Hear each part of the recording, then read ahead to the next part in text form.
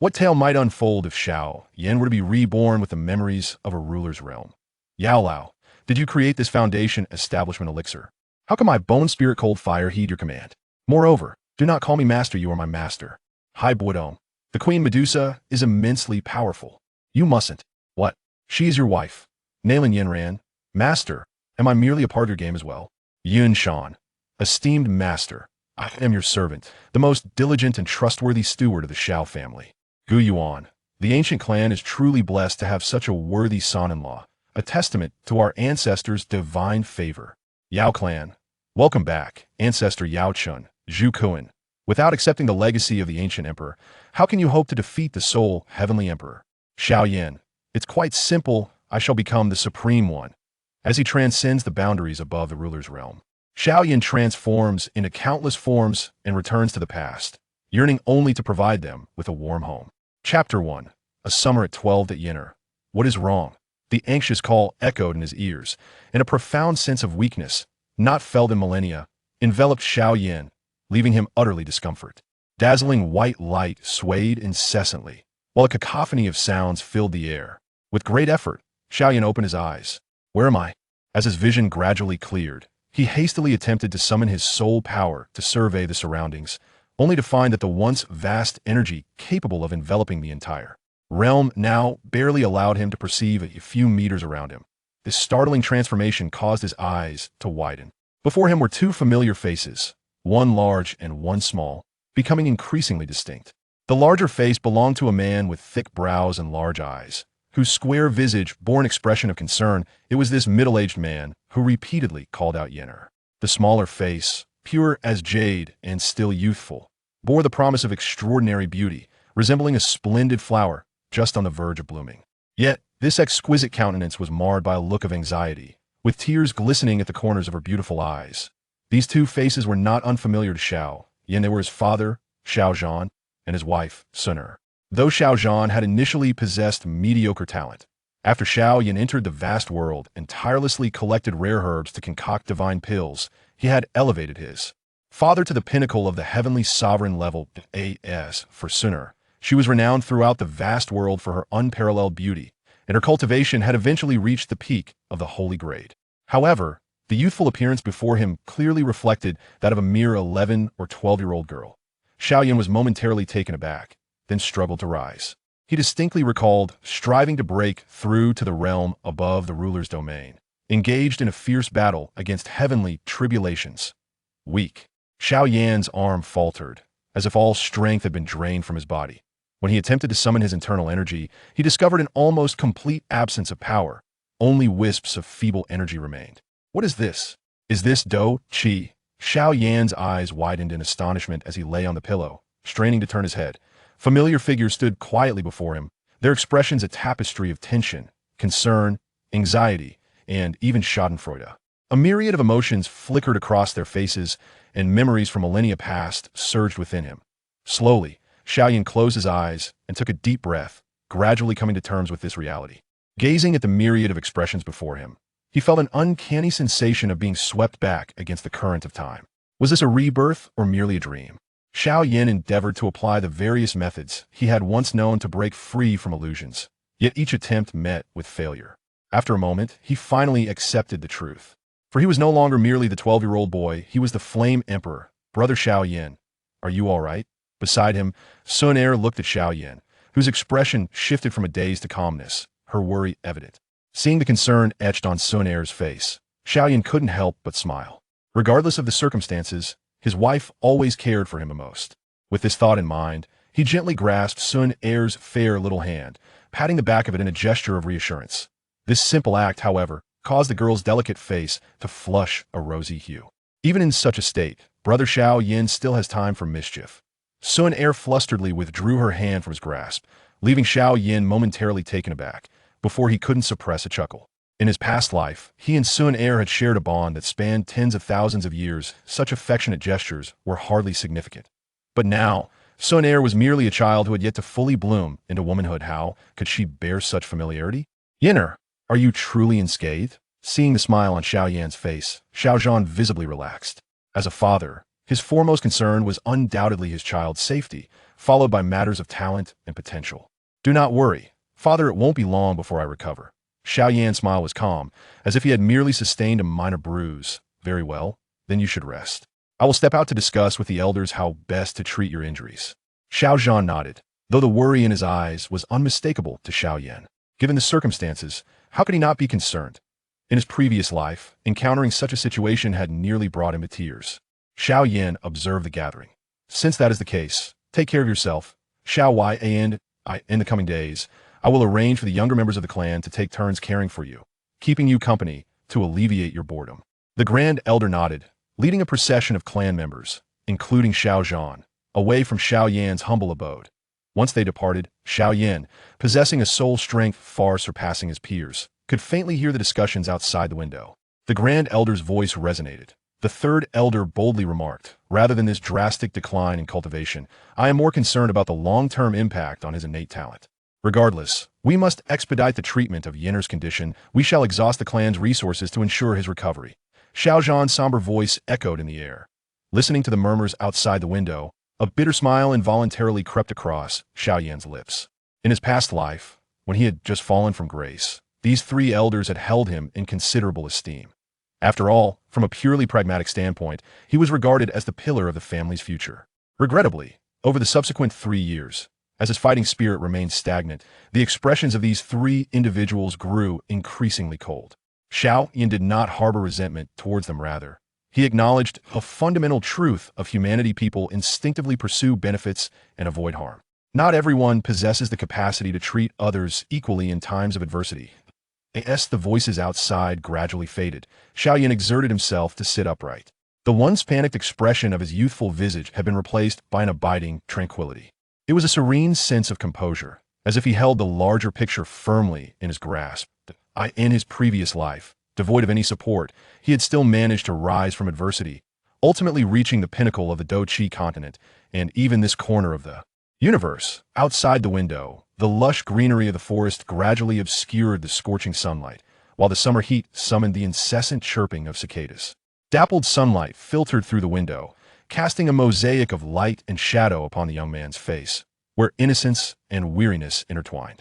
Xiao Yan gently caressed the ancient ring upon his finger, a smile gracing his lips. "It is merely a touch of the elements," he mused. Chapter 2. Teacher, in this lifetime, I shall ensure your effortless victory. In his past life, Xiao Yan, after losing all of his fighting spirit, was engulfed by a profound sense of panic, particularly after countless failed attempts to cultivate his energy, leaving him with nothing but boundless despair. However, the passage of these 3 years allowed him to experience the myriad facets of human existence, tempering the youthful arrogance he once possessed. Consequently, he approached tasks with a newfound sense of equanimity, cherishing every opportunity and every warmth that life bestowed upon him. It is only through loss that one learns to appreciate.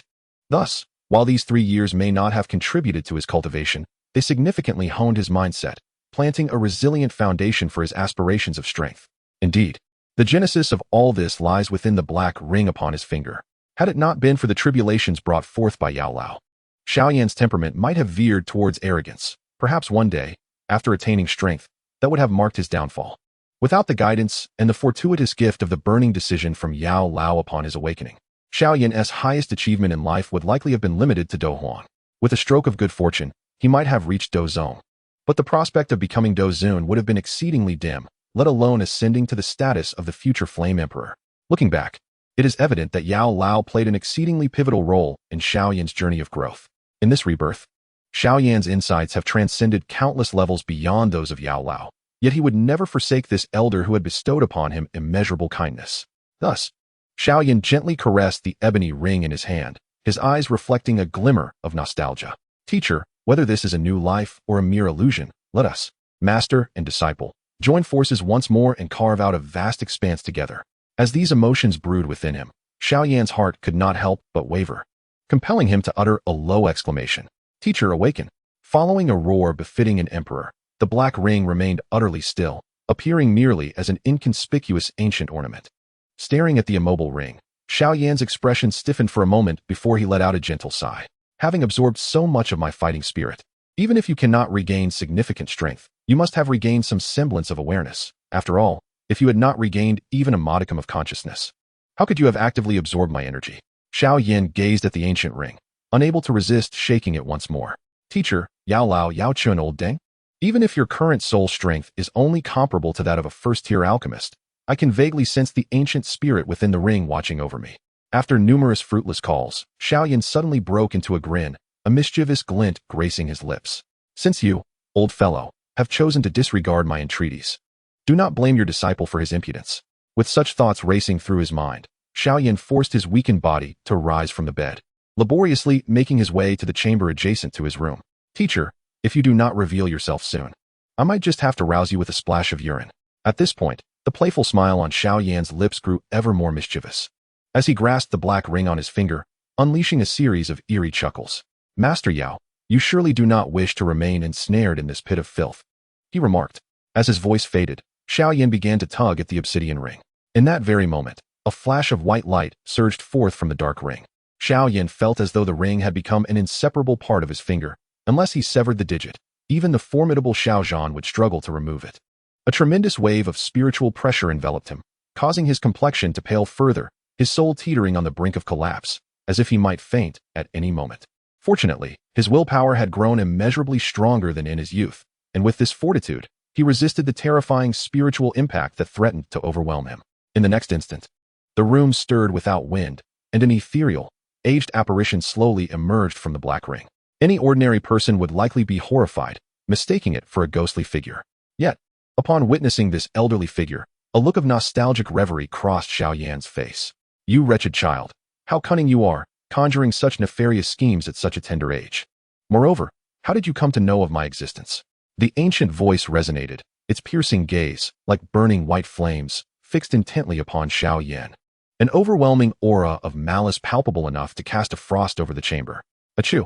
Beneath the chilling atmosphere, Xiao Yan's already weakened body succumbed to a sneeze. Master, I am your disciple, he felt compelled to clarify, sensing the old man's heightened vigilance and palpable animosity. Xiao Yan feared that a mere surge of emotion from the elder might lead to his untimely demise, extinguishing the tale before it even began. Disciple? I do not recall having such a disciple. Master Yao's eyes remained watchful. This child appeared no older than 10. While his own corporeal form had perished over a century ago, how could a disciple suddenly materialize? Noticing Master Yao's continued wariness, Xiao Yan regained his composure, an unexpected serenity dawning in his dark eyes, one that even the elder found surprising. There is no need for such suspicion, Master. The circumstances are complex and not easily conveyed, but you must understand that I know all about you. I harbor no intentions of harm. Rather, I seek to aid you in regaining your physical form and avenging past grievances. As Master Yao's vigilance persisted, Xiao Yan could not resist divulging a few key phrases: Fallen Star Pavilion, Soul Palace, Han Feng, Wind Sovereign, Xianyi. The moment these words left his lips, the spiritual turbulence within the room erupted like a storm at sea, causing Xiao Yan's soul to sway perilously, as if a fragile vessel on the verge of capsizing. Who are you? How do you know so much? Master Yao's eyes, once ablaze with white flames, now revealed a look of astonishment. Who am I? I am your disciple. Xiao Yan replied with a wry smile. After a moment of contemplation, he gradually began to elucidate the myriad circumstances to Master Yao. After a long pause, the elder's expression transformed into one of profound complexity, and though his gaze remained fixed upon Xiao Yan, the malice had dissipated, replaced by a gentle warmth. Regardless of the veracity of your words, I find myself bereft of options, my young friend. If you are capable of aiding me in restoring my corporeal form, I shall undoubtedly repay you with my life. Should this child speak the truth, then it is indeed a most extraordinary revelation. This ghostly old fellow is truly something remarkable. How can a mere child, scarcely past the age of 10, possess such clarity regarding the past of the revered alchemist, even articulating some vague notions of the future? This perplexity has led the old one to entertain a modicum of belief in Xiao Yan's assertions. Gazing at the now tranquil black ring, Xiao Yan could not help but smile gently, murmuring softly to himself, Master, this time I vow that you shall not endure the torments of the Soul Palace. In this life, I intend for you to rest comfortably and effortlessly. Chapter 3. The journey has been fraught with twists and turns. Yet I am fortunate to have your companionship. It is all so ethereal. In my current condition, every endeavor feels cumbersome. It would be wiser to rest and await the restoration of my strength before embarking on any further considerations. With the wealth of experiences from my past life, I could master not only celestial level techniques and ninth grade alchemy formulas, but even the pathways of the supreme and the divine. What has happened to my memory? Suddenly jolted from a meditative state, Xiao Yan opened his eyes wide, disbelief etched across his features. This wretched situation must stem from my current frail vessel, limiting the soul's power to the mere capacity of a first-tier alchemist. Xiao Yan gritted his teeth. Even with the memories of a superlative being accumulated over millennia, absorbing them all at once would require considerable effort, particularly for a body that has yet to reach the level of a fighter. To attempt to infuse the memories from centuries prior to attaining dominion would likely result in an explosive consequence for my current soul. Indeed, misfortune begets further misfortune. With a heavy sigh, Xiao Yan closed his eyes once more, contemplating deeply until, after a brief interval, he slowly reopened them. Fortunately, despite the majority of my memories being obscured, some vestiges of knowledge remain. Xiao Yan comprehended that this rebirth not only endowed him with the indomitable spirit forged over countless years, but also gifted him with a plethora of insights gleaned from his memories. Within those remnants lie esoteric techniques that even deities regard with reverence. As for celestial combat skills and unparalleled divine abilities, they are numerous beyond counting, each capable of inciting upheaval across the Dou King continent and even the vast cosmos. However, due to the limitations of my soul's power, I find that only the techniques I have personally devised remain accessible. With the assistance of the old alchemist, it is likely that I will soon reclaim my former prowess. Xiao Yan gently shook his head. Thankfully, remnants of his own techniques still linger in his mind. Regrettably, it seems that prior to becoming a fighter, these skills may prove of little utility. Instead, the residual alchemical formulas may serve as more beneficial in my current state. After meticulously assessing my condition, the weakness of my body soon overwhelmed me, and before I realized it, I succumbed to a deep slumber. When Xiao Yan awoke once more, he felt a delicate hand gently wiping his forehead with a damp cloth. As he slowly opened his eyes, he realized that the sky outside had darkened, suggesting that he had slept for quite a long time. Turning his head, he beheld a rather lovely young face staring at him in a daze. It was not Sun'er, but rather Xiao Mei. "Cousin, you're awake." At the moment Xiao Yan regained consciousness, a look of evident delight appeared on Xiao Mei's small face. Yet a flicker of complexity briefly crossed Xiao Yan's eyes. However, as time passed and his fighting spirit dissipated, rendering him a mere shadow of his former self, the faces of those around him gradually transformed into something unrecognizable. Xiao Mei picked up a small jade bottle from the bedside, obediently retrieved a pill the size of a longan, and brought it to Xiao Yan's lips. The recovery pill was among the most common of medicinal concoctions, designed to restore vitality and nurture the body. Nevertheless, even such a pill was valued at several hundred gold coins. Fortunately, Xiao Yan still held a cherished place within the family. Not only did Xiao Zhan regard him highly, but the other elders also placed immense importance on him. "Mayor," Xiao Yan said as he gazed at the ceiling, then turned to look at the young girl's enchanting face. "Huh, cousin, what are you saying?" Xiao Mei momentarily froze. Then her complexion paled slightly, and tears welled in the corners of her eyes. "You are the most talented member of our family, the future of the Xiao clan. The clan leader and the elders will surely find a way to heal you." Seeing Xiao Mei's distressed expression, Xiao Yan suddenly smiled. "Cousin, what are you laughing at?" Xiao Mei asked, bewildered, realizing that the Xiao Yan before her was now incomprehensible, though he still resembled the same youth and exhibited a familiar demeanor. The depth of calmness in his dark eyes was unsettling. "It's nothing. Perhaps I'm overthinking things," Xiao Yan replied with a shake of his head and a smile. In his previous life, he could forgive them. Why, in this lifetime, was he becoming entangled in such trivial matters? The mighty Flame Emperor, distressed over such inconsequential issues, would surely be the subject of ridicule if spoken aloud. Furthermore, he was no longer the 12-year-old boy he once was. What desire would he have to discuss matters of childish interest with a girl of tender years? "Oh, then cousin, please take good care of yourself," Xiao Mei said, nodding with a hint of disappointment. This opportunity to care for her cousin was one she had fought hard to earn. Alas, Xiao Yan had no inclination to indulge her in play. After Xiao Mei departed, Xiao Yan kept his eyes closed, yet a smile lingered on his lips. Human hearts are fickle. Constancy is a rarity. As long as my strength remains formidable, the hearts of those around me will remain unwavering. To be troubled by such matters is indeed a sign of my own narrow-mindedness. The following morning, Xiao Yan was gently roused from his slumber by a tickling sensation on his face. Upon opening his eyes, a beautiful young face came into view. The morning sun streamed through the window, casting golden rays upon the girl's fair complexion, her skin radiating an enchanting glow like jade. "Brother Xiao Yan, you have finally awakened."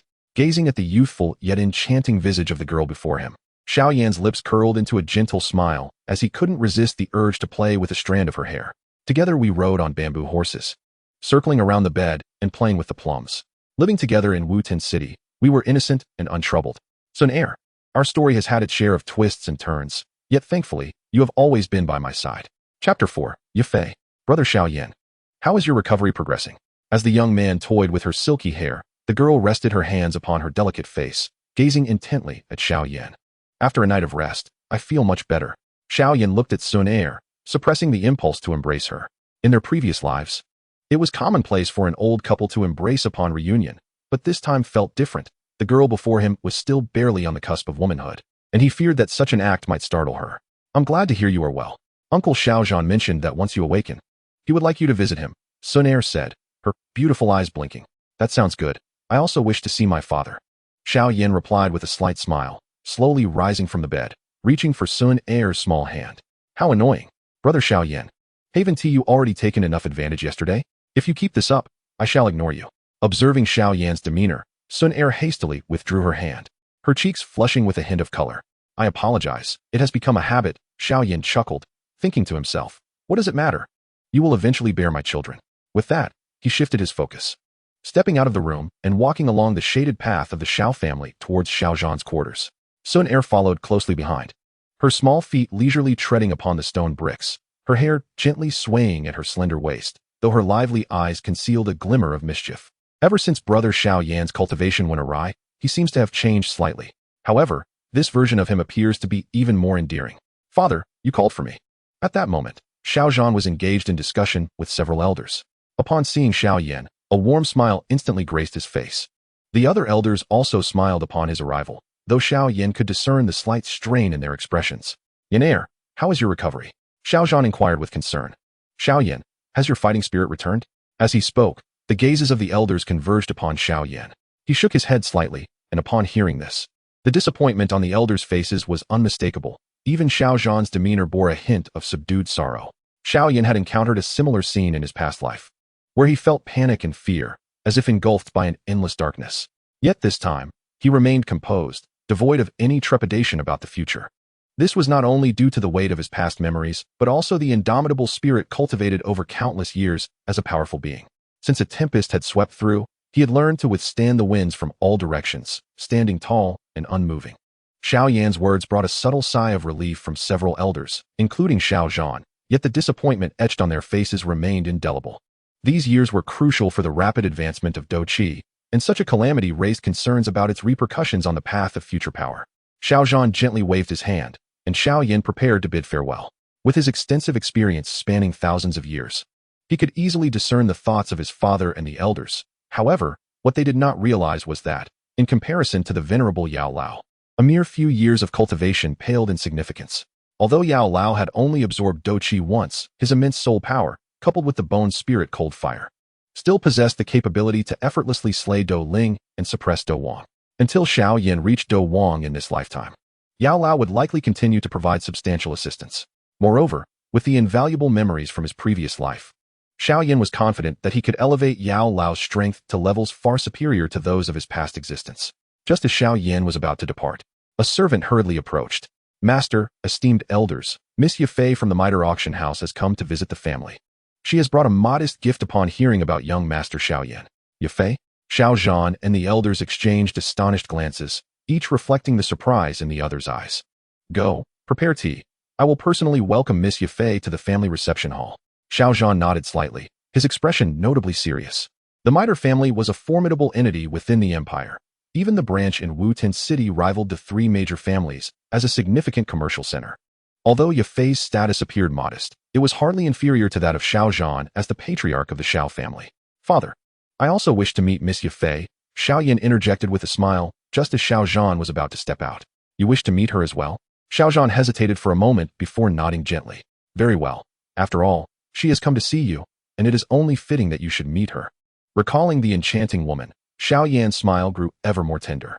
In his previous life, he had been engulfed by despair when he lost his Dou Qi, to the point of shunning all company, oblivious to the fact that Ya Fei had visited him long before.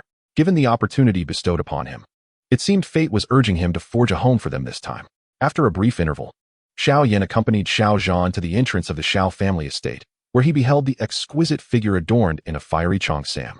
At this moment, Ya Fei, perhaps fresh from her training, bore an alluring visage that still retained traces of youthful innocence. It dawned on Xiao Yan that when he first met Ya Fei, she was merely in her early 20s. Considering her age now, she was still under 20. Patriarch Xiao Zhan, upon seeing him, a naturally fitting smile graced Ya Fei's face. It is indeed an honor for the Xiao family to host Miss Ya Fei. Please, come in. Xiao Zhan and the esteemed elders accompanying him were momentarily captivated by Ya Fei's exquisite beauty. Fortunately, being astute individuals, they concealed any signs of their astonishment, which led Ya Fei to regard the management of the Xiao family with newfound respect. However, amidst the crowd, there was a particular gaze that caused her some discomfort. This disquiet was not born of the typical avaricious glances from other men, but rather a familiar warmth that momentarily rendered her dazed. How could she possibly have encountered this youthful lad, who hardly seemed like a man? Contemplating this, Ya Fei turned her gaze towards the boy in the throng and, with a slight parting of her crimson lips, chuckled softly, "Xiao Zhan, this charming young gentleman must be young Master Xiao Yan." Chapter 5. Our future path is long he. I am grateful for Miss Ya Fei's kind words. Indeed, he is my son, Xiao Zhan replied. I have heard that young Master Xiao Yan began cultivating at the tender age of 4 and became a fighter by 11. Such talent is undoubtedly among the finest in the entire Gamma Empire. He is destined to become a formidable Dou Huang in the future. With young Master Xiao Yan in the Xiao family, prosperity is surely on the horizon. Ya Fei chuckled lightly. Her visit to the Xiao family was not merely for the purpose of forming connections, but more so to catch a glimpse of this prodigious youth. Typically, such praise would elicit joy among the Xiao family members. Yet she keenly observed that the smiles on Xiao Zhan and the elders' faces were somewhat strained. Xiao Zhan sighed, and the other elders bore expressions of concern. Although Xiao Yan continued to cultivate, a few years of delay could potentially become an obstacle to his ascension as a Dou Huang. The path of cultivation is often characterized by slow and steady progress. Is that so? Ya Fei was slightly taken aback, her gaze drifting back to the youthful face of the boy, who displayed no sign of agitation, instead maintaining a gentle, unwavering stare. This young lad appeared to be entirely different from others.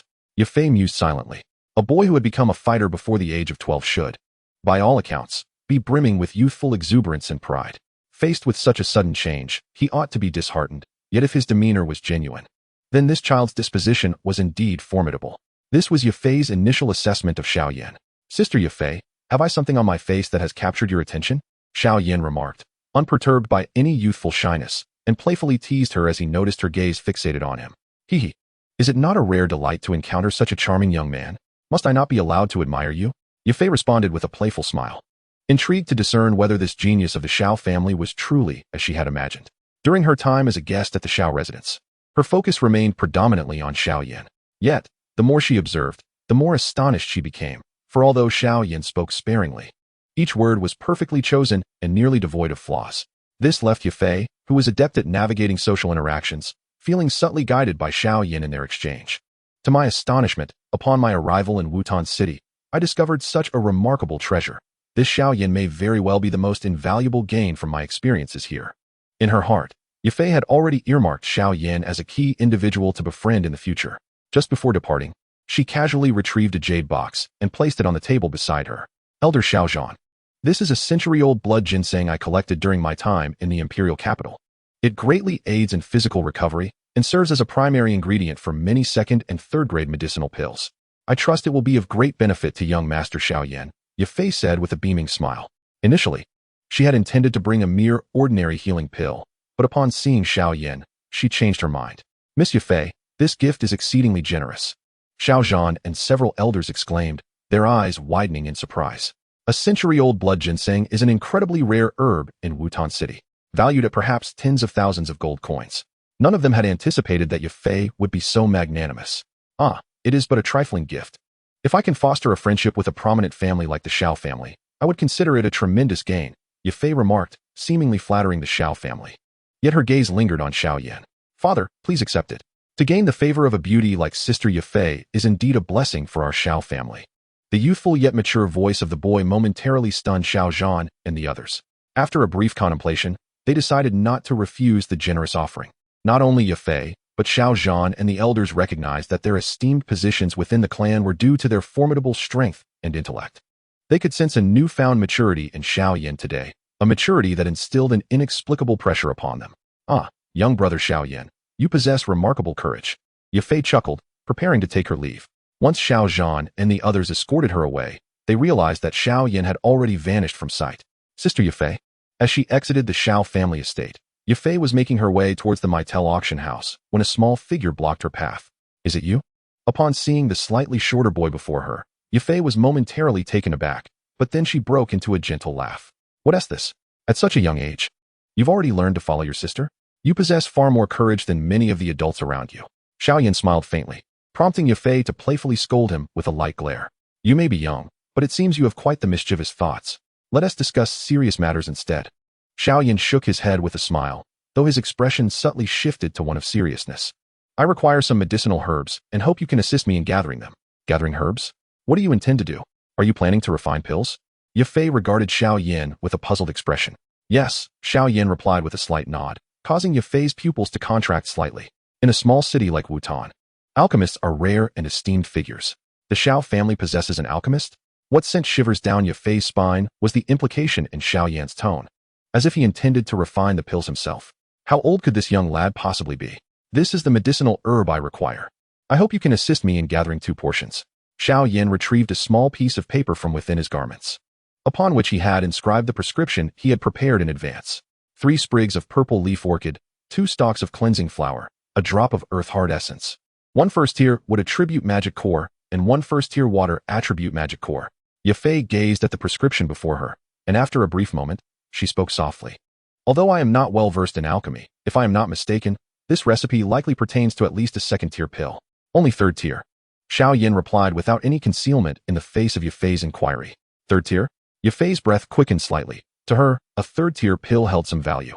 Yet Xiao Yan's demeanor suggested that the Xiao family might possess at least a 3rd tier alchemist. At that moment, Ya Fei could no longer regard Xiao Yan merely as an alchemist. After all, to concoct a 3rd tier pill at such a young age seemed utterly implausible. This is a prescription for a 3rd tier pill. Are you not afraid that I might sell it to others upon seeing it so openly? I am not afraid. Xiao Yan shook his head confidently. This is merely a list of herbs, without my specific fire control techniques and proportional management. Even a 6th tier alchemist would be unable to refine it. Even a 6th tier alchemist cannot manage it. A tremor coursed through Ya Fei's heart.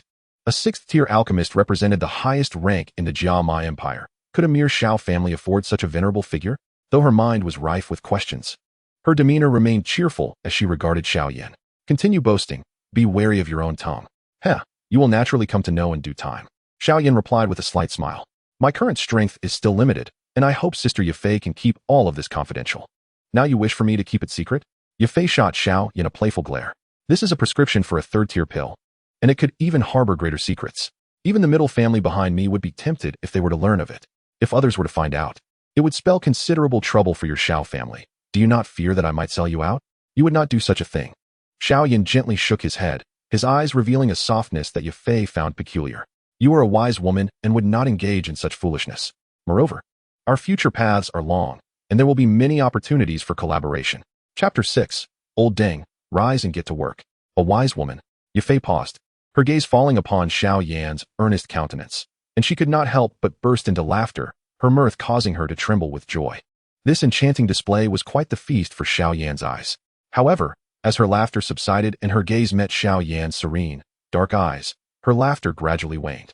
Very well, but the other herbs on your prescription are quite easy to procure. However, the earth heart essence is not so readily available. It is a material used in the refinement of many high-grade pills, and a single drop is worth over 1,000 gold coins. If you wish to acquire it swiftly, the cost will be considerably higher. If you take your time, the total cost for this set of herbs will be around 3,000 to 5,000 gold coins.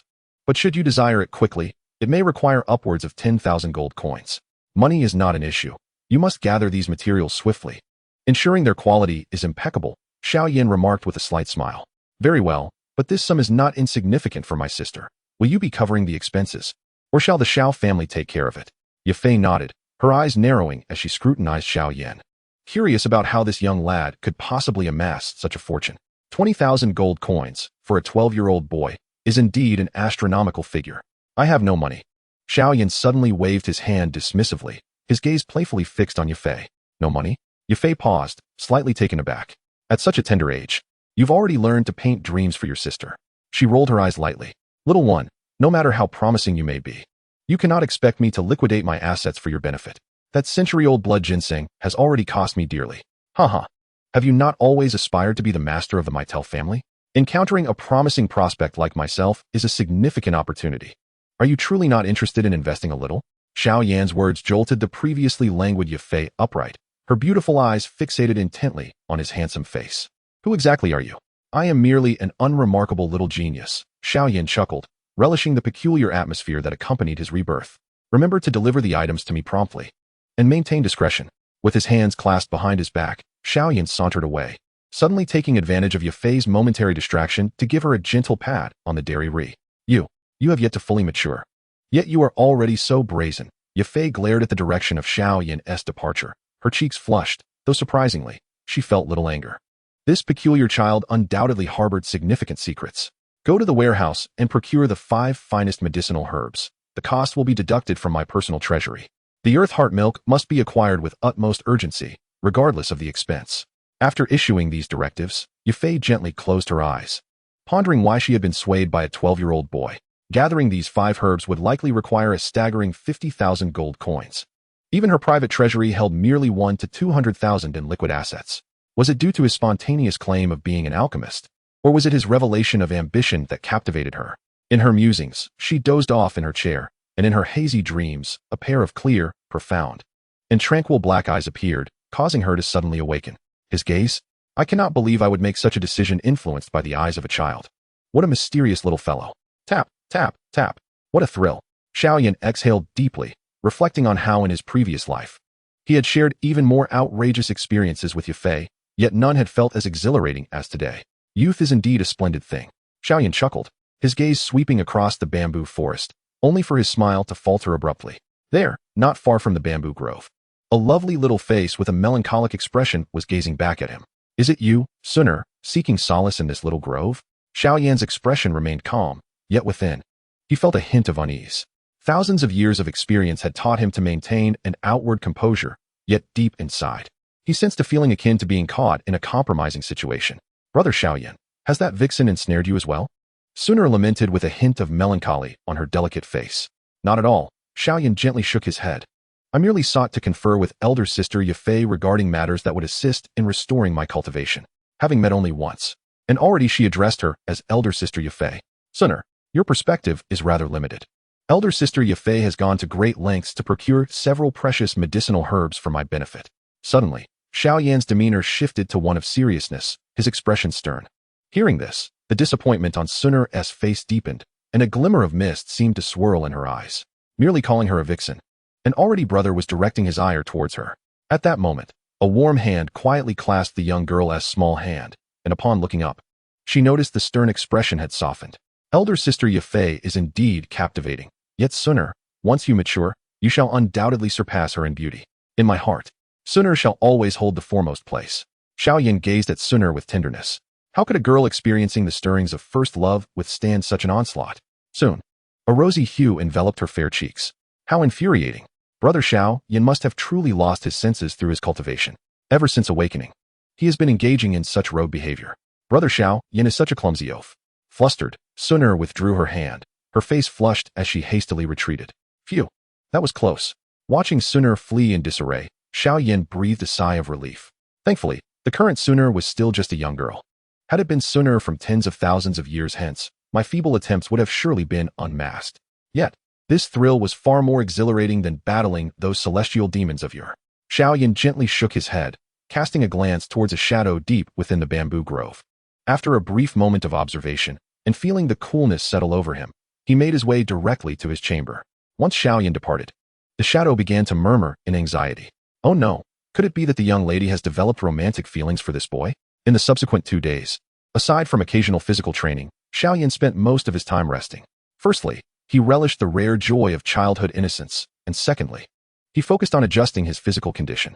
After all, this body was currently far too frail. It was not until the 3rd day that Ya Fei sent someone with a full 5 sets of medicinal herbs. Could it be that 5 sets had been gathered? Upon seeing the 5 sets of herbs, a ripple finally coursed through Xiao Yan's previously tranquil eyes. He gently tapped the black ring on his finger, and a spectral, aged figure slowly materialized. Gazing at this apparition, a mischievous smile crept onto Xiao Yan's lips. Master, it's time to get to work. Chapter 7. The Foundation Establishment Elixir. Speak. What tasks do you require of me? I must forewarn you, Given my current state, even concocting 6th-grade elixirs poses considerable difficulty. Old Master Yao stifled a yawn, appearing as though he had yet to awaken fully, due to having absorbed Xiao Yan's fighting spirit only once. His soul power had merely returned to the level of a Dou Wang. Unless he utilized the bone spirit cold fire, encountering a Dou Huang would likely prove exceedingly challenging. I am entirely aware of my teacher's condition. However, this elixir should pose no significant challenge for him. Xiao Yan chuckled softly, gesturing toward a mound of boxes beside him, from which he extracted 5 boxes marked with distinctive symbols. This heap of boxes, sent by Ya Fei's trusted confidant, contained various snacks such as fruit preserves and crispy treats, ostensibly a gesture to indulge the young lord of the Xiao family. Their total worth was merely a few hundred gold coins. Consequently, the Xiao family's members assumed that Ya Fei simply held Xiao Yan in high regard, without further speculation. In truth, however, hidden among these boxes were precious medicinal ingredients valued at 50,000 gold coins. Xiao Yan preferred to keep certain matters from his family's knowledge for the time being. He casually opened one of the boxes to reveal 3 purple leaf orchid grasses, 2 cleansing essence flowers, a small jade vial, a first-tier wood attribute magic core, and a first-tier water attribute magic core, all lying quietly within.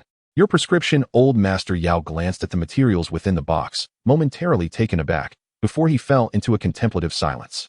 Why does this resemble a foundation-building spirit liquid I once created? This is a newly refined elixir based on your foundation-building spirit liquid, which I have named the Foundation-Building Divine Liquid, Xiao Yan replied with a slight smile, causing Old Master Yao's expression to grow even more intricate.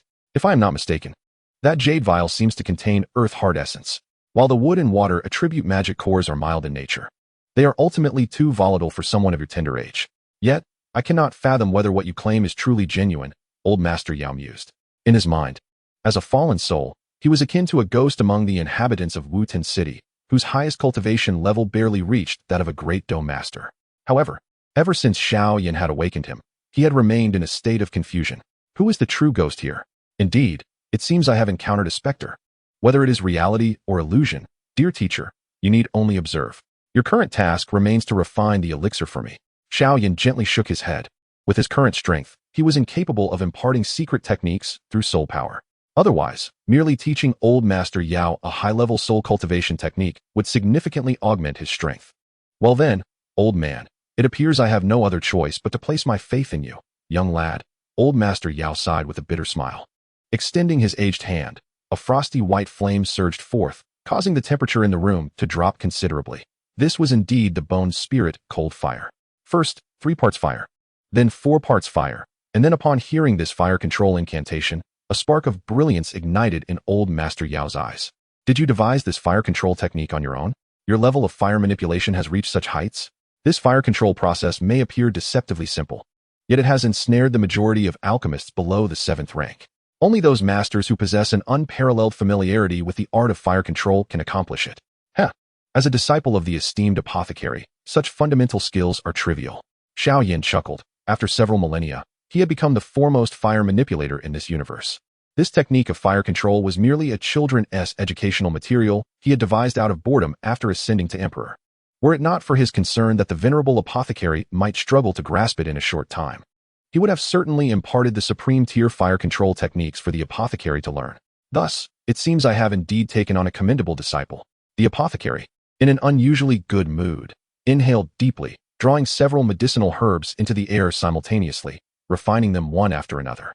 Following the fire control mantra provided by Xiao Yan, he meticulously extracted the essence of each herb's magical core, ultimately retrieving the Earth Heart spiritual milk from the jade vial. The Earth Heart spiritual milk bears a resemblance to the Earth Body tempering milk Xiao Yan had obtained in his previous life at the Canaan Academy. Both are treasures imbued with a fragment of the Earth's power. The profound and weighty force of the Earth can harmonize and neutralize all, effortlessly blending various medicinal energies. As a single drop of Earth Heart spiritual milk was introduced into the medicinal solution, the liquid transformed in color, exhibiting vigorous fluctuations. Although the Earth Heart spiritual milk has the capacity to neutralize medicinal potency, improper control could lead to an explosive reaction. Fortunately, with Xiao Yan's comprehensive prescription and the assistance of the apothecary, the initial alchemical process proceeded with remarkable smoothness. An hour later, a drop of liquid, akin to jade in hue, gently hovered in the palm of the apothecary. The Foundation Establishment Divine Liquid was successfully refined. With a casual gesture, The apothecary dropped this jade-like liquid into the wooden basin prepared by Xiao Yan. The moment the medicinal drop entered, the entire basin of clear water transformed into a color reminiscent of emerald. From this moment forth, I shall commence my cultivation here. Gazing at the basin of medicinal liquid, Xiao Yan felt a twinge of nostalgia. It was from such a basin of liquid that his previous self had embarked on the journey to the pinnacle of this world. Master, please refine the remaining herbs as well. By the way, the last 2 portions only need to be processed into Foundation Establishment Spiritual Liquid. With that, Xiao Yan shed his clothing and dove into the basin of medicinal liquid. This Foundation Establishment Divine Liquid was a concoction he had created in his past life to lay the groundwork for his own faction.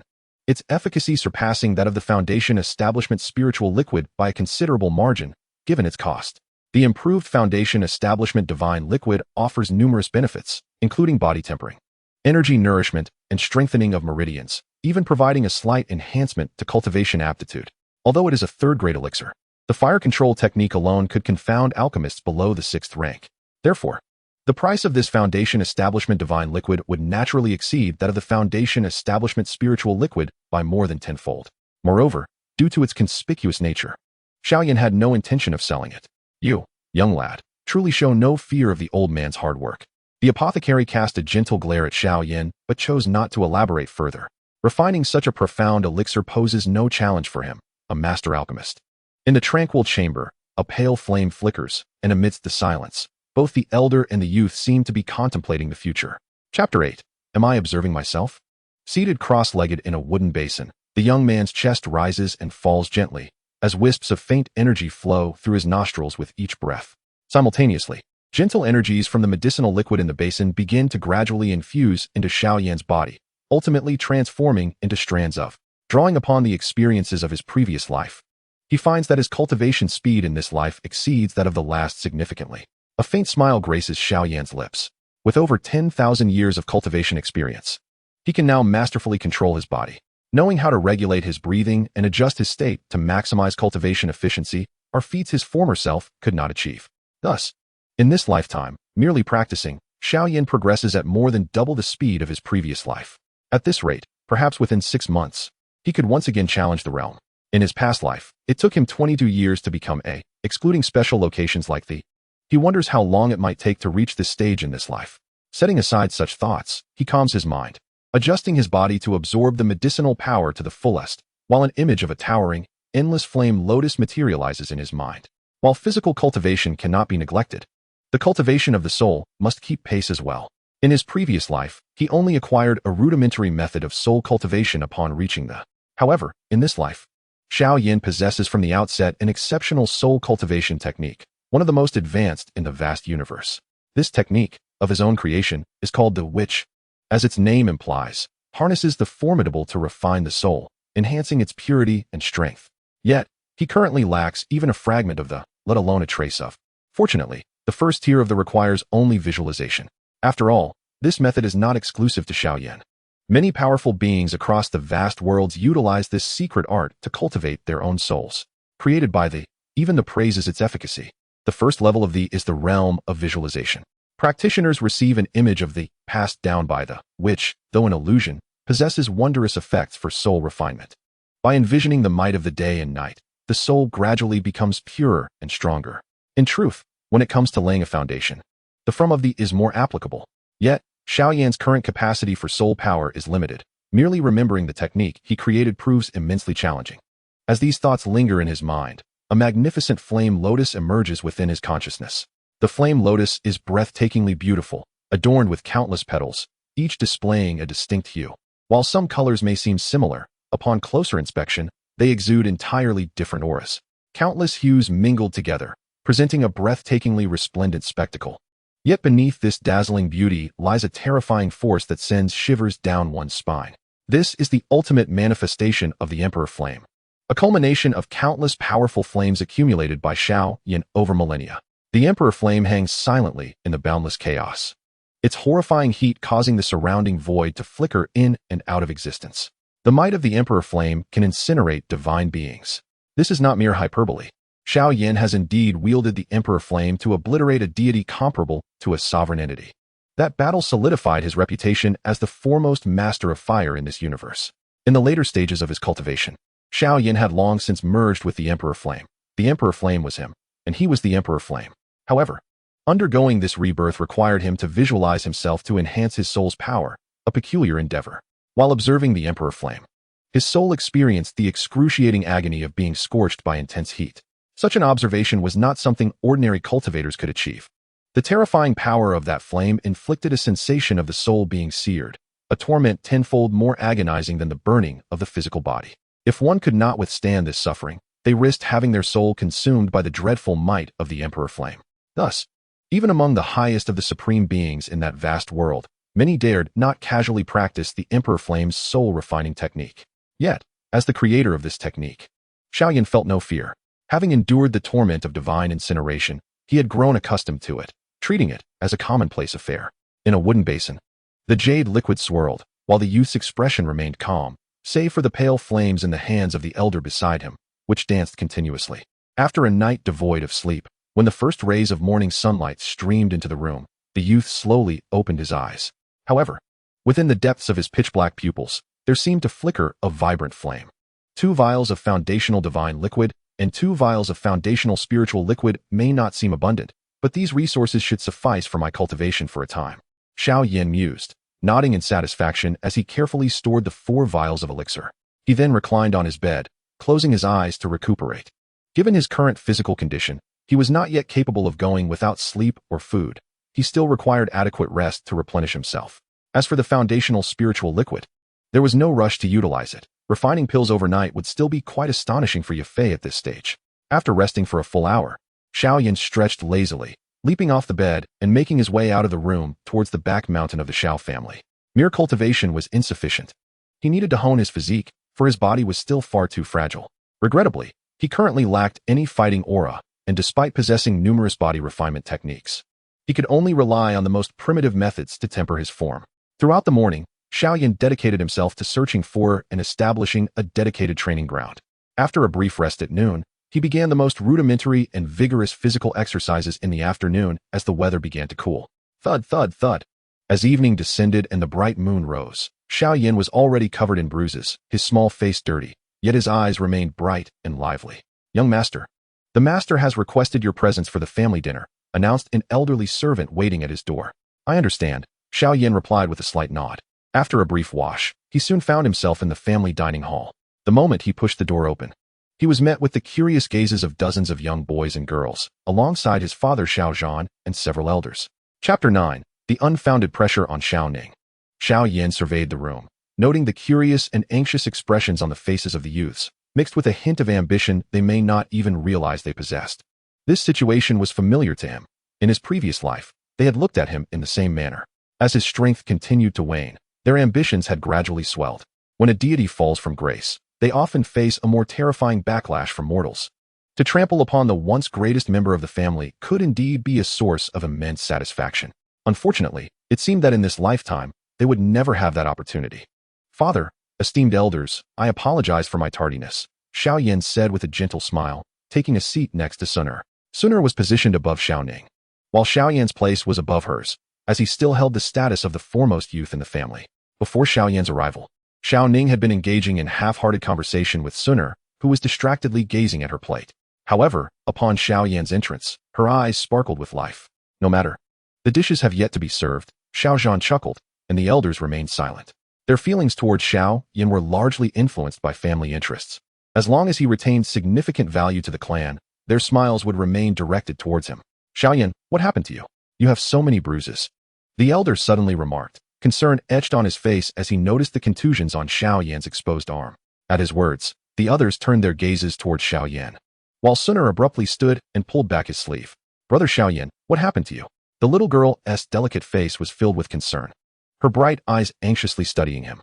This scene caused the previously worried youth to regard Xiao Yan with growing displeasure, especially Xiao Ning, whose expression darkened upon witnessing it.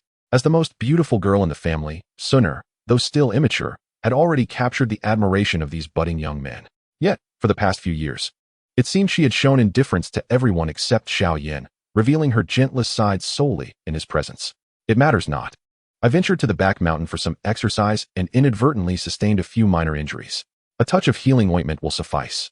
Xiao Yan flashed a smile. gently patting Suner on the shoulder as he took a seat. Exercise, you say?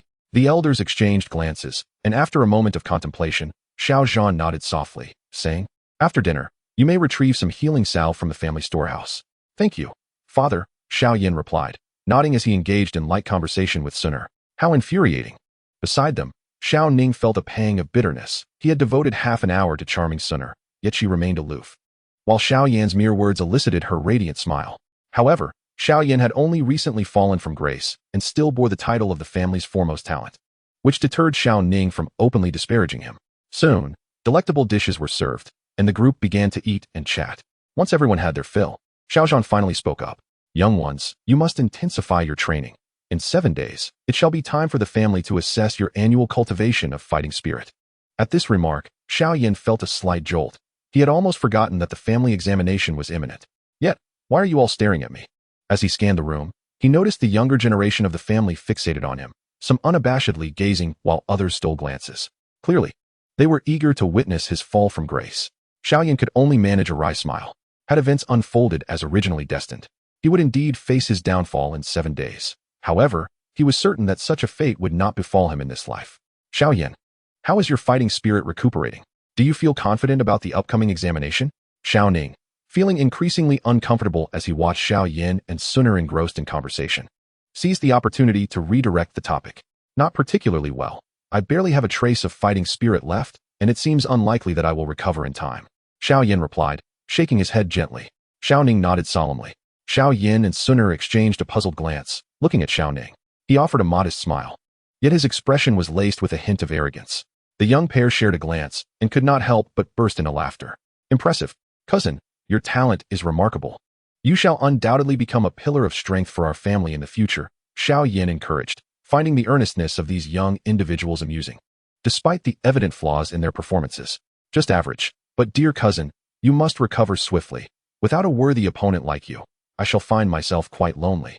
Xiao Ning boasted, buoyed by Xiao Yan's praise. Indeed, it would surely be a source of great accomplishment for you to best me, Xiao Yan mused thoughtfully, a smile playing on his lips. That seems rather implausible, he added. Xiao Ning was joyfully blowing his trumpet, but suddenly his gaze met Xiao Yan's pair of pitch-black eyes. For reasons unknown, he felt an inexplicable chill run down his spine. Although Xiao Yan was smiling and conversing with him, there lingered a peculiar sensation akin to facing his grandfather right before receiving a reprimand. Hee, where's your sister? Why didn't she come to dinner today? Xiao Yan paid no heed to Xiao Ning's sudden shift in demeanor. As an ancient being who had lived for over 10,000 years, he had no intention of taking a 13-year-old child seriously. The sight of Xiao Ning reminded him of Xiao Yu, which in turn led his thoughts to her exquisite legs, prompting him to casually inquire. My sister is currently in a crucial period of cultivation. Xiao Ning exhaled softly, feeling the inexplicable pressure dissipate, and immediately resumed his facade. Chapter 10, Xiao Yu. Among the younger generation of the Xiao family, Xiao Yu's talents were considered quite commendable, significantly surpassing those of Xiao Ning. However, such talent was still incomparable to that of Xiao Yan and Xiao Suner, whose gifts were akin to rare phoenix feathers within the entire Gamma Empire. In light of those beautiful legs of yours, I shall lend you a hand this time, Xiao Yan mused, a playful smile emerging at the corners of his lips, pondering how long it would take to alter Xiao Yu's perception of him in this lifetime. Suner, enjoy your meal. Xiao Yan reached out to serve her some of her favorite dishes. Thank you, brother Xiao Yan.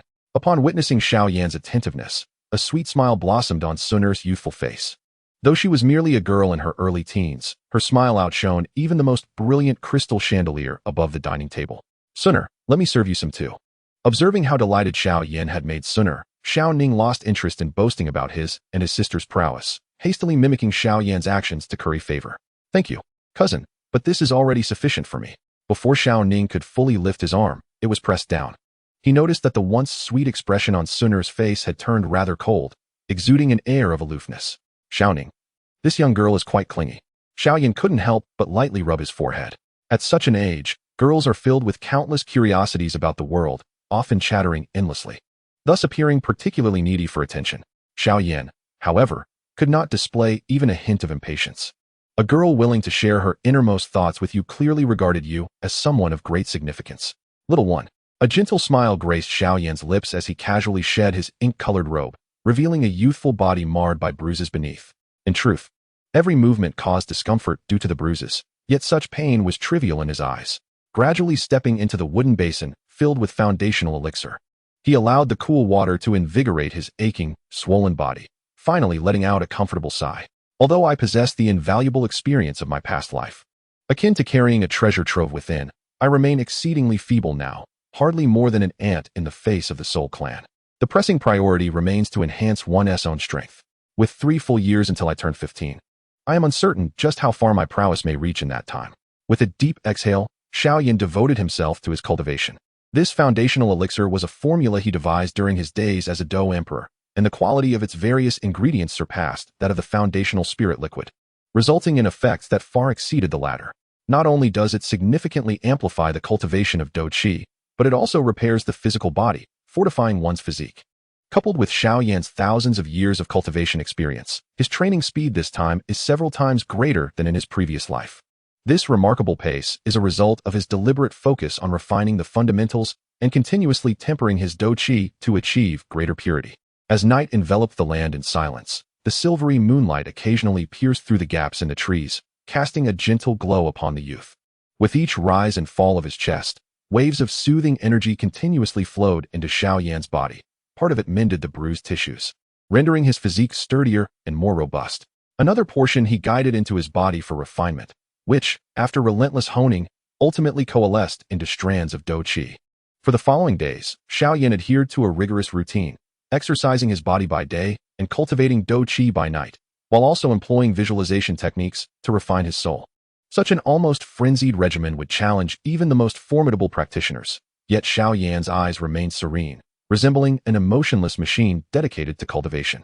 With such fervor and efficiency in his training, it would not be long before he regained his status as a Dou Shi. If all unfolds as he claims, this old man may find himself coasting to victory. In the secluded mountains behind the Shao Manor, the ethereal figure of Yao Lao floated serenely, unable to suppress a flicker of emotion upon witnessing the boy's utterly tranquil visage. As days turned into weeks, Xiao Yan's physique grew increasingly formidable. His previously unremarkable limbs subtly thickened over the span of these 7 days, his posture becoming ever more upright. Beneath his dark robe, lines symbolizing strength began to emerge. Concurrently, his Dou Qi expanded significantly. Such a terrifying rate of cultivation would astonish even Yao Lao, prompting him to shake his head in disbelief. With the moonlight cascading like water, the young man sat cross-legged, his legs immersed in a wooden basin, allowing the jade-like liquid to nourish his body with its medicinal properties. As his chest rose and fell gradually, faint, almost imperceptible currents of energy flowed into him through his breath, transforming into gentle Dou Qi before being exhaled with ease. As the moonlight gradually faded and the sun began to cast its warm glow upon the horizon, Xiao Yan suddenly opened his eyes, feeling the Dou Qi within him steadily filling. A smile graced his lips as he anticipated the day's test of his powers, curious to see the expressions on the faces of those who would witness his gradual resurgence in strength. Though Xiao Yan graciously chose to disregard the scornful glares of the past, observing the shifting expressions of those around him proved to be a rather intriguing affair. Very well, let us pause the cultivation for today. As he gazed upon the brightening sky, Xiao Yan rose, donned his attire, and after partaking in a modest breakfast, set off towards the direction of the testing stone monument. The sky had already brightened considerably after his meal, and he found over a dozen younger members of the Yao Clan quietly awaiting at the testing square. Despite the half-hour remaining before the test commenced, they had arrived early, indicating their earnest regard for this assessment. Xiao Yan, as he stepped into the testing square, a furious shout reached his ears, followed closely by the sight of a pair of long, jade-like legs striding purposefully towards him. Chapter 11. Sun Er's Little Happiness. Indeed, her temper remained as notoriously foul as ever. Gazing at the displeased expression of Xiao Yan felt no irritation. Rather, he found the situation quite amusing. As Xiao Yu approached, her visage, while not as stunning as Sun Er's, or even lacking a hint of femininity compared to Xiao Mei, possessed a unique air of heroism. Yet, her gaze towards Xiao Yan was tinged with a hint of schadenfreude, as she looked down upon him, who was a head shorter, taking advantage of her early development. As for the future young patriarch of the clan, she held no respect whatsoever. Xiao Yan maintained his smile, his eyes radiating warmth, which unexpectedly unsettled Xiao Yu, who was accustomed to their verbal sparring. It felt akin to striking a fist against cotton, frustration with no outlet. Humph, let you act so brazenly in the past. And now you face your reckoning. It seems heaven has opened its eyes, she remarked with a touch of vindictiveness. Perhaps due to the absence of a satisfactory quarrel with Xiao Yan, Xiao Yu did not leave, but instead pressed her advantage. You, woman at her taunt. Even Xiao Yan found himself momentarily at a loss for words. He waved his hand dismissively. Sister Yu, was it not merely a careless brush against your leg? After all these years, must you still be so petty? All these years, I am petty? Xiao Yu's eyes widened in disbelief, as if she wished to consume him whole. After all, this incident had only transpired a mere 2 years ago. Very well, I shall be even pettier today. While you are down, I shall claim your life. With a cold huff, Xiao Yu reached for Xiao Yan's collar. Xiao Yan, today is your day to learn a lesson. A smile of vindication graced her lips. She felt invigorated whenever they quarreled. Although she had towered over Xiao Yan in stature, her cultivation level had not matched his, rendering her powerless in the past. Now that Xiao Yan's abilities had diminished, Xiao Yu intended to exact her long-standing grievances. You err cease at once. A venerable voice interjected, drawing both Xiao Yu's and Xiao Yan's gazes towards the approaching elder. The family test holds significant importance, necessitating the presence of the clan leader and 3 esteemed elders each year, as it pertains to the future of their grandchildren. The eldest elder arrived quite early today. Grandfather. As the elder called out, Xiao Yu cast a reluctant glance at Xiao Yan, but ultimately refrained from taking action under the elder's stern gaze. You little rascal, just wait. This matter between us is far from over. Xiao Yu did not hesitate to whisper a threat as she departed. All right, but next time I touch your leg. It won't be an accident, Xiao Yan replied with a mischievous smirk, causing Xiao Yu to almost stumble in surprise. Huh, keep up your bravado. Once the test is over, I'll find you in the grove. That woman. Watching Xiao Yu's retreating figure, Xiao Yan shook his head lightly, resolving to take another chance. As the sun grew ever more dazzling, Xiao Zhan and the clan's youth gradually arrived at the plaza over the next half hour. Many youths displayed eager expressions, evidently having made breakthroughs in their cultivation over the past year, while others wore furrowed brows, likely belonging to those with lesser talents. At this moment, Sun Er had also arrived at Xiao Yan's side, chattering around him like a little lark. In truth, nearly all the girls in the clan, with the exception of Xiao Yu, who were not particularly introverted, gravitated towards Xiao Yan. After all, he not only possessed exceptional talent with a promising future, but also had striking looks and a charming demeanor, making it hard for girls not to be drawn to him. Xiao Mei was also present among the crowd, yet today she perceptibly noted a shift in Xiao Yan's demeanor towards her, which had suddenly become somewhat indifferent. Previously, although Xiao Yan had been more enthusiastic towards Sun Er, he had also treated Xiao Mei and the others quite well. What has happened to my cousin? Xiao Mei pondered desperately, unable to comprehend why Xiao Yan had lost all interest in her. In truth, the other young women in the clan were equally baffled. It wasn't he that Xiao Yan held a grudge. Rather, he simply found these young girls too immature. A group of 12 or 13-year-old girls, chattering incessantly about trivial matters, could hardly pique the interest of one who had lived for tens of thousands of years like him. Only Sun Er, his future wife, held a special place in his heart, which is why he patiently engaged her in conversation. As for the others, he regrettably had no surplus emotional investment to offer. Though still young, Sun Er, perhaps due to her innate intelligence, clearly discerned the differences in Xiao Yan's treatment towards her compared to the other girls. This change caused her beautiful eyes to curve into crescent moons, her gaze toward Xiao Yan sparkling with affection. Xiao Yan, you truly are infuriating. From a distance, Xiao Ning watched Xiao Yan, surrounded by beautiful girls but enjoying solitude, feeling as though her jealousy might shatter her teeth. Next, Xiao Ning. Before she could collect her thoughts, the examiner had already called her name. Humph. Today, let them know that I, Xiao Ning, am not to be trifled with. Xiao Ning quickly gathered her focus and briskly approached the testing stone tablet, channeling her fighting spirit into it. As the essence of combat infused the air, 5 shimmering golden characters materialized. Accompanying the emergence of these words, the atmosphere around the testing square was filled with murmurs from the spectators. Indeed, attaining the status of a combatant before the age of 20, bolstered by the family's resources, should effortlessly lead one to become a combat master. With a stroke of luck, even ascending to the rank of a grand combat master would not be insurmountable. It seemed the third elder had a worthy successor. Hearing the chatter around him, Xiao Ning's face brightened with an excited smile as he turned his gaze toward Xiao Yan, only to notice a group of young women casting their eyes in his direction. Though their admiration did not match the awe they held for Xiao Yan, their gaze was nonetheless satisfying to Xiao Ning. Yet, upon catching sight of the girl in the center, akin to a blue lotus, all of Xiao Ning's joy was shattered in an instant. For she had not once directed her gaze toward him. Her exquisite face, radiating happiness, reflected solely the image of the young man in black, with nothing else to occupy her thoughts. Next, Xiao Yan. Chapter 12. The Awakening of the Emperor's Bloodline. With the test official's booming call, every pair of eyes in the square turned toward Xiao Yan. After all, the events surrounding him from days prior were hardly a secret, and at this moment, the entire Xiao clan was eager to discern Xiao Yan's current state. "Brother Xiao Yan, it's your turn," Sun Er remarked playfully, her gaze drifting toward him with a smile. "Yes, I'll step up now," Xiao Yan replied, nodding as he disregarded the stares of those around him and calmly approached the testing stone monument. Placing his palm upon the stone, a surge of combat essence flowed forth, causing 5 resplendent characters to illuminate the surface.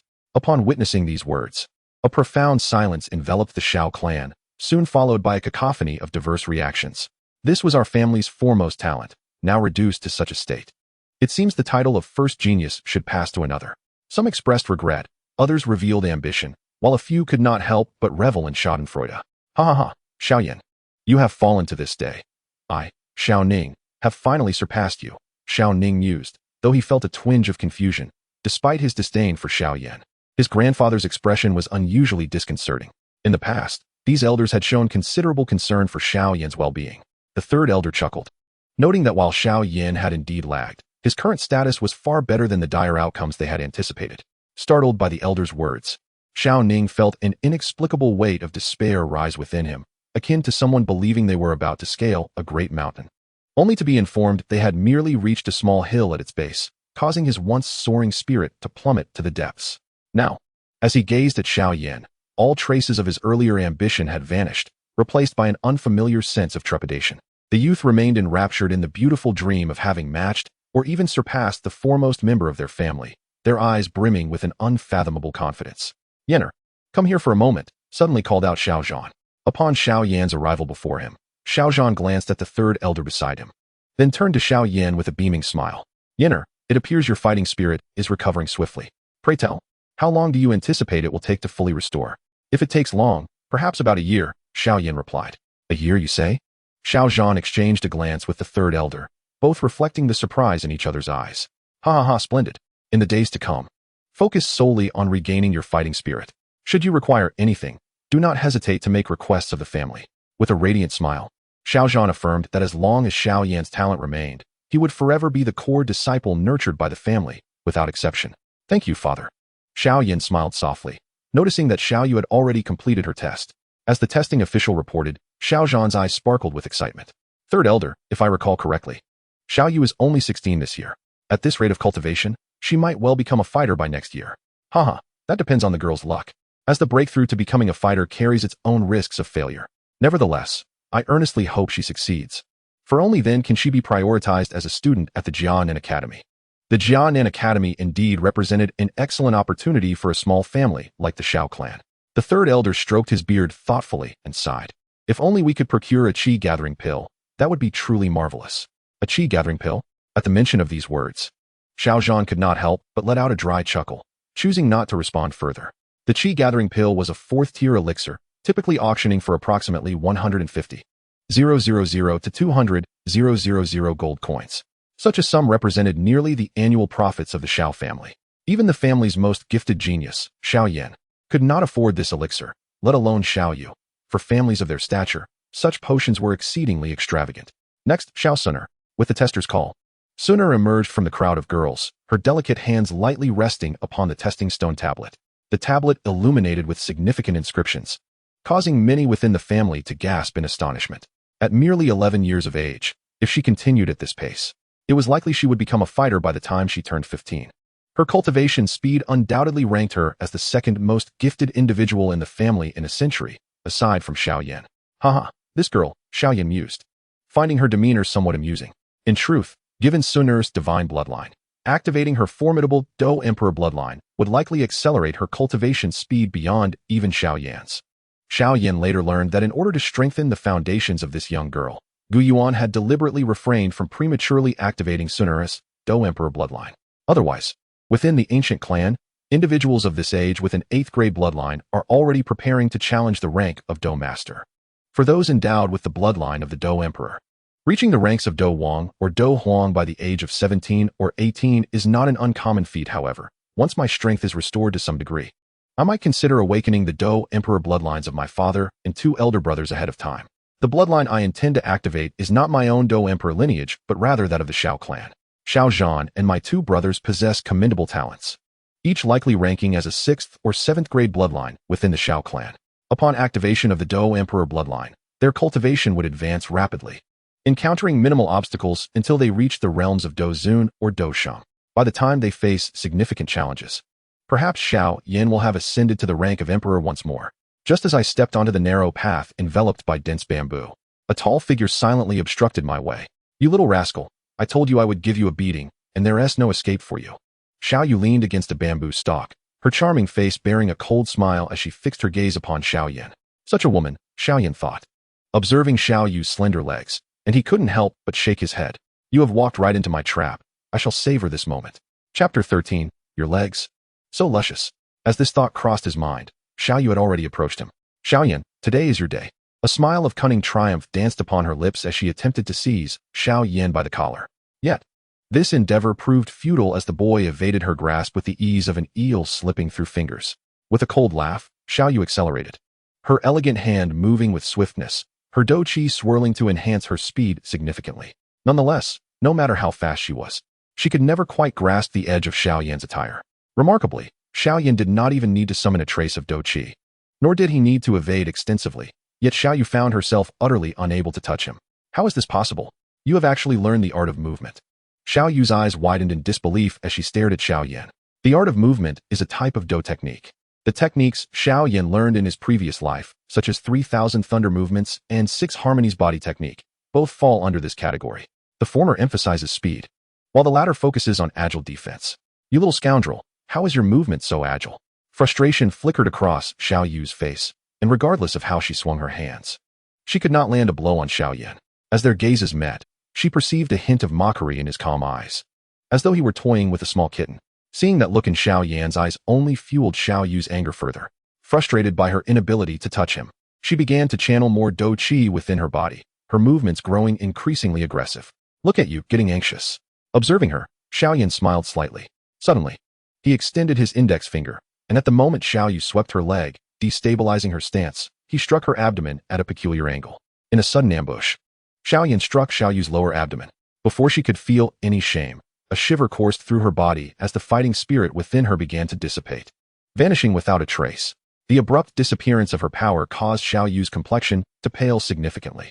Before she could comprehend the situation, a peculiar finger lightly prodded her lower back. An initial wave of pain surged through her, followed by an overwhelming weakness, rendering her unable to stand.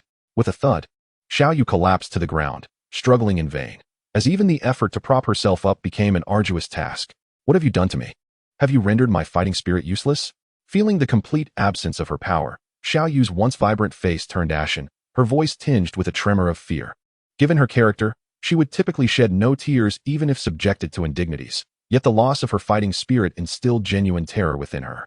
In the realm of combat, incapacitating someone's fighting spirit is undoubtedly a punishment worse than death. Not so severe, Xiao Yan chuckled at the sight of Xiao Yu's startled expression, amused by her reaction.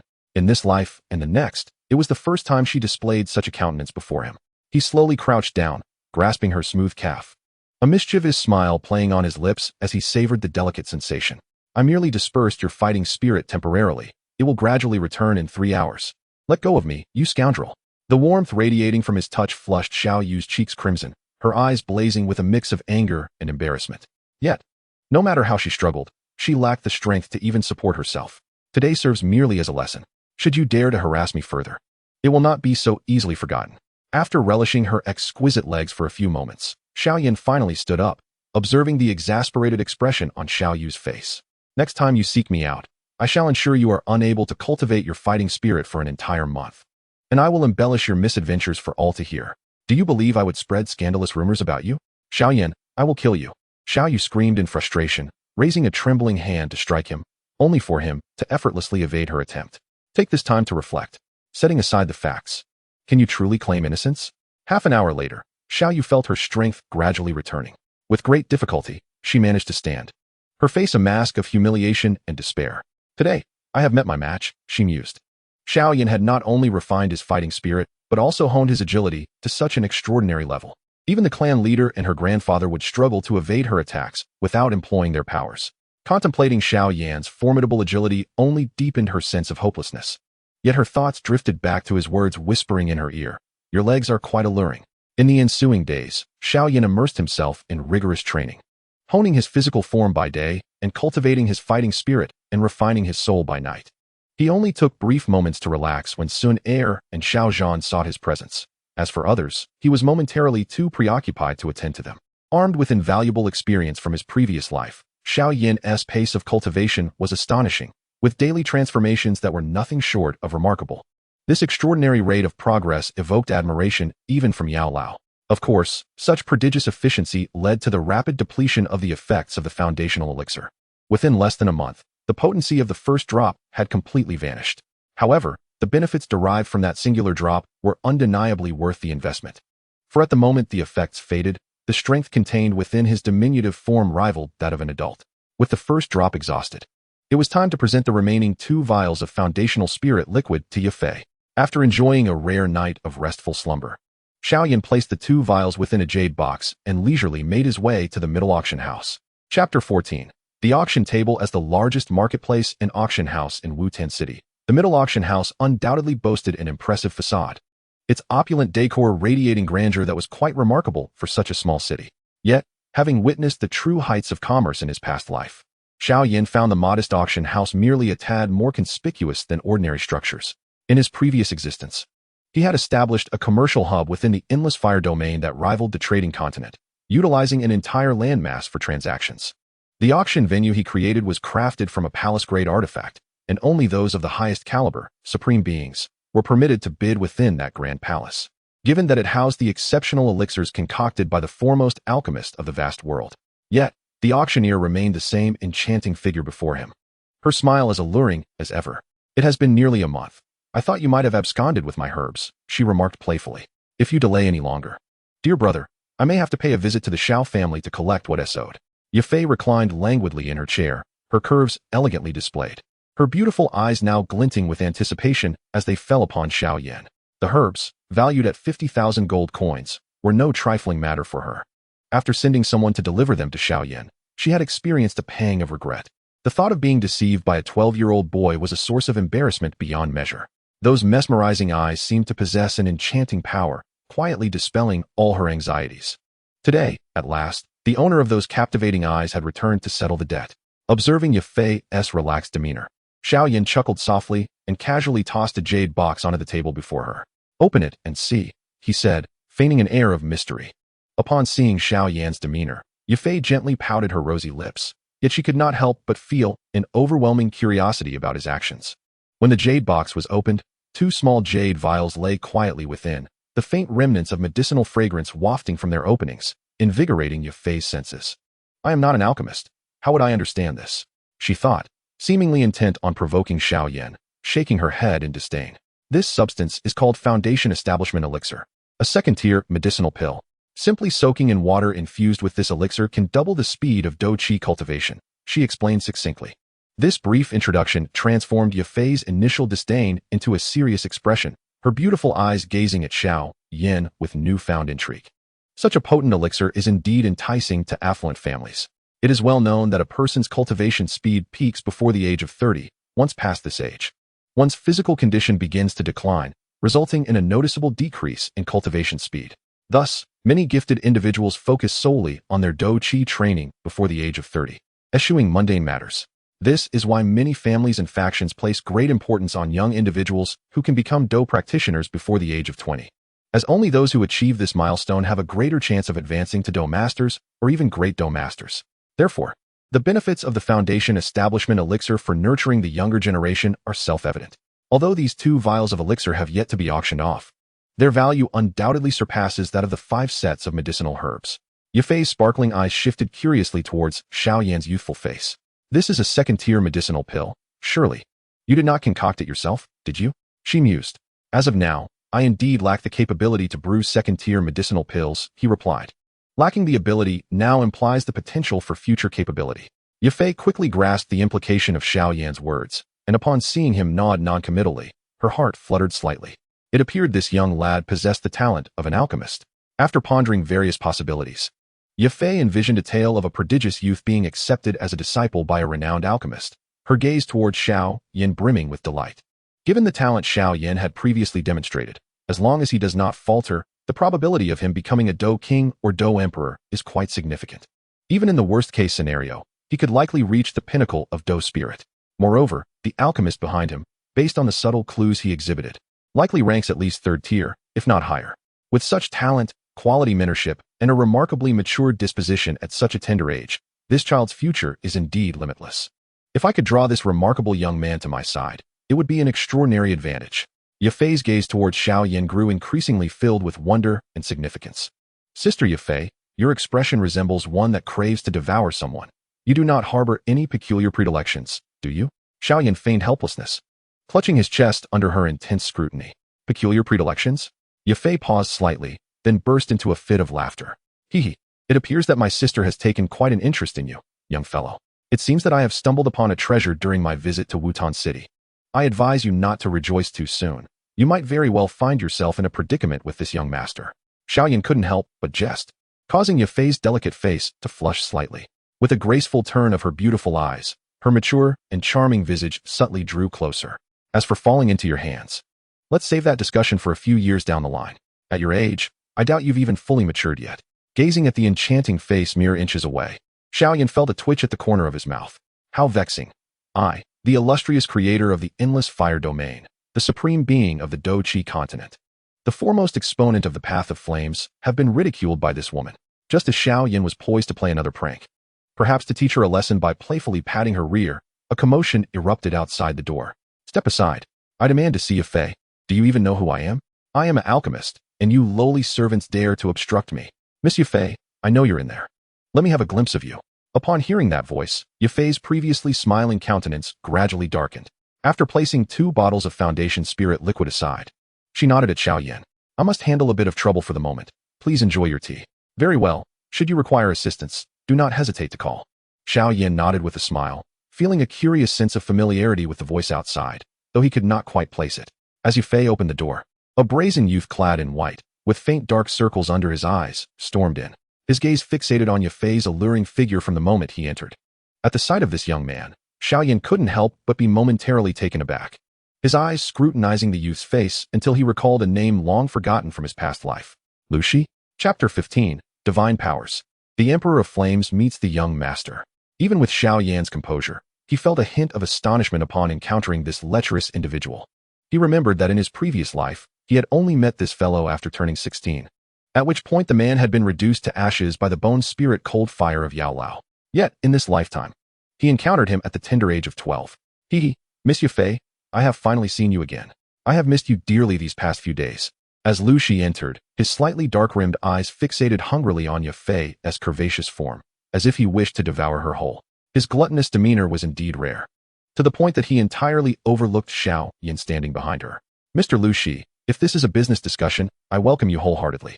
However, if it pertains to matters beyond business, I believe it is unnecessary for us to continue this conversation. Ya Fei smiled gently at Lu Shi, yet a trace of disdain flickered in her depths. While she had encountered many who coveted her beauty during her time in the imperial capital, those individuals at least managed to exercise some restraint. Even if it is merely an act, one could at least feign a semblance of grace. Yet the individual before me lacks even this modicum of decorum, resembling a ravenous hound at the sight of succulent meat, nearly drooling in anticipation. Oh, I have come to engage Miss Ya Fei in a discussion of business. Lu Shi's gaze fell upon Ya Fei, her exquisite visage, nearly flawless figure, and that enchanting yet refined aura held an irresistible allure for a lecher like him. Business? Then let us converse. Upon hearing the mention of a business discussion, Ya Fei furrowed her brow, yet ultimately nodded. As a merchant, she could not easily relinquish any opportunity for trade. After much contemplation, I concluded that the Mitre auction house in the vicinity of Wutan City would be the most suitable venue for this matter, hence my approach to Miss Ya Fei. With pride etched upon his countenance, Lu Shi mentioned 3 Dou Qi pills. Dou Qi pills? At this, Ya Fei momentarily paused, her expression taking on a more serious demeanor. While effective for fighters, their price was significantly lower than that of the gathering qi powder. Moreover, the difficulty of refining gathering qi powder far surpasses that of Dou Qi pills, as the former is a 4th-tier elixir. Nonetheless, even so, the price of a Dou Qi pill hovers around 50,000 gold coins. Many fighters, upon ascending to the rank of 8-star fighter, would expend their life savings to acquire a Dou Qi pill, hastening their advancement to 9-star fighter, in hopes of seizing the opportunity to challenge the title of fighter. 3 Dou Qi pills amount to 150,000 gold coins, a considerable sum even for the Mitre auction house. Since you, Mr. Lu Shi, place your trust in our miter auction house, I shall gladly accept the Dou pills. I assure you that I will secure a satisfactory price for you. After a moment of contemplation, Ya Fei smiled gently and nodded. However, while placing the Dou pills for auction at your esteemed establishment poses no issue, I do have a modest request. Seeing Ya Fei's nod, Lu Shi did not hasten to produce the Dou pills. Instead, he leered at Ya Fei, saying, "Should Miss Ya Fei grant me the honor of dining with me, our business shall be sealed. Dining is out of the question. If Mr. Lu Shi is unwilling, he may well explore whether any other establishment can offer a price superior to that of our miter auction house." Ya Fei gently shook her head, offering him not even the slightest opportunity. The very sight of his lecherous demeanor was somewhat repugnant, as if he might pounce upon her at any moment. Miss Ya Fei. Observing Ya Fei's blatant refusal, Lu Shi grew anxious, unable to restrain his voice. "I have already ascended to the rank of 2-star fighter, and my master is soon to formally impart the art of alchemy to me. I am on the verge of becoming a first-rank alchemist. Is it possible that I, Lu Shi, am unworthy of a mere auctioneer like yourself?" As he uttered the words alchemist, the haughty expression on Lu Shi's face eclipsed even his lascivious demeanor. Who is this country bumpkin, having only just attained the rank of 2-star fighter at the age of 20? Does he truly believe himself to be exceptionally gifted? Gazing at Lu Shi's countenance, Ya Fei felt a mixture of exasperation and amusement. With her exquisite beauty, coupled with the illustrious background of the Mitter family, it is indeed rare for someone of her age to attain the prestigious title of a second-tier alchemist in the imperial city. However, Lu Shi's talent, even if placed in Wutan City, would hardly be deemed exceptional. It is merely the association with the title of alchemist that breeds his arrogance. Mr. Lu Shi, do you truly believe that a woman of modest cultivation such as myself could command the Wutan City branch without any form of backing? She retorted, her tone laced with disdain. Let alone your mere status as a first-tier alchemist, not even your mentor poses a threat to the Mitter family. I hold great respect for esteemed alchemists like yourselves, yet I urge you to refrain from subjecting yourself to humiliation. Faced with Ya Fei's unyielding rejection, Lu Shi's complexion shifted between shades of green and red. After casting a lewd glance at her, he spitefully declared, "You shall wait. I will ensure that you submit to my desires sooner or later." His intentions were blatant, devoid of any subtlety. Just as he prepared to turn away, a youthful voice suddenly pierced the air. "Hold on." The childlike tone caused Lu Shi to pause momentarily. Peering past the icy visage of Ya Fei, he spotted a smaller figure approaching him with an unfriendly demeanor. "What do you want, child?" Lu Shi asked, irritation evident in his voice. Having nearly overlooked Xiao Yan had he not spoken up. "Apologize to her," Xiao Yan replied, his expression indifferent. "Apologize?" Lu Shi scoffed. Glancing at both Xiao Yan and Ya Fei, a mocking smile gracing his lips. "Whether I apologize or not is not for a little brat like you to decide." "Is that so?" Observing Lu Shi's obnoxious demeanor, Xiao Yan could not help but shake his head in disbelief. "It seems you remain as reckless as ever." As soon as the words left his mouth, Lu Shi was taken aback as the seemingly shorter child suddenly sprang into action. With a remarkable speed, Xiao Yan's small hand struck Lu Shi's face before he could react. Divine Technique, Flame Emperor's Palm.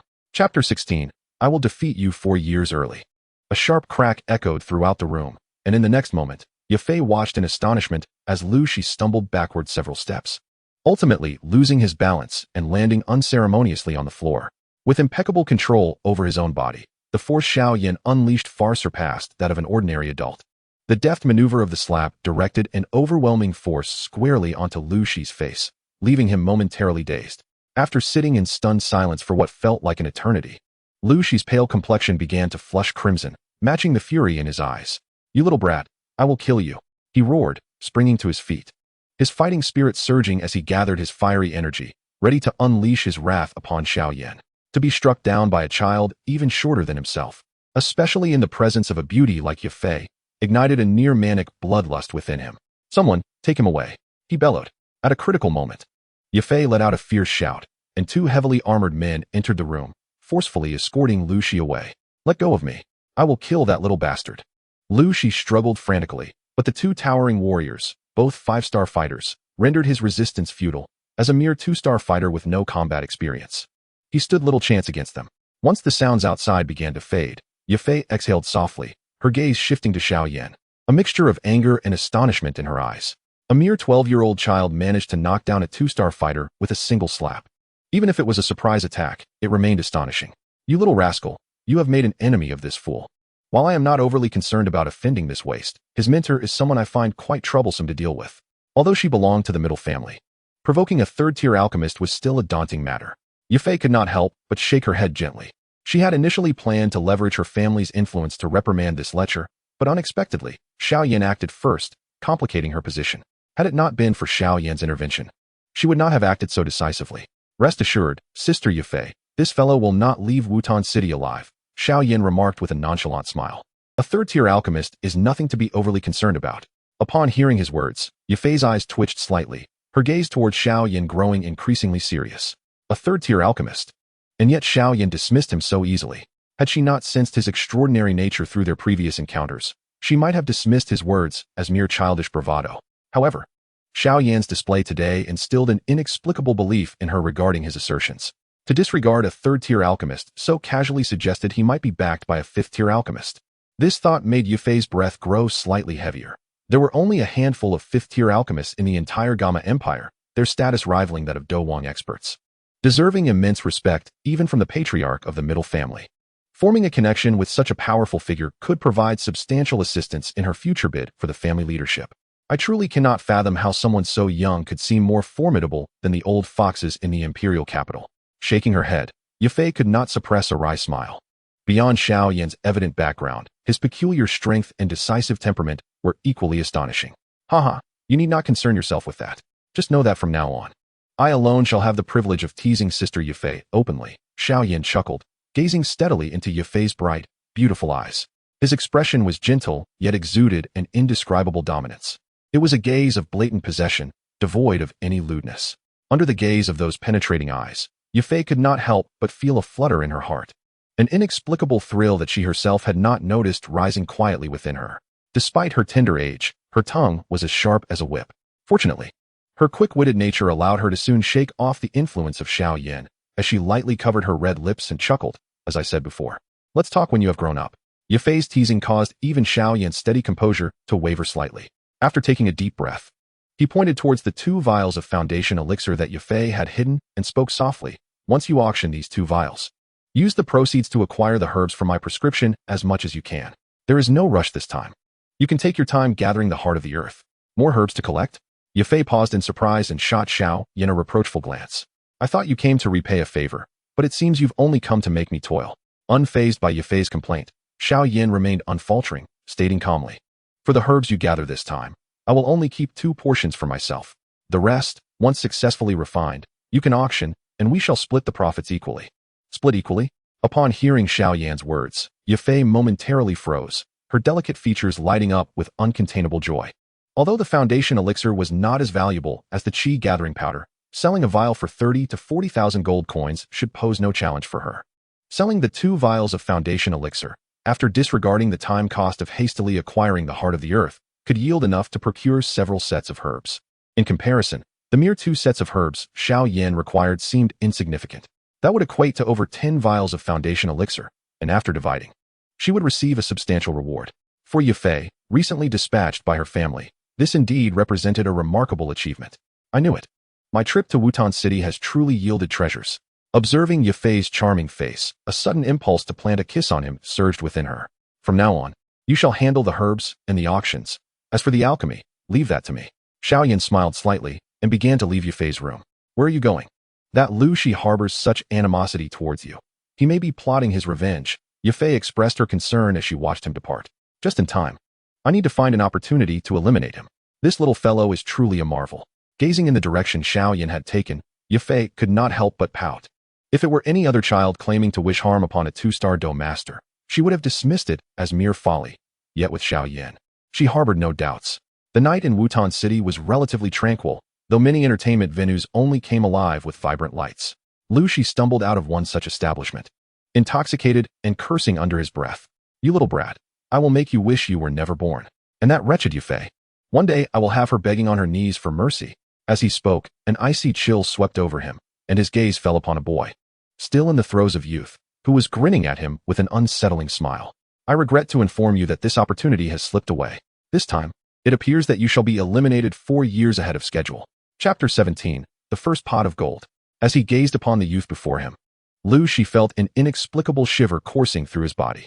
However, the humiliation he endured earlier in the day, coupled with the confidence derived from his status as a 2-star fighter, ignited a fierce rage within him, twisting his lips into a cruel, sinister smile. "You little rascal. I never expected you to dare to appear before me again. Since you have willingly sought your demise, do not blame me for what follows. I shall shatter your limbs and cast you into the river to drown, avenging the humiliation I suffered earlier." As his words echoed, a surge of fighting energy surged within him, transforming into a white shadow that hurtled towards Xiao Yan. "I fear you may not have this chance again." Observing Lu Shi rushing towards him, Xiao Yan decided against using his own strength to deal with this scoundrel. The distance to the crowd was not far, and should this fellow emit any cries of despair, it could draw unwanted attention. "Master, may I borrow a flame?" He silently communicated with Yao Lao, and suddenly, a pale flame erupted from the palm of his hand. Though it was merely a flame, it caused the temperature around to plummet, frost forming upon the ground. "This is an extraordinary fire." Witnessing the pale flame, Lu Shi's pupils constricted, and the effects of alcohol were abruptly shaken off. Before he could react, the flame shot forth from Xiao Yan's hand. The flame traced a pale arc before striking Lu Shi. "You!" Lu Shi was about to utter a terrified scream when he was seized by an agonizing, searing pain that consumed him. Fortunately, this torment lasted but a moment before he lost consciousness. With a dull thud, his form disintegrated into countless particles that fell to the ground, gradually dissipating into the evening breeze. In the distance, the venue remained alive with song and dance, the sounds of revelry echoing, oblivious to the fact that the once arrogant aspiring first-tier alchemist had been reduced to ash. "Alas, my current strength is indeed pitiably weak. I could scarcely control the power of the bone spirit cold fire, incinerating 3 of his Dou Qi pills to ashes. Those 3 pills were worth over 100,000 gold coins." Xiao Yan's complexion paled slightly. The moment he manipulated the bone spirit cold fire to attack Lu, she was executed through his own soul power, rather than Yao Lao's intervention. Yao Lao's astonished voice resonated within Xiao Yan's mind. A youth who had yet to cultivate Dou Qi could summon the bone spirit cold fire to kill. Akin to an ant lifting a droplet of lava, utterly inconceivable. Witnessing this scene, Yao Lao became increasingly convinced of Xiao Yan's words. Just moments ago, that girl and this lad had both mentioned that there existed a third-tier alchemist backing this man. Though I do not concern myself with such matters. How do you intend to confront that individual? A third-tier alchemist, you say? A smile graced Xiao Yan's lips. In my previous life, that third-tier alchemist posed a significant threat to the Yao Clan, ultimately meeting his end at the hands of Kai Lin. In this lifetime, Xiao Yan is reluctant to squander his time. No matter how swiftly he rises, he lacks the energy to attend to the Xiao family.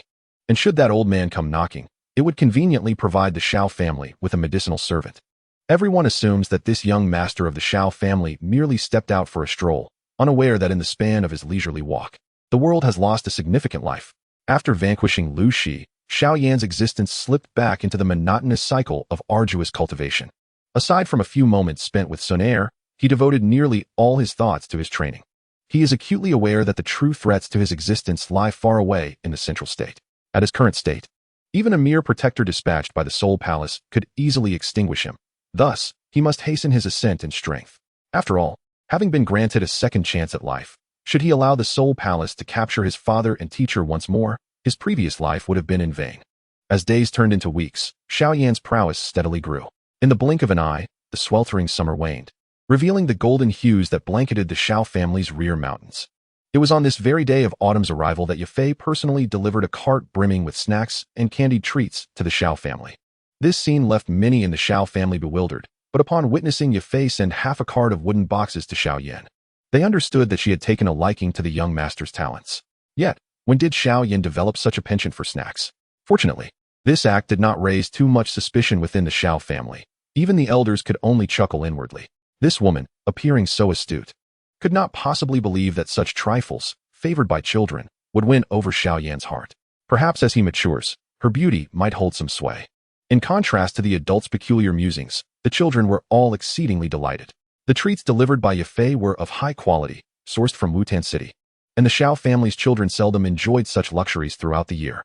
That wretched vixen, always attempting to entice my brother Xiao Yan. Gazing at Ya Fei's alluring figure, Sun Er felt an inexplicable sense of crisis.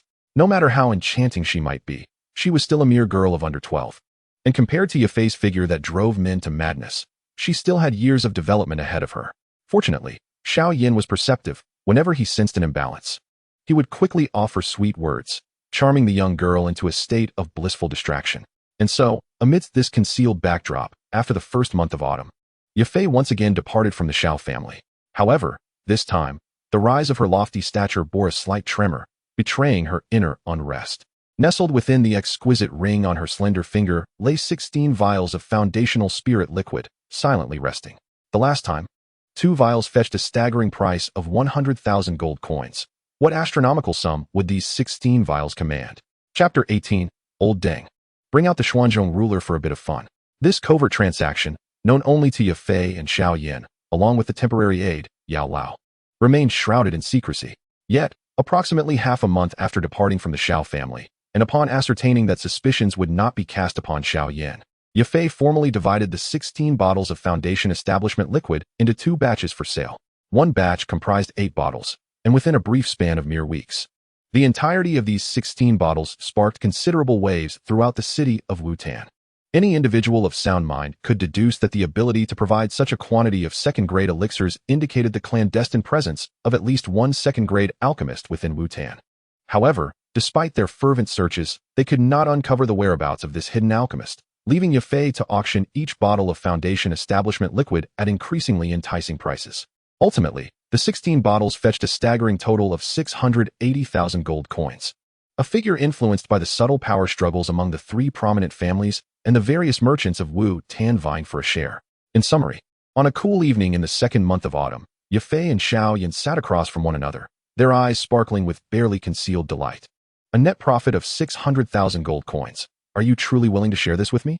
As their jade cups clinked, Ya Fei delicately swallowed a sip of wine, a charming flush gracing her exquisite features.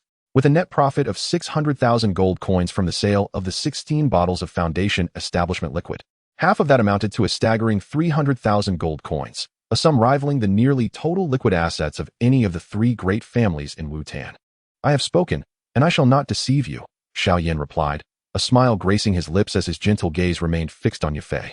Under his watchful eyes, and slightly intoxicated by the fine wine, Ya Fei's heart raced before she suppressed the guilt swirling in her mind. He is still but a child, she thought.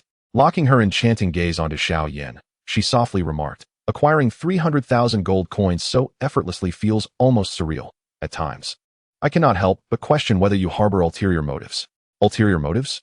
In response, Xiao Yan could not suppress a chuckle. I merely wish for you to live a more carefree life. Of course, should you find yourself unable to resist my charm in the future, that will be your own predicament. Ya Fei, seemingly accustomed to his jest, glanced at Xiao Yan's youthful countenance and giggled softly. I maintain my stance. Let us speak of this once you have matured. Haha. Xiao Yan merely smiled without a hint of expression. By the time I mature, you may find yourself in quite the predicament. What are your plans moving forward? Ya Fei inquired, setting down her wine glass and gazing intently at Xiao Yan. To concoct another batch of Foundation Establishment liquid, he replied, meeting her expectant eyes with a calm demeanor. Do not hold your breath. The individual behind me is not a tireless workhorse, and he cannot be expected to produce these low-grade elixirs day and night.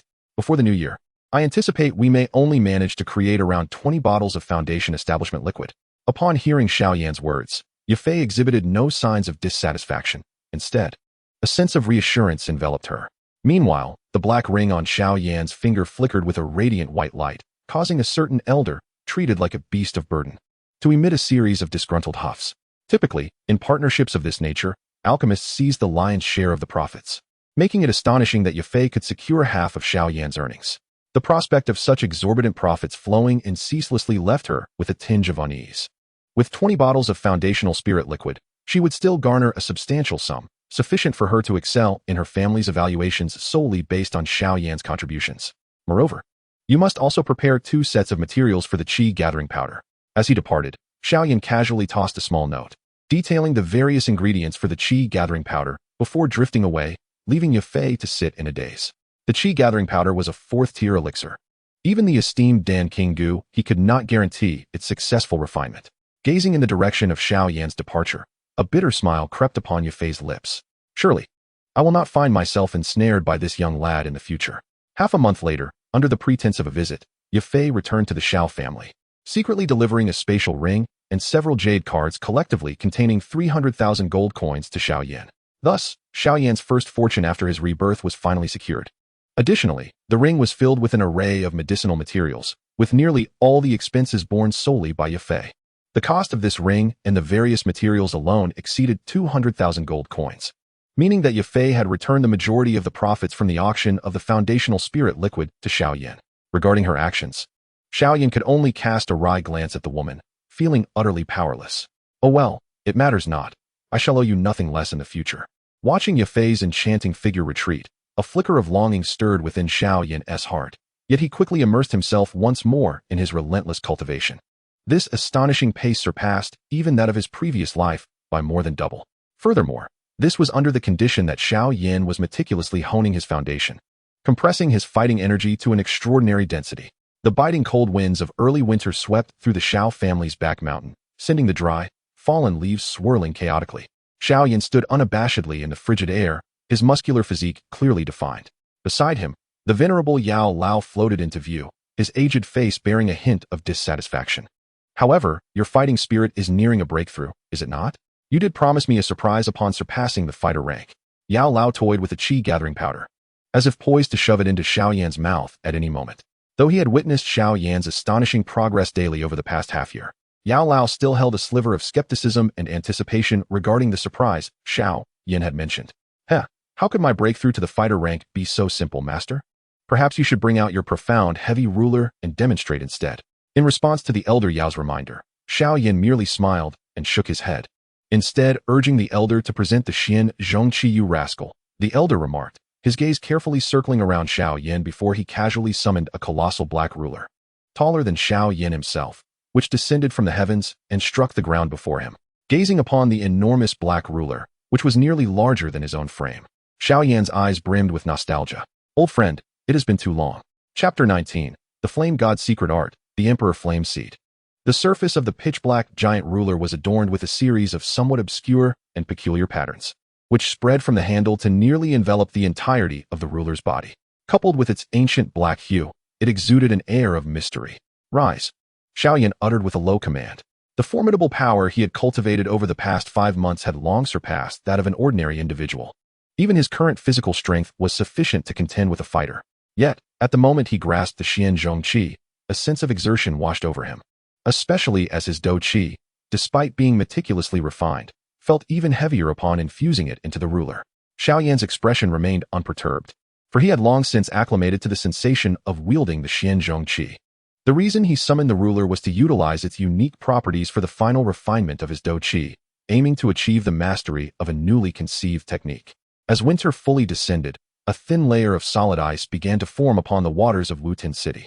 Amidst such frigid conditions, Xiao Yan quietly sought out a cave on the back mountain of the Xiao Clan, ultimately sitting cross-legged inside, his upper body bare. After half a year of rigorous training, his Dou Qi had condensed to a degree that even elder Yao found astonishing. Beneath the clearly defined muscle lines of his still-growing physique lay an explosive power that was nothing short of terrifying. Accompanied by the robustness of his body and continuous introspection over the past 6 months, Xiao Yan's soul power had long surpassed his newly reborn self. At present, his soul strength was already superior to that of most second-tier alchemists. Once he stepped into the realm of a fighter, he would rival even third-tier alchemists and beyond, heralding a monumental transformation in his journey. The rigorous training over the past 6 months was all for this very moment. With a light chuckle, Xiao Yan felt the solidified Dou Qi coursing through him, his gaze turning towards Elder Yao. Teacher, let us begin. Upon hearing Xiao Yan's words, Elder Yao was momentarily taken aback, then gazed at Xiao Yan with a hint of concern. Are you truly certain you wish to employ that method to break through to a fighter? Absolutely, Xiao Yan replied with composure and confidence in his eyes. Only by utilizing my method can I ensure a smoother path ahead. When it comes to playing with fire, who in this vast universe could rival him? The name of the Flame Emperor had already echoed throughout the realms. After ascending to the pinnacle of heaven, he had evolved the burning technique through countless battles against the malevolent beings from beyond, ultimately deriving an even more formidable technique, the Flame God's Secret Art, upon attaining dominion. Upon witnessing Xiao Yan's unwavering confidence, the elder Yao ceased his words and flicked his fingers. A pill, resembling a dragon's eye in size and of a muted yellow hue, landed in Xiao Yan's palm. This pill, known as the Lesser Earth Spirit Pill, was a diluted version of the Earth Spirit Pill originally intended for the refinement of the fallen heart flame. The ingredients utilized were inferior substitutes with significantly reduced efficacy. Nevertheless, the crafting of this Lesser Earth Spirit Pill had exhausted the 30,000 gold coins Xiao Yan had previously earned. Once I ascend to the rank of a fighter, I shall be capable of concocting pills myself. A glint of determination sparkled in his eyes as Xiao Yan swiftly consumed the lesser earth spirit pill. Upon the pill settling within his stomach, waves of pure and substantial energy began to surge throughout Xiao Yan's body. Over the past 6 months, the solitary drop of earth heart milk, remaining from his previous concoctions of foundational spirit liquid, had been accumulated and infused into this lesser earth spirit pill. The nascent strength of his soul, sensing the protective energy of the lesser earth spirit pill enveloping his body, turned its gaze toward the elder Yao. Observing this, the elder's expression grew grave. After a moment's hesitation, he summoned a wisp of bone spirit cold fire from his fingertips and flicked it toward Xiao Yan. This mere wisp of bone spirit cold fire caused the elder's complexion to pale, rendering him slightly ethereal. Clearly, this was no ordinary flame, but rather a fragment of the primordial essence of the bone spirit cold fire. Gazing at the flickering wisp before him, Xiao Yan acted without a moment's thought. Seizing the formidable flame that even the strongest of fighters would regard with trepidation, and promptly swallowed it. At the instant the bone spirit cold fire entered his grasp, it unleashed its terrifying heat, fiercely incinerating the layer of energy membrane enveloping Xiao Yan, courtesy of the lesser earth spirit pill. In the case of an ordinary individual, even with the protection of the lesser earth spirit pill, they would likely be reduced to ashes in short order. Fortunately, Xiao Yan possessed an intimate familiarity with the exotic flames. As the bone spirit cold fire engulfed him, he immediately channeled his soul power, directing the fire to swiftly undergo refinement along the path of his flame god technique. Sensing the imminent danger, the flame began to struggle wildly. Its overwhelming might causing excruciating pain even with the lesser earth spirit pill's protection. Be subdued. Xiao Yan huffed, and the soul power, which had been fervently consumed by the bone spirit cold fire, suddenly solidified. Though no flames were visibly present, a more fearsome heat began to manifest within the void. Unbeknownst to him, a resplendent phantom of flame materialized above his head. At the moment this phantom appeared, the primordial seed of fire trembled, instantly transforming into a docile entity, akin to a mouse before a cat. The elder Yao, witnessing this spectacle, could not help but change countenance, for at the instant the flame phantom emerged, even the entirety of his bone spirit cold fire quivered slightly, as if bowing in reverence to this ethereal flame. Harnessing the simulated essence of the imperial flame to subdue the primordial spark, Xiao Yan swiftly mobilized his soul power alongside his Dou Qi, guiding the bone spirit cold fire, which had become exceedingly obedient in a short span of time, to traverse through his meridians. After a sleepless night, as the dawn began to break, Xiao Yan's complexion was pale, yet his eyes radiated an extraordinary brightness, devoid of any fatigue. Within his lower abdomen, a primordial spark of bone spirit cold fire floated serenely, now thoroughly tamed. However, after Xiao Yan's refinement, while this spark retained its intrinsic properties, it also subtly manifested a more formidable essence. This essence would evolve alongside Xiao Yan's increasing strength, consuming more and more exotic fires until it ultimately matured into the imperial flame. The seed of the imperial flame had been successfully forged. With this seed in his possession, Xiao Yan would find it considerably easier to absorb exotic fires in the future. Moreover, propelled by the flame god technique, the power unleashed by this bone spirit cold fire in Xiao Yan's hands rivaled that of Yao Lao's bone spirit cold fire. Naturally, the current amount of Dou Qi at Xiao Yan's disposal dictated that he could not wield the bone spirit cold fire with the same abandon as Yao Lao. Nevertheless, armed with this trump card, even in the face of Dou Ling powerhouses, Xiao Yan could seize a victory unexpectedly. Now that the imperial flame seed had been cultivated, it was time to break through to the Dou Shi level. A smile graced Xiao Yan's lips, and in the next moment, he effortlessly commanded the refined primordial spark of bone spirit cold fire, catalyzing it with his Dou Qi into numerous strands of bone spirit cold fire. Under his deft guidance, the fire swiftly penetrated his meridians, rapidly refining the residual energy of the small earth spirit pill, transforming it into pure Dou Qi, which ultimately converged within Xiao Yan's dantian. Many individuals fail in their attempts to break through to the Dou Qi stage primarily due to their insufficient grasp of the principles governing Dou Qi, failing to seize the optimal form and timing for the condensation of the cyclone. However, for Xiao Yan, with his extensive experience spanning thousands of years, such a minor breakthrough posed no challenge. Thus, the concept of gathering and dispersing qi held little relevance for him now, as Dou Qi within him continuously catalyzed into bone spirit cold fire and transformed the energy refined from the small earth spirit pill into new Dou Qi. A ceaseless flow ensured that Xiao Yan's Dou Qi rapidly returned to its peak state, even accumulating further. Finally, when the Dou Qi reached its zenith, Xiao Yan's mind stirred, and with a surge of powerful soul energy, he commanded all the Dou Qi to condense within his dantian. With a resounding thud, As the Dou Qi compressed to the size of a fist, nearing its limits, a muffled sound echoed, and a cyclone of palm-sized dimensions emerged, quietly swirling within Xiao Yan's body. The transformation into a Dou Shi was complete. Almost at the very moment Xiao Yan became a fighter, both his physical form and soul experienced a remarkable enhancement. His spiritual power had always been formidable. The reason he could only manifest the abilities of a second-tier alchemist was merely due to his body's inability to endure an overwhelming amount of spiritual energy. However, upon his breakthrough into a fighter, his soul's potency naturally surged to a level comparable to that of a third-tier alchemist.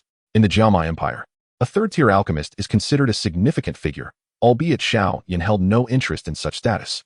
What truly exhilarated him was the unlocking of two crucial abilities at this new level of spiritual power: the capacity to manipulate matter using his soul and the ability to convey information through it. Thus, a third-tier alchemist possesses the preliminary skills to engage in battle using spiritual force and to impart teachings through it. Nonetheless, it is worth noting that most third-tier alchemists can only make rudimentary interventions in material matters, and their actual offensive capabilities likely pale in comparison to a fighter's. Yet, the prospect of transmitting information through spiritual energy was what truly uplifted his spirits. Setting aside these thoughts for the moment, Xiao Yan continued to utilize the bone spirit cold fire to refine the residual potency of the lesser earth spirit pill within his body.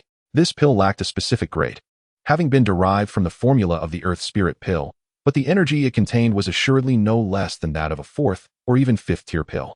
As streams of pure energy were refined by the bone spirit cold fire, Xiao Yan transformed them into the fighting energy of the flame god technique, elevating it temporarily to a high level of the yellow rank. He remained seated in the cave until darkness enveloped the surroundings, finally opening his eyes once more. With a mix of purifying white flames and murky energy exhaled, he slowly rose to his feet. The abundant fighting energy coursed rapidly through his body, and his eyes sparkled with brilliance. As a 3-star fighter, at this rate, in a few months, he would likely be able to challenge the ranks of a fighter master. At that point, he could assist his father and 2 brothers in activating the bloodline of the fighting emperor. A subtle smile graced Xiao Yan's lips. This breakthrough had significantly augmented his strength. Through the refinement of a strand of imperial flame seed using the bone spirit cold fire, his fighting energy had directly reached the level of a 3-star fighter. Simultaneously, his physical form had grown even more robust, and now as a fighter, he could employ various body tempering techniques stored in his memory to forge an even stronger physique. Undoubtedly, the greatest boon was the substantial restoration of his spiritual power, granting him the ability to transmit information through his soul and reclaiming many of his memories. Essentially, he had fully memorized the martial arts techniques he had previously collected before ascending to the vast world. Regrettably, memories concerning the vast world and the dominion beyond remained somewhat hazy, particularly those after his ascension, where he could barely recall significant events, leaving the specifics shrouded in obscurity. Xiao Yan let out a sigh, his gaze drifting towards the esteemed elder Yao beside him, a subtle smile gracing his lips. So be it. While he could only recall these fragments, they should suffice for his teacher, at least for the time being. Master, I shall now impart to you 3 esoteric techniques, which I believe will serve you well until you ascend to the rank of Dou Di. Upon hearing Xiao Yan's invitation, Elder Yao was momentarily taken aback, his expression shifting to one of bewilderment. Sufficient until reaching the realm of Emperor? Such audacious claims from this young lad. Could it truly be as he boasted, that Dou Di experts were mere trifles? As these thoughts flitted through his mind, curiosity sparked within him, prompting Elder Yao to glide effortlessly before Xiao Yan. As a torrent of vast information surged forth from Xiao Yan's soul, his countenance paled instantly. The 3 techniques he was imparting were crafted by Dou Di experts, or even those of greater prowess, demanding an immense reservoir of knowledge. For an ordinary 3rd-tier alchemist, even relaying a fragment of any one of these techniques would be exceedingly arduous. Only with his exquisite mastery over soul energy could he achieve such a feat. Yet even so, the strain from this transmission left Xiao Yan's mind reeling. Once the 3 streams of information settled into Elder Yao's consciousness, he fell into a brief reverie. After a moment, his aged eyes suddenly widened, radiating an unprecedented excitement. Chapter 21. You are truly my teacher. The Medicinal Emperor's Secret Manual, High Heaven Rank. The Tai Chi Emperor's Soul Technique, High Heaven Rank. The Chaos Divine Polishing Visualization, None. As he sensed the 3 newfound esoteric techniques within his mind, even Elder Yao, with his vast experience, could not suppress a tremor of exhilaration. In his prime, the most formidable techniques he had encountered were merely of the low tier of the heaven rank. Such techniques represented the pinnacle of prowess in the Dou Qi continent, rendering the latter too utterly unfamiliar to him. However, he was well aware of the significance of the first high-tier heaven rank manual, the Medicinal Emperor's Secret Manual, one of the treasured legacies of the Yao Clan, encapsulating millennia of the Medicinal Emperor's insights. This manual contained various techniques for fire control, soul manipulation, high-tier medicinal formulas, and a compendium of the Medicinal Emperor's extensive alchemical experiences over the ages. Within the Yao Clan, only the past patriarchs and those who achieved the 9th rank in alchemy were deemed worthy to study it. This alone was enough to send waves of exhilaration coursing through him.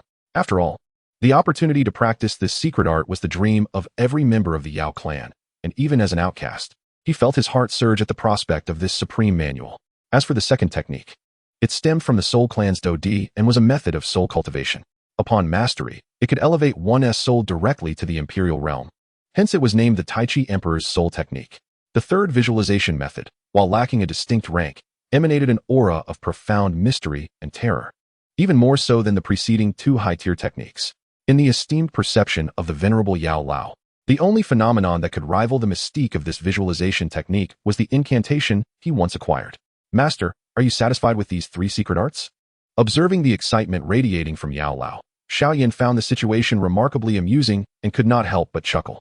The Yao Di Secret Classic was a compilation presented to him by the remnants of the Yao Clan after his ascension to emperor. It had proven invaluable when Xiao Yan initially soared into the vast expanse of the Deqian world. As for the Tai I Emperor Soul Technique, it was a creation of the ancestors of the Soul Clan, one of the most prized spoils obtained after their annihilation. The chaotic divine grinding visualization, bestowed upon Xiao Yan for contemplation by Zhou Yuan, the sovereign of the Tian Yuan realm, although not of the same caliber as those in the Douqi continent, was indeed a technique of divine rank. Armed with these 3 secret arts, Yao Lao believed that his soul's power would swiftly recover, potentially even surpassing previous limits. Do not call me master. You are the true teacher here. Yao Lao inhaled deeply, faint tendrils of ethereal bone spirit flames flickering around him, a testament to his elation. Each of these 3 techniques represented the pinnacle of soul cultivation, any one of which could be revered as a clan treasure among ancient races. Yet, today he, Yao Chen, had effortlessly acquired all 3. With these arts, Yao Lao was confident that he would face no obstacles in his soul cultivation until he reached the pinnacle of the heavenly stage. Within a few years, he might even restore his combat prowess solely through the power of his soul. Should he acquire a new physical form, his strength could potentially surpass the semi-saint level, and it would not be beyond the realm of possibility for him to become a true Dou saint in a remarkably short span. Witnessing Yao Lao's exuberance, even Xiao Yan found it difficult to suppress his laughter. In his previous life, it was this old fellow who had constantly astonished him. In this life, however, he was the one delivering small shocks to Yao Lao. I now fully believe in what you have said, young one.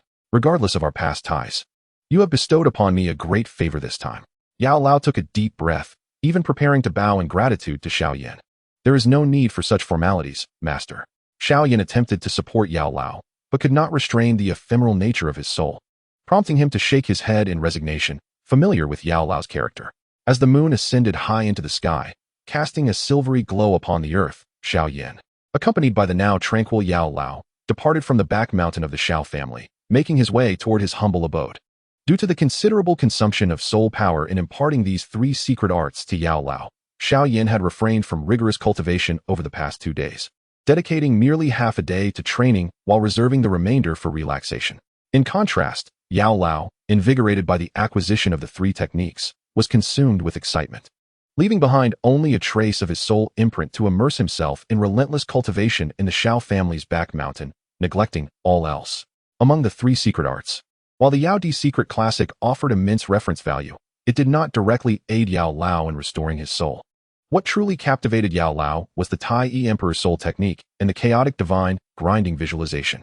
The former, created by the Soul Emperor of the Soul Clan in the past, possesses the ability to actively absorb the wandering soul energy from the heavens and the earth, thereby augmenting the strength of the soul.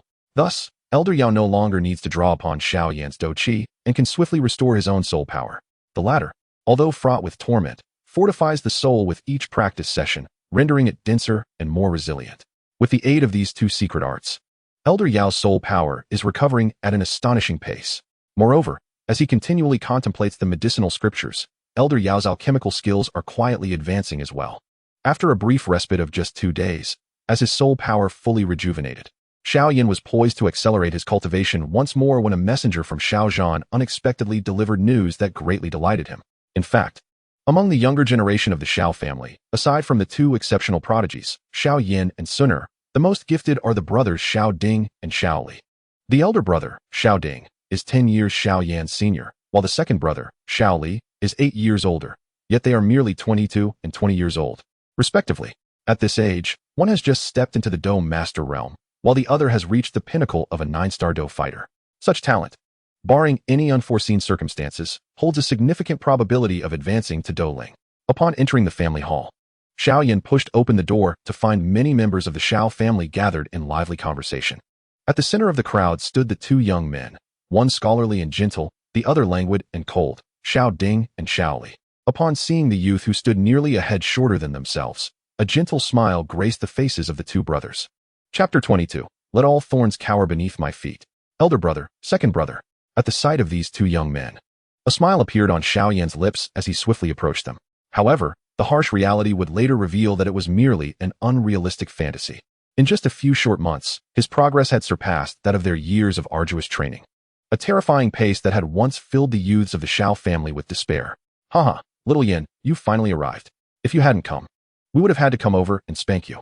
Seeing Xiao Yan, Xiao Ding and Xiao Li erupted into hearty laughter, their joy evident at the sight of the now taller youth since his departure from home. Elder brother, second brother, your strength has indeed surged rapidly these past 2 years, Xiao Yan remarked, a knowing smile playing on his lips as he regarded his brothers. Given Xiao Ding and Xiao Li's talents, they undeniably surpassed Xiao Zhan to a slight extent, possessing such capabilities even without activating their Dou Emperor bloodline. Once that bloodline is awakened, their cultivation will surely advance by leaps and bounds. You, my boy, are no simple matter. In terms of talent, you may surpass both of us.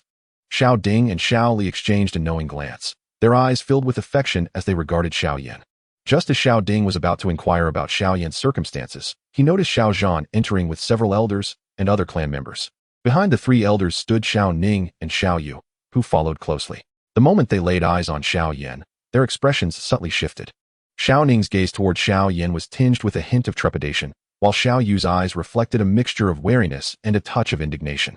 Unperturbed by their looks, Xiao Yan, alongside his two elder brothers, directed his attention to the leader, Xiao Zhan, and with a slight bow, addressed him, Father. Ha ha ha, splendid. You three brothers are indeed the pride of your father, Xiao Zhan exclaimed, his heart swelling with pride as he beheld his sons. A 22-year-old Dou Master, a 20-year-old 9-star Dou practitioner, and the exceptionally gifted Xiao Yan. The accomplishments of these three brothers would likely surpass his own in the future. Among the younger generation of their clan, aside from the exceptional Sun Er, who could compare to his three children. This was largely due to the consensus regarding the strength and potential of Xiao Ding and Xiao Li. Let the feast commence. With a grand gesture, Xiao Zhan beamed with joy. Behind him, several elders exchanged glances, revealing their shared sense of helplessness and envy. Each of these three sons possessed the bearing of dragons and tigers. To have even one would be a remarkable fortune, yet Xiao Zhan was blessed with all three, truly enviable. Below him sat Sun Er, who, after half a year of growth, had lost some of her childishness, her enchanting demeanor resembling that of a blue lotus, becoming ever more pronounced. Brother Xiao Yan, please eat, she said cheerfully, seated beside him. Over the past 6 months, Xiao Yan had been engrossed in intense training, rarely seen by others. Although he always welcomed her visits, Sun Er felt hesitant to disturb him when he appeared so earnest.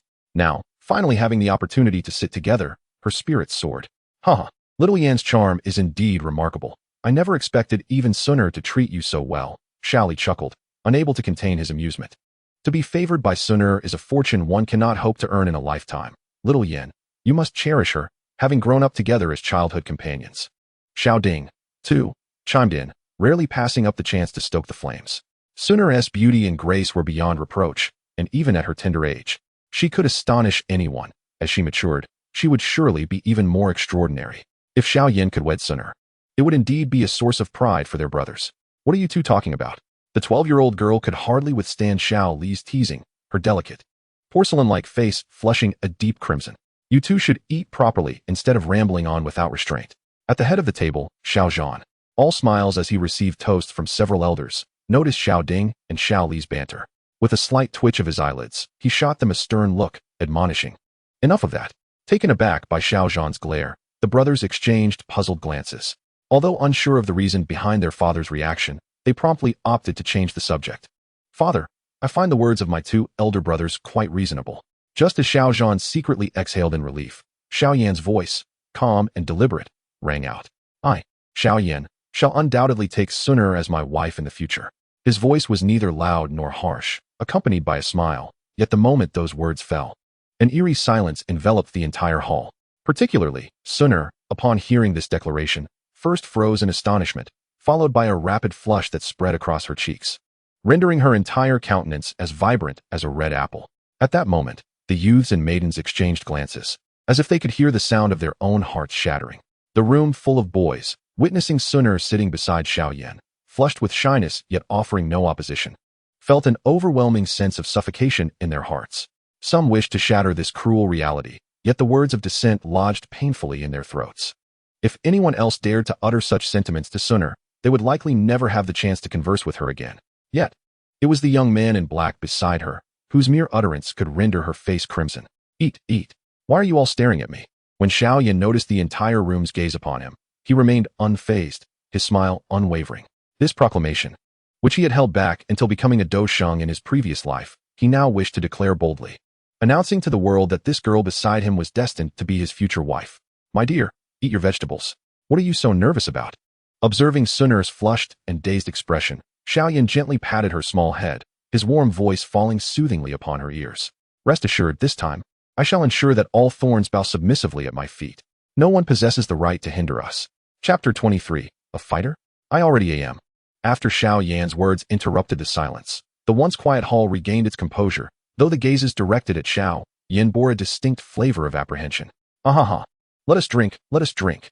As the tense atmosphere dissipated, Xiao Zhan exchanged glances with several elders, each reflecting their shared concern. However, being seasoned veterans in the realm of politics, they swiftly chose to momentarily suppress the ramifications of the incident. Nonetheless, even as they drank, their minds were somewhat elsewhere. The family backing Suner was not one to be trifled with, and despite Xiao Yan's extraordinary talents, it was uncertain whether he would garner their favor.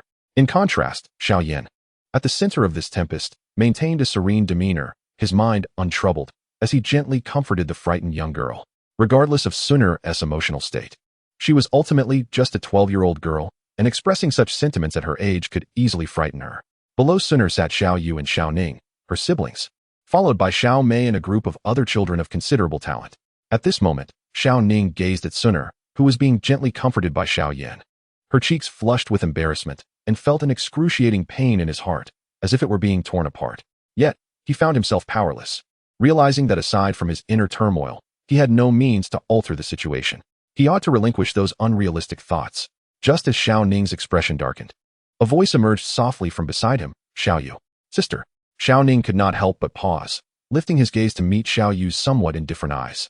Even without Xiao Yan, do you truly believe you are worthy of Sunu? It would be prudent to sever this impractical notion now and mitigate your losses. Xiao Yu's voice was barely above a whisper, deliberately avoiding the attention of Xiao Yan and Suner, yet her beautiful eyes conveyed a hint of pity towards her younger brother. Encountering someone extraordinarily captivating in one's youth is indeed not a blessing. Xiao Ning opened his mouth, unable to suppress the urge to respond. Yet he recognized the truth in his sister's words. Even in the absence of Xiao Yan, could he genuinely aspire to the unattainable? This sentiment echoed in the hearts of every young man present. As the banquet neared its conclusion, Xiao Ning, numbed by the drinks, felt an inkling of reluctance. He glanced at Xiao Yan and Suner, who had returned to their normal demeanor, and his youthful immaturity urged him to dispel his gloom. Thus, observing the composed Xiao Yu beside him, he raised his voice slightly, feigning calmness. Sister, when do you plan to break through to the fighter realm? Upon hearing this, the crowd momentarily paused, exchanging glances, many eyes swiftly shifting to Xiao Yu. After all, she was only around 16 or 17. If she were to break through at such an age, her talent would undoubtedly rank among the best in the entire Wutan city. Even the likes of Xiao Ding and Xiao Li had achieved the fighter rank at a similar age. However, after uttering those words, Xiao Ning felt a pang of regret. He sensed the scrutinizing gazes of several adults directed towards him, as if they could see through him, igniting a feeling of embarrassment and anger. To his dismay, Xiao Yan regarded him with the same look, one that belittled him to the status of a naive child rather than recognizing him as a worthy rival. The most disheartening aspect was that Suner's gaze bore a resemblance to Xiao Yan's. Yet, witnessing Xiao Yan smiling at him, A spark of competitive spirit ignited within Xiao Yu, and she provocatively remarked to Xiao Yan, "If luck is on my side, I might achieve the breakthrough next month." Her words drew appreciative glances from many in the hall. Although Xiao Ning's earlier behavior had been somewhat pretentious, a breakthrough at her age would indeed position Xiao Yu as a vital asset to their family in the future. Ha ha ha. Third elder, you are truly fortunate. Both your granddaughter and grandson possess remarkable talents. They will undoubtedly become pillars of the Xiao family in the days to come. Sensing the peculiar atmosphere that enveloped the gathering, Xiao Zhan pondered for a moment before breaking into a smile. Oh, not at all. These two little ones are quite inferior compared to the three young lads from the clan leader's family. The third elder chuckled modestly, yet a glimmer of joy danced in his eyes. Undoubtedly, Xiao Yu and Xiao Ning's talents paled in comparison to those of Xiao Yan and Suner, but with diligence, there remained a flicker of hope that they might catch up to Xiao Ding and Xiao Li. At the very least, securing a place among the top 10 of their generation seemed entirely feasible. Amidst the light-hearted banter shared by the senior members of the Xiao family, the somewhat awkward atmosphere gradually dissipated. However, it was at this juncture that the previously silent Xiao Ning cast a reluctant glance toward Xiao Yan, who was nearly resting his hand on Suner's shoulder.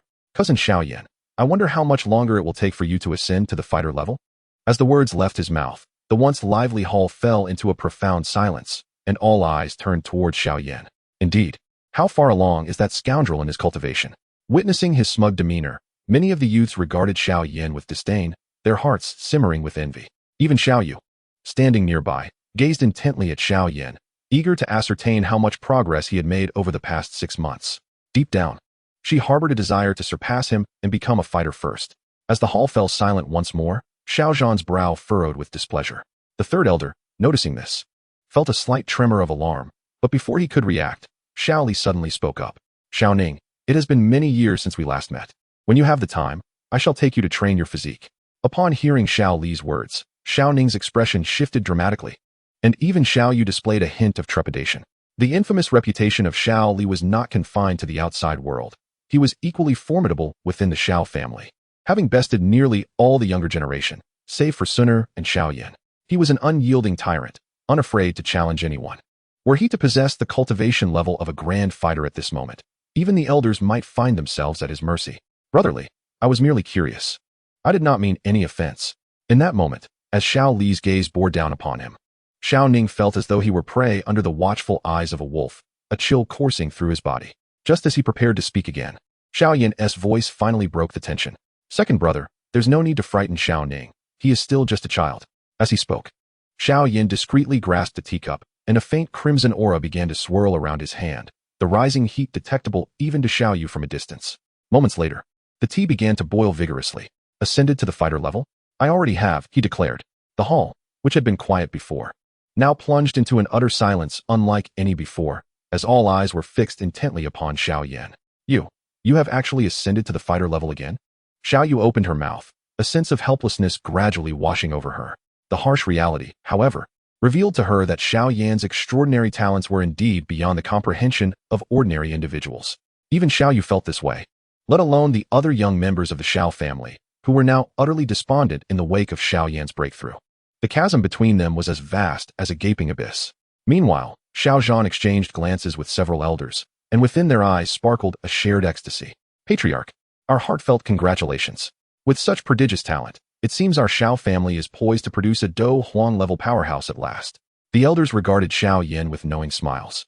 Once Xiao Yan ascends, the Xiao family is destined to become one of the prominent clans in Wutan City, if not within the entire Jiama Empire. Consequently, the benefits accruing to the branches of the family would undoubtedly far exceed their current fortunes. Ha ha ha, let us drink. To think our Xiao family is blessed with such a genius, truly a boon from our ancestors. In an instant, the atmosphere of the grand hall divided into two distinct factions. Those of slightly advanced years were jubilant, fully aware that they would likely bask in Xiao Yan's glory in the future.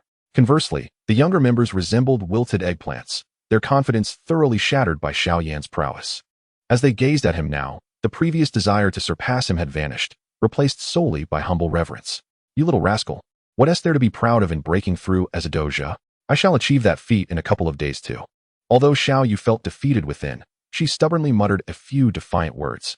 "I advise you not to rush your breakthrough, lest you risk losing everything you've worked for." Just as she resolved to pursue her own advancement soon, Xiao Yan, who had been chatting with Sun Air, suddenly turned his gaze toward Xiao Yu. At that moment, Sun Er finally emerged from the fog of Xiao Yan's intimidating words, her eyes sparkling like autumn waters as she looked at him, then followed his gaze to Xiao Yu. What is this? You've already broken through as a doja, and yet you think I shouldn't do the same? Xiao Yu glared at Xiao Yan and could not resist a provocative retort. Don't think that just because you've advanced to a doja, you can reprimand me. Oh, is that so? If you don't require the qi gathering powder, then consider my words as if they were never spoken, Xiao Yan replied, shaking his head at Xiao Yu's persistent banter. Qi gathering powder? What qi gathering powder? Xiao Yu paused, her eyes suddenly fixating on Xiao Yan, who appeared to be calmly slicing meat for Sun Er, as if he had said nothing at all. Xiao Yan, speak up, Xiao Yu urged, her impatience mounting. Yet Xiao Yan remained unresponsive, which only heightened her anxiety. However, with so many witnesses present, she could not afford to express her feelings too overtly. The banquet unfolded with a mix of joy and sorrow among its attendees, yet Sun Er, despite her tranquil demeanor, harbored a myriad of subtle emotions within her clear eyes. As the evening drew to a close, Xiao Zhan cast a contemplative glance at Xiao Yan. Upon hearing Xiao Zhan's words, Xiao Yan smiled and nodded noncommittally, realizing that he had some matters to discuss with his father and two brothers. However, just before departing from the hall, Xiao Yan glanced at Xiao Yu, and upon witnessing her expression akin to that of a cat's scratch, he smiled and said, "Come find me in 7 days." After uttering these words, he disregarded Xiao Yu's puzzled countenance and left the hall with Sun Er. The moonlight cascaded down, illuminating the frost-laden earth with a crystalline whiteness. Xiao Yan and Sun Er strolled together, unable to resist admiring the young girl once more under the moon's glow. Due to the insufficient intensity of her fighting spirit, she was still wrapped in a light purple fox fur, and her delicate face bore a hint of blush, evidently still recovering from the evening's unexpected events. They walked in silence until they reached the entrance of Sun Er's little abode. Xiao Yan gazed at her charming face, which outshone the moonlight, and gently took her slightly cold hand. Xiao Yan Gij, Sun Er said softly, her long eyelashes fluttering as the blush on her face deepened, rendering even the moonlight pale in comparison to her bashfulness. What I said today is no jest, Xiao Yan remarked, his gaze serious as he fixed it on the young girl's shy visage. Do not be anxious. I will accompany you as you grow, from now until the future. We shall always be together. Forever together. With a smile, Xiao Yan gently wrapped his arm around her delicate shoulders and pulled her into an embrace. Initially stiffened by the unexpected closeness, Sun Er soon melted into his warmth. Feeling his comforting presence, she gently nodded her head and whispered, I have always believed in you. Xiao Yan Gij. Under the moonlight, the young couple nestled quietly together until Xiao Yan sensed a chill in the air and gently released her. Observing her endearing demeanor, a soft smile graced Xiao Yan's lips. After pausing for a moment at the door, he cheerfully made his way towards Xiao Zhan's chamber. Once Xiao Yan departed, a bittersweet murmur emanated from a tree above Sun Er's room. Oh no, this girl has been utterly captivated by him. How shall I explain this to the clan leader? Yener, you have arrived. Upon entering Xiao Zhan's room, Xiao Yan noticed that his father appeared somewhat inebriated. Opposite him sat Xiao Ding and Xiao Li, both with flushed faces from their indulgence. It was evident that within the span of less than half an hour, the three had consumed a considerable amount of drink. More telling was the furrow of concern etched on Xiao Zhan's brow. Yener, I know you have a fondness for Sun Er, but her family's background. Chapter 25, Blood God Pill. Observing the worry on Xiao Zhan's face, a barely perceptible smile appeared on Xiao Yan's lips. Father, I comprehend your unspoken thoughts. You wish to convey that the family behind Sun Er is one that our Xiao clan cannot provoke. Indeed, the ancient clan possesses formidable strength. Upon hearing Xiao Yan's words, Xiao Zhan was momentarily taken aback, and upon the mention of the ancient clan, his fierce eyes narrowed slightly. How do you know of the ancient clan? Did Sun Er tell you? The tone of Xiao Zhan's voice grew taut with apprehension, which caused both Xiao Ding and Xiao Li, already somewhat intoxicated, to pause in surprise. Hee. I am aware of far more than you might imagine, perhaps even more than you do, father. Xiao Yan could not suppress a faint smile as he snapped his fingers lightly, and instantly, the ethereal soul power of Yao Lao enveloped the entire room. Stepping forward to stand before Xiao Zhan, Xiao Yan's gaze fell upon the ancient jade pendant around his father's neck, a smile gracing his lips. Father, today you may enlighten my brothers and me about the origins of this ancient jade and the true deeds of our Xiao ancestors. Upon hearing Xiao Yan's words, Xiao Zhan's expression shifted subtly, and he scrutinized his son closely. Once assured that this was indeed his child, he hoarsely replied, What are you saying? Our Xiao clan harbors no secrets. This jade pendant is merely a token of inheritance. Xiao Yan's smile widened at Xiao Zhan's reaction, and with just a few understated words, he caused Xiao Zhan's demeanor to shift dramatically. Our Xiao clan is a remnant of an ancient Dou emperor family, and the ancient jade you hold known as the Tuashi Ancient Emperor Jade, connects us to the ancient clan, a Dou Emperor family that remains powerful to this day. Thus, any casual member they send out to guard their gates is sufficient to bring about our Xiao clan's ruin. His words left Xiao Ding and Xiao Li in bewilderment, for the terminology seemed far beyond their grasp. Yet, Xiao Zhan, rendered sober by fear, turned pale as the implications sank in. Yenner, where did you acquire such knowledge? This is a secret that could lead to the annihilation of our Xiao clan. Seeing his father's distress, Xiao Yan gently patted Xiao Zhan's shoulder, offering reassurance. Do not worry. Father, this secret is known only to the four of us. Today, I intend to resurrect some of the long-lost legacies of our Xiao clan. As he spoke, he had already prepared a narrative. In this tale, Yao Lao was depicted as the guardian of the remnants of the Xiao clan, who, after centuries of searching, finally discovered the surviving lineage and was so astounded by Xiao Yan at first glance that he insisted on taking him as a disciple to pass on the ancient heritage of the Xiao clan. Furthermore, Yao Lao had recognized his remarkable talent as an alchemist and sought to nurture him into an exceptional practitioner. As for the matter of his rebirth, Xiao Yan chose to remain silent, believing that the less known, the better. It was only in the presence of Yao Lao, the old man who had been by his side day and night, that Xiao Yan felt compelled to reveal a portion of the truth. Once Xiao Yan concluded his meticulously crafted narrative, both Xiao Zhan and Xiao Ding, as well as Xiao Li, were left in a state of stunned silence. However, it was not long before they gradually comprehended the intricacies of the situation. Though still somewhat perplexed, their eyes began to glimmer with joy. Yuan, you possess the talent of an alchemist, exclaimed Xiao Zhan, his eyes sparkling with excitement. Indeed, my remarkable progress over the past 6 months is attributed to the numerous spiritual medicines my teacher has provided, enabling me to swiftly regain my status as a Dou fighter. Xiao Yan spoke with a blend of truth and embellishment, making his words appear even more credible. Pray tell, who is this esteemed teacher of yours? Xiao Ding inquired, his gaze filled with curiosity. This matter is of great significance, as you are well aware, Father, of the formidable enemies our Xiao clan faced in the past. To maintain secrecy, my teacher has chosen to conceal their identity and communicate solely with me. Xiao Yan had already devised a rationale in his mind. Once our Xiao family has established a solid foundation and possesses sufficient strength for self-preservation, my teacher shall undoubtedly reveal themselves. Xiao Yan's tale, a blend of truth and fabrication, ultimately managed to convince Xiao Zhan and his 2 brothers, as the undeniable strength of their ancestral lineage had been passed down through generations of clan leaders. When Xiao Zhan ascended to the position of clan leader and received such astonishing news, his expression was one of sheer disbelief, not unlike the astonishment he felt today. Conversely, Xiao Ding and Xiao Li were left somewhat bewildered by the overwhelming information presented that evening. What I have shared tonight is a matter of utmost secrecy. Should it be divulged, our Xiao clan would face catastrophic consequences. Thus, Father and my 2 brothers must ensure absolute confidentiality and not disclose even the slightest detail to anyone. Xiao Yan asserted, his demeanor growing increasingly grave. Upon hearing this, Xiao Ding and Xiao Li nodded solemnly, recognizing the gravity of the situation after learning these astonishing secrets. Xiao Yan felt confident in confiding in his brothers, knowing they were discreet individuals. Otherwise, he would rather refrain from awakening their Dou Emperor bloodline, allowing them to await his ascension to Emperor, than reveal any information. After all, he currently lacked the power to contend with the Soul Clan. It is widely understood that the ancient races continuously produced formidable individuals primarily due to the abundance of Dou Emperor bloodlines within their ranks.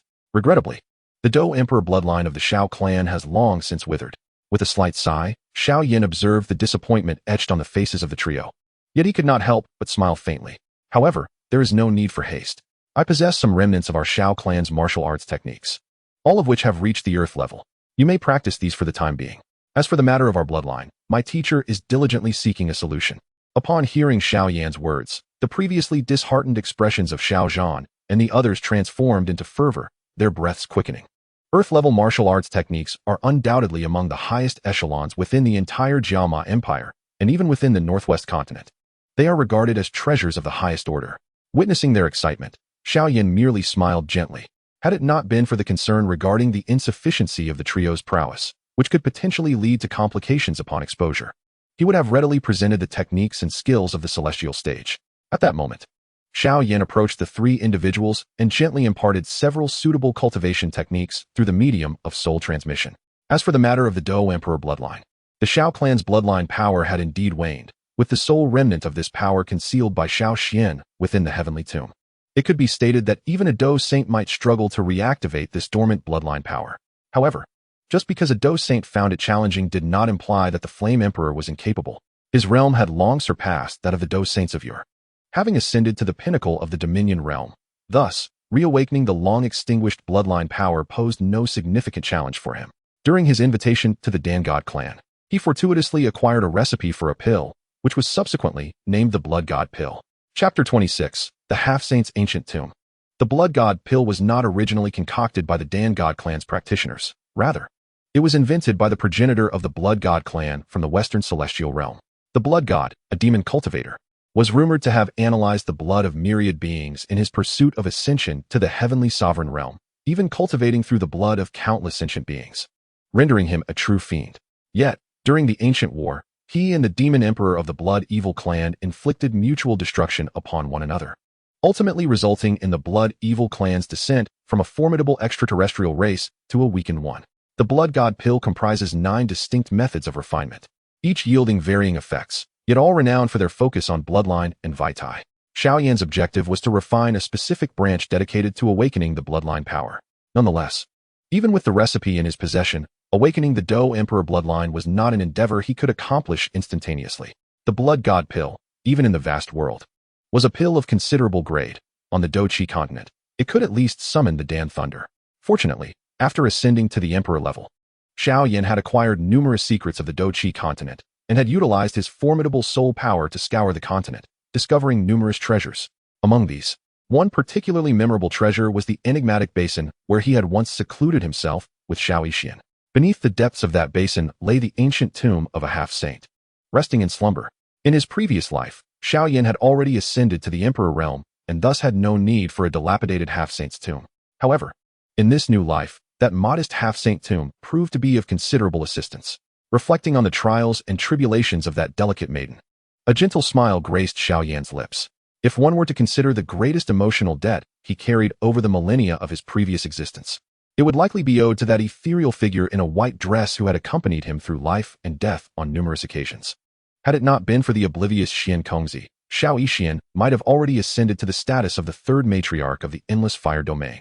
However, let us wait for Master Yao to regain his strength, for the perils within the half-saint ancient tomb are not something he can easily handle at present. Earth-tier intermediate martial arts, the Azure Wind Shadow Technique. Earth-tier intermediate martial arts, the Thunder Reflection Technique.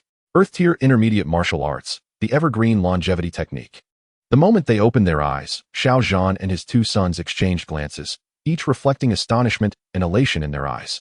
Within the Jaimar Empire, even low-level Earth-tier martial arts are exceedingly rare, let alone intermediate ones. A single volume of intermediate Earth-tier martial arts is sufficient to ensure that a Duki practitioner faces no obstacles in their cultivation until they reach the Dozun rank. While the 3 of them may not be privy to this small secret, they are aware that with this martial art, their future prospects are bound to soar, promising limitless potential. Father, elder brother, second brother, should you practice this technique, it must be kept as a trump card. Do not reveal it unless absolutely necessary. Xiao Yan said earnestly. Intermediate Earth-tier martial arts can indeed drive Dou Huang experts to madness, and even attract the envy of Douzong practitioners. Some unfortunate Douzong experts may never have the chance to cultivate a complete set of such techniques. We understand that, in the future, if there is no necessity, we will not disclose this martial art. Even the combat techniques you have taught us will not be casually employed. The 3 of them exchanged knowing glances, fully aware of the gravity of the situation. Even a single volume of intermediate Earth-tier martial arts could lead to the downfall of the Xiao family. How much more so with 3 volumes, along with the fact that Xiao Yan had imparted a set of Earth-tier combat skills to each of them, as well as a set of advanced mysterious-tier techniques.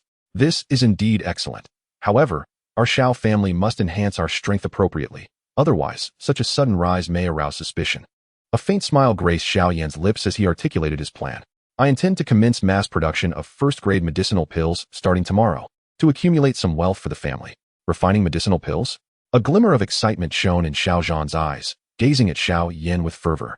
Are you suggesting that your mentor intends to refine pills to assist our Xiao family? Upon witnessing Xiao Zhan's enthusiasm, Xiao Yan could not help but gently shake his head and softly replied, "It is I." "You?" Xiao Zhan's eyes widened in astonishment. And even Xiao Ding and Xiao Li stared at Xiao Yan in disbelief. "You have become an alchemist?" Under the astonished gazes of the 3, Xiao Yan nodded gently. a subtle smile lingering on his lips. Heavens! Xiao Yan could not suppress a long sigh. The happiness of this day had come too suddenly. First, Xiao Yan broke through to become a Dou Shi. Then they inexplicably received the favor of their ancestors, and now all three had acquired Earth-tier martial arts. Following that, his youngest son cheerfully informed him that he was now an alchemist. A 12-year-old alchemist? Such talent in a small place like the Jiamar Empire had never been heard of. Even the Pill King Gu, he was likely still muddling through at that age. The overwhelming waves of happiness surged through Xiao Yan, rendering his mind slightly dizzy, ultimately prompting him to emit an almost maniacal laugh. Hee, the Xiao family shall rise. My son Xiao Yan is truly the chosen one. A rare chilan of our family in a millennium. Observing Xiao Yan's exuberance, Xiao Yan couldn't help but gently shake his head. Well, it is a rare occasion to see my father so joyful. As these thoughts crossed his mind, he noticed that his two elder brothers were also sporting the same peculiar laughter. The sight of the room filled with their strange chuckles felt rather uncanny even to Xiao Yan. It was as if they had stepped into the Soul Palace. Fortunately, this was not the true Soul Palace. After a night of excitement, the three of them began to regain some semblance of normalcy. However, the following day, despite having not slept a wink, Xiao Yan, with bloodshot eyes yet brimming with energy, summoned several elders. Elders, I require the immediate mobilization of all our family's liquid assets. Clan leader, what has occurred that necessitates the mobilization of all our funds? The three elders exchanged puzzled glances at Xiao Yan's slightly excited demeanor. To purchase a medicinal cauldron and refine medicines. Xiao Yan struggled to suppress the corners of his mouth, yet he was oblivious to how they had risen even further. Refined medicines? Clan leader, have you perhaps engaged a medicinal alchemist? Upon hearing Xiao Yan's words, the three elders were momentarily taken aback, then their faces lit up with joy. In a small city like Wu-Tan, a medicinal alchemist was a figure of utmost esteem. Even a first-grade alchemist could have a significant impact on Wu-Tan. Indeed, Xiao Yan confirmed with a smile, only to see the three elders eagerly inquire. May we ask, clan leader, which master have you engaged? Chapter 27. Perhaps you should touch it a bit more. Noticing the elders' expressions of confusion mingled with joy, an imperceptible glint of intrigue flashed in Xiao Yan's eyes. He cleared his throat and continued, it is quite a coincidence. This master alchemist is related to us, sharing the surname Xiao. His name is Xiao Yan. Xiao Yan, you say? How splendid. In that case, Xiao Yan. The three elders exchanged glances once more, and finally, the eldest elder could not restrain himself. His mouth dry as he looked at Xiao Yan, and he could not help but say, Clan leader, are you referring to your youngest son? The most talented youth of our Xiao family, Xiao Yan? Indeed, he is my son. Xiao Yan nodded, striving to suppress his smile. Yet he remained oblivious to the fact that his grin was stretching almost to his ears. Not long ago, during a breakthrough in his fighter level, Yan encountered a high-ranking alchemist in the back mountains of our Xiao family. The alchemist, recognizing his considerable talent, took him on as a direct disciple. Xiao Yan presented the carefully prepared narrative. My heavens! The three elders' eyes widened in shock, and they felt their minds spinning slightly. If one were to say that Xiao Yan's ascension to a fighter at the tender age of 11 could merely be deemed a rare occurrence within the Jiamai Empire, perhaps yielding only a handful of such prodigies in a generation, then his achievement of becoming a pharmacist at the age of 12 is truly unprecedented. Even the esteemed Dan King, Gu He, only attained the status of a pharmacist at 19. Our Xiao family is indeed on the brink of prosperity. The grand elder suddenly sank to the ground, his aged eyes glistening with unshed tears. Though the three elders harbored their own ambitions, their loyalty to the clan was undeniably genuine, and the news of an extraordinary talent emerging within the family filled them with immense excitement. Moreover, with Xiao Yan's rise, these old-timers would also benefit from his success. Gu He, now a 6th-grade pharmacist, became one at 19. One could only wonder what heights Xiao Yan might reach at 12. Perhaps a 7th grade? As for the realms of 8th or 9th grade, those were but distant dreams for them, existing only in the annals of legend. If these old men were to learn that Yenner has also inherited the legacy of our Xiao clan's ancestors, they might just faint on the spot. Observing the three elders' exuberance, Xiao Yan couldn't help but chuckle to himself, momentarily forgetting that he was not much stronger than these three old fellows the previous night. As for the affairs of the Xiao clan, his composure prevented him from divulging even a word to others. Nevertheless, upon discovering that Xiao Yan possessed the aptitude of a pharmacist, the elders' regard for him escalated to unprecedented heights. That very day, the clan's upper echelon swiftly amassed a sum of 500,000 gold coins, directly purchasing a 3rd-grade medicinal cauldron worth 300,000 gold coins through Ya Fei. In their estimation, with Xiao Yan's talent, it was conceivable that he might become a 3rd-grade pharmacist in a few years. This investment was not merely in Xiao Yan. But in the future of the clan, should the Xiao family truly give rise to a new Dan King, what would such an expenditure amount to? Patriarch, you mentioned that the pharmacist's rank is exceedingly high, but what is it precisely? Well, he is at least 4th grade, I suppose. That elder is shrouded in mystery, revealing himself to no one but Yenner. My knowledge of this is solely due to what Yenner has shared with me. Foundation Establishment Elixir. A 4th grade pharmacist. Foundation Establishment Elixir. The elder's eyes widened in astonishment. A 4th grade pharmacist is indeed a significant figure in the entire Jiama Empire. The Foundation Establishment Elixir had stirred quite a storm in Wutian City over the past months. Most crucially, Xiao Yan asserted that the pharmacist in question is at least 4th grade. What they did not realize was that even Xiao Yan dared not speculate on the true prowess of that pharmacist. The ability to casually dispense several sets of earth-grade techniques and martial arts surpasses even Xiao Yan's imagination. The only comparable force might be the one behind Sun Er. Regardless, he could not let slip even a whisper of this information. Accompanying the 3rd-grade medicinal cauldron to the Xiao family was none other than Ya Fei herself. She was not responsible for transporting these items, but through the actions of the Xiao family, she quickly sensed something amiss. Thus, under the guise of visiting, she made her way directly to Xiao Yan. Upon receiving Xiao Yan's acknowledgement, even the knowledgeable and worldly Ya Fei could not help but gasp in astonishment. She had long suspected Xiao Yan's talent for alchemy, yet she never anticipated that this 12-year-old boy had already become an alchemist. At that moment, her regard for Xiao Yan reached an unparalleled height, her beautiful eyes seemingly poised to devour him whole. In a few days, I will concoct a batch of medicinal herbs for the family to enhance our financial standing, Xiao Yan stated earnestly, disregarding the peculiar glint in Ya Fei's eyes. Rest assured, you are now the most significant potential asset in my sister's heart. Whatever you require, I shall surely comply, she replied with a playful smile. Just a potential asset? Xiao Yan merely chuckled at her words. Huh. If you wish to transform into something else, you should at least wait until you grow up. Besides, do you think you can persuade your childhood friend? Ya Fei covered her red lips, her eyes narrowing mischievously as she regarded a particular aspect of Xiao Yan. Mocked in such a manner, Xiao Yan's mood soured, and he could not help but wave his hand dismissively. Go away, you're such a buzzkill. Seeing Xiao Yan's reaction, Ya Fei laughed even more heartily, teasing him a few more times before gracefully departing with a captivating sway of her waist. 2 days later, Ya Fei delivered a large quantity of medicinal herbs to the Xiao family. After weeks of arduous training, Xiao Yan was nearing the threshold of becoming a 4-star Dou Shi, perfectly poised to refine his fighting energy through alchemy. However, just as he prepared to engage in alchemy, Xiao Yu anxiously knocked on his door. Do you need something? Xiao Yan inquired, puzzled by Xiao Yu's conflicted expression. You said I should come find you, didn't you? The previously conflicted expression on Xiao Yu's face morphed into irritation. Did this little rascal think to toy with her? Oh right, I completely forgot about that, Xiao Yan said, lightly tapping his forehead. He flicked his fingers, causing a jade box to spring forth from his spatial ring and land before Xiao Yu. Here, with this. Your breakthrough to Dou Shi is assured. Breakthrough to Dou Shi, assured? Xiao Yu blinked in surprise, her heart racing as she nervously opened the jade box. The fragrant aroma that wafted forth invigorated her internal fighting energy, hastening its flow. Gathering chi pill, Xiao Yu exclaimed, gazing at the dragon-eye-sized pill nestled within the box. Yes, just take this secretly. Do not make it known to others, or the entire family will swarm me for more. I do not have the time to prepare for them, Xiao Yan advised, nodding gently. As he prepared to close the door, he noticed Xiao Yu's face suddenly flush with color. Such a precious pill. I feel quite uneasy holding on to it. Xiao Yu's delicate face flushed with a rare shyness as she hesitantly suggested, why not let me touch you a couple more times? As she spoke, Xiao Yu gracefully extended her long, slender leg. Chapter 28. The Rise of the Xiao Family. Xiao Yan's acceptance as a disciple by a renowned alchemist was not a secret he and Xiao Zhan intended to keep from their family. Consequently, the news spread swiftly among the family members. Upon learning that Xiao Yan was to become an alchemist, the younger generation of the family fell into a complete state of despair, transforming their previous ambitions into nothing but reverence and admiration for him.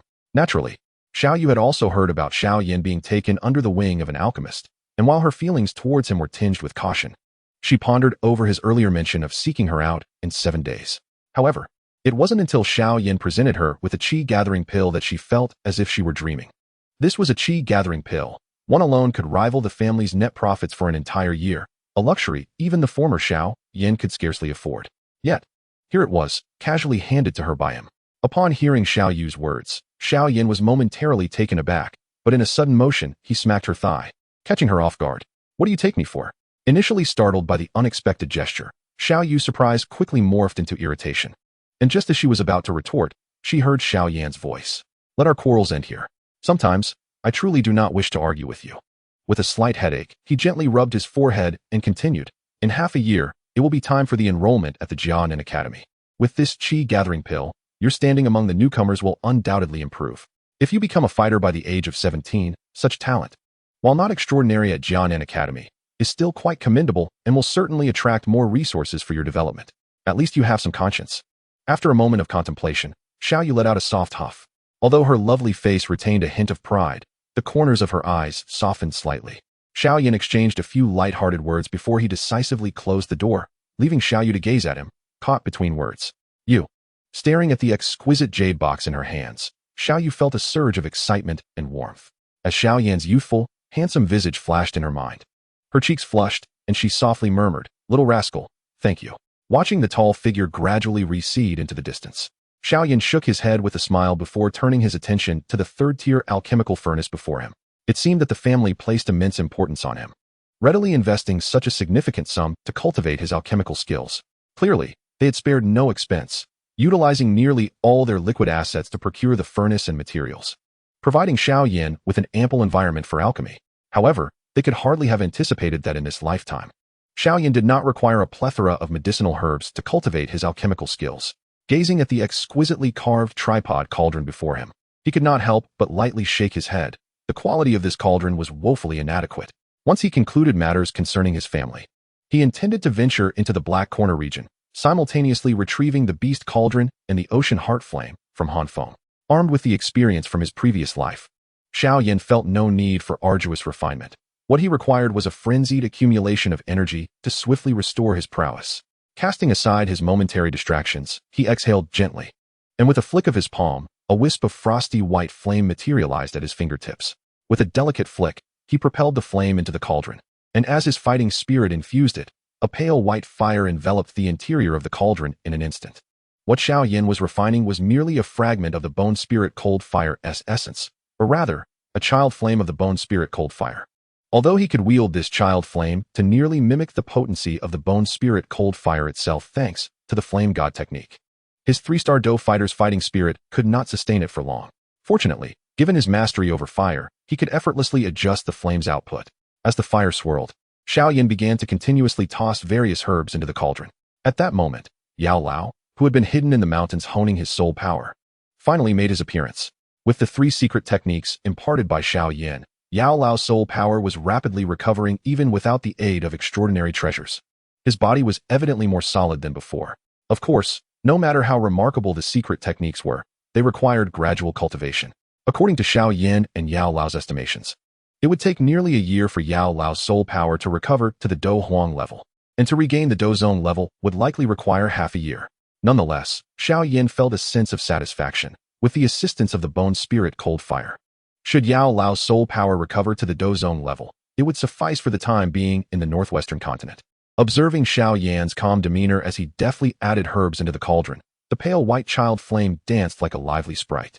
And Xiao Yan meticulously separated the concocted elixir into multiple jade vials. Yao Lao could not help but nod in approval. At this juncture, he had completely placed his trust in Xiao Yan's words. Otherwise, how could such a deft and effortless alchemical technique be performed by a mere 12-year-old? For several consecutive days, Xiao Yan quietly sat in his modest chamber, diligently refining medicine. Each session lasted until his internal fighting spirit was utterly depleted, after which he would vigorously absorb the energy of the heavens and earth to replenish his fighting spirit. Only when his soul power was nearly exhausted would he lie down to rest. Under such relentless and nearly ceaseless alchemical endeavors, his fighting spirit successfully broke through to the level of a 4-star Dou fighter, surpassing even the vast quantities of medicinal herbs he had prepared in advance. On the 3rd day of breaking through to the rank of a 4-star alchemist, Xiao Yan finally succeeded in refining all the medicinal materials into numerous bottles of first-grade elixirs. Although these 3 types of elixirs were rather commonplace, their sheer quantity was impressive, with Xiao Yan nearly retaining around 1,000 bottles of each. Nevertheless, he discreetly concealed nearly half of the finished products within his spatial ring. It was not that Xiao Yan was overly frugal, rather, the extraordinary output of a first-grade alchemist would inevitably attract attention. This portion of finished elixirs was intended for sale in other cities through Ya Fei.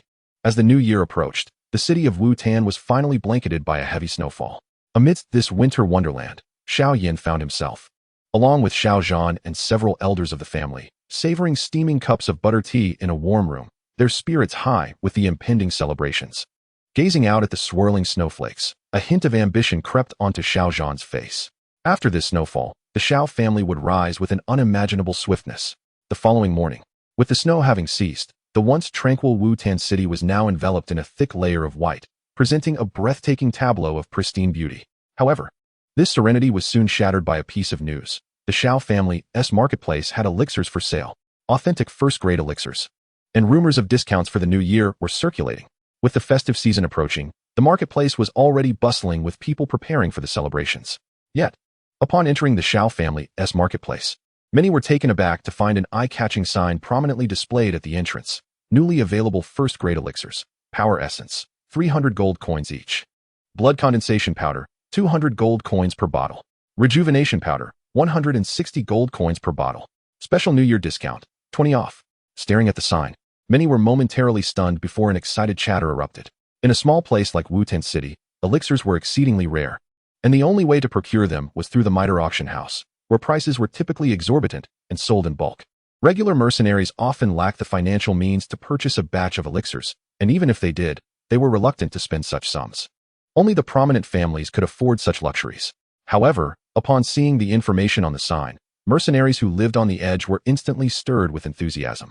For them, a bottle of first-grade elixir often meant an extra chance at life.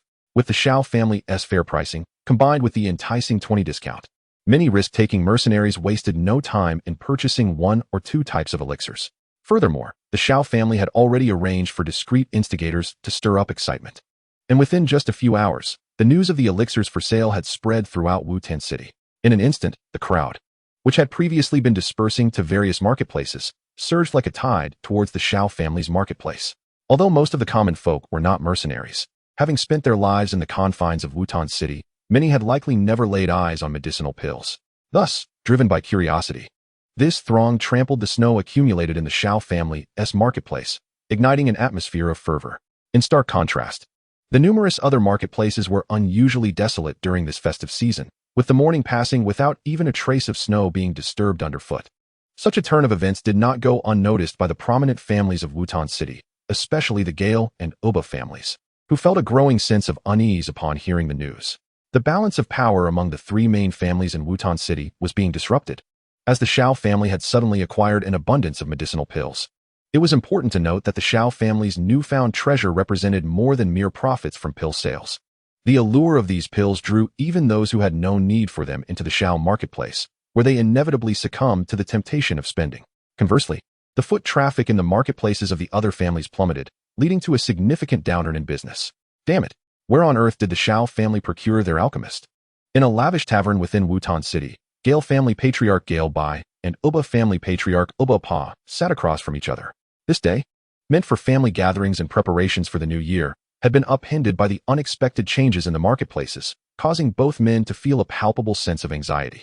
The new year was typically a time for families to profit handsomely from their marketplaces, yet today, the Xiao family had seized a substantial portion of their business.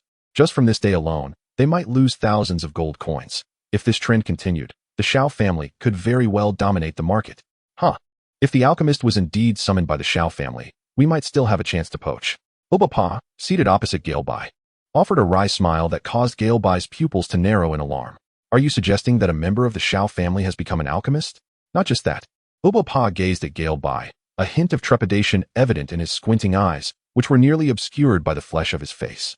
Can you guess who this alchemist from the Xiao family is? Who? Gale Bai felt his unease intensify. Among the older generation of the Xiao family, no one seemed to possess the talent for alchemy. It is Xiao Yan, the youngest son of Xiao Zhan, Xiao Yan. As Oba Pa observed Gale Bai's reaction, he could not help but let out a soft sigh, while Gale Bai's demeanor became as rigid as stone, struck by a sudden realization. Xiao Yan. Gale Bai's mind spun with disbelief as he swallowed hard, his lips trembling as he uttered in incredulity. How could this be? He is only 12 years old. Even if we stretch it, he cannot be more than 13. I am aware of his remarkable aptitude for cultivation, yet no matter how extraordinary he is, it is inconceivable for someone of his age to become an alchemist. As I speak, a distant look clouds his eyes. A 12-year-old alchemist is unheard of in the Jiamai Empire. It is a notion that is beyond imagination. When I first heard this news this morning, I was in a state akin to yours. However, after spending a considerable sum to verify the information with the Xiao family, I discovered that this revelation is indeed true. Observing Galabai's expression, the bitter smile on Obapa's lips deepened. Such talent is something they have never encountered. It is unimaginable to consider what this young man will become if he continues to flourish. Given Xiao Yan's rate of growth, it is likely he will possess the strength to easily obliterate our two families within a decade. Thus, we are faced with two options. Either we submit to the Xiao family early and seek their goodwill, or we take decisive action to eliminate them. Nevertheless, I feel the latter option is exceedingly improbable. After a moment of contemplation, Obapa finally voiced his thoughts. Are you suggesting that I serve as a dog for Xiao Zhan? Galabai suddenly turned, his sharp gaze fixed on Obapa, an expression of intense reluctance evident on his face. Having battled Xiao Zhan for over a decade, the thought of submitting to him was more unbearable than death itself. If you believe you can stand against that young man in the future, you may choose to confront him head-on, Obapa retorted with a hint of mockery. Indeed, the reason we regard the Xiao family with such trepidation is precisely because of that extraordinary individual. Once he is eliminated, all our troubles will be resolved. A fierce glint appeared in Galabai's eyes, brimming with murderous intent. Have you considered that Xiao Yan's ascent to becoming an alchemist at such a tender age is merely a result of his innate talent? The members of the Xiao family have hinted to me that his mentor may very well be a fourth-tier alchemist. Upon hearing this, Obapa could not help but curse under his breath.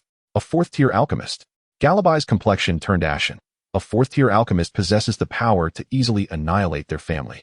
Yet, the prospect of submitting to Xiao Zhan so readily filled him with a profound sense of reluctance. Wait, in the midst of this dread, a sudden spark of inspiration ignited in Galabai's mind as he turned to Obapa, a sinister plan slowly taking shape. Chapter 30, Young Patriarch Xiao Yan. As night fell, Galabai and Obapa finally emerged from the tavern. With that in mind, let us first test the strength of the Xiao family through that alchemist with the surname Liu. If he proves no match for the Xiao family, then we need not deliberate further. This would indicate that the current Xiao family is indeed more formidable than the combined strength of our two families. Obapa inhaled the frigid air deeply, a grave expression in his eyes. Indeed, if it comes to that, it would certainly mean that scoundrel Xiao Zhan is fortunate. In that case, I would have no choice but to bow my head in submission. Jia Libi's eyes narrowed slightly, exuding a fierce and unyielding spirit. As twilight descended, the streets grew increasingly desolate, yet the warm, amber lights of numerous establishments began to flicker to life. With the night deepening into darkness, the city of Wutan ignited in a myriad of lights, a festive atmosphere quietly burgeoning. For a moment, the grand hall of the Xiao family, capable of accommodating hundreds, appeared somewhat congested. Nevertheless, on this day, the entire clan was enveloped in an unparalleled excitement. This was due to the fact that the profits earned by the Xiao family today exceeded tenfold the earnings of a typical New Year's day. Cousin, you cannot fathom it. The market I oversee alone amassed nearly 100,000 gold coins today. In the past, such a scenario was simply unimaginable. Haha. While my earnings are not as extravagant, they are still substantial. The allure of first-grade elixirs has caused foot traffic in our family's market to surge almost tenfold. By the way, I sold off the majority of the 300 elixirs allocated to me. As they spoke of the elixirs, the expressions of the crowd grew even more animated, their gazes drawn toward the youth seated serenely at the center of the hall, engaged in light-hearted conversation with a maiden beside him. Everyone understood that the remarkable transformation experienced by the family today was largely due to the presence of this boy, who had not yet reached the age of 13. With such a prodigious talent, the rise of the Xiao family was now an unstoppable force. Ladies and gentlemen, amidst the lively exchanges, a resonant voice enveloped the entire hall, capturing the attention of all. It was Xiao Zhan, adorned in a magnificent and solemn robe, which added an air of authority to his already imposing visage. Despite his formidable presence, a beaming smile adorned Xiao Zhan's face, reminiscent of a victorious general returning from battle. Today, under my command, the 8 markets and 23 shops of the Xiao family have collectively surpassed 1 million in revenue. This marks the highest income we have achieved since arriving in Wutan City. The weight of Xiao Zhan's words resonated deeply within the hearts of all present. An income of 1 million meant that even the net profit would reach at least 200,000 to 300,000 gold coins. Such a sum represented the entire annual net income of the Xiao family in the past. The extraordinary results were attributed not only to the unwavering efforts of the Xiao family members, but also to the remarkable young talent they had nurtured. At that moment, Xiao Zhan's gaze shifted towards the youth clad in black, seated in a corner of the hall. Brother Xiao Yan. The commotion caused by your alchemical endeavors recently has indeed been quite substantial, remarked Suner, seated beside him, her lively eyes fixed on Xiao Yan, unable to suppress a laugh. According to Elder Ling, a 12-year-old first-grade alchemist is an exceedingly rare genius even in the Central Plains. Once discovered, he would surely attract the frenzied attention of those old fellows at the Dan Tower. When Xiao Yan revealed such terrifying talent, it had genuinely startled Ling Ying from the ancient clan. Haha, just stretching my abilities and making a little fortune for the family, he replied casually. In the face of the crowd's scrutiny, Xiao Yan maintained a serene smile, exuding an air of composure. In his past life, he might have felt a hint of embarrassment and touched his nose, but after years of being regarded as a prominent figure in the eyes of the world, he had long since grown accustomed to such admiring gazes filled with respect and fervor. It was at the very moment when Xiao Zhan directed the attention of the crowd towards Xiao Yan that the elder, standing nearby, suddenly raised his voice. Esteemed guests, the tremendous profits our Xiao family enjoys today are entirely due to Xiao Yan. Many among us have watched him grow and are surely aware of his character. Moreover, his talents are unparalleled, not only within our Xiao family, but throughout the entire Jiama Empire. With Xiao Yan, our family can prosper and evolve towards a mightier future. He is indeed the future of our Xiao family. Thus, in my capacity as the elder, I propose that from this day forth, we designate Xiao Yan as the young clan leader of our Xiao family. At the conclusion of the elder's proclamation, both the second and third elders immediately raised their hands in agreement. I second this. I concur with the affirmation of these three venerable figures. The higher-ups of the Xiao family swiftly voiced their support, and astonishingly, no one in the grand hall expressed discontent. After all, should Xiao Yan ascend to greatness, they would be the fortunate ones basking in his glory. Forsaking this opportunity now would surely lead to regret in the future. Consequently, the entire assembly of Xiao clan members echoed their support. Me too. Xiao Yan, young clan leader. Xiao Yan, young clan leader. Xiao Yan, young clan leader. Not far away, Xiao Yu couldn't help but join in, her voice mingling with the chorus. Having recently broken through to become a fighter, she was expected to be one of the highlights of the evening. However, her accomplishments pale in comparison to Xiao Yan's brilliance, overshadowed like a firefly beside the radiant moon. Yet, Xiao Yu felt no resentment. Her pride and previous biases had long been humbled by Xiao Yan's extraordinary talents. Besides, her own successful breakthrough to fighter was also an opportunity gifted by him. Recalling that night, when she had eagerly offered to let Xiao Yan play with her legs, a faint blush crept onto her fair visage. Xiao Yan, young clan leader. Sitting beside Xiao Yan, Sun Er raised her delicate, porcelain-like fist high. Her increasingly refined features were adorned with an excited smile, her clear eyes sparkling with admiration as they gazed at Xiao Yan. An exceptional young man naturally inspires awe, particularly when that remarkable young man is the object of one's affections. You little girl. Observing Sun Er's exuberance, Xiao Yan couldn't help but gently tease her by playfully tapping her cute nose. Then, amidst the passionate gazes of the crowd, he chuckled softly. Since everyone has expressed their agreement, I shall voice my support as well. Chapter 31. Crimson Flame Body, Refining Blood. The identity of Xiao Yan as the young clan leader was collectively acknowledged by the members of the Xiao family during this New Year's celebration. Yesterday, the profits of the family reached an impressive 330,000 gold coins, of which a substantial 180,000 coins were attributed solely to the elixirs you concocted. According to our previous agreement, 90,000 coins have already been deposited onto this golden card. On the following morning, as the Xiao family still bore a hint of the morning chill, Xiao Zhan presented a finely crafted purple gold card to Xiao Yan. As he gazed at Xiao Yan's youthful yet composed visage, a wave of emotion stirred within Xiao Zhan's heart. It seemed that Xiao Yan had managed to produce a remarkable quantity of first-tier elixirs in less than 10 days. In this brief span, excluding the costs of purchasing materials, the batch of elixirs had already generated a profit of 180,000 gold coins. And this was without the complete sale of the batch. Though Xiao Yan attributed his success to the assistance of his mentor, it is undeniable that the profession of alchemy is indeed a remarkably lucrative endeavor. Understood, father. Accepting the purple gold card without hesitation, Xiao Yan, despite not placing great value on such wealth, acknowledged that he had not yet reached a state of financial independence. However, if Xiao Zhan were to discover that nearly half of the elixirs remained with Ya Fei, one could only imagine his reaction. Starting today, I shall produce 1,000 bottles each of these 3 types of elixirs for the family every month. Given the market in Wutan City, it may not be possible to absorb all these elixirs in the future, and father can arrange for personnel to sell them in other cities. As he tucked the purple gold card into his spatial ring, Xiao Yan chuckled softly, producing these every month.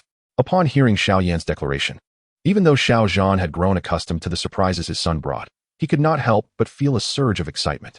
3,000 bottles in total would yield a net profit of over 200,000 coins, excluding costs, and with the influx of clientele brought by the elixirs, an additional income of nearly 100,000 coins could be anticipated each month.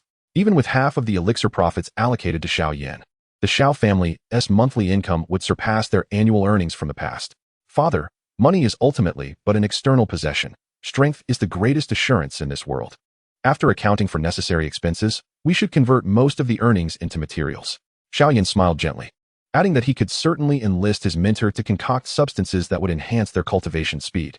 After a few more casual exchanges with Xiao Yan, he set forth towards the Xiao family's rear mountain. To Xiao Yan, the efforts he was currently undertaking felt trivial. He understood that the true threats to the Xiao family resided far away in the central state. Thus, diligent training could not afford to cease for even a moment. In the stillness of the night, Xiao Yan sat upon his bed, his body bruised and bare, applying a bottle of crimson potion meticulously, then smoothing it across his skin with a jade shard. As the fiery liquid spread evenly, a searing pain enveloped him, akin to being scorched by flames. However, in the face of such torment, Xiao Yan remained entirely unmoved. The challenges that had once posed a formidable obstacle in his previous life now felt like a gentle breeze caressing his face in this lifetime. The crimson elixir, known as the Crimson Flame Body Refining Blood, was a fourth-grade pill, with the cost of merely one vial amounting to thousands of gold coins. Yet it would only suffice Xiao Yan for 3 days. Once applied to the skin, it inflicted a pain akin to being scorched by flames. Nevertheless, beneath this agony lay the continuous fortification of his physical form, and even the fighting energy within him would be refined to greater purity through this near-incinerating experience. With the assistance of the bone spirit cold fire, Xiao Yan's physical body and fighting energy had transcended the very notion of invincibility among peers. Even without relying on the memories of his past life, armed solely with his robust physique and exceptionally condensed fighting energy, he stood unafraid before any formidable opponent beneath the rank of Dou Master. The crimson liquid brought forth searing pain, yet in the chill of early spring, the youth maintained a serene countenance, quietly savoring the gradual augmentation of both his body and fighting energy. Opposite him, the medicine elder sat cross-legged, quietly floating in midair, his aged eyes closed, fervently cultivating the supreme secret arts bestowed upon him by Xiao Yan. Streams of invisible spiritual energy were drawn toward the medicine elder, ultimately refined by the bone spirit cold fire into pure soul power that replenished his frail spirit. Through this daily regimen of cultivation, the ethereal form of the medicine elder gradually solidified, resembling a living being over time. Such tranquil days swiftly passed, and half a month had elapsed. During this period, the people of Wutan City unmistakably observed that the business of the Xiao family was thriving more than ever, while other families were slowly declining. Even the Maitel auction house decisively aligned itself with the Xiao family, becoming a strategic partner. This led many in Wutan City to realize that the tides were about to change. Following the rise of that prodigious and astonishingly talented genius, the Xiao family was on the verge of transforming from one of the 3 major families in Wutan City into the preeminent family. However, it was at this juncture that an elder clad in the robes of an alchemist entered Wutan City amidst the envious and admiring gazes of many. A third-grade alchemist, Lu Panlong. Observing the elder, who sat in the hall with an unmistakably haughty demeanor, Jia Libi's face only bore utmost respect. Although they were all formidable Dou masters, the status of the alchemist far surpassed his own by a considerable margin. Before reaching the rank of Dou Wang, the standing of an alchemist of the same level overwhelmingly eclipsed that of ordinary Dou Qi practitioners. According to your assertions, my inept disciple is the very genius youth, Xiao Yan, who has stirred such a commotion within the Xiao family, and has he secretly assassinated him? Seated in the hall of the Jialibi family, Lu Panlong's eyelids drooped slightly, yet he could not conceal the astonishment flickering in his eyes. Upon hearing of Xiao Yan's formidable talent, even in the presence of the Gale family, he felt a tinge of disbelief. Indeed, Gale nodded repeatedly. Earlier, my son had indulged with your disciple in that misty land of willows, and he heard that Xiao Yan had dealt with Mr. Lu Shi at the Maitel auction house. That very night, Mr. Lu Shi vanished without a trace from Wutan City. Though there is no absolute proof, all signs point to this young man. Gale spoke respectfully, omitting any mention of Xiao Yan's mentor to Lu Panlong. Is that so? Lu Panlong narrowed his eyes slightly and murmured, although Lu Shi was my least competent disciple. His sudden and unexplained disappearance certainly warrants an explanation. In light of this, I must indeed meet this genius from the Xiao family. If he could become my disciple, then what does it matter if Lu Shi has truly perished? The unspoken words lingered in the air, as Lu Panlong noted the subtle delight on Gale's face. His heart tinged with derision. Foolish man, does he truly believe I am so easily manipulated? Chapter 32, Suppression. As a third-tier alchemist, Lu Panlong's status was indeed beyond that of Gale and his ilk. Naturally, his disciples could not consist solely of the inept Lu Shi. Nevertheless, upon learning of Lu Shi's inexplicable disappearance, he was filled with indignation, for even a useless disciple like Lu Shi could potentially rise to become a first-tier alchemist. Such a disciple still held some value. However, after arriving in Wu-Ten City and hearing of Xiao Yan's circumstances, his perspective swiftly transformed. A prodigious talent who became an alchemist at the age of 12. Compared to such a genius, what was Lu Shi? If he could secure such a disciple, he might very well soar to great heights alongside him. Even if Xiao Yan looked down upon him, he could introduce Xiao Yan to even more powerful alchemists, thereby gaining favor with both a significant figure and a future luminary. In comparison, the death of Lu Shi, or even 10 or 8 others, would not cause him the slightest pang of regret. As for the affairs of the Gale family, he paid them no mind whatsoever. What pitiful creatures! Thinking to use him as a pawn, once he accomplished his goals, he would have the Xiao family expel the Gale family from Wu-Ten City. With Master Lu personally intervening, what could a mere Xiao family amount to? Seeing Lu Panlong nod, Gale grinned obsequiously, yet his heart harbored deepening malice. Once Lu Panlong ascertained that there was no fourth-tier alchemist behind the Xiao family, I shall immediately mobilize all the resources of my family to eliminate Xiao Yan. Gale chuckled coldly within. No matter how talented he is, he remains merely a prodigy. Until he matures into a true powerhouse, he is ultimately still fragile. As evening approached, Xiao Yan returned from the back mountain, intending to wash up and have dinner, when he encountered an elderly servant by Xiao Zhan's side. Young master, the family head requests your presence. The old servant observed Xiao Yan, his expression unusually grave. Oh, what matters has my father summoned me for? Noticing the old servant's serious demeanor, Xiao Yan paused momentarily and inquired in a low voice. Well, it's not anything of great importance. It's just that a third-grade alchemist has unexpectedly arrived at our home. According to the family head, this alchemist seems to be of uncertain allegiance, hence the head's considerable caution. A third-grade alchemist? Xiao Yan was momentarily taken aback, but soon a peculiar smile graced his lips. I understand. I shall go at once. As he veered down a tranquil path and stepped into the family hall, Xiao Yan was enveloped by a tense atmosphere. Above in the hall, although Xiao Zhan and several elders wore smiles, there was a palpable seriousness etched on their brows. Beside them, a haughty elder, grinning as he sipped hot tea, donned an opulent alchemist robe embroidered with a cauldron and 3 crescent-shaped waves. Indeed, it is you. Gazing at the arrogant elder, a barely perceptible cold smirk appeared on Xiao Yan's lips. In his previous life, this old scoundrel had taken advantage of the Xiao family's misfortunes, only to be effortlessly reduced to a puddle of mud by Kai Lin's casual gesture. Little did he expect that in this lifetime, the old man had arrived even sooner. Upon Xiao Yan's arrival, the expressions of Xiao Zhan and the others grew increasingly grave. According to the elder's claims, his missing disciple from Wu-Ten City seemed to have some connection to Xiao Yan. Although they were skeptical, they were even more apprehensive about provoking the old man. You are the prodigious young talent, Xiao Yan, who has recently become the talk of Wu-Ten City. Upon seeing Xiao Yan, Lu Panlong could no longer remain seated. As his soul power scanned the area, he vaguely sensed Xiao Yan's exceptionally solid and extraordinary soul strength. At such a young age, possessing such formidable soul power, this child's future was indeed boundless. This is precisely what allows this astonishing genius to forever remember my kindness. Indeed, Xiao Yan noted with an odd smirk in his eyes as he regarded Lu Panlong's condescending, scrutinizing gaze. 6 months ago, I had a disciple named Lu Shi who mysteriously vanished in Wu-Ten City. According to my sources, it seems to be related to you, young one. Lu Panlong narrowed his eyes, his sharp gaze assessing Xiao Yan. I wonder, young Xiao Yan, have you truly encountered my ineffectual disciple? In truth, even he struggled to believe that Lu Shi could have been slain by the youth before him. Regardless of how talented this boy might be, he was still merely a 12-year-old child. However, to his surprise, the boy simply nodded and replied softly, Indeed, I have met Lu Shi. As those words fell, the expressions of Xiao Zhan and the others shifted slightly, seemingly taken aback by Xiao Yan's straightforward admission. You truly have met him? Lu Panlong could not help but blink in astonishment before asking, Where is he now? Right here in the Xiao family. Xiao Yan smiled faintly and remarked, Mr. Lu Shi was inebriated from revelry last night. If the old gentleman wishes to see him, please follow me. As he spoke, Xiao Yan cast a glance to halt the words of Xiao Zhan and the others, who were hesitant behind Lu Panlong. This wretched creature. Hearing Xiao Yan's words, Lu Panlong harbored no significant doubts about the 12-year-old boy, believing that Lu Shi had indeed squandered half a year at the Xiao family indulging in debauchery. After all, such behavior was indeed characteristic of Lu Shi. For a moment, the flames of anger in his heart caused him to forget about taking Xiao Yan as his disciple. With a sweeping gesture of his hand, he commanded, "Lead the way. Let me see what this scoundrel is doing now." "Of course, old sir," Xiao Yan replied. Observing Lu Panlong's demeanor, a broader smile graced Xiao Yan's lips.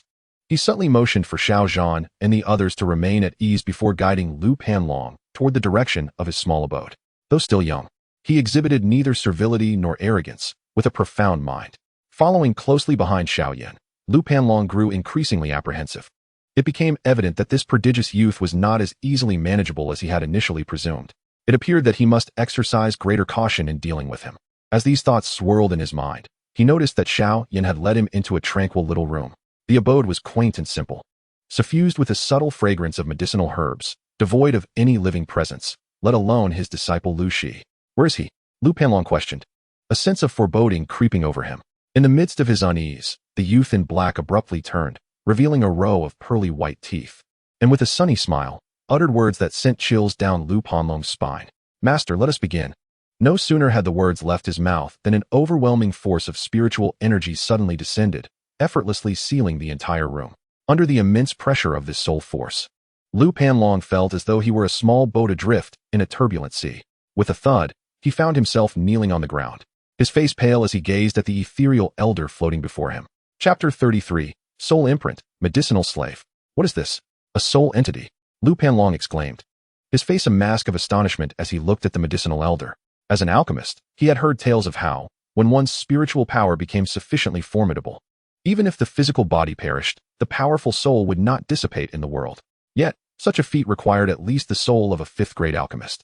The overwhelming pressure emanating from the mysterious elder before him felt as vast as the ocean itself.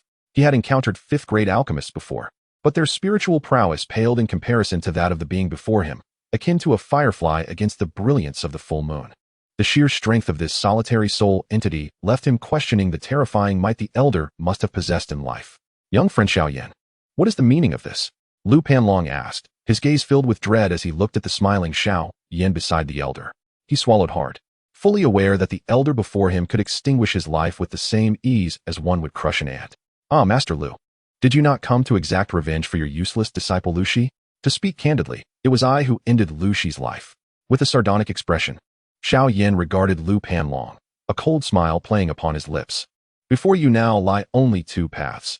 Either you shall be reduced to ashes by this bone spirit cold fire, or you will bear my soul mark, becoming a mere medicinal slave of the Xiao clan, with your life and death forever under my dominion." Having uttered these words, Xiao Yan fixed his indifferent gaze upon Lu Panlong and coldly declared, "The choice is yours." "Young friend Xiao Yan, I assure you, I harbor no ill intent. I am entirely innocent." Upon hearing Xiao Yan's two grim options, Lu Panlong felt a profound sense of despair. He had merely sought to take on a promising disciple at the Xiao family, yet inexplicably found himself in a life-threatening predicament. Becoming a medicinal slave would mean a fall from a revered alchemist to a mere tool of subjugation, a fate worse than death. "Oh, but blame yourself for uncovering my secret. If you do not leave a life and death talisman in my possession today, I shall have no choice but to incinerate you where you stand."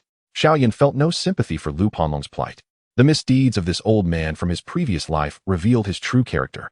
Moreover, having already encountered the master alchemist, Xiao Yan understood that even were Lu Panlong a genuinely good soul, he could not simply allow him to depart without consequence. With a subtle gesture towards the master alchemist at his side, who nodded slightly in response, a pale white flame of bone spirit cold fire materialized in the elder's palm.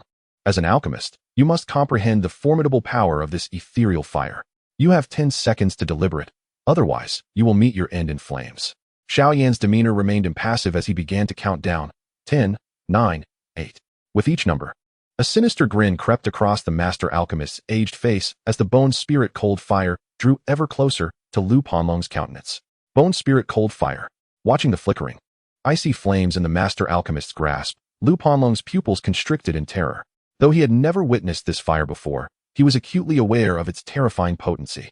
In the past, upon encountering such a fire, his instinct would have been to retreat hastily, allowing greed to fester. Yet now, the master alchemist's vast soul power acted as an impenetrable barrier, rendering him completely immobile. This sense of utter helplessness bred a profound despair. 3, 2. The chilling countdown echoed in his ears, and as he beheld the encroaching bone spirit cold fire, an icy dread crystallized upon his face. Overwhelmed by fear, Lu Panlong could no longer restrain himself, unleashing a desperate scream. I surrender. I am willing to become a medicinal slave of the Xiao Clan.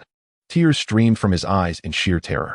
Ah, how wise it is to recognize the times, old man. You shall surely thank your present self for this decision in the days to come. Upon witnessing Lu Panlong's plea for mercy, Xiao Yan nodded with satisfaction, having anticipated this outcome. For Lu Panlong, becoming Xiao Yan's servant was an extraordinary stroke of fortune. In the grand world of his previous life, many esteemed powerhouses yearned desperately to serve alongside Xiao Yan. It was a daunting task to secure even a position as an apprentice, whether as a 3rd grade or even a 9th grade alchemist. This was all before Xiao Yan ascended to his current stature. Now, Lu Panlong's opportunity to serve as a 3rd grade alchemist under Xiao Yan was indeed a remarkable blessing. However, at this moment, Lu Panlong remained oblivious to the magnitude of this fortune, wearing a bitter expression as he complied with Xiao Yan's command to relinquish his soul's defenses entirely, even loosening his mental state. For a noble alchemist, becoming a servant was undoubtedly a source of disgrace. Yet, confronted with the terror of death, he ultimately chose to submit. Seeing Lu Panlong fully relax his defenses of soul and will, Xiao Yan slightly nodded. He then concentrated his soul energy at his fingertips, which he deftly traced to form an enigmatic and ethereal symbol. This symbol, entirely composed of soul energy, appeared nearly transparent. After its formation, the symbol rapidly shrank and, under Xiao Yan's guidance, descended into Lu Panlong's forehead. The moment the soul symbol made contact, Lu Panlong instinctively attempted to defend his soul. However, at the sound of a cold snort from Yao Lao, his soul quivered and he ceased all resistance. Moments later, Lu Panlong felt a sudden piercing pain in his soul, followed by a complete numbness. It wasn't until Xiao Yan formed a peculiar seal with his hands that an agony, tenfold that of physical torment, surged through his mind. Lu Panlong let out a heart-rending scream, feeling as if his soul were on the verge of being torn apart. Yet, this agony dissipated almost as swiftly as it arose, vanishing with the dissolution of Xiao Yan's hand seal. I have inscribed a soul mark deep within your essence. With the slightest flicker of my thought, I can inflict upon you excruciating torment, even to the point of shattering your soul, Xiao Yan stated, his expression remaining impassive as he regarded the ashen-faced Lu Panlong. From this moment forth, your life and death lie at my behest. Since his rebirth, he had come to realize how remarkably useful this so-called unorthodox method could be. Upon hearing Xiao Yan's words, a look of desolation crossed Lu Panlong's face. Prior to arriving at the Xiao family, he had never imagined he would find himself in such a dire predicament. He moved his lips, but remained silent. His demeanor shifted to one of respect as he addressed Xiao Yan with a clear call. Master. Chapter 34. Master, Little Uncle. Observing Lu Panlong's disheveled state, Xiao Yan had yet to speak when Yao Lao let out a derisive chuckle. Now thoroughly convinced by the words of the esteemed Yao Lao, Xiao Yan naturally understands the formidable heights that he is destined to reach in the future. It is precisely for this reason that he recognizes the extraordinary fortune of Lu Panlong in becoming Xiao Yan's servant, a blessing that could be deemed the result of 8 lifetimes of merit. Had Xiao Yan already matured in his abilities, this individual would likely be reduced to the status of a mere servant, a servant of a servant. Presently, you are but a modest 3rd grade alchemist, unaware of the tremendous fortune that has befallen you. Only when you ascend to the rank of a 6th grade alchemist will you truly comprehend the magnitude of your luck today. With a peculiar smile gracing his lips, Yao Lao, upon receiving a nod from Xiao Yan, once again pressed his finger against Lu Panlong's forehead. Instantly, a plethora of information, which held little value for Yao Lao, was thrust into Lu Panlong's mind. Although this vast array of knowledge was trivial to Yao Lao, it was monumental for Lu Panlong, causing him to momentarily clutch his head and softly lament in agony. Yet, just a brief moment later, as he began to grasp the sheer volume of information, Lu Panlong's face transformed, revealing an overwhelming joy. This is incredible. As he felt the influx of invaluable knowledge into his mind, Lu Panlong trembled with excitement. What was nearly worthless scrap to Yao Lao was enough to make any 6th grade alchemist green with envy. The arrival of such precious knowledge to a mere 3rd grade alchemist like Lu Panlong was akin to a pauper suddenly discovering a treasure of unimaginable wealth. Now that you have become a servant of the Xiao family, I shall naturally assist you in enhancing your alchemical skills. Xiao Yan, though slightly pale, invoked a secret technique from the Soul Clan, which proved quite taxing for his spirit, barely comparable to that of a 4th grade alchemist. If you devote yourself wholeheartedly to the Xiao family, I assure you that within a decade, you will at least attain the rank of a 5th grade or even 6th grade alchemist. After bestowing a pat, Xiao Yan tossed a sweet jujube to Lu Panlong. Though the soul imprint allowed him to exert significant control over Lu Panlong, Xiao Yan still intended to provide him with some motivation. After all, true efficiency in one's endeavors is only ignited by the promise of reward. Furthermore, a 3rd grade alchemist is indeed quite feeble. Such a rank even diminishes one's worth as a servant. Thank you, master. I shall serve you with utmost diligence in the future. As Lu Panlong continued to digest the vast information imparted by Yao Lao, the gloom that once clouded his expression dissipated, replaced by a gleam of excitement in his eyes. His initial resistance began to fade, transforming into eagerness in that very moment. If only you had shared this sooner, I would have ceased my resistance. With a hint of surprise at Lu Panlong's swift change of attitude, Xiao Yan nodded gently. With the assistance of this old fellow, both he and Yao Lao were liberated from their burdens. The items discarded by the esteemed medicinal elder suggest that this old fellow will soon attain the rank of a 4th-tier alchemist. With a 4th-tier alchemist working for the Xiao family, Xiao Yan feels that this will suffice for the time being. My lord, I have urgent matters to report. The reason I have sought out the Xiao family is due to the insidious machinations of the Jia family. It was the patriarch, Jia Bai, who informed me of your past encounter with Lu Shi. In my opinion, that scoundrel clearly intends to use me against you. Respect begets respect, Xiao Yan mused, contemplating the implications of this news. Upon hearing it, he could not help but feel a moment of astonishment, quickly replaced by a wry smile. Who would have thought that in this new life, the Jia family would become the first obstacle he must confront? Given Xiao Yan's previous status and prowess, he found little inclination to engage with such trivialities, as ants could hardly claim the right to challenge dragons. Yet, a small question lingered in his mind. If you are aware that the Jia family seeks to use you as a pawn, why then do you dare to approach the Xiao family? I must report, my lord, that since my arrival in Wutan City, I have heard of your unparalleled talents. Thus, my intention in coming to the Xiao family is not to seek vengeance for Lu Shi, but to assert my influence, with the hope that you might one day become my disciple. Should you rise to prominence, I too would bask in your glory. Upon hearing Xiao Yan's doubts, Lu Panlong displayed an awkward smile, clearly embarrassed. Xiao Yan could not help but roll his eyes at this old man's audacity. Had it not been for his unpleasant memories of Lu Shi from his past life, Xiao Yan might have humorously dissuaded this old fellow. Unfortunately, after witnessing Xiao Yan's secrets, Lu Panlong would have no freedom until Xiao Yan ascended to the level of a Dou King.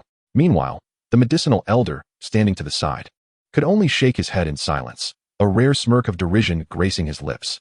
What a farce. They dare to seek a genius as a disciple? In response to the elder's mockery, Lu Panlong showed no signs of humiliation. Instead, he awkwardly laughed. He had few redeeming qualities, but his thick skin and practicality stood out.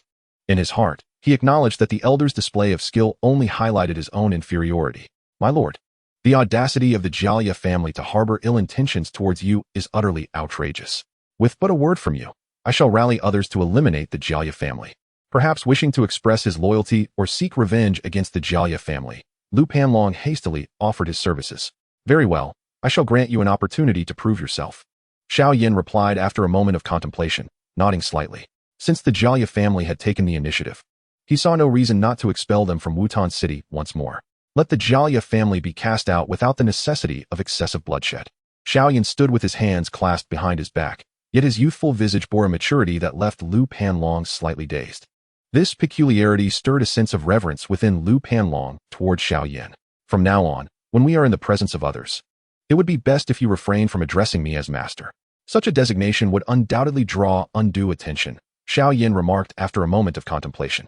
Anyone witnessing a 3rd or 4th-tier alchemist referring to a mere 12 or 13-year-old boy as master would surely be astonished. Nevertheless, one must maintain a semblance of dignity. After a brief pause, Xiao Yan looked at Lu Panlong and inquired, "Is there anyone alive from your lineage? This would indeed be quite advantageous." Nodding in satisfaction, Xiao Yan continued with a gentle smile, "Henceforth, you shall refer to me as little uncle in public. This way, it suggests that I am backed by a formidable figure, cloaking my true background in mystery, while also averting overly curious glances. If a 3rd or 4th-tier alchemist were to call me little uncle, onlookers would inevitably speculate about the strength of my master and elder brother. Such a fabricated lineage would suffice to instill awe even within the small nation of the Jiamai Empire." "Yes, master." Lu Panlong promptly nodded in agreement, only to be startled by Xiao Yan's light scoff, leading him to quickly amend his address. "Yes, little uncle." Chapter 35, Expulsion from Wutan City. "Thus, you claim this elder is a disciple of your elder brother?" In the hall of the Xiao family, Xiao Yan and several elders exchanged glances, bewildered yet intrigued. When this third-tier alchemist first arrived at the Xiao residence, his countenance was marked by arrogance, yet after accompanying Xiao Yan, he had transformed into a figure of utmost respect. Indeed, I have an elder brother whom I have yet to meet, currently established in the Black Corner region, and Xiao Long is his disciple. Upon encountering my teacher, he swiftly recognized the aura of my lineage and thus acknowledged my grandmaster, which naturally led to me becoming his little uncle, Xiao Yan explained, standing beside Lu Panlong, raising his hands in innocence. Upon hearing Xiao Yan repeatedly refer to Lu Panlong as Xiao Long, Xiao Zhan and the elders exchanged bewildered looks, followed by expressions of delight. According to Xiao Yan, this third-tier alchemist, Lu Panlong, would henceforth reside in the Xiao family and, per the wishes of Xiao Yan's teacher, would frequently concoct elixirs for the family. For a modest clan such as the Xiaos, suddenly acquiring a third-tier alchemist to serve their needs felt akin to a windfall. Splendid. Starting today, our Xiao family shall allocate a lavish residence for Mr. Panlong to reside and practice alchemy. Should you require anything in the future, do not hesitate to command us. Accepting this reality, Xiao Zhan boldly designated an opulent courtyard from the Xiao estate for Lu Panlong's use. To this, Xiao Yan held no objections. He was always generous to his subordinates. As long as Lu Panlong contributed sufficiently to the Xiao family, he would be treated with the utmost respect and care. Young master, may I inquire about the rank of your elder brother, who is also Master Panlong's mentor? The Grand Elder suddenly interjected, a curious expression gracing his features. At present, he held great respect for Xiao Yan, even addressing him as young master. Upon hearing the Grand Elder's inquiry, Xiao Zhan and several other elders turned their curious gazes towards Xiao Yan and Lu Panlong. Well, he is probably a sixth-grade alchemist. My elder brother is quite low-key. This is something for you elders to hear and not to spread. Xiao Yan replied, wouldn't you agree, little dragon? Yes, master uncle. Lu Panlong momentarily paused, then hurriedly nodded like a chick pecking at rice. My teacher prefers tranquility, so I shall refrain from disclosing his esteemed name. A sixth-grade alchemist. Upon hearing Xiao Yan's words, even though Xiao Zhan and the others had witnessed Xiao Yan's extraordinary abilities multiple times, they couldn't help but gasp in astonishment. A sixth-grade alchemist would indeed be regarded as the highest tier within the Jiaomai Empire, especially the elders, who now found Xiao Yan's background to be profoundly enigmatic. If one elder brother possessed the prowess of a sixth-grade alchemist, how formidable must his teacher be? Xiao Yan was not entirely deceitful. He indeed had an elder brother residing in the Black Corner region, who was indeed a sixth-grade alchemist. However, this elder brother bore no relation to Lu Panlong and had a rather strained relationship with Xiao Yan. With Lu Panlong's arrival, the members of the Xiao clan began to regard Xiao Yan with increased reverence.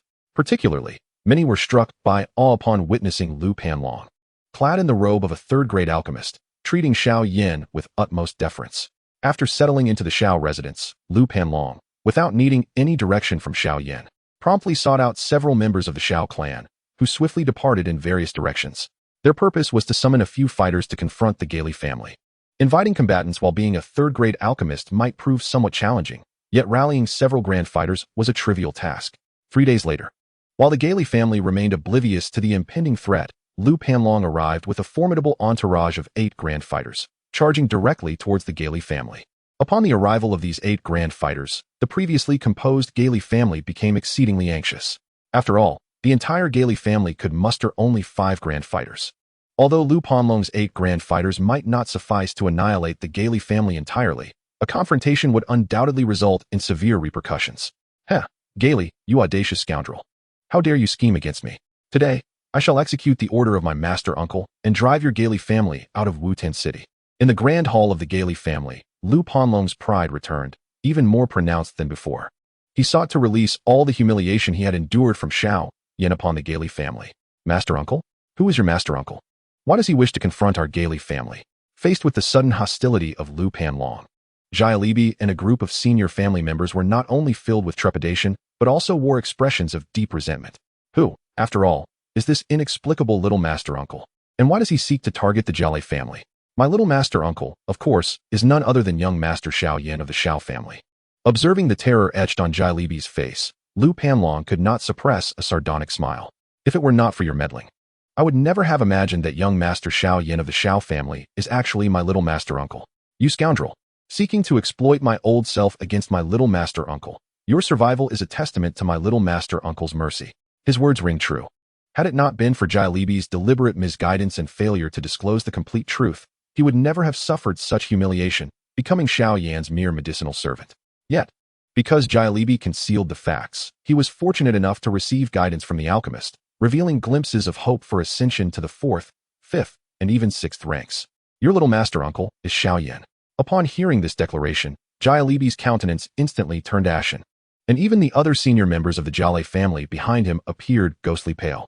They had initially believed they had enlisted a formidable figure to confront Xiao Yan, only to discover that this so-called great personage had become a weapon in Xiao Yan's hands after visiting the Xiao family. Indeed, gazing at Jailebi's distress, Lu Panlong maintained a faint, cold smile, remarking, "To scheme against my little master uncle, even 100 of your Jiale family would not suffice to escape annihilation. It is only my little master uncle's benevolence that prevents excessive bloodshed." With that, he proclaimed, "I grant your family 3 days. After 3 days, do not let me see any members of the Jiale family in Wutan City. Otherwise, the next time I visit your family, it will not be just my few friends accompanying me. Should you provoke my wrath, even 2 doling experts can be summoned." His words caused the entire upper echelon of the Jiale family to shudder.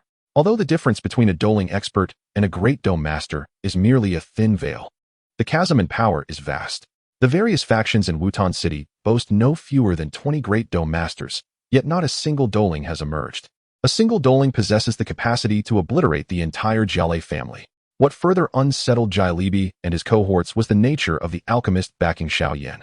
Merely a 3rd-rank Lu Panlong could suppress the Jiale family to the point of prostration. Thus, the ancestor who commanded Lu Panlong's utmost respect must be unfathomably formidable. Such a being could extinguish them with the ease of crushing an ant. Chapter 36, A Home for Them. 3 days later, amidst the astonished and horrified gazes of all in Wutan City, the once mighty Jiale family, renowned as one of the prominent powers in the region, departed from the city in utter disgrace. Before the 3rd-rank alchemist named Lu Panlong, the Jiale family, once among the top 3 families in Wutan City, found themselves utterly unable to hold their heads high. What astonished many was that Lu Panlong addressed Xiao Yan of the Xiao family as little master uncle, displaying a demeanor of utmost reverence. This scene prompted numerous speculations regarding the formidable power of Xiao Yan's sect. Simultaneously, it became evident to them that the tides had truly shifted in Wutan City. The era of the Xiao family reigning supreme was on the horizon. The equilibrium that once existed was effortlessly disrupted by the extraordinary genius from the Xiao family, whose talents could only be described as monstrous. "My lord, the Jiale family has been completely expelled from Wutan City." Within a secluded courtyard of the Xiao family, Lu Panlong stood in a tranquil chamber. His previous arrogance in the face of the Jiale family replaced by a demeanor of respect as he gazed upon Xiao Yan, who was seated cross-legged on the bed, engaged in his cultivation. "Well done." In response, Xiao Yan merely nodded slightly before issuing his command. "Your primary task moving forward is to assist the Xiao family in refining medicinal pills. Dedicate 10 days each month to concocting basic pills, another 10 days for refining Foundation establishment liquid, and the remaining 10 days for producing various other pills. Your lineage may not be illustrious, yet you have achieved the 3rd rank without sufficient guidance. With proper instruction now, the prospect of reaching the 6th rank is not out of reach. At the very least, with your prior experience, attaining the 4th rank as an alchemist in the short term should not pose a challenge." Xiao Yan regarded Lu Panlong without harboring excessive expectations. In his view, even with the guidance of Yao Lao and others, Lu Panlong reaching the 6th rank would nearly exhaust his potential. Achieving the 7th rank would be considered a stroke of fortune. "Yes, my lord." Upon hearing Xiao Yan's words, a fervent light appeared on Lu Panlong's respectful face. For an alchemist, nothing could be more exhilarating than the prospect of improving one's alchemical skills. Once, the notion of becoming a 6th-rank alchemist was beyond Lu Panlong's wildest dreams. He had only hoped to reach the 4th rank before his demise. Yet, through a twist of fate, the possibility of advancing to the 6th rank had emerged, which was the very reason for Lu Panlong's rapid and sincere allegiance to Xiao Yan. Concerning the medicinal materials, you need not concern yourself. Simply focus on your alchemical practice. I have already spoken with my teacher, who will allocate 2 hours each month to provide you with guidance." Xiao Yan nodded gently and then waved his hand dismissively. "Yes, my lord." Seeing Xiao Yan's demeanor, Lu Panlong promptly acquiesced, respectfully bowing to Xiao Yan before departing from his chamber. Once Lu Panlong had left, Xiao Yan slowly closed his eyes once more, commencing the absorption of the ambient energies of heaven and earth. It was only when the night deepened into silence that he gradually opened his eyes again, feeling the flow of Dou Qi within him, which had grown significantly stronger than before. 5-star Dou fighter. Sensing the increased density of the Dou Qi within his body, a smile graced Xiao Yan's lips. From a 4-star fighter to a 5-star fighter, he likely took less than a month to achieve this transformation. At this pace, even if the subsequent stars come more gradually, he should be prepared to challenge the position of a fighter within approximately 6 months. Once I attain the rank of a fighter, it will be time to seek out the... As he felt the coursing through his body, Xiao Yan couldn't help but gently shake his head. Without, his true potential would remain elusive. Although he possessed a fragment of bone spirit cold fire, it paled in comparison to true. Are you implying that we will officially begin selling foundational spiritual liquid to the outside world from now on?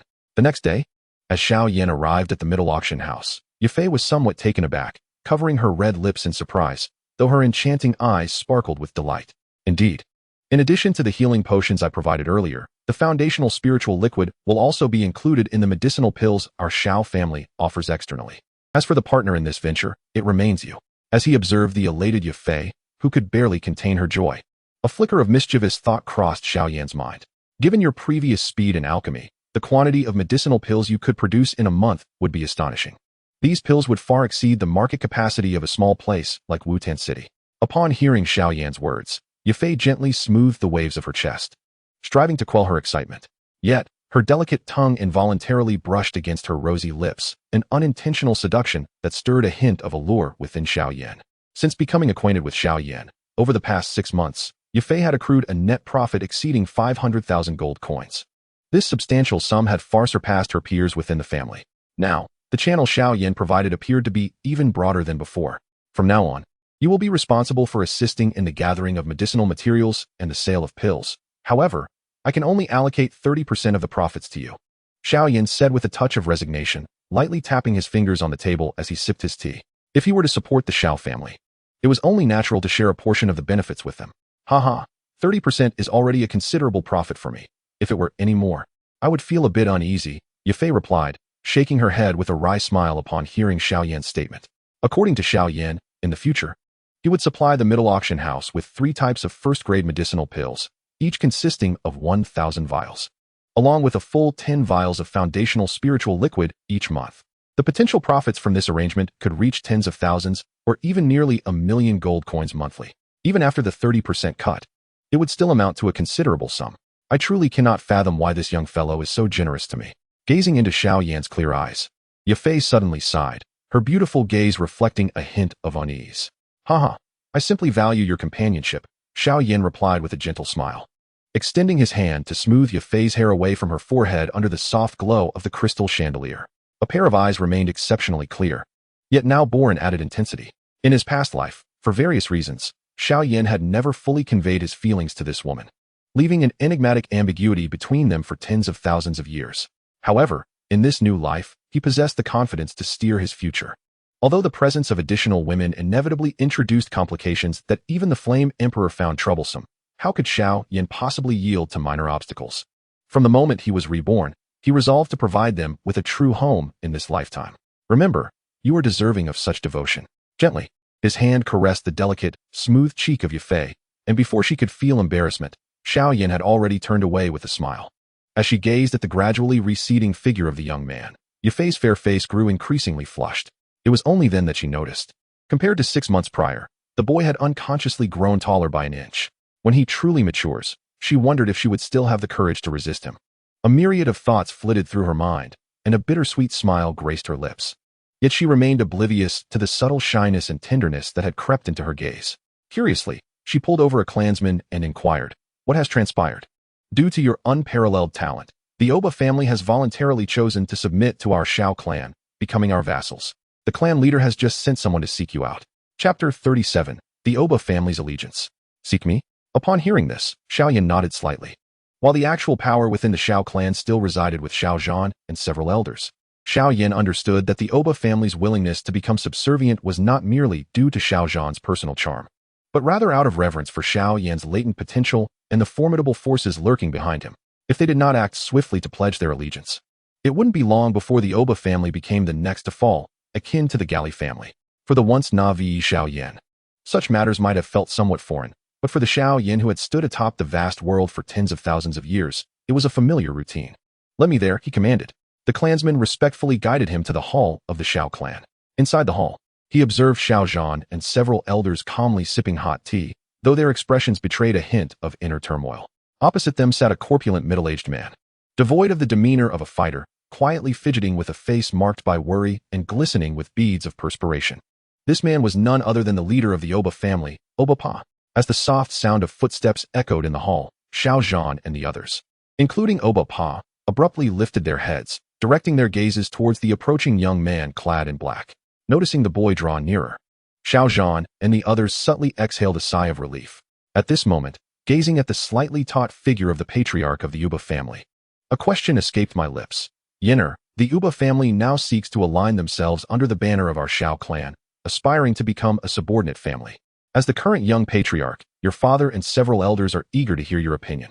This statement appeared as though Xiao Yan and the elders were merely assessing Xiao Yan's thoughts. However, those with discerning eyes understood that it was, in fact, a solicitation of Xiao Yan's perspective.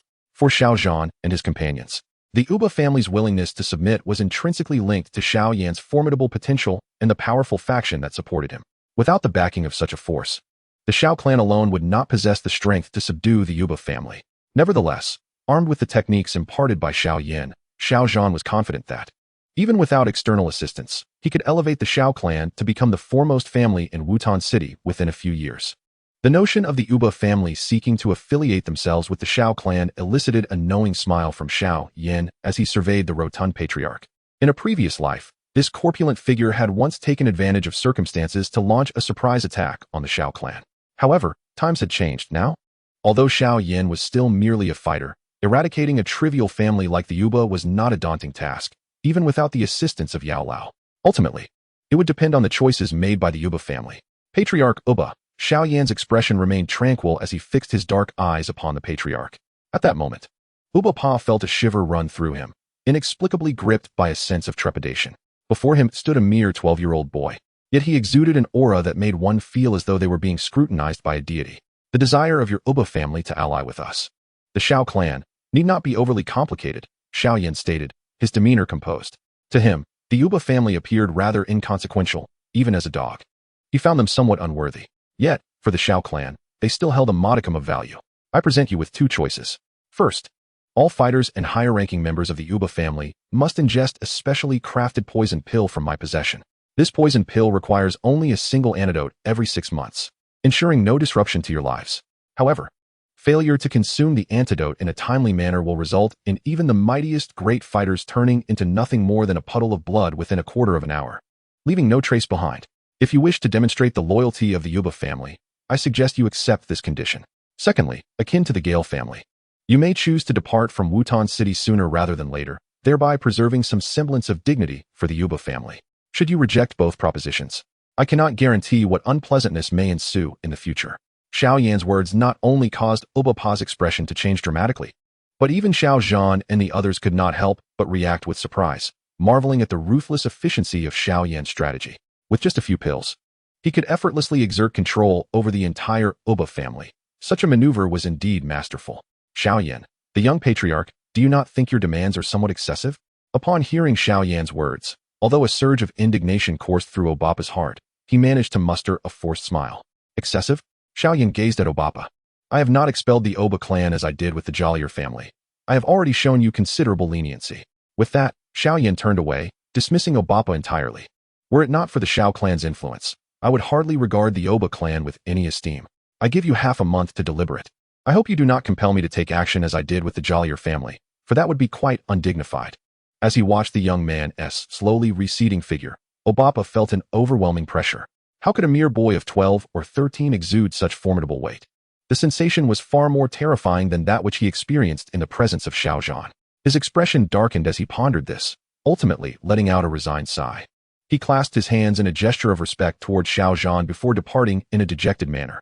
However, to Xiao Yan's surprise, merely 3 days later, Obapa arrived with 4 esteemed Dou masters and 16 other Dou practitioners from the Oba clan at the Xiao residence. Such decisiveness from the Oba clan elicited a look of astonishment even from Xiao Yan. Upon inquiry, he learned that after Obapa's departure that day, he had sought out several elders from his family and gone to the Maitel auction house, where he expended a considerable sum to consult with Ya Fei. It was unclear what words had passed between them to galvanize the Oba clan into such resolute action. Nevertheless, Recognizing their sincerity, Xiao Yan chose not to linger on the matter. He promptly instructed Lu Panlong to present the pre-prepared poison to the high-ranking members of the Oba clan. The antidote I have entrusted to my father. Henceforth, you shall obey his commands. With the addition of more subordinates, Xiao Yan exchanged a few pleasantries before allowing Xiao Zhan and Lu Panlong to manage the situation. Haha. Observing the Oba clan members, who shared his plight, Lu Panlong couldn't help but smile with a hint of schadenfreude. He gently patted Obapa's portly shoulder and grinned. Congratulations. You have made one of the most significant decisions of your lives. The Oba clan shall soar to great heights from this day forth. Chapter 38. This is more challenging than defeating the Soul Emperor. Soar to great heights, you say? Listening to Lu Panlong's laughter, Obapa and the senior members of the Oba clan wore wry smiles. Although both Ya Fei and Lu Panlong asserted that becoming a vassal of the Xiao clan was not a matter of shame, but rather an opportunity for a brilliant future, the reality of becoming another's servant, with one's very life and death in their hands, ultimately felt rather bittersweet. Once, the two great families that stood alongside the Xiao clan as sovereigns of Wutan City had experienced such a stark contrast, one expelled like a stray dog, the other voluntarily bowing in submission. The members of the Xiao family were filled with immense pride, for the Xiao clan had effortlessly vanquished two prominent families, thus establishing themselves as the unrivaled dominant force in the city of Wutan. Yet, amidst their pride, they remained acutely aware of the origins of this sudden advantage and the source of their elation. However, the young man at the heart of this matter remained indifferent. Although he always regarded the modest Wutan City as his hometown, Xiao Yan's aspirations encompassed the vastness of the universe. Thus, he did not concern himself overly with the trivialities of Wutan City. 2 months later, at the back mountain of the Xiao family, with a swift motion, a girl, her delicate legs reflecting a porcelain-like sheen, propelled herself forward with a burst of energy, akin to a nimble swallow, launching an attack against the boy standing opposite her. Observing her earnest demeanor, the boy's lips curled into a sly smile as he deftly sidestepped her forceful strike. In an instant, his expression shifted mischievously as he reached out, encircling her slender waist with his hands. With a gentle yet firm grip, he dissipated her momentum, and with a chuckle, he embraced the blushing girl in his arms. As he gazed at the girl whose chest rose and fell with fatigue, Xiao Yan tenderly wiped the sweat from her flawless forehead before setting her down amidst her bashful glances. Xiao Yan, you are truly naughty. You never play fair in our sparring matches, she pouted, her cheeks flushed crimson, resembling a charming red apple, endearing in her cuteness. With a playful grin, Xiao Yan chose not to contest her words, instead affectionately ruffling her hair and softly inquiring, have you finished the spiritual liquid I prepared for you? Upon hearing his question, the girl nodded lightly, her initially fierce expression softening into one of sweet elegance, a gentle smile gracing her lips. I'm almost out. With your spiritual liquid, my progress has indeed accelerated remarkably. That is splendid. You must strive to break through to a 1-star Dou fighter before coming to the Jianan Academy. Then we can enter together, Xiao Yan remarked with a warm smile. In his previous life, he had ventured into the Tegel Desert in search of the Blue Lotus Heartfire, driven by his weakness and the necessity of gradual guidance from the medicine elder. However, in this life, endowed with abundant experience, he no longer needed to accumulate strength as he had before. His focus was now on continuously gathering rare flames to expedite his cultivation. Thus, compared to the arid and monotonous Tegel Desert, the chaotic yet fertile Black Corner region seemed far more conducive to the swift enhancement of Xiao Yan's abilities. Moreover, in the depths of his mind, a somewhat audacious thought lingered. He aspired to conquer the exalted queen of the Serpent Clan through his own prowess, rather than relying on the fallen heart flame to exploit her vulnerabilities. Additionally, he was curious to see what stories would unfold upon encountering Yun Yun once more. Recalling the assistance he received from these two women before ascending to the rank of Dou Wang, a faintly sinister smile crept upon Xiao Yan's lips. In this lifetime, I refuse to rely on others. I shall genuinely captivate both of you, body and soul, through my own strength. Observing the subtle smirk on Xiao Yan's face, Sun Er furrowed her delicate brows and, unable to resist, gently pinched him. Xiao Yan, are you concocting something mischievous again? Your smile nearly reaches your ears. The pinch jolted Xiao Yan from his daydream, and he gazed into Sun Er's frowning face, a rare glimmer of guilt flickering in his dark eyes. Sun Er, if, for reasons beyond my control, I were to form a special connection with another woman, would you resent me?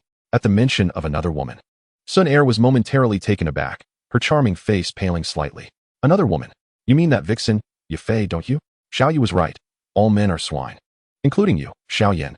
Tears welled in Sun Er's eyes, her delicate features resembling pearls glistening on her cheeks, though she had yet to blossom into a full beauty. She was already captivating. "Sonaire, please don't be upset.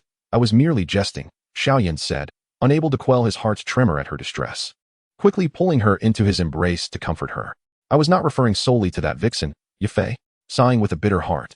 Xiao Yan realized that the endeavor to unite these women within a harem was far more challenging than battling the Soul Emperor or even the celestial evil god.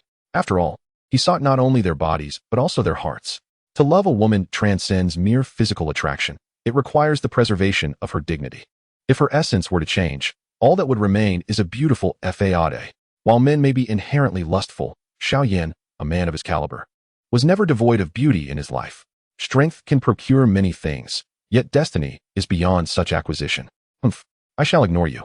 Sonaire's voice, laced with a hint of sobbing, prompted Xiao Yan to sigh softly. After lingering at the doorway for a moment, he departed with a tinge of remorse. Calculating the time, he realized it was time to deliver to Ya Fei. Exiting Sun Air's courtyard, he shook his head gently, recalling Ya Fei's alluring form, which alleviated some of his earlier gloom. Unbeknownst to him, shortly after his departure, the door creaked open, revealing a sorrowful yet exquisite face.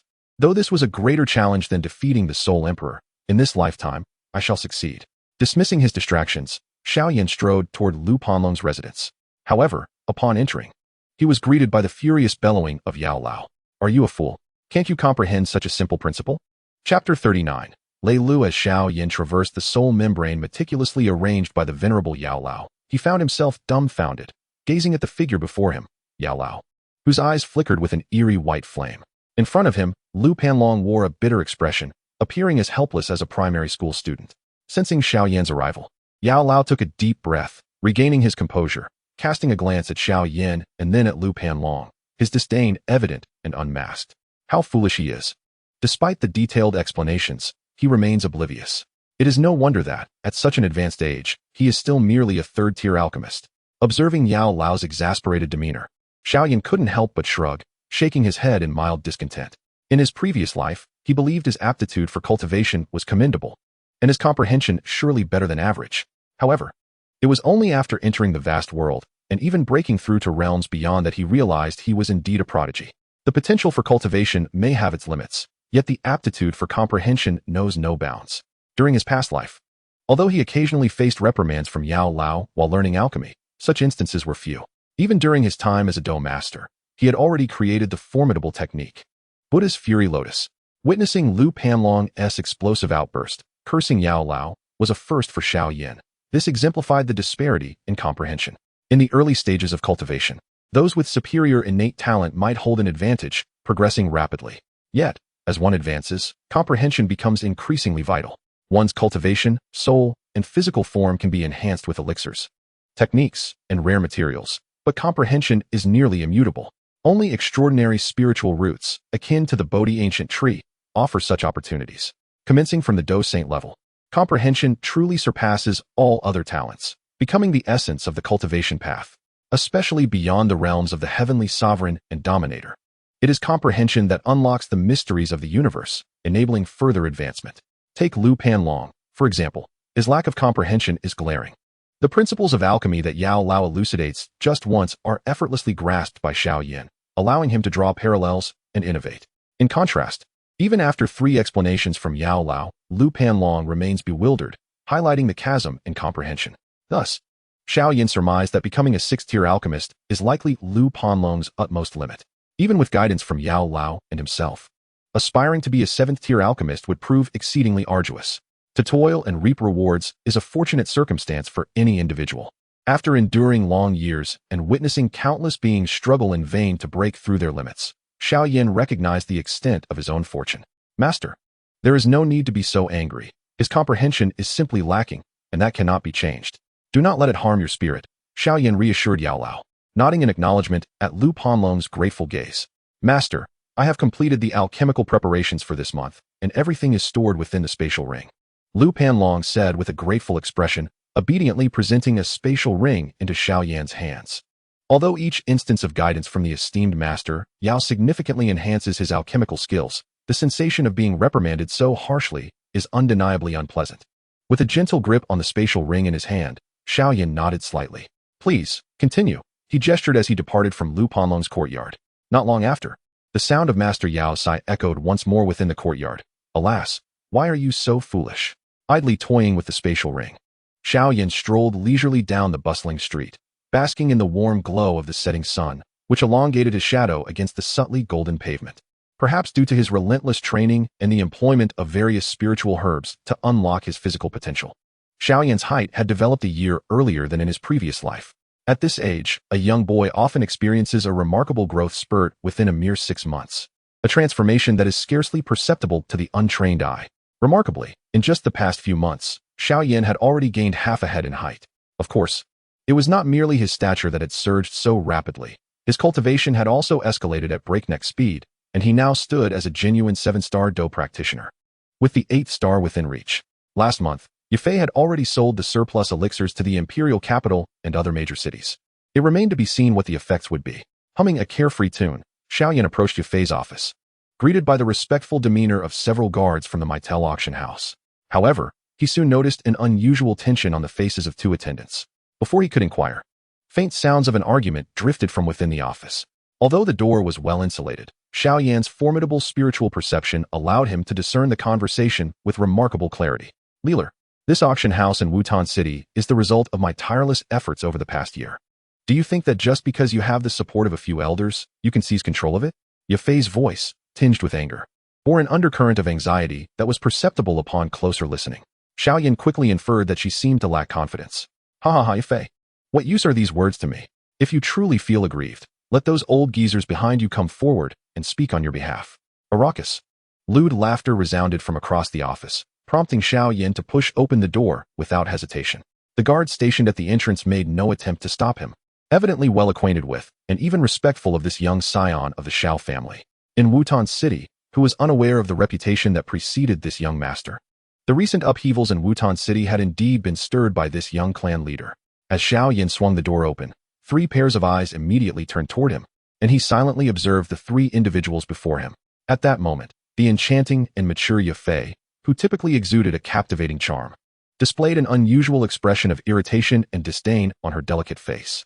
It was only upon seeing Xiao Yan that her beautiful eyes revealed a flicker of surprise, accompanied by a hint of deeply concealed anxiety. Opposite Ya Fei sat a pale-faced young man clad in white, whose appearance bore a striking resemblance to the former Lu Shi, to the extent that one could easily discern his lascivious nature, gazing at the youth's hollow visage, as if drained by indulgence. Xiao Yan struggled to recall the identity of this individual. In his previous life, this man, named Lei Lu, had suffered greatly at the hands of Hai Bodong, alongside his grandfather, and unexpectedly, in this life, he had appeared on his doorstep just like Lu Shi. Beside Lei Lu stood a robust man, exuding a formidable presence, resembling a guard. Although this burly fellow did not wear his lust openly like Lei Lu, his eyes inevitably betrayed a fervent gaze directed towards Ya Fei. Such glances were not only commonplace for Ya Fei, even Xiao Yan had grown accustomed to them. After all, how could one resist the allure of a woman so exquisitely enchanting, almost like a natural aphrodisiac to men? Yet, despite this familiarity for Xiao Yan, who had already set his sights on Ya Fei, he would not allow any other man to dare encroach upon his woman. After a moment's pause on the strong man, and upon discerning the opponent's strength to be at the dosher level, Xiao Yan finally shifted his gaze back to Ya Fei, gently inquiring with a soft smile. What troubles you? Chapter 40. The enigmatic Xiao Yan. What troubles you? Upon hearing Xiao Yan's gentle voice, Ya Fei's previously restless heart found an instant semblance of tranquility. That voice, still tinged with a hint of youthful innocence, emanated from a throat just beginning to mature, and it soothed her in an instant. Taking a deep breath and smoothing down her chest, which had nearly left Lei Lu wide-eyed in astonishment, she softly replied to Xiao Yan. The elders of my family wish to hand over the business in Wutan City to this man as my replacement. Upon hearing Ya Fei's words, Xiao Yan nodded in understanding. It seemed that the sum of money Ya Fei had received was likely nearing a net profit of nearly $1 million, a figure that far exceeded what he had previously brought her in his past life. Considering the entire Mitel family across the Gamma Empire, only the Mitel headquarters in the capital could possess such formidable profit-generating capabilities. Such a substantial profit was indeed tempting. However, did the foolish members of the Mitel family not realize that the reason the Wutan City branch could achieve such immense profits was due to their capable representative? Were they not concerned that replacing her might jeopardize the business? A branch earning $1 million annually would be of paramount importance even for a powerful entity like the Mitel family. This precisely elucidates their reason for sending someone here. With a disdainful glance at Lei Lei seated across from her, Ya Fei was about to offer an explanation when she was abruptly interrupted. Child, how did you manage to sneak in here? How dare you call members of the middle family fools? Slowly rising, Lei Lei fixed a menacing gaze upon Xiao Yan. The sudden intrusion of a young boy had already irked him, and witnessing Ya Fei's unexpectedly warm demeanor towards the youth only intensified his irritation. Especially after Xiao Yan audaciously labeled the middle family as fools, Lei Lei could no longer contain his frustration. The fools that Xiao Yan referred to were none other than himself and his grandfather's circle. Ignoring Lei Lei's outburst, Xiao Yan maintained his composure, calmly looking at Ya Fei and gently saying, "Do not mind him. Please continue." Observing Xiao Yan's demeanor, Ya Fei felt a sense of tranquility wash over her. Her enchanting eyes focused intently on him, flickering with a peculiar light. It was evident that their faction could not overtly replace me. Yet they had conducted investigations and understood that my rapid rise in Wutan City was due to my association with an alchemist. At this juncture, Ya Fei's eyes sparkled with excitement. Thus, they have come to recruit me. Ya Fei, why are you discussing such matters with a child? These topics are soon to become family secrets. Lei Lei, witnessing Ya Fei's sudden charm towards Xiao Yan, felt a surge of jealousy. This woman had never shown him such favor. Go, expel this brat at once. Lei Lei commanded, gesturing to the burly guard beside him to remove Xiao Yan. Lei Lei, how dare you? Upon hearing his command, Ya Fei's expression turned icy. Her beautiful eyes fixed coldly on him. With a swift motion, 2 guards entered the room. On my territory, treating my friend in such a manner. Do you truly believe I would not dare to act against you? Huh. Ya Fei, let us not discuss anything else. Even your 2 guards are no match for mine. Today, I shall wreak havoc in your domain, and what can you do about it? A woman is better off staying home as a mere ornament for the family. Lei Lei reveled in a sense of vindictive pleasure at Ya Fei's angry demeanor. In response to Lei Lei's taunts, Ya Fei furrowed her brows, then a cold smile crept upon her lips. Her rosy lips parted slightly as her frosty voice emerged. Trust me, should you harm him, you will certainly regret it. Huh, do you think I am a mere child? He is just a kid. What could possibly happen if I take action against him? Lei Lei laughed heartily, gesturing for the burly guard to expel Xiao Yan. Sigh. While dealing with scum like you is rather shameful, why do you insist on presenting yourselves before me to be dealt with? Amidst the tense atmosphere, a somewhat helpless voice of a young boy suddenly broke the silence. Xiao Yan slowly lifted his head, his pair of pitch-black eyes gazing at Lei Lu without a ripple of emotion, causing the latter to shudder inexplicably. Such a childish trick. Lei Lu, suppressing the unsettling feeling that suddenly gripped his heart, was about to instruct his guard to be more forceful when he noticed Xiao Yan's eyes locking onto the burly guard. Fall. In the astonished gazes of Ya Fei and Lei Lu, Xiao Yan suddenly snapped his fingers. In the next moment, the burly guard, who had reached the level of a 6-star Dome Master, let out a dreadful scream, followed by his body going rigid and collapsing straight down. Thud. The heavy body thudded against the ground, eyes tightly shut, as if lifeless.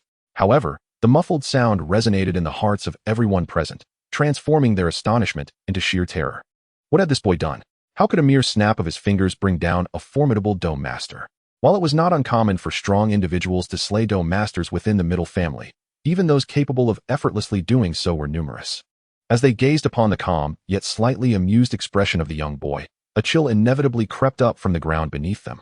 Ignoring the fearful stares of the crowd, Xiao Yan wore a smile as he stepped closer to the retreating Lei Lu. For someone like you, whose mind is consumed solely by thoughts of women, granting you a chance to redeem yourself is indeed a formidable challenge. As he spoke, Xiao Yan reached out and grasped Lei Lu by the collar. I shall fight you. Gripped by the collar. Perhaps due to the earlier fright or the belief that Xiao Yan had a powerful figure backing him, a look of terror twisted across Lei Li's face. The surge of Dou Qi erupted from him, revealing the undeniable strength of a 7-star Dome Master. Chapter 41. 6 words to make the Dou King stand by your side. Seated behind Xiao Yan, Ya Fei could not help but slightly part her rosy lips in astonishment. Lei Lu, who had just been struck by Xiao Yan, was now equally bewildered. However, after the initial shock, the shame and fury swelling within him turned his face crimson, even hiding the imprint of Xiao Yan's slap. You little bastard, I will kill you. Lei Lu roared in furious outrage, his dispersed Dou Qi coalescing once more. In this frenzied rage, he even contemplated unleashing his Dou technique upon Xiao Yan. Yet, before his Dou Qi could gather again, Xiao Yan's slender hand struck his other cheek once more. As he gazed at Lei Li's powerless expression, slap, Lei Lu's Dou Qi was once again scattered, and no matter how he attempted to resist, he found himself utterly powerless. You scoundrel, I will end your life. Slap. Offending me will lead you to a dire fate. Slap. The crisp sound of slaps echoed throughout the hall, and the rage in Lei Li's eyes gradually morphed into fear. By the end, a hint of pleading was evident in his gaze. At this moment, he was left reeling from the blows dealt by Xiao Yan, his mind clouded and consciousness fading. His once handsome visage had swollen grotesquely, resembling that of a pig, and the relentless stinging from the slaps continued to throb painfully across his face. With a resounding smack, accompanied by a spray of fresh blood and shattered teeth from Lei Li's mouth, Xiao Yan finally withdrew his hand, casually grabbing a silk handkerchief from Ya Fei's desk to wipe the visage of the battered Lei Lu, a satisfied smile gracing his lips. Although the notion of reincarnation held little allure for a peerless warrior like him, the exhilarating sensation of effortlessly crushing the loathsome remnants of his past life was undeniably gratifying. "You've brought this upon yourself," he mused. After being casually discarded by Xiao Yan, Lei Lu gradually regained his senses. Yet the searing pain on his face and the fury swelling within him swiftly consumed the scant remnants of his rationality. Channeling his fighting spirit, which had not been dispersed by Xiao Yan's earlier assault, Lei Lu unleashed a guttural roar, his energy erupting as it coalesced within his palm, echoing with a low rumble of thunder. Without delay, he unleashed the explosive force concentrated in his hand towards Xiao Yan with ferocity. "Be careful," Ya Fei exclaimed in alarm. For Lei Lu was a 7-star Dou fighter, and with his grandfather holding a prominent position within the family, he possessed a set of profound tier combat techniques. Although she was aware of the potential protection from a mysterious powerhouse behind Xiao Yan, the sight of Lei Li's madness still elicited concern from her. Catching a glimpse of the worry etched on Ya Fei's alluring face, Xiao Yan's lips curled into a subtle smile. The dull thud was accompanied by the sound of cracking bones, and in the next moment, Lei Lu, amidst Ya Fei's stunned gaze, emitted a piercing scream before crashing into the wall behind him like a cannonball. The sheer force embedded his body partially into the wall, rendering him unconscious as he slowly slumped to the ground, barely alive. "This," Ya Fei gasped, instinctively covering her gaping mouth with her delicate hand, her expression of shock lingering. Just moments ago, Xiao Yan's mere snap of his fingers had incapacitated a Dou master, a phenomenon that struck her as peculiar. Yet, contemplating the formidable background that Xiao Yan possessed, it began to make some sense. However, the ease with which he had toyed with Lei Lu, akin to handling a mere chick, and then subsequently delivering a punch that sent Lei Lu, who had activated a profound tier technique, flying into a grievous state, was a testament to Xiao Yan's genuine prowess. It was worth noting that Lei Lu was indeed a legitimate 7-star Dou fighter, and yet he had been knocked out by Xiao Yan with a single blow. You must have become a Dou master, haven't you?"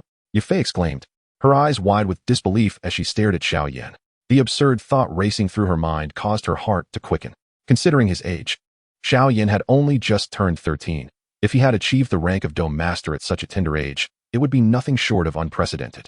Upon witnessing the appearance of Ya Fei, Xiao Yan gently chuckled and shook his head. His gaze fell upon the two astonished guards, and with a slight gesture, they prudently exited, even closing the door behind them. If in the past their reverence for Xiao Yan was due to his status, now it was equally his prowess that commanded their respect. Once the guards departed, Ya Fei finally exhaled slowly, allowing her astonishment to dissipate somewhat, before fixing her beautiful eyes intently on Xiao Yan. "You truly are a little monster. Since our acquaintance, I have grown somewhat numb to what were once astonishing events." Upon hearing Ya Fei's words, Xiao Yan smiled noncommittally, only to notice her delicate face fixated on the unconscious Leo. He could not help but let out a soft sigh. "However, you have severely injured this fellow, which means you have genuinely offended his grandfather. That old man is a bona fide Douling powerhouse. This could lead to significant troubles in the future." Despite Ya Fei's concerns, Xiao Yan's expression remained devoid of worry. "What storm can a mere Douling stir? The elders of your family sent this useless fool to establish new commercial ties with the alchemists behind me, intending to marginalize you.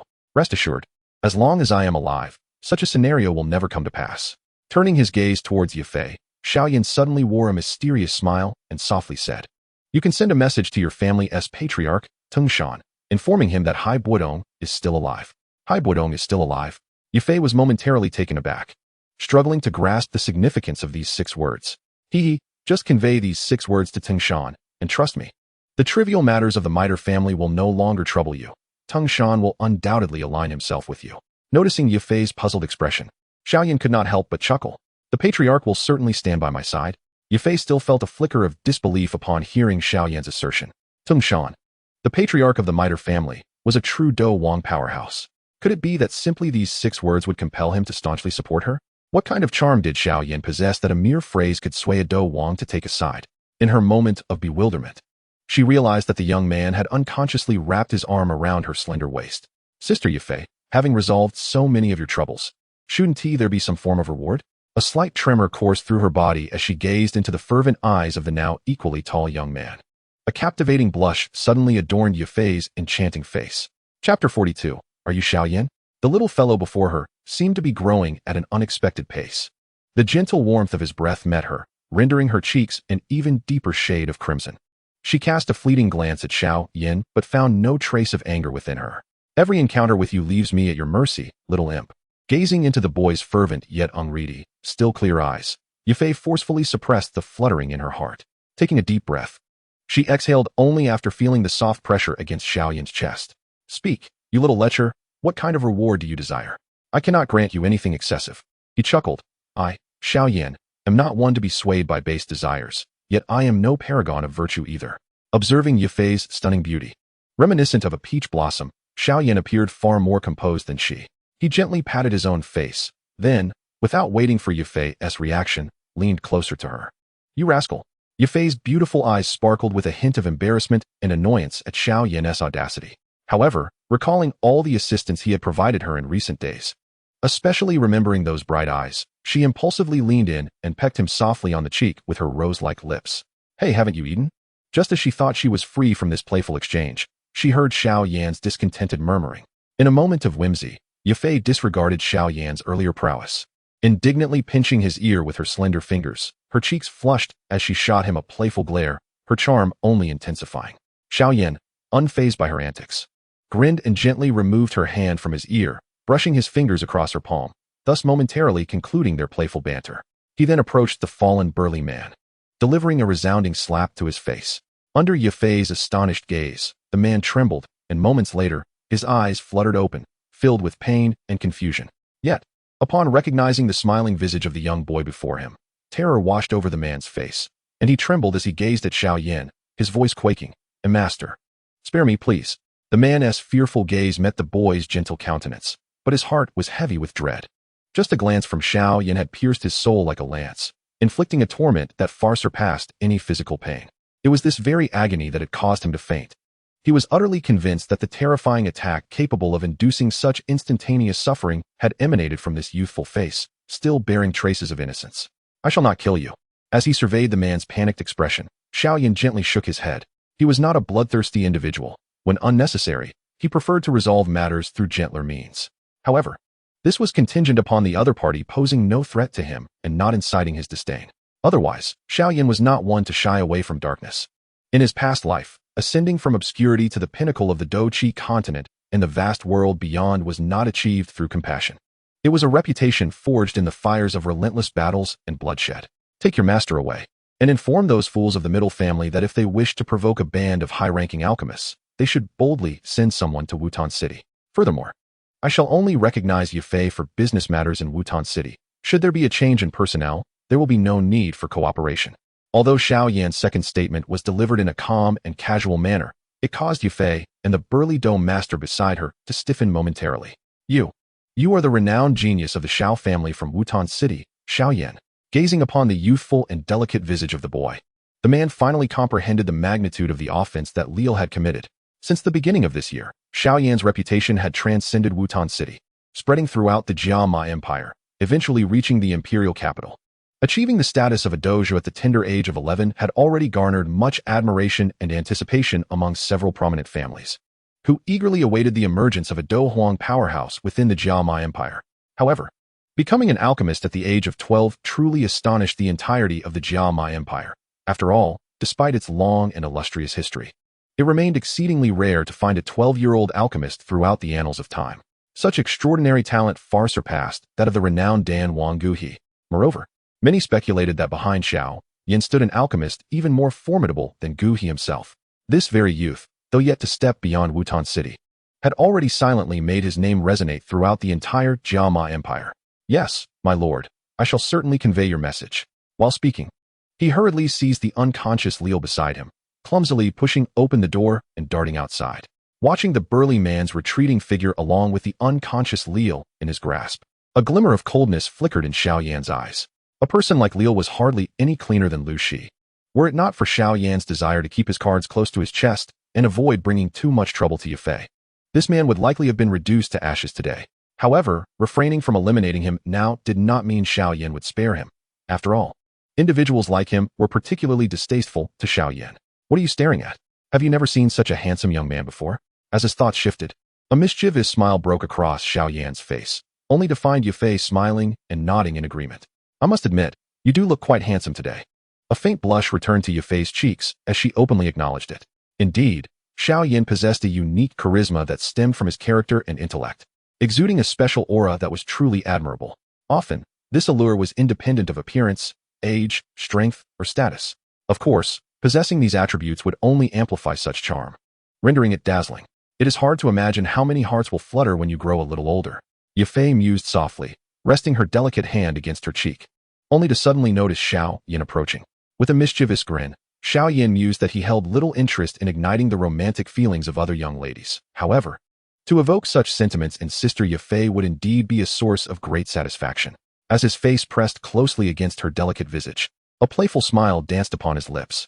In an unexpected moment, he cupped her porcelain-like cheeks with both hands, drawing her closer before planting a sudden kiss. Moments later, with a satisfied chuckle, he savored the lingering taste upon his lips. Gazing into Ya Fei's wide, astonished eyes, he teased softly, only such a kiss can stir awareness. You. Faced with Xiao Yan's audacious advance, even Ya Fei, with her composed nature, felt her cheeks flush crimson. The absurdity of the situation struck her, especially when she recalled that this boy was merely 13 years old. Yet, by the time she gathered her thoughts, Xiao Yan had already reached the door. Casting her a suggestive glance over his shoulder, he exited with a somewhat audacious smile. As she sat there, momentarily dazed, Ya Fei watched his retreating figure until it vanished from sight. After a while, as the flush on her face faded, she disdainfully wiped away the remnants of his kiss. Little rogue, she murmured, surprised to discover that rather than feeling offended by Xiao Yan's boldness, she harbored an unacknowledged thrill deep within her heart. Young master, young master. The clan members who crossed Xiao Yan's path greeted him with utmost respect. Even Xiao Ning, who had once harbored some resentment towards him, now exhibited profound reverence. He had come to fully comprehend the vast chasm that existed between himself and Xiao Yan, a disparity so great it was disheartening. As for Xiao Yu, after being bested by Xiao Yan and benefiting from a precious qi-gathering powder, he now found himself avoiding Xiao Yan's gaze. Having received such a valuable item, Xiao Yu felt somewhat embarrassed to confront him. This shift in attitude was emblematic of the growing respect the Xiao clan members held for Xiao Yan, a reverence not only stemming from his elevated status, but also from the tangible benefits he had brought to their family. For instance, while the Foundation Establishment Elixir was being traded at exorbitant prices in the outside world, the younger members of the Xiao clan could procure it for merely 20,000 gold coins. Moreover, those exhibiting exceptional talent could even receive a vial free of charge. Thanks to Xiao Yan, the Xiao clan had rapidly ascended to become the foremost power in Wutin City within just 6 months. And many had reaped the rewards of this rise. Regret washed over Xiao Yan as he recalled the tearful expression on Sun Er's face, who had been upset today due to his actions. As Xiao Yan contemplated how to comfort her, a sudden thought struck him. He first made his way to the clan's fruit storage, where he picked up 2 green tangerines and meticulously polished them with their peels before exhaling deeply and heading towards Sun Er's room. Along the way, he fortuitously encountered Xiao Mei, who was busy gathering flowers. With a clever inspiration, Xiao Yan managed to charm the fresh blooms from her hands. "Cousin, you finally came to find me," Xiao Mei exclaimed joyfully as she watched Xiao Yan request 2 bunches of flowers. Although this brought her a tinge of discomfort, she felt helpless. If it had been someone else, she might have reflected on whether she had done something wrong. However, in the presence of Sun Er, she clearly understood there was no comparison to be made. "Mayor, the flowers you collected are truly beautiful," Xiao Yan said with a smile, gently ruffling Xiao Mei's hair. He swiftly bound a few of the blossoms into a bouquet and departed. "Cousin, where are you going?" Xiao Mei asked, puzzled, as she gazed at him. "To refine medicine. These flowers will enhance the clarity of mind during my concoction," he replied, which made Xiao Mei even more elated. Little did she know that, after acquiring the flowers, Xiao Yan turned and headed towards Sun Er's small courtyard. The tranquil courtyard was unlatched, and Xiao Yan quietly stepped in without making a sound. Upon entering, he found the young girl sitting on a bamboo chair, her knees drawn to her chest, appearing utterly weary. "Did I raise my voice too much at Brother Xiao Yan today? Will he be hurt?" she murmured softly, resting her pale chin on her knees. "If Brother Xiao Yan truly has another woman, what should I do? A man like him could never be expected to remain by my side forever." He will always be surrounded by remarkable women. As these thoughts crossed her mind, she let out a gentle sigh, her gaze filled with a self-assured determination. Even if Brother Xiao Yan does find another woman in the future, I will not leave him. Yet, in the next moment, a hint of mist welled up in her large, expressive eyes. But I really don't want to share Brother Xiao Yan with anyone else. As night fell, the gentle spring breeze swayed the delicate lavender fabric of her dress, with a slender silk ribbon accentuating her petite waist. Her flowing hair was bathed in the ethereal glow of the rising moon, which cast a silvery sheen, softly illuminating her porcelain-like face. 2 trails of tear-shaped pearls glistened as they fell, lending an exquisite, almost fragile beauty to her features under the moonlight. Observing the girl as helpless, curled up form as she sobbed softly, Xiao Yan felt as though his heart had been pierced by a blade. The warmth of her body and a faint, elegant fragrance enveloped him as he gently rested his chin on her forehead. I'm sorry, Suner. Chapter 44, The White Clad of Qingshan Town. Hearing Xiao Yan's voice, Suner trembled slightly. After a moment, she extended her 2 snow-white arms to embrace him gently. It's all right, as long as Brother Xiao Yan never leaves me, she whispered softly, deepening Xiao Yan's sense of remorse. Though in this lifetime he may compensate for the regrets of his past through formidable strength, for Suner, the already imperfect affection might become even more flawed. Even with Xiao Yan's temperament, he found himself at a loss for words, his heart preoccupied with thoughts of how to make amends to the girl in his arms. Such a girl, if lost, would render his rebirth in this lifetime utterly futile.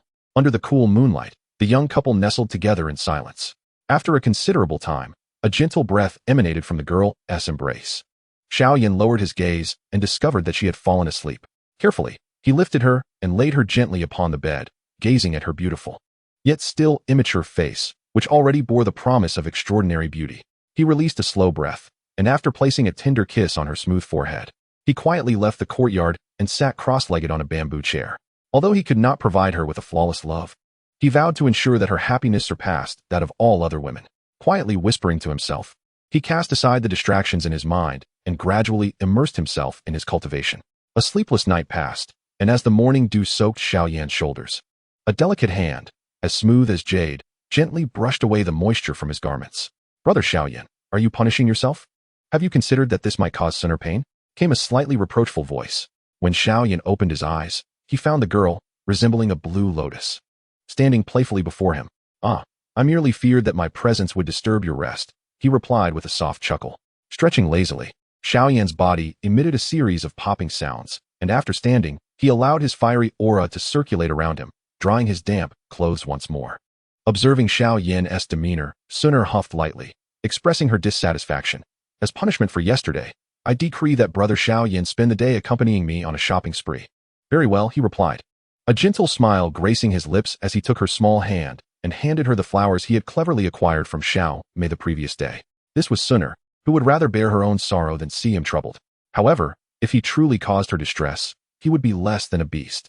With Suner's beaming smile, the two joyfully ran through the Xiao family courtyard, eventually making their way to the bustling streets of Wuten City. The golden morning light cascaded upon the young couple, resembling a pair of celestial beings, perfectly matched. After this minor upheaval, their bond did not suffer any rift. Rather, it grew even more intimate. Spring blossoms, though beautiful, eventually wilt, yet this wilting does not signify death, but rather a flourishing of vitality. In the blink of an eye, early summer arrived, and the entire realm was suffused with vibrant life. 2 months passed, and Xiao Yan's strength had quietly reached the pinnacle of a 9-star Dou fighter. After months of relentless alchemical practice, akin to a mere tool, Lu Panlong finally unleashed years of accumulated knowledge. Stepping into the realm of a 4th-rank alchemist a fortnight ago and passing the rigorous examination of the Alchemist Guild. This advancement significantly enhanced his ability to support the Xiao family. A 4th-rank alchemist, in nearly all respects except combat prowess, is comparable to a Dou Wang-level expert. Thus, within many formidable factions, the status of a 4th-rank alchemist is scarcely distinguishable from that of a Dou Wang.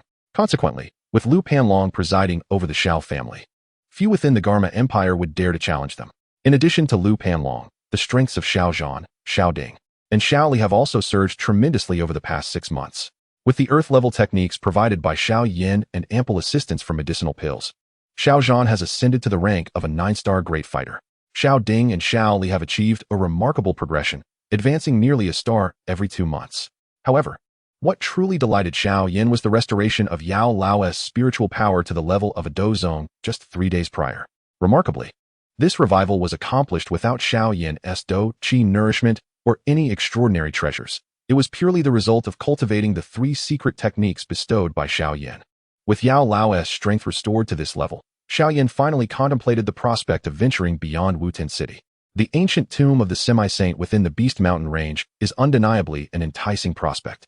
Furthermore, for Xiao Yan, who has reached the pinnacle of this world through flames, it is high time to seek out a true. Conveniently, hidden within the Beast Mountain range lies a flame known as the One Beast Spiritual Fire, one that Xiao Yan had overlooked in his previous life. It is only by obtaining such a flame that he can genuinely reclaim a semblance of his former might. This current state is akin to the foundational phase of cultivation. It is merely nurturing the basics. Of course, with Yao Lao's spiritual strength at his disposal, few below the Dou Zun level pose a genuine threat to Xiao Yan. This assurance emboldens Xiao Yan to explore the ancient tomb of the semi-saint. Yet beyond this, what truly fills Xiao Yan with anticipation and longing for the Beast Mountain range is a certain small town nestled at its foothills. In that town awaits a white-clad girl, deserving of compassion, who is waiting for him to seek her out. In his previous life, he owed her a sense of belonging. Chapter 45, Nalan Yanran. What? You say you wish to venture into the Beast Mountain range. In the hall of the Xiao family, upon hearing Xiao Yan's declaration, Xiao Zhan abruptly rose from his seat, his brow furrowing slightly. The Beast Mountain range is far too perilous for you. After all, your strength remains that of a Dou Shi. No matter how exceptional your talent may be, you still require experience. Despite Xiao Zhan's concern, a gentle smile lingered on Xiao Yan's face. Furthermore, with my teacher discreetly safeguarding me, what is there for my father to worry about? Upon hearing this, Xiao Zhan finally exhaled a sigh of relief. It was indeed your teacher who arranged this rigorous training for you, and it stands to reason that this venerable gentleman possesses his own wisdom. Although I have never encountered the mysterious mentor spoken of by Xiao Yan, after witnessing merely a glimpse of his prowess, Xiao Zhan has come to believe wholeheartedly in the capabilities of Xiao Yan's teacher. After all, to effortlessly present 3 sets of mid-level earth-tier techniques and combat skills, perfectly aligned, is a terrifying foundation to contemplate.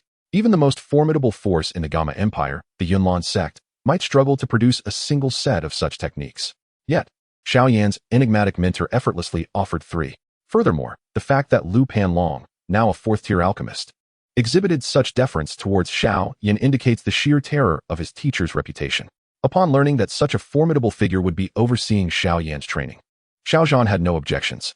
After exchanging simple farewells with Xiao Zhan and his 2 elder brothers, Xiao Yan proceeded to Lu Panlong's courtyard. Master. Upon seeing Xiao Yan enter the courtyard, Lu Panlong's demeanor instantly transformed, becoming markedly more respectful. Through their time together, he had developed an inkling of a different perception. Though the power displayed by Yao Lao far surpassed that of Xiao Yan, he felt an undeniable sense that Xiao Yan was the true architect of all that transpired.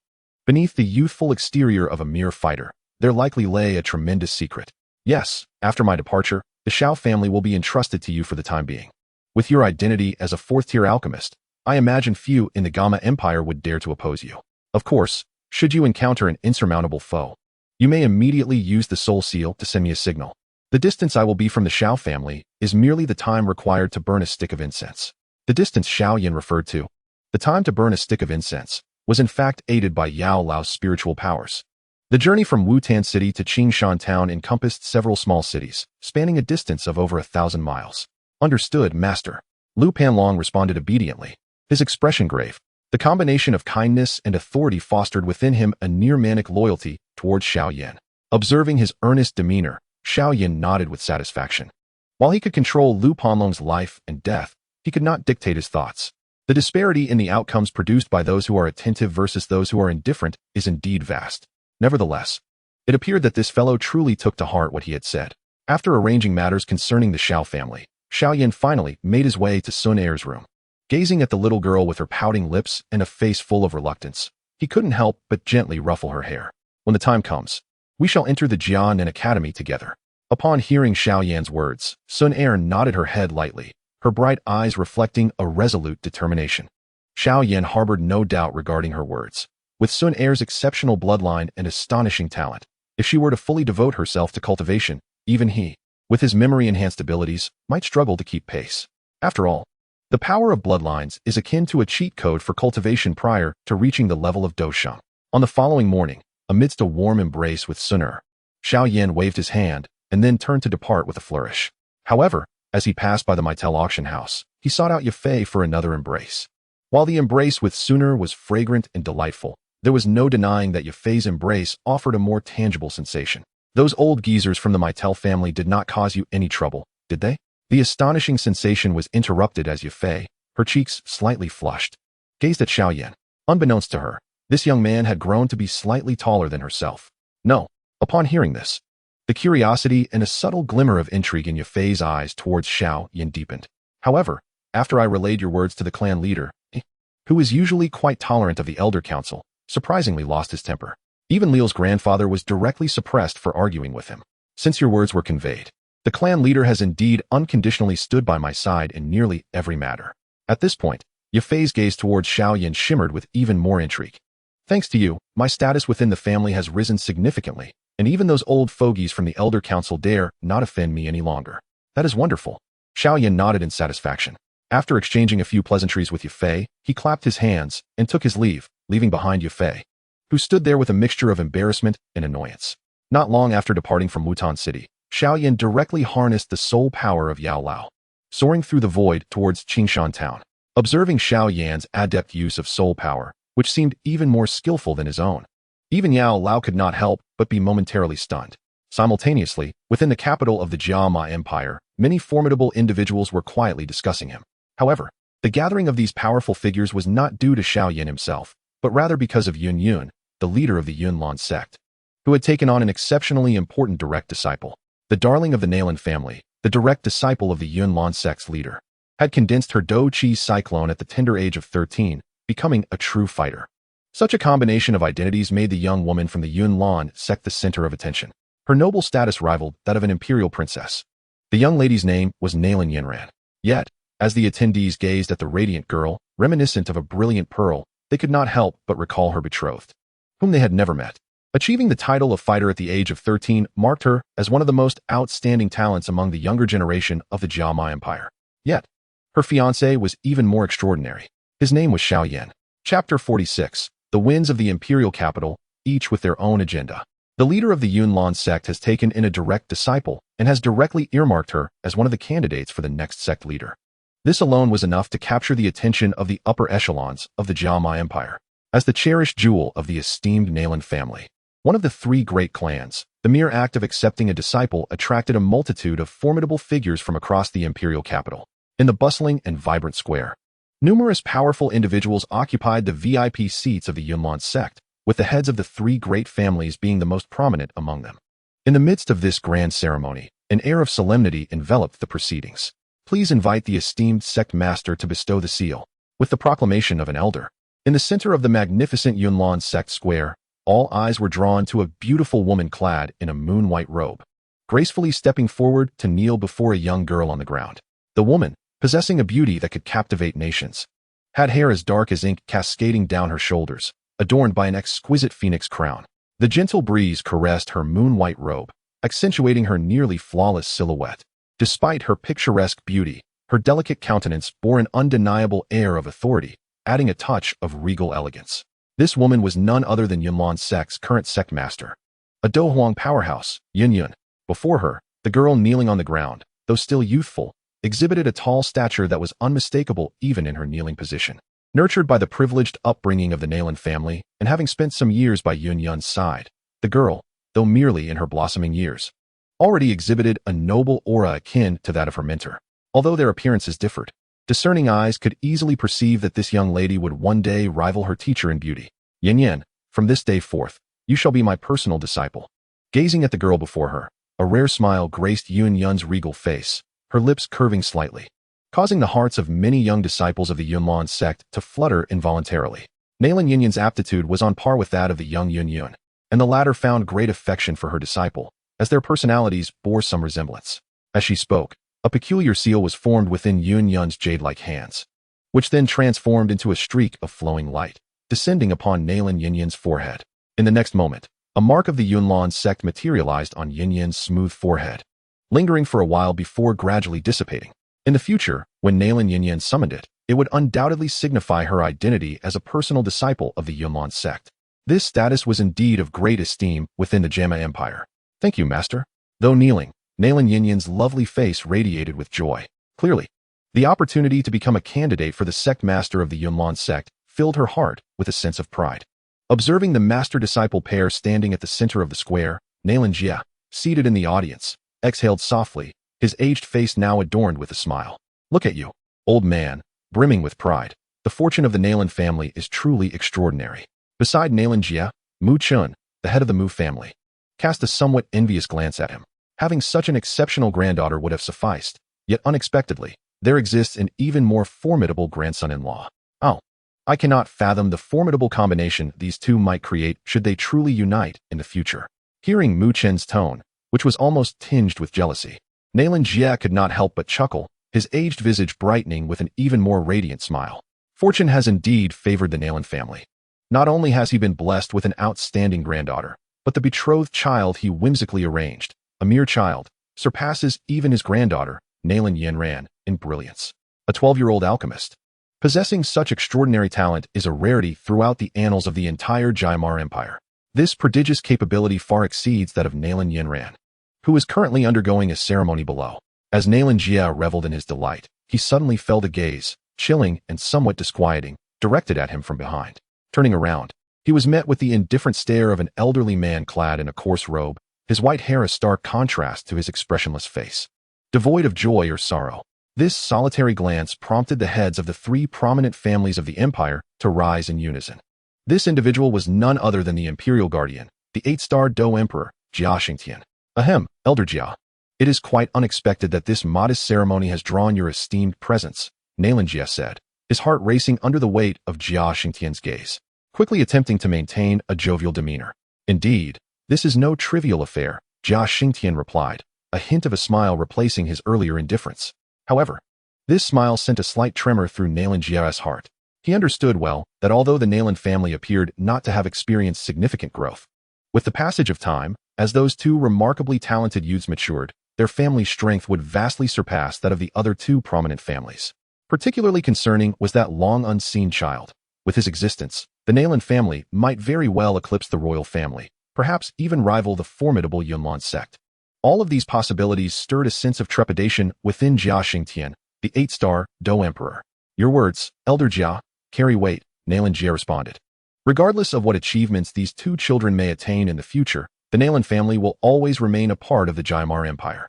Moreover, my frail body is afflicted with poison. I fear I may not live to witness the rise of these two children. Nalan Jia endeavored to present himself in a submissive manner, hoping to avert any unnecessary threats. Jia Xingtian, however, offered no further remarks, merely leaving behind a statement that caused the countenance of many formidable individuals present to shift subtly. This old man, too, shall one day grow weary. I only hope that if the day comes when power changes hands, the Jaimar capital may witness less bloodshed. As those words fell, many strong figures could not suppress a startled gasp within their hearts. The words of Jia Xingtian remarkably conveyed a semblance of submission, indicating his apprehension regarding the future of the Nalan family.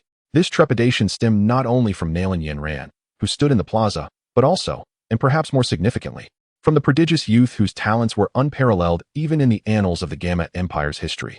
Such remarkable aptitude truly astonished even the most formidable of experts. And the formidable sect behind this young man was likely an equally fearsome force.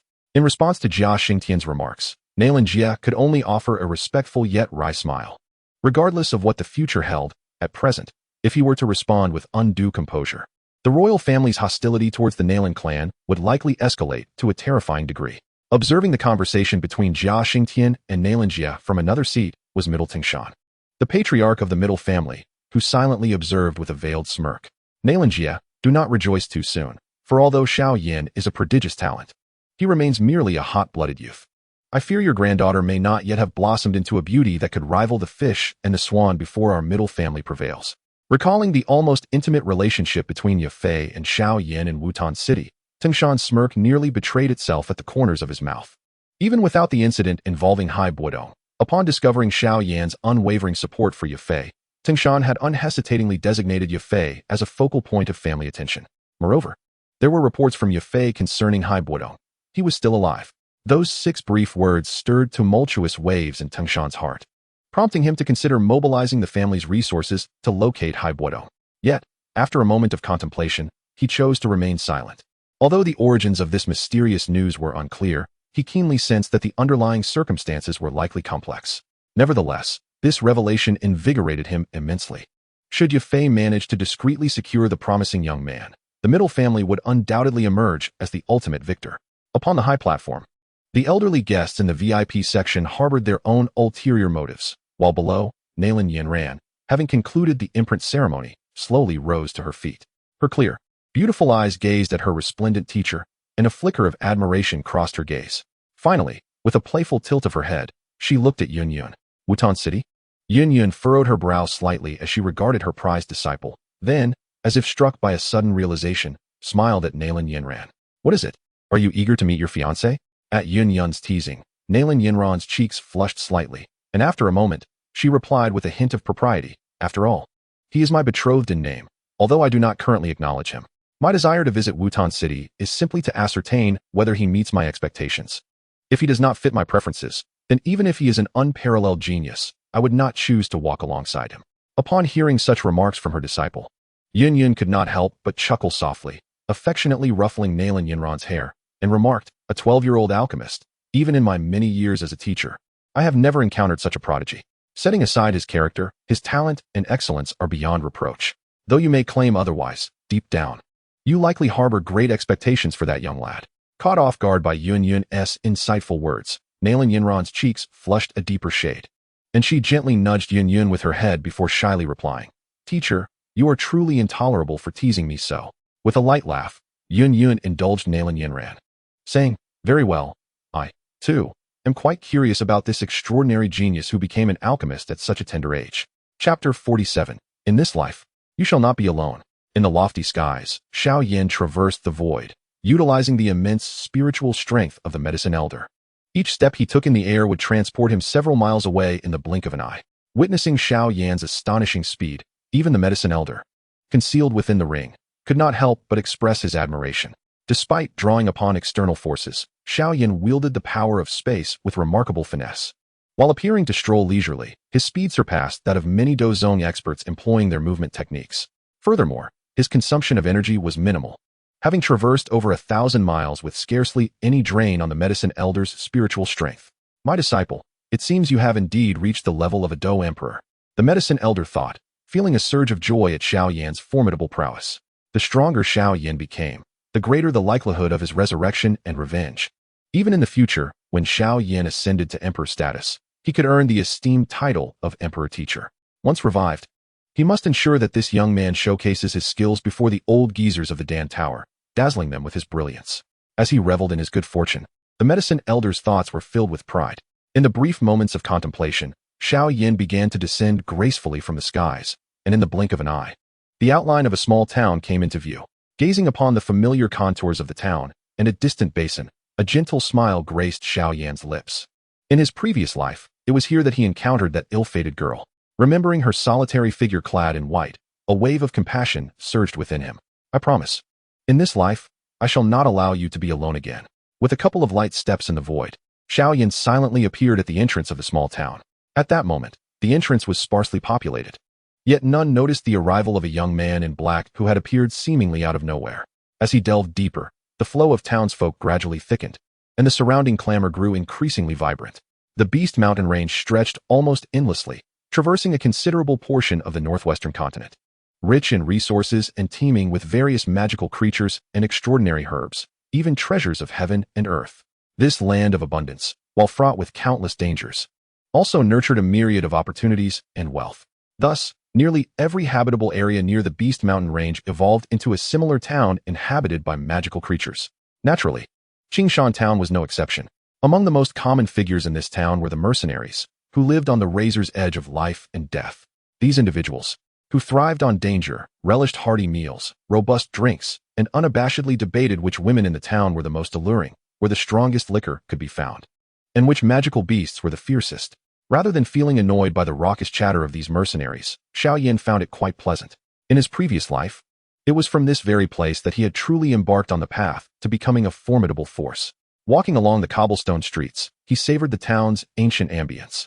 After traversing several narrow alleys, Xiao Yan finally arrived before an apothecary. Prominently displayed above the largest pharmacy in Qingshan town were the three familiar characters, Wan Yaozhai. Upon seeing these characters, even with Xiao Yan's composure, a ripple of excitement stirred within him, igniting a sense of impatience. He quickened his pace. Approaching the entrance of Wan Yaozhai, where he observed a distracted attendant.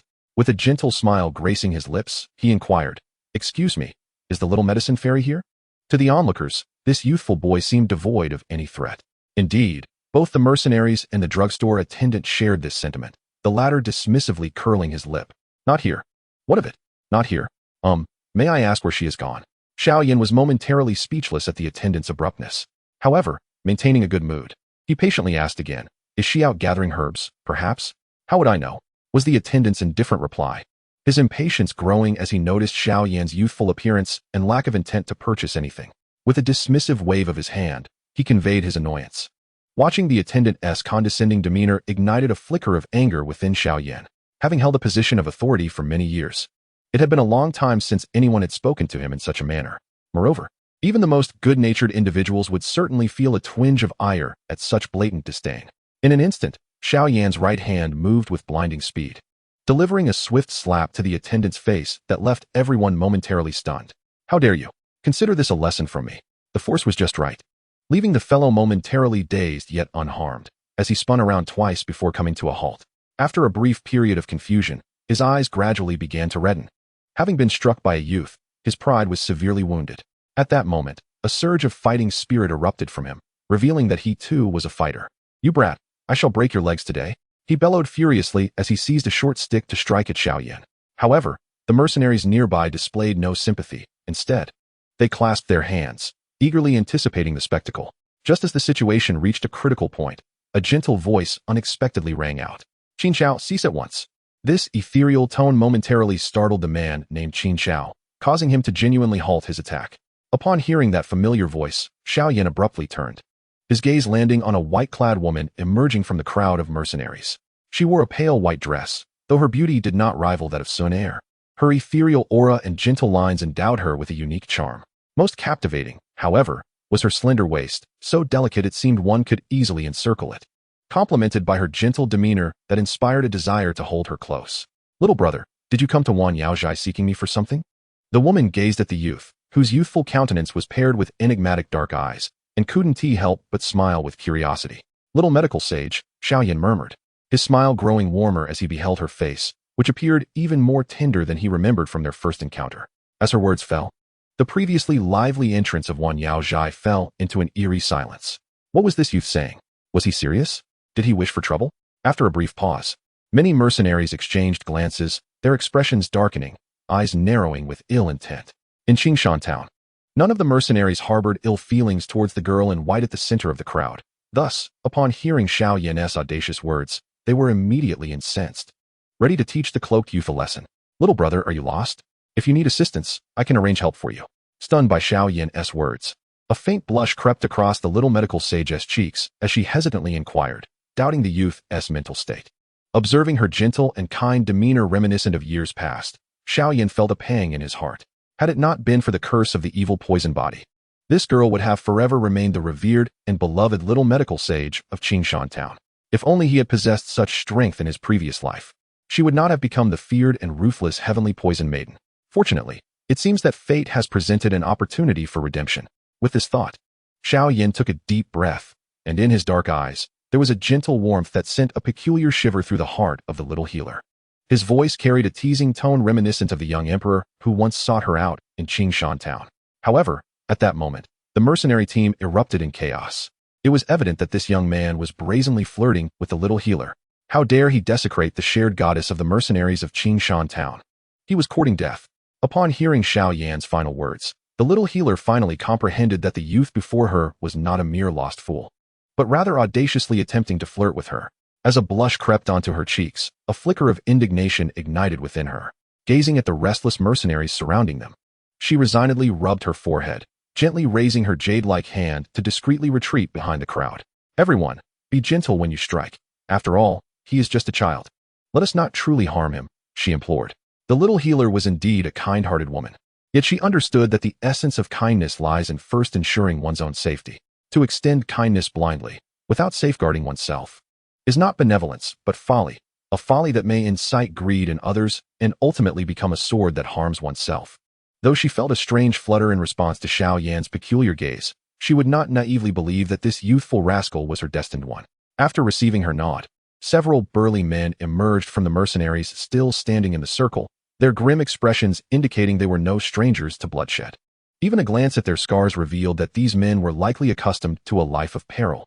"Wait, count me in," exclaimed Qin Chao, a shop assistant from the apothecary, as he leapt from behind the counter to join the ranks of the burly men. As the men slowly encircled Xiao Yan, many in the onlooking crowd displayed expressions of schadenfreude. To dare flirt with the little healer was an affront to the mercenaries. If this young man managed to walk out of Qingshan town unscathed, it would be a disgrace to them all. However, to their astonishment, the boy at the center of the circle bore no trace of panic. Instead, he wore an expression of resignation. "Must we always resort to violence? If you get hurt, it would be quite detrimental to you," he remarked. Upon hearing this, the surrounding mercenaries paused in surprise, then erupted into hearty laughter. A mere child, seemingly no older than 13 or 14, dared to speak to them in such a manner. Regardless of anything else, this youth certainly possessed remarkable audacity. Among the crowd, the little healer was momentarily taken aback by his words, an inexplicable sense of foreboding stirring within her. It seemed this young man harbored something truly extraordinary. Before Xiao Yan could finish speaking, Qin Chao was the first to spring into action from the mercenary throng. He was struck by Xiao Yan's slap, feeling an overwhelming sense of humiliation. At that moment, he yearned to retaliate fiercely against Xiao Yan. Otherwise, he would become the laughingstock of Qingshan town in the future. With a swift motion, he propelled himself forward, his palm aimed menacingly at Xiao Yan's somewhat youthful face. This slap, if landed, could seriously injure an ordinary youth, perhaps even knocking out a couple of teeth. It was evident that he was genuinely intent on attacking Xiao Yan. "Alas, you initiated this. Do not blame me for the consequences."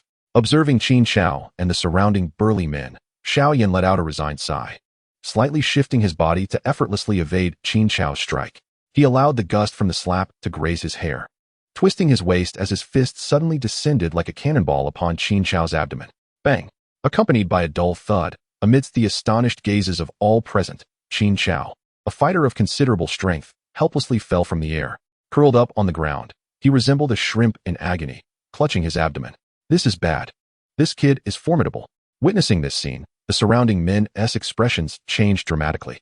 From Xiao Yan's earlier display of skill, they realized that his victory over Qin Chao was not merely due to luck.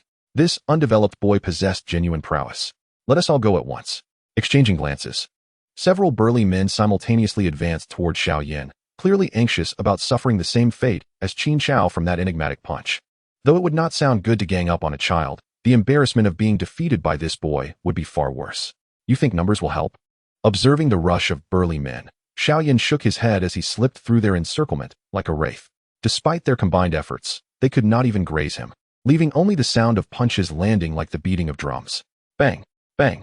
With several resonant thuds, the once fierce and robust men curled up on the ground, much like Qin Chao before them, writhing in pain. In mere moments, 5 or 6 fighter-level men were effortlessly brought down. Not a single one could withstand even one punch. Witnessing this, the mercenaries who had initially gathered to spectate were overtaken by astonishment, collectively gasping in disbelief. Chapter 49, A Familiar Return. Looking down at the men curled up like shrimp at his feet, Xiao Yan shook his head in resignation. "Alas, I warned you not to engage. Yet you refused to heed my words. And now, look at the consequences." In stark contrast to Xiao Yan's helpless demeanor, the once aggressive group of mercenaries now found themselves involuntarily retreating a step, casting wary and astonished glances at him. It is important to note that the mercenaries who have confronted Xiao Yan are indeed formidable fighters, although none of them possess strength exceeding that of a 5-star fighter.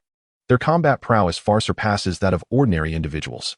Yet, the young man before them effortlessly dispatched them with a mere punch, exhibiting an air of ease, unruffled and composed. If Xiao Yan's fearsome strength were the only concern, they might have acquiesced.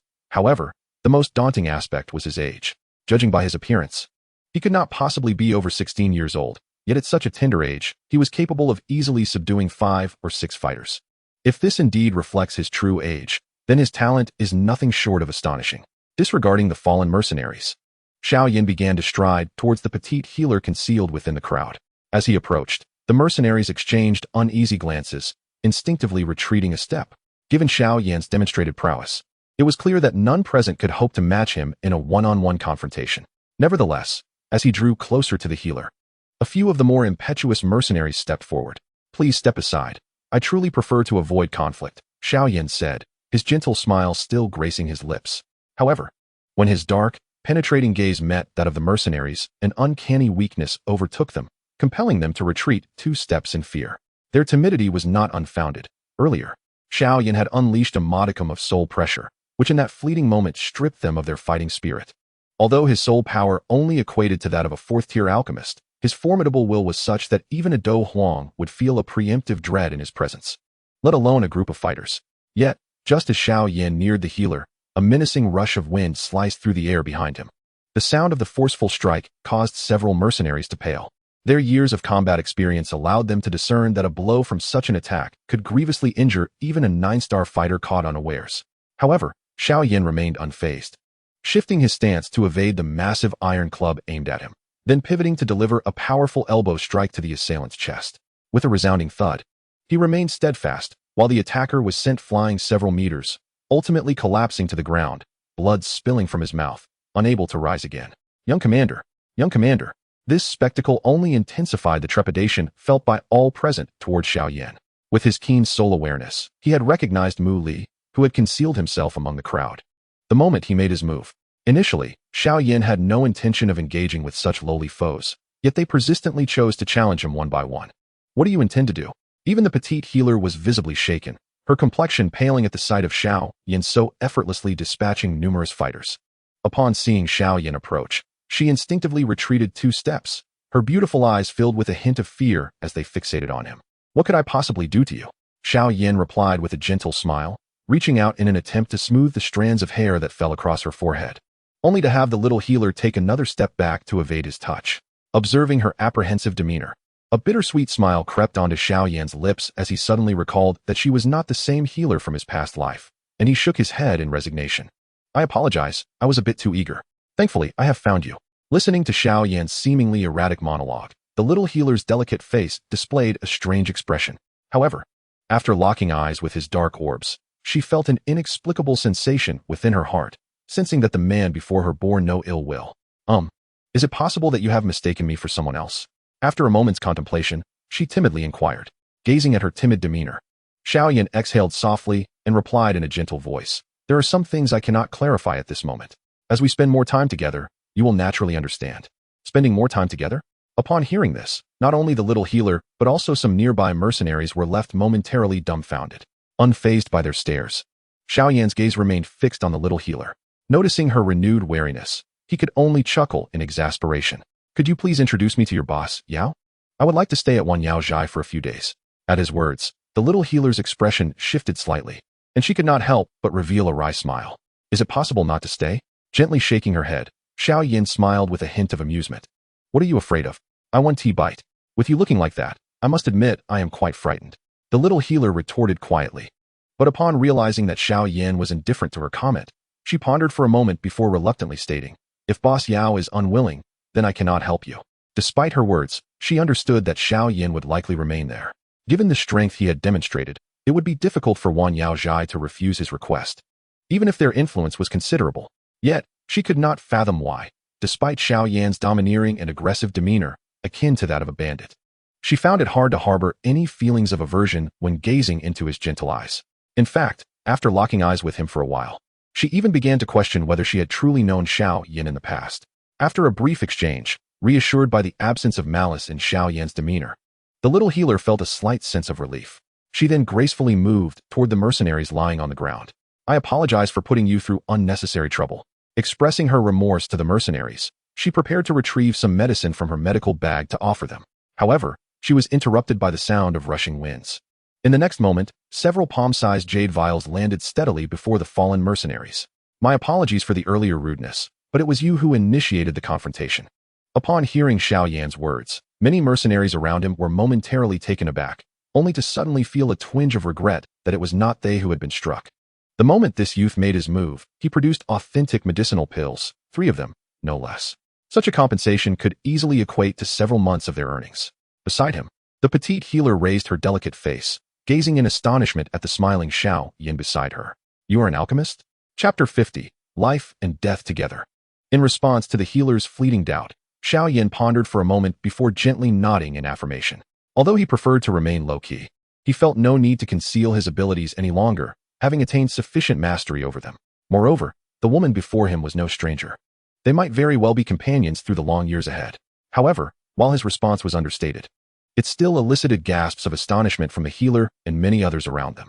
An alchemist, indeed, one of the most esteemed professions on the Dou King continent. Even a first-tier alchemist could stir considerable commotion in Wutan City, let alone in the smaller locale of Qingshan Town. In this vast town, many had likely never laid eyes upon an alchemist in their entire lives, and even the genuine first-tier medicinal pills were a rarity to behold. Thus, when Xiao Yan cast those pills to the ground, they gazed enviously at the individuals sprawled upon the earth. Beyond Xiao Yan's status as a first-tier alchemist, what stunned them even more was his youthful visage. Regardless of how mature his demeanor appeared, it was evident that he had yet to reach adulthood. At such a tender age, to already be an alchemist, was this not exceedingly outrageous? With her mouth slightly agape, the petite healer, after a moment of daze, finally regained her composure. Let us proceed, Master Alchemist. I shall inform Boss Yao to arrange a guest room for you. Casting a glance of envy at Xiao Yan, she nodded helplessly, directing others to assist the fallen individuals before leading Xiao Yan towards the Wan Yao Zhai. As they observed the retreating figures of the two, a group of mercenaries and residents of Qingshan Town exchanged bewildered glances, at a loss for words. Curse it! On the ground, Mu Li suddenly spat out a mouthful of blood. For Mu Li, who harbored a deep infatuation for the petite healer, Xiao Yan's presence heightened his sense of unease. This feeling was a sense of crisis that no one else had ever instilled in him before. Daring to cause trouble in Qingshan Town, you are doomed. As he brooded with venomous thoughts, Mu Li suddenly heard a mercenary in the distance cry out. He just said his name is Xiao Yan. That youth's name is Xiao Yan. Upon hearing the mercenary's exclamation, the nearby mercenaries were initially taken aback, their brows furrowing slightly. After a moment, one of them abruptly looked up, his voice quivering with disbelief. Recently, the renowned prodigy of the Gamma Empire has been making waves, seemingly named Xiao Yan. Could it be that he is the youngest alchemist in the annals of the Empire? Listening to the incredulous discussions among a few individuals, the surrounding mercenaries exchanged glances, their faces reflecting astonishment. At this moment, Mu Li, who had been supported by two members of the Wolfhead mercenary group, suddenly turned pale. So, you truly are the most talked-about genius alchemist in the Empire, the youngest in its history? The Wan Yao Zhai, the largest apothecary in Qingshan Town, boasts not only a spacious front area, but also an expansive residential space at the back. Walking along the corridor adorned with green bamboo, Xiao Yan followed closely behind the little physician, his gaze captivated by her exquisite figure. Inhaling the fragrant aroma reminiscent of medicinal herbs that enveloped her, Xiao Yan smiled gently. If you wish to entertain such thoughts, I may very well be, he replied with a tone that almost hinted at agreement. Upon hearing Xiao Yan's response, the little physician couldn't help but stiffen momentarily, only to recall, as they reached the back of the Wan Yao Zhai, her vague suspicions about his identity. The recent fame of Xiao Yan was so overwhelming that it had spread not just among the elite of the empire, but also reached the common folk. Gazing at the youth who was several years her junior, the little physician stood frozen for a moment before finally offering a resigned smile. Encountering a legendary figure like you is truly a bit of an adjustment. For someone like her, who had grown up in the modest surroundings of Qingshan Town, Xiao Yan indeed seemed like a character from a tale. His sudden appearance before her felt akin to the emperor of the empire visiting in disguise. Fear not. You will gradually acclimate, Xiao Yan said with a gentle smile, his almost indulgent gaze making the little physician feel somewhat uncomfortable. Please, don't look at me that way, she replied, a wry smile gracing her fair face as she shook her head. Though I cannot fathom why this dandy has taken an interest in me, I advise you to abandon this notion. I am not one of those infatuated girls who would swoon over your fame. Besides, if the rumors are to be believed, you are merely 13 years old, a child who should focus on cultivation. At her final remark, Xiao Yan's lips twitched slightly. His youthful appearance had indeed become a bit of an obstacle. Is that so? Then what kind of man do you believe would be suitable for you? A suitable man for me? The little physician tilted her head slightly before shaking it and responding, I do not know. However, the man I admire need not be extraordinarily accomplished or renowned. To me, those are merely superficial traits. The one I cherish must be someone I would willingly follow through life and death. As she spoke, even the little physician, known for her serene demeanor, couldn't suppress a smile filled with anticipation. Must he truly be someone with whom you would share life and death? Upon hearing these words, Xiao Yan couldn't help but momentarily lapse into a reverie. The actions of your past life hardly amounted to a bond of life and death, did they? It appears you have always remained unchanged, steadfast in your nature. With this thought, Xiao Yan's gaze softened increasingly, to the point where the little healer's cheeks flushed slightly. It was truly puzzling how a mere teenager could possess eyes more oily than those of seasoned mercenaries. With a gentle flick of her tongue, the little healer seemed to sense that Xiao Yan harbored no ill intentions, and her words became bolder. Moreover, wasn't it said that you had a childhood betrothal with that renowned genius girl from the Jaimar Empire, who has been the talk of the town? It is rumored that this girl not only possesses extraordinary talent, but is also stunningly beautiful, being the cherished jewel of the Nalan family. Could it be that I, a simple village girl from Qingshan town, could possibly rival the allure of the esteemed young lady from the Nalan clan? At this point, a hint of playful amusement graced the little healer's face. Gossip, it seems, is an interest from which no woman can escape. Why not entertain the notion? However, in response to her, Xiao Yan donned an unexpectedly serious expression. You are inherently unique in this world. There is no need to compare yourself with others. Chapter 51. The little healer must be mine. Xiao Yan's overly sentimental words sent a shiver down the little healer's spine. Just as she was about to speak again, she heard Xiao Yan's voice. As for Nalan Yanran, I shall find an opportune moment to gracefully withdraw from this engagement. Xiao Yan's declaration left the little healer momentarily speechless. Wait, are you serious? You would forsake such a fine fiancée for me? The little healer found Xiao Yan's actions rather incomprehensible. At that moment, even she couldn't help but glance around, attempting to discern what remarkable charm she had suddenly acquired that could so enthrall this legendary genius youth. Haha, do not be anxious. My decision to annul my engagement with Nalan Yanran does not significantly affect our relationship. Observing the little healer's astonishment, Xiao Yan couldn't help but chuckle. The primary reason is simply that I do not wish to be with her. His feelings towards Nalan Yanran were indeed complex. Although the passage of countless years had dulled the sting of that past humiliation, and he had even formed a decent friendship with her after becoming an emperor, both were acutely aware that no matter how close they appeared, they could never truly be together. The annulment of their engagement, regardless of how trivial it seemed in retrospect, had left an indelible scar on Xiao Yan's heart. Nonetheless, it was a decisive severance of their fates, rendering it impossible for Xiao Yan to harbor romantic feelings towards her. Even with his rebirth, it was unlikely that Nalan Yanran would repeat her past mistakes, yet Xiao Yan remained unmoved by her charms. Thus, rather than hesitating, it would be more prudent to act expeditiously. Of course, he would not resort to the brutish and unreasonable vengeance akin to that of Nalan Yanran, but would instead strive to afford the Nalan family some semblance of dignity. Moreover, if he were to forego the engagement with that girl, what would become of Yun Yun in the future? Xiao Yan. Oh Xiao Yan, when did you become so fickle of heart? It is not surprising, for upon deeper reflection, he realized the considerable emotional debts he had accrued in his past life.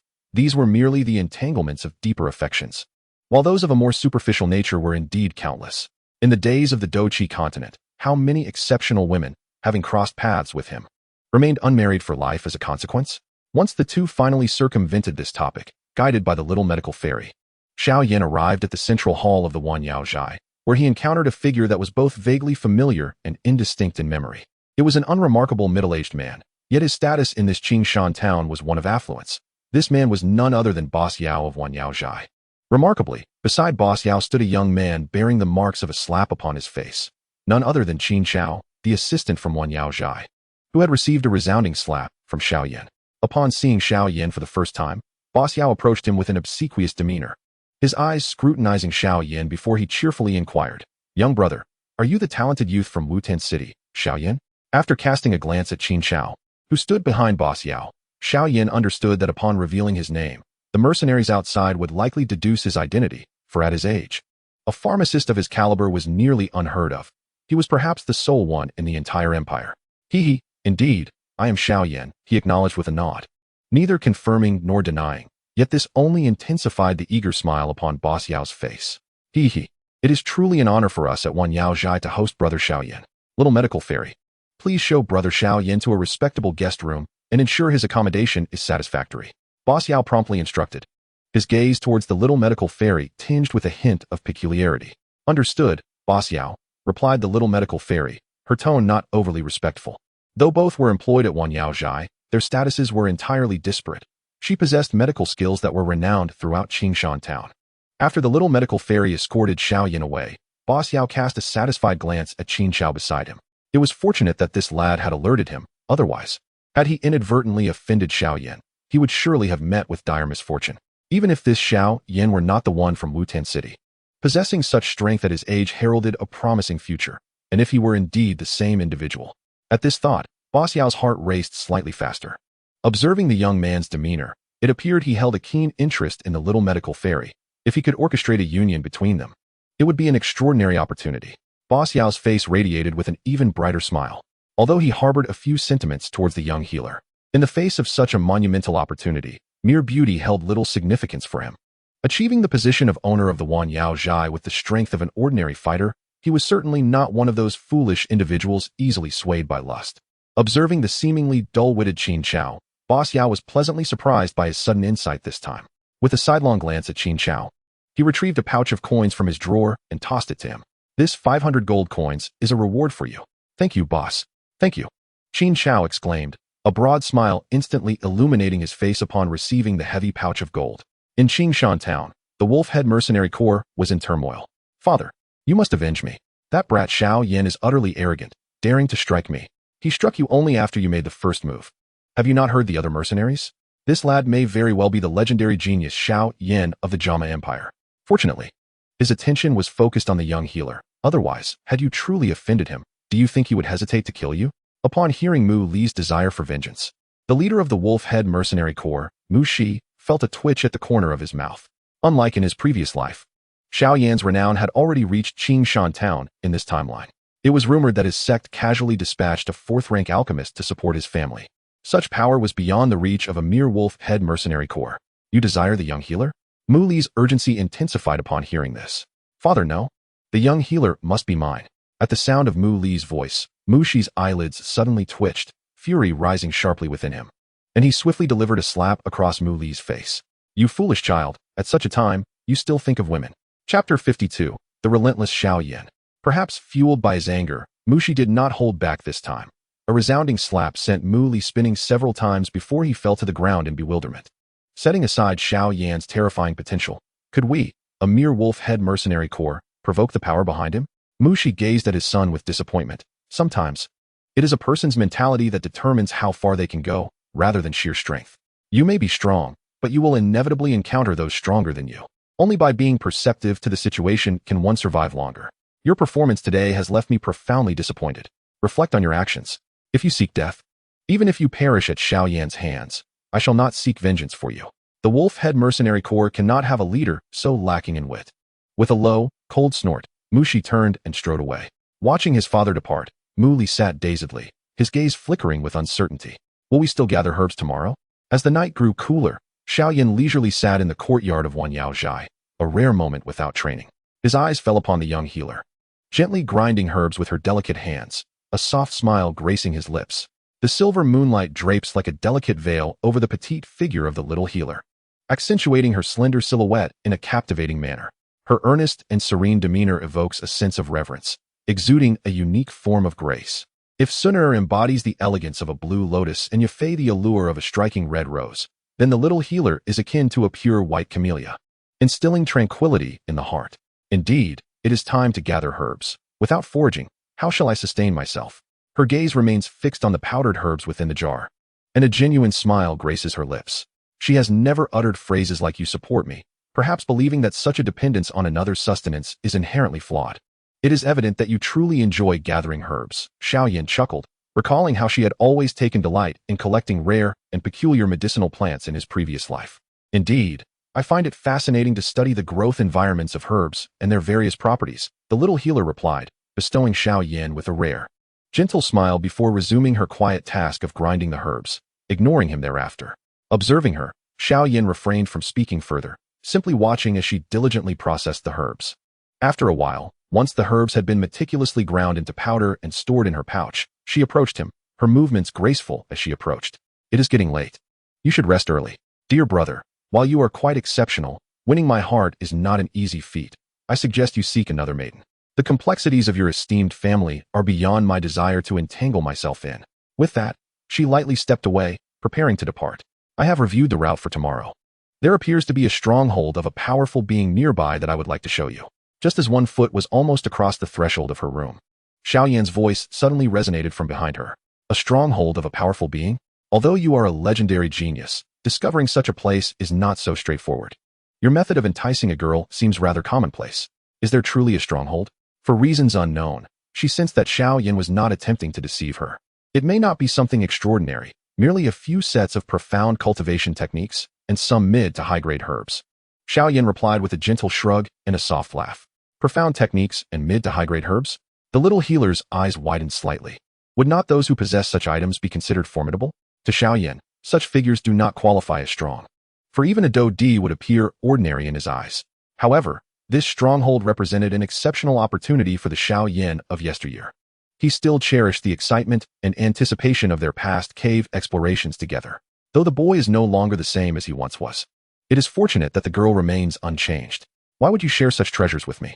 Without immediately agreeing, the young healer cast a doubtful glance at Xiao Yan and solemnly remarked, "If you believe that I would offer myself in exchange for a mere trinket, then perhaps I should refrain from joining you. While the treasures you mentioned are indeed precious, I refuse to commodify myself in such a manner." Upon hearing this, Xiao Yan couldn't help but shake his head in bemusement, ultimately responding in exasperation, "If I intended to coerce you, it wouldn't require such elaborate schemes. Abducting a fragile maiden like you would be a trivial task. I merely thought that embarking on an adventure in search of treasures would be far more enjoyable with a lovely companion by my side. If you are unwilling, then so be it." "Ah, must I go? Must I?" A somewhat feeble voice arose from behind, revealing the young healer with a flushed face. Gazing at Xiao Yan with a mixture of exasperation and intrigue, despite being aware that he was deliberately seeking closeness, the allure of the powerful cave continued to captivate her. After all, she was merely a girl yet to reach her 20s, and having spent years in a mercenary group, she shared the youthful curiosity and yearning for adventure. Ultimately, the reason for her lack of hesitation, aside from all else, was that she harbored no genuine aversion towards Xiao Yan in her heart. "Very well, rest well. Good night." As she watched him finally disappear from her sight, the young healer let out a gentle sigh and softly murmured, "Good night." That night, she found herself unusually restless, her delicate frame tossing and turning, yet her thoughts were persistently drawn to the image of that young man. Surely, his extraordinary demeanor today would keep many sensitive souls awake tonight. After sitting up and lighting a calming incense, she found herself somewhat comforted and gradually succumbed to slumber, drifting into a dreamscape filled with shimmering light. In her hazy dream, she felt a warmth enveloping her, and amidst the fog, a pair of gentle, dark eyes suddenly appeared before her. "You again."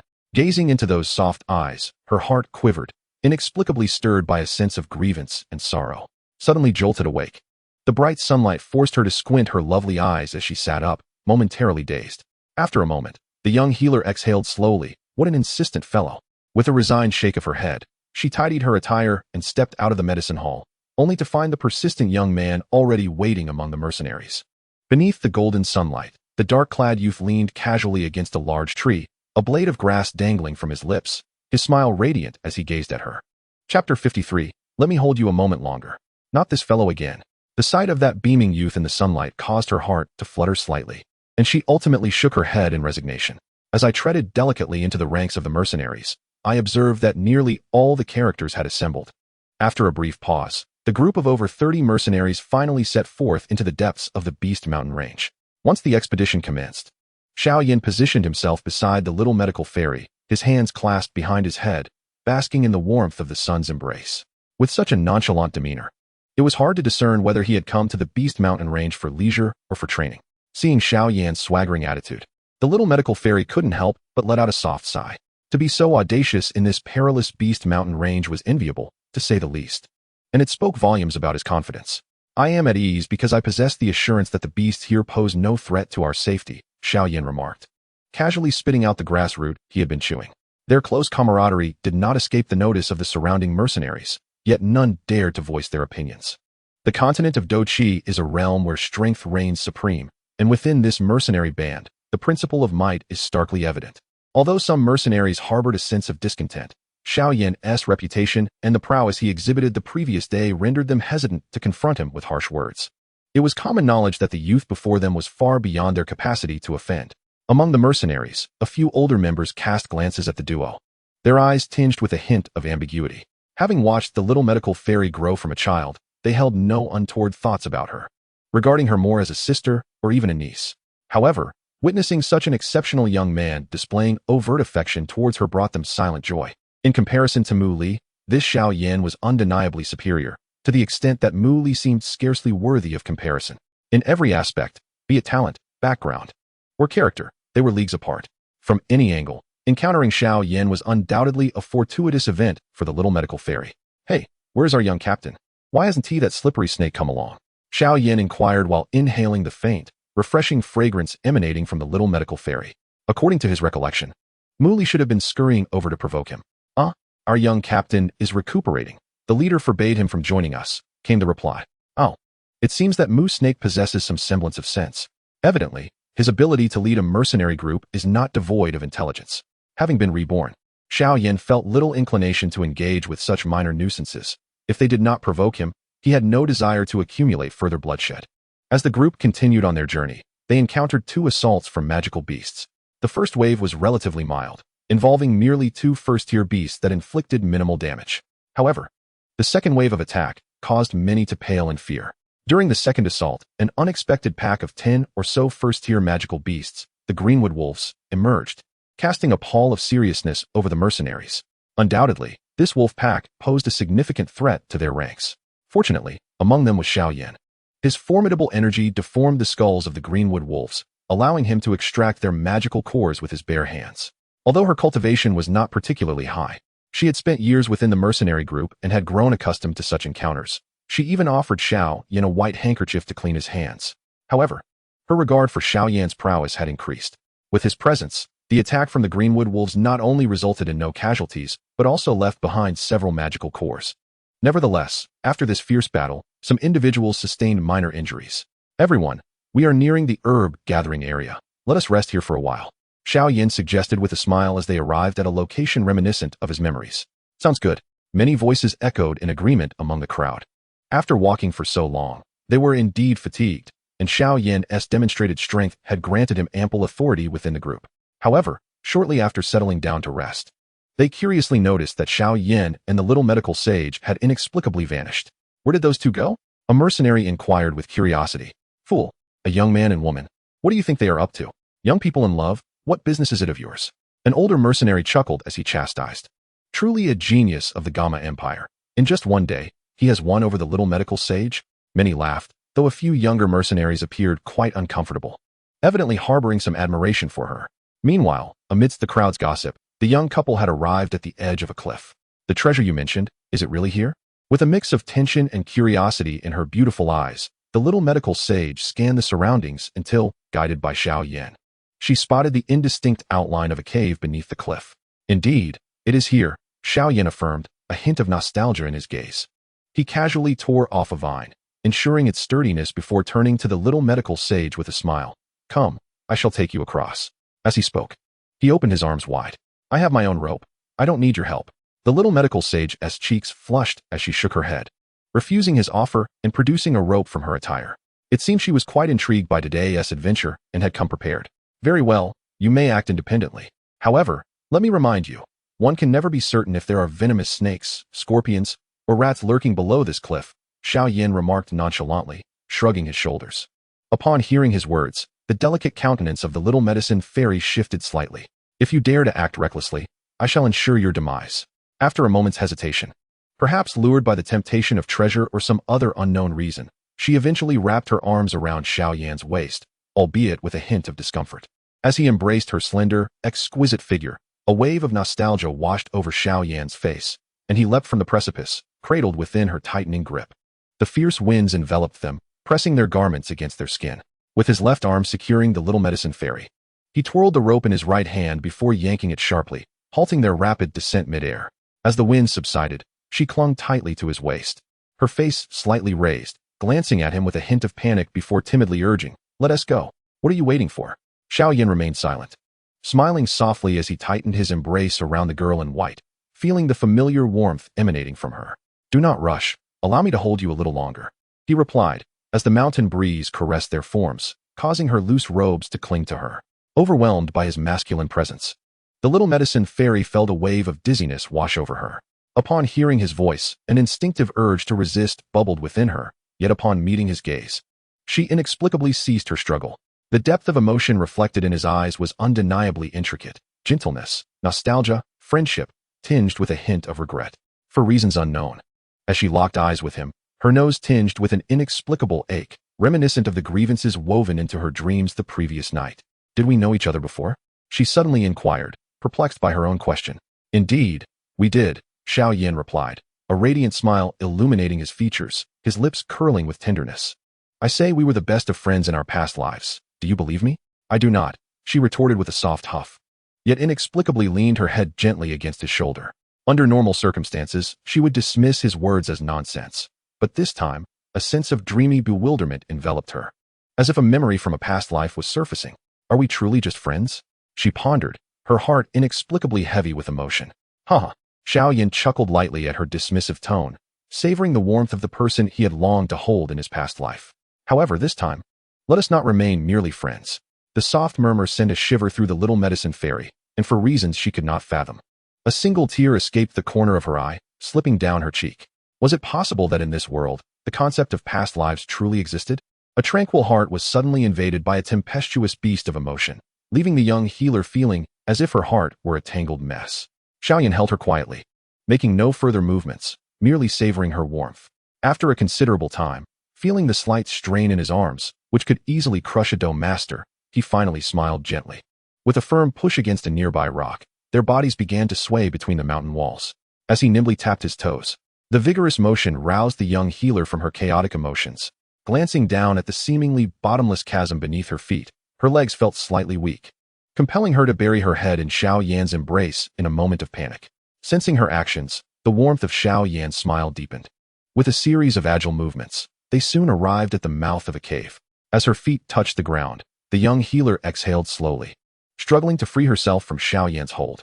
Just as she was about to voice her thoughts, Xiao Yan swiftly pulled her behind him. Before she could utter a word, a sudden rush of air surged beside her, accompanied by an inexplicable stench emanating from the cave. Be careful. The young healer's expression changed drastically upon seeing a massive creature emerge from the cave. It was a rock serpent, a first-tier magical beast, whose tough skin posed a significant challenge even for many of the same rank. Moreover, this creature possessed gliding abilities, making it one of the more formidable opponents among first-tier beasts. Yet, before she could fully grasp the situation, she witnessed Xiao Yan spring into action, his feet moving like lightning. In the next instant, his elbow, infused with ferocious energy, struck the serpent's head with tremendous force. With a dull thud, Xiao Yan stood his ground, almost immovable, save for a slight tear at the edge of his sleeve, showing no other signs of injury. In stark contrast, the colossal serpent was sent flying backward, crashing into a corner and falling lifelessly still. A gust of air from his palm dispersed the swirling dust within the cave, after which Xiao Yan took the young healer's hand, leading her into the cave. Upon reaching the end of the cave, a massive stone door loomed before them. The young healer, gazing at the scene on the ground, could not help but cover her mouth in astonishment. The serpent's head, as hard as rock, had been brutally smashed open, its blood staining the earth a deep crimson, its body lying limp. Just as she was about to marvel at Xiao Yan's formidable strength, she noticed him retrieving the serpent's magical core and shaking it at the stone door, asking, "Do you have any means to open this door?" Looking at the imposing stone barrier, the young healer gently shook her head, replying with a hint of resignation. "Although I have some interest in mechanisms, my knowledge is rather limited." Upon hearing this, Xiao Yan felt a pang of realization. It seemed that in his previous life, the young healer had only begun to study mechanisms seriously after discovering this hidden cave. Due to the passage of time and the incomplete restoration of his soul power, even he struggled to recall the mechanism of the stone door. However, it mattered little. Xiao Yan glanced at the little medicine fairy and softly said, "Please take a few steps back." Oh, without hesitation, the little medicine fairy quickly stepped back 2 paces. Then, in her astonished gaze, Xiao Yan abruptly turned, his body coiling like a drawn bow, and delivered a powerful punch against the stone door. Boom! The dull sound resonated like a drum, striking at the core of the little medicine fairy's heart. With that single blow, the sturdy stone door began to show several fine cracks. This is incredibly astonishing. The gentle glow of the moonstone illuminated the little medicine fairy's bewildered face, her rosy lips slightly parted in awe, unable to close for a long while. "Let us go. We can enter now." Observing her dazed expression, Xiao Yan found her endearing and smiled as he took her delicate hand, leading her into the cave. Feeling his calm grip around her hand, the little medicine fairy's fair face flushed slightly, and she softly scolded, "What a violent fellow you are." Xiao Yan merely smiled in response to her remark. Since becoming the ruler, he rarely unleashed his full power, as the sheer force could easily obliterate an entire realm. In this current body, however, He could fight with abandon without the fear of causing excessive destruction. Hence, since his rebirth, Xiao Yan had seldom employed combat techniques, preferring direct, physical confrontations. As the two stepped through the stone door, the spacious hall illuminated by the moonstone came into the little medicine fairy's view. Her eyes scanned the treasures within the cave, and she quickly forgot Xiao Yan's earlier roughness. Her beautiful eyes sparkling with excitement as she spotted a small flower bed in the corner of the cave. Wow, so many medicinal herbs. With a burst of over 23,000 characters, I present this to you. Seeking initial subscriptions and support. Chapter 54, The Primal Law Body, the Calamitous Poison Body. Just as she remembered, the ancient secret chamber still housed a skeleton seated in meditation, with 3 stone boxes before it. Scattered coins were carelessly strewn across the floor, and the remaining treasures were the precious herbs nestled within the small flower bed. Upon glimpsing the flower bed, the little medicine fairy gracefully moved toward it. Her lively, beautiful eyes fixated on the legendary precious herbs, her face radiating joy. Watching her exuberance, Xiao Yan chose to ignore everything else within the cave. Folding his arms and quietly observing her as she bent her slender waist, meticulously identifying the various herbs in the flower bed, a gentle smile gracing his lips. After a while, the little medicine fairy reluctantly lifted her head, her beautiful eyes struggling to part from the precious herbs before her, finally letting out a sigh of resignation. I truly envy you, you fortunate soul. How did you discover such a place? In response to her astonishment, a broader smile graced Xiao Yan's face. This place was indeed discovered because of you, he thought silently. With a gentle lift of his chin, he remarked, go ahead, take whatever herbs you desire. You may also take anything else that pleases you. Upon hearing this, the little medicine fairy was momentarily taken aback, eventually shaking her head with a hint of reluctance. Perhaps it is best to refrain. One should not reap rewards without effort, and I cannot take advantage of such precious items. Observing her stubborn, yet resolute demeanor, Xiao Yan felt neither disappointment nor annoyance. If she were to follow him merely for these trinkets, she might not be the little medicine fairy he remembered. Very well. If you choose not to take these items, it matters not. Gently shaking his head, Xiao Yan suddenly grasped her snow-white wrist and swiftly approached the desiccated skeleton. After performing a salute akin to that of his previous life, he, to the little medicine fairy's astonishment, yanked down a skeletal arm that hung a key. As the arm was pulled away, a concealed scroll was extracted, which Xiao Yan calmly tucked into his storage ring. Watching Xiao Yan's fluid motions, the little medicine fairy opened her mouth, momentarily at a loss for words. However, her gaze was soon captured by the first stone box opened by Xiao Yan.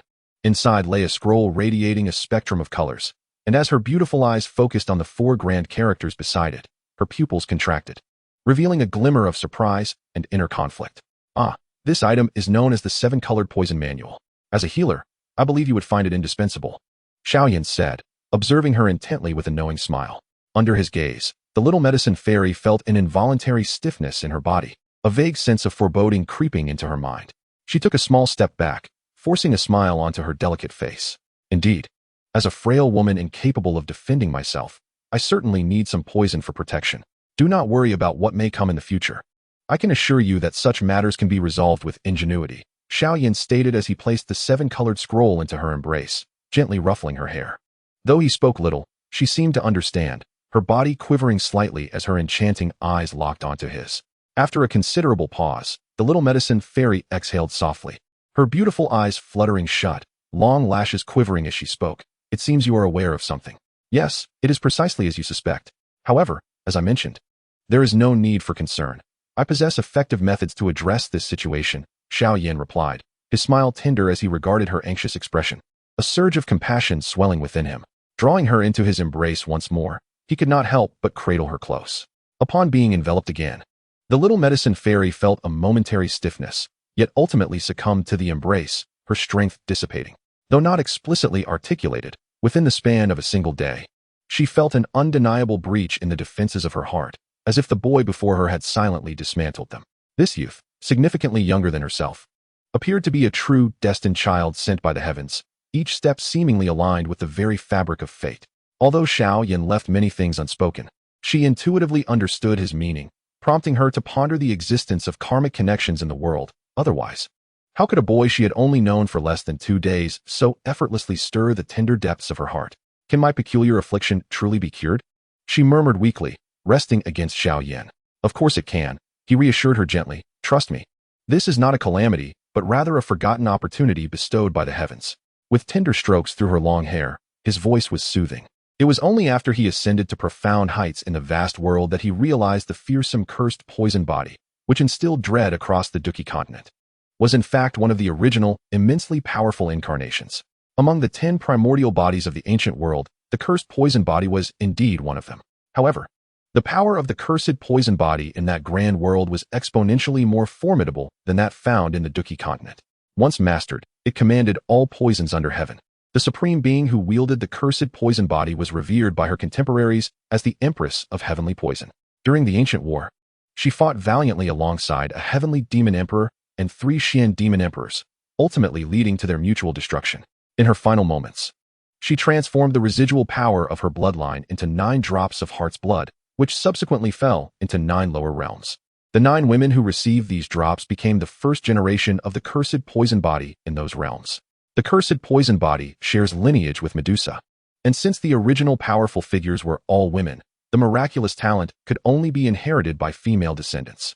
However, unlike the beastly attributes of Medusa's lineage, the cursed poison body proved to be far more challenging to control. Following the demise of the original cursed poison body during ancient times, the method of its control was lost, leading most practitioners who reached the Dou Zone level to succumb to madness from the poisonous gas. Even the rare few who managed to attain Dou Zone ultimately met tragic fates. Nonetheless, there are exceptions. The art of poison elixirs is divided into inner and outer methods. After the ancestor of the cursed poison body was slain, her outer elixir cultivation method fell into other hands. After years of circulation, it eventually reached the hands of the Dan Tower, where it was partially replicated by the medicine elder. However, the inner cultivation method was entirely lost to the Dou King continent.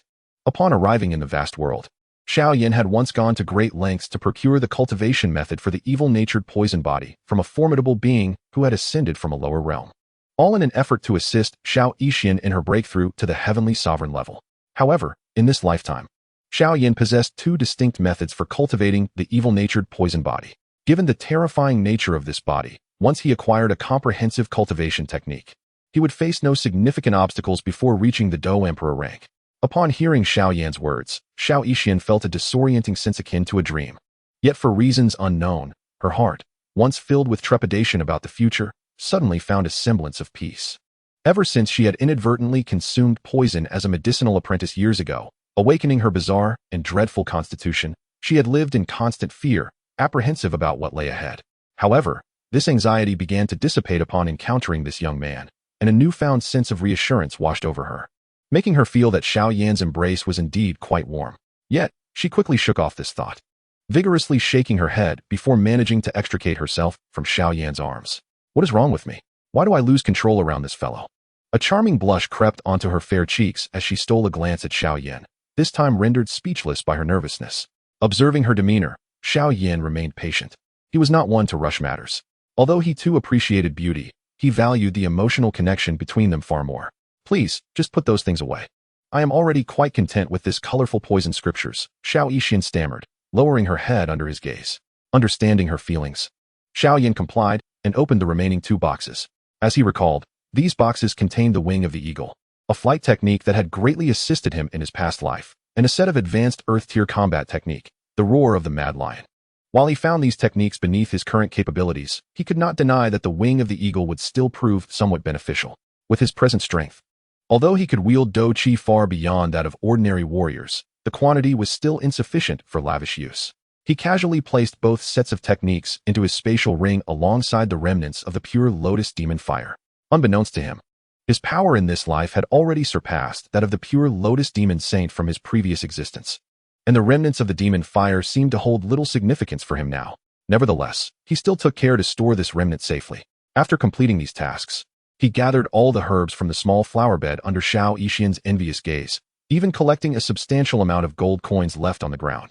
In this lifetime, devoid of Mu Li's interference, he had nearly cleared out all the treasures within this cave, leaving only a heap of coins behind for the next fortunate soul. Let us depart. There is nothing left here to cherish. Gently patting the fragrant shoulder of the little healer, Xiao Yan smiled broadly as he reached the precipice once more. Come here. If you don't, you'll have to climb up by yourself. Grasping the rope with one hand while opening his arms wide, a playful smile danced upon his lips. Rogue, she muttered softly. Yet ultimately, the little healer, feeling a bit bashful, clung tightly to Xiao Yan's waist, resting her head against his chest. listening to the steady rhythm of his heartbeat, lost in her thoughts. Meanwhile, a few youthful mercenaries exchanged pained glances, their expressions betraying a mix of emotions. Noticing the varied reactions among them, the little healer paused for a moment before flushing slightly and clarifying, it's not what you think. Ha ha, yes, we understand. One mercenary nodded knowingly, while another older soldier chuckled heartily. Youth, quite natural. As she observed the mirthful expressions of the veteran mercenaries, the little healer felt an overwhelming desire to vanish into the ground. In stark contrast, Xiao Yan, standing beside her, surveyed the veterans with a benevolent smile. Truly, these seasoned warriors knew how to rally support. After a lively exchange, the herbal gathering team ventured deep into the mountains once more, returning only by dusk. Xiao Yan, brother, we owe you a great debt of gratitude. You've been a tremendous help. Indeed, thank you, Xiao Yan, they echoed, watching Xiao Yan engage warmly with the group of mercenaries. The little healer, now at the entrance of Wan Yao Zhai, couldn't help but smile subtly. After enjoying a sumptuous dinner under the enthusiastic hospitality of Boss Yao, Xiao Yan marveled at the latter's eagerness to draw the little healer closer to him. In a previous life, this man had nearly conspired with the wolf-head mercenary group against him and the little healer, yet in this life, he was so respectful that he even attempted to push the little healer towards him. It seemed evident that humans were creatures driven by self-interest, avoiding harm whenever possible. Boss Yao, should you have intentions in the future, perhaps consider collaborating with my Xiao family in Wutin City. Perhaps lured by Boss Yao's flattering demeanor, Xiao Yan couldn't help but nod in agreement. Though Boss Yao was no saint, he was not wholly malevolent, at least not to the extent that repulsed Xiao Yan. So he had no desire to dwell on past grievances. I cannot thank you enough, young Master Xiao. Allow me to toast to you, Boss Yao exclaimed. Hey, do not get too close to Boss Yao. He is not entirely trustworthy, the little healer remarked discontentedly, walking beside Xiao Yan along the tranquil path. She was displeased with how Boss Yao had so insistently pushed her towards Xiao Yan, who showed no inclination to resist. Since you are so concerned for my well-being, I shall heed your advice, Xiao Yan chuckled, then, without awaiting her response, whispered softly into her ear as her body stiffened unexpectedly. In the past few days, we should make some preparations, and then we shall venture to the little valley you discovered. Chapter 55, The 5 Elements Concealment Array. Little valley? What little valley? Upon hearing Xiao Yan's words, the little healer could not help but retreat a couple of steps. Although she endeavored to mask the tension on her face, it was still quite apparent to those observant. Stop pretending. Your demeanor reveals too much, Xiao Yan remarked with a hint of amusement as he gently patted her delicate shoulder, adding with a smile, when the time comes, we should also invite your little Lan along. This is indeed a splendid opportunity for its evolution. So do not blame me for not warning you. After Xiao Yan departed, the little healer remained stiff for quite some time before she gazed vacantly in the direction he had gone, unable to suppress a soft sigh. He actually knows about little Lan. How does he know everything? Moreover, he claims this is an opportunity for little Lan's evolution, along with that little valley. After mulling over these thoughts in her mind, she suddenly recalled their conversation in the cave earlier in the day and gently shook her head in resignation. Forget it. If he truly intended to harm me, there are countless methods at his disposal. Could it be that the peculiar notion of past lives and present existences truly holds some truth? With a helpless shake of her head and recalling their moments of physical contact earlier, a faint blush returned to her cheeks. Nevertheless, there was indeed a comforting sense of security in his embrace. A slight smile graced her lips as she reminisced about that warm embrace, leaving her puzzled as to why she consistently felt at ease around him. Even when they were on the cliff and in the cave, an inexplicable emotion arose in their embraces, evoking a bittersweet sensation that brought tears to her eyes. Furthermore, could he truly cure the strange illness afflicting me? Lost in a whirlwind of thoughts, the little healer drifted into a deep slumber. In the ensuing days, apart from a solitary excursion to gather herbs, the little healer and Xiao Yan remained within the confines of the Wan Yao pharmacy. Following several days of interaction, and due to various circumstances, the little healer no longer displayed overt resistance towards Xiao Yan, while she did not actively pursue him. His numerous gestures and words no longer elicited the eye-rolling reactions they once did. Additionally, after her initial study of the 7-colored poison scripture, she finally grasped the nature of her dreadful constitution. Upon learning that her terrifying physique was known as the Calamity Poison Body, she was evidently horrified, her lovely face turning pale in an instant. Fortunately, Xiao Yan had anticipated this reaction and, after a session of comforting words, managed to quell her panic. This act of reassurance evidently drew the little healer and Xiao Yan closer together. While they may not yet be lovers, they had undeniably transcended the boundaries of mere friendship. This newfound intimacy mirrored the closeness they had shared during their time in the Little Valley years ago. For this progression in their relationship, Xiao Yan did not hasten to push further. Some emotions, after being tempered by time, will gradually come to fruition on a future day. After all, he is merely a 13-year-old boy. It would be imprudent to engage in absurd endeavors at such a tender age. A few days later, Xiao Yan finally approached Boss Yao alongside the petite healer. He greeted Boss Yao and, with a blush adorning the healer's cheeks, exited the doors of the Wan Yao Zhai with a smile. "Ah, Master Xiao Yan, please, make yourself comfortable. The healer's salary will remain unaffected," Boss Yao remarked with a sly grin, casting a knowing wink at the healer. In his mind, he had already assumed that Xiao Yan intended to engage in some romantic escapades with her. However, he held no objections. Rather, he felt quite pleased. The absence of such a beautiful physician would indeed be a considerable loss for Wan Yao Zhai, potentially impacting its business in Qingshan town. Yet, by befriending Xiao Yan, the establishment's prospects were poised to extend far beyond the confines of the town. Haha, in the future, our business at Wan Yao Zhai shall reach the city. And soon, my medicinal herbs will find their way into the hands of esteemed alchemists, Boss Yao mused, a triumphant smile illuminating his face. Meanwhile, amidst his self-satisfied grin, Xiao Yan and the healer had already departed the boundaries of Qingshan town.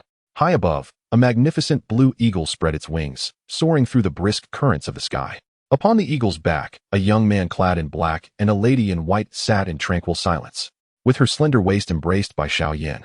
The healer felt the gentle warmth of his arm. Her cheeks flushed slightly, but upon realizing that he was not overstepping boundaries, her once tense form finally relaxed. Beneath them, the great blue eagle's eyes darted around, observing the closeness between its master and the human female, a flicker of jealousy crossing its gaze, tempered by a hint of wariness. The creature's keen instincts warned it that the human it bore might be formidable. As the blue eagle glided through the air, the mountains and rivers below swiftly passed beneath them. What would have taken half a day to traverse on foot was covered in mere moments. Upon gazing at the vast expanse of the basin ahead, the healer gently patted the eagle's head, and it understood, continuing its forward glide. Upon entering the depths of the basin, a small valley shrouded in mist came into view. As they beheld the ethereal valley, nostalgia washed over Xiao Yan, and a spark of excitement flickered in his eyes. In his past life, he and the old alchemist had sensed that this place was remarkably unique, its energy far more potent than that of the outside world. However, at that time, his own strength was insufficient, and the old alchemist existed in a spectral state, rendering them unable to discern the valley's secrets. In the depths of this small valley, there once existed a formidable being of semi-saint caliber who quietly attained enlightenment. In his past life, Xiao Yan had already ascended to the throne of an emperor, rendering the inheritance of a semi-saint's legacy of little interest to him. Even the petite healer had long since reached the rank of A, and thus, neither of them had ever ventured to disturb this ancient tomb. It was not until decades later, when the spatial barrier of the tomb became unsettled, that numerous powerful individuals began to compete for its treasures. Ultimately, one individual managed to acquire this legacy, enduring years of arduous cultivation to rise as A. However, in this life, that individual's fortune may have been prematurely exhausted by a certain unnamed. After all, for Xiao Yan, who is not even at this moment, the treasures within this ancient tomb could indeed provide substantial assistance. The azure eagle pierced through the thick mist, finally descending gracefully upon a flat expanse within the valley. At the center of this area stood a simple grass hut, quietly awaiting their arrival. With agility, Xiao Yan leaped down from the azure eagle and strolled towards the familiar hut, a smile gracing his lips. He turned to the petite healer, who was gazing at him intently, and remarked, "For the next few days, we shall reside here temporarily." Upon hearing Xiao Yan's words, the healer's face flushed with a deeper hue, and she cast him a playful glare, huffing, "Who wishes to live with you?" Yet, despite her retort, she willingly stepped into the hut, deftly tidying the interior before preparing a side room for them. "Here, this shall be your resting place from now on. I warn you, do not harbor any improper intentions towards me, or I shall poison you," she declared. Observing her charming demeanor, Xiao Yan's smile widened, and he couldn't resist stepping closer to gently pinch her cute nose. "Poison me? Would you truly have the heart to do so?" In the following days, Xiao Yan was engulfed in work during the daylight hours, rendering him nearly invisible to the petite healer. However, each evening, he would promptly appear before her, joyfully relishing the meal she had prepared. In response to Xiao Yan's antics, the petite healer could only roll her eyes, her irritation overshadowed by a hint of tenderness as she witnessed him savoring her cooking with such delight. The ancient valley lay concealed amidst the clouds and mist. Its seclusion ensured that no excessive magical beasts or humans inhabited the area. Yet, Upon one of the peaks within this valley, the silhouette of a young man emerged silently. Clutching a bloodied magical core in his hand, he summoned pale flames that swiftly engulfed the core, transforming it into a viscous liquid. With a flick of his fingers, he entwined some peculiar metals with the magical core, reigniting the white flames to melt them, merging them into the core's essence.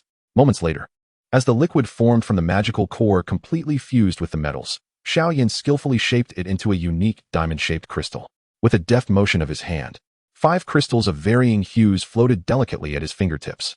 Although the colors vary, each crystal harbors a vast reservoir of energy, and the metals within have, through Xiao Yan's unique refining techniques, subtly formed intricate runes within these crystals.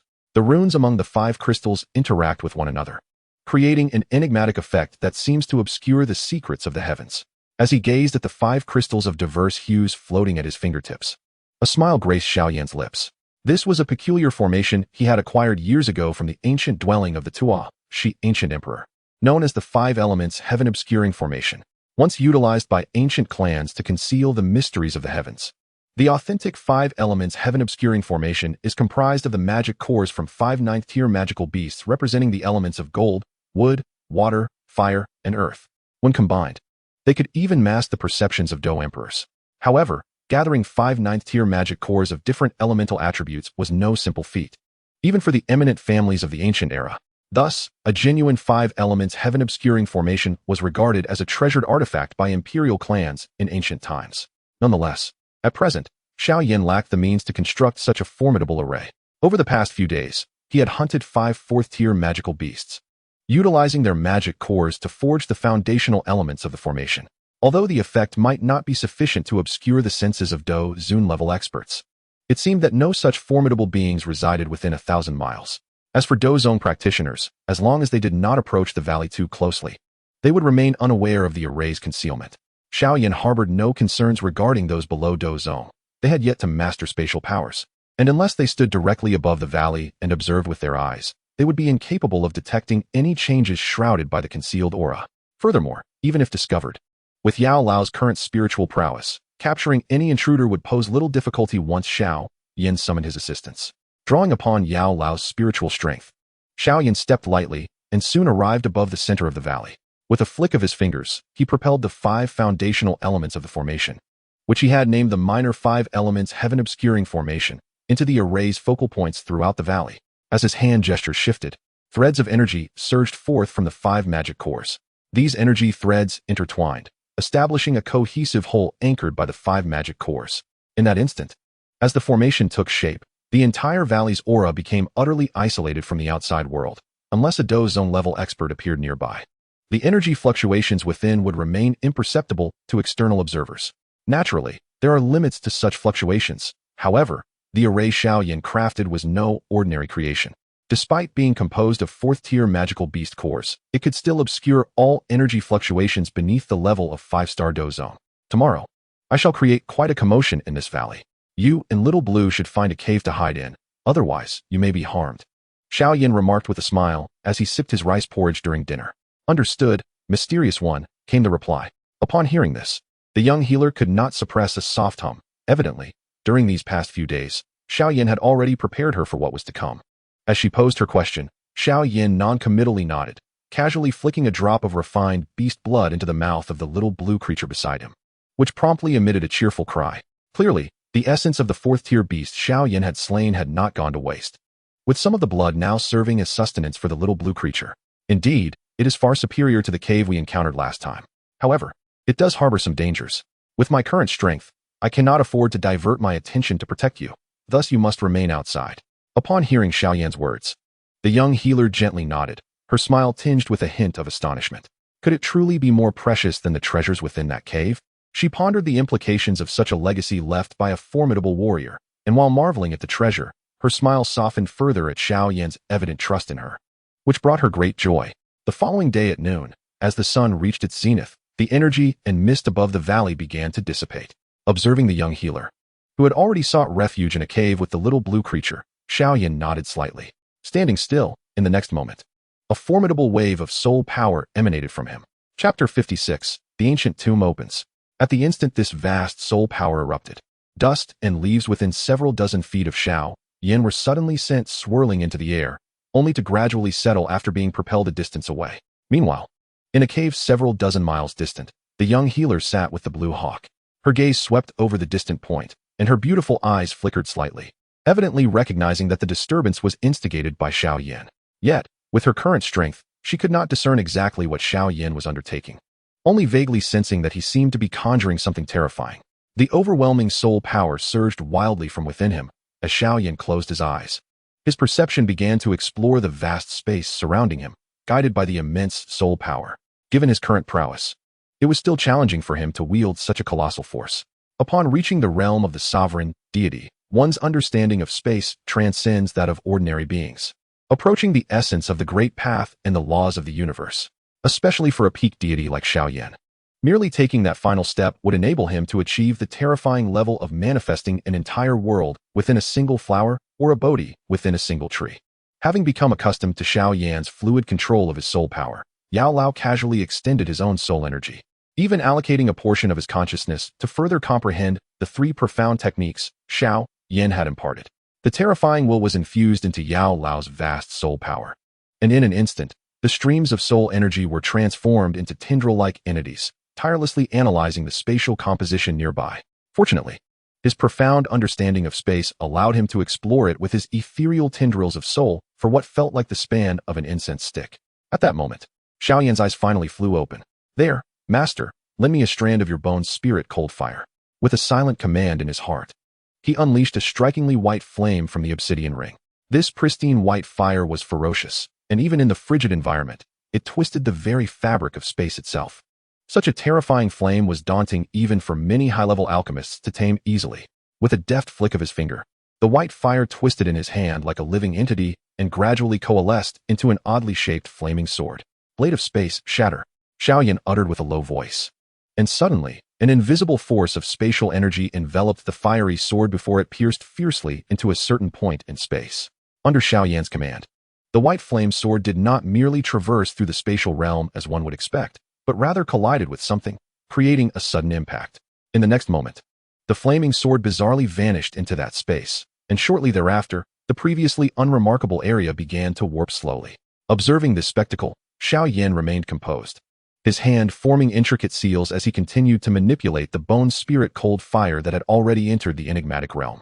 Soon, a chilling aura, reminiscent of the netherworld, began to emanate from that space, causing the grass beneath to freeze into intricate ice sculptures almost instantaneously. Indeed, a practitioner of ice attribute Dou King was present. Witnessing this, Xiao Yan smiled subtly, aware that this disturbance was certainly not conjured by the bone spirit cold fire. In his past life, this individual was seemingly known as the White Tiger Venerable. With these thoughts in mind, he altered his hand seals once more, resulting in increasingly intense fluctuations within the space. After what felt like an eternity, a faint crack finally manifested in the severely distorted realm. Mere moments after the fissure appeared, countless smaller cracks began to spread throughout that space. The sound of cracking echoed, whether it was the shattering of ice or the fracturing of space remained uncertain. As the energy fluctuations grew more violent, the cracks widened until, at last, they reached a critical point and erupted explosively. Boom. Though the hidden icy energy within the space and the quantity of bone spirit cold fire were not overwhelmingly vast, the ability to rupture the very fabric of space was evidently not the feat of an ordinary strongman.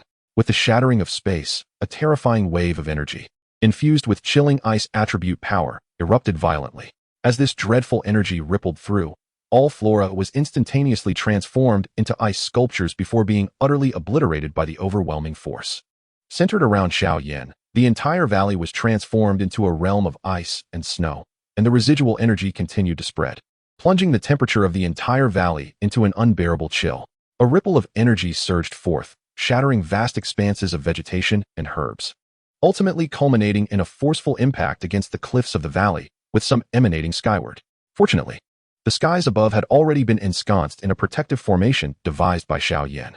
Although the energy ripples were formidable, they dissipated into mere residual waves, lacking the might of a full-force strike from a Dou Wang expert. Nevertheless, these energy ripples, upon colliding with the nearby cliffs, caused several peaks to tremble ever so slightly. This tremor did not escape the keen senses of the little healer hidden within her cavern, her gaze shifting toward Xiao Yan with palpable astonishment. In her perspective, The recent spectacle originated from the direction where Xiao Yan stood, as a circle of white rapidly spread throughout the valley, transforming the surroundings into a winter wonderland. Ultimately, even the residual waves induced a subtle quaking beneath her feet. As she pondered this, a chilling breeze swept through the mouth of the cave, enveloping her in an icy embrace. The ground nearly instantaneously crystallized with frost under the oppressive cold. This terrifying chill forced a shiver from her, her eyes betraying a flicker of panic. Should this frigid gust sweep over her, she would not be instantly encased in ice, yet her body might very well seize up, rendering her immobile. Retreating hastily, just as she felt the frost threatening to coat her eyelashes, a shadowy figure abruptly materialized before her. With the emergence of this dark silhouette, a wall of pale flames coalesced, swiftly sealing the entrance to the cave and effectively blocking the menacing cold from penetrating further. The lingering chill, upon encountering the pale flames, transformed into mere ordinary air. "My apologies for nearly freezing you," a gentle voice whispered beside her. Looking up at the striking visage, the little healer sighed in relief, albeit with a lingering sense of shock. "Did you create all that commotion just now?" Staring blankly at Xiao Yan, disbelief lingered on her features. "In this valley, aside from you and me, who else could it be?" Seeing her dazed expression, Xiao Yan could not suppress a chuckle. He grasped her delicate hand, channeling his Dou Qi into her, which instantly enveloped her in a warm current, dispelling the cold that had clung to her. "Next, I intend to delve deeper into this place, but it shouldn't take too long." Observing the little healer's complexion gradually regain its warmth, Xiao Yan flicked his fingers, and a jade vial materialized in his hand. Although the exploration would not be protracted, it would likely take a day or two for the icy energies of the valley to dissipate. However, once this frigid energy dissipated, finding sustenance would prove challenging. Rubbing his head thoughtfully, Xiao Yan extended the vial to the little healer. "Within this vial are 3 warming pills. Should you feel cold or hungry, consume one." The so-called bountiful pill, as its name suggests, is a unique elixir capable of temporarily satisfying hunger. Upon ingestion, it induces a profound sense of satiety and envelopes the body in a protective warmth, ensuring that one remains neither cold nor hungry throughout an entire winter's day. However, despite its efficacy as a meal substitute, excessive consumption may lead to bodily disarray. Nevertheless, a brief usage over several days poses little risk. The rarity of this pill can be attributed primarily to its exorbitant cost. A single pill sustains one for a day, yet is priced comparably to several years' worth of income for an ordinary family, rendering it unattainable for most. Only those at the awkward levels of Dou Master and Great Dou Master might keep a couple on hand, as their need for sustenance has significantly diminished. But they have yet to reach the realm of complete abstinence. After completing these tasks, Xiao Yan gently tousled the little healer's hair before vanishing from sight.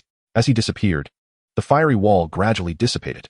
Although the howling winds imbued with icy energy had ceased, the entire valley, under the summer sun, became chillingly cold, evoking a sense of eerie strangeness.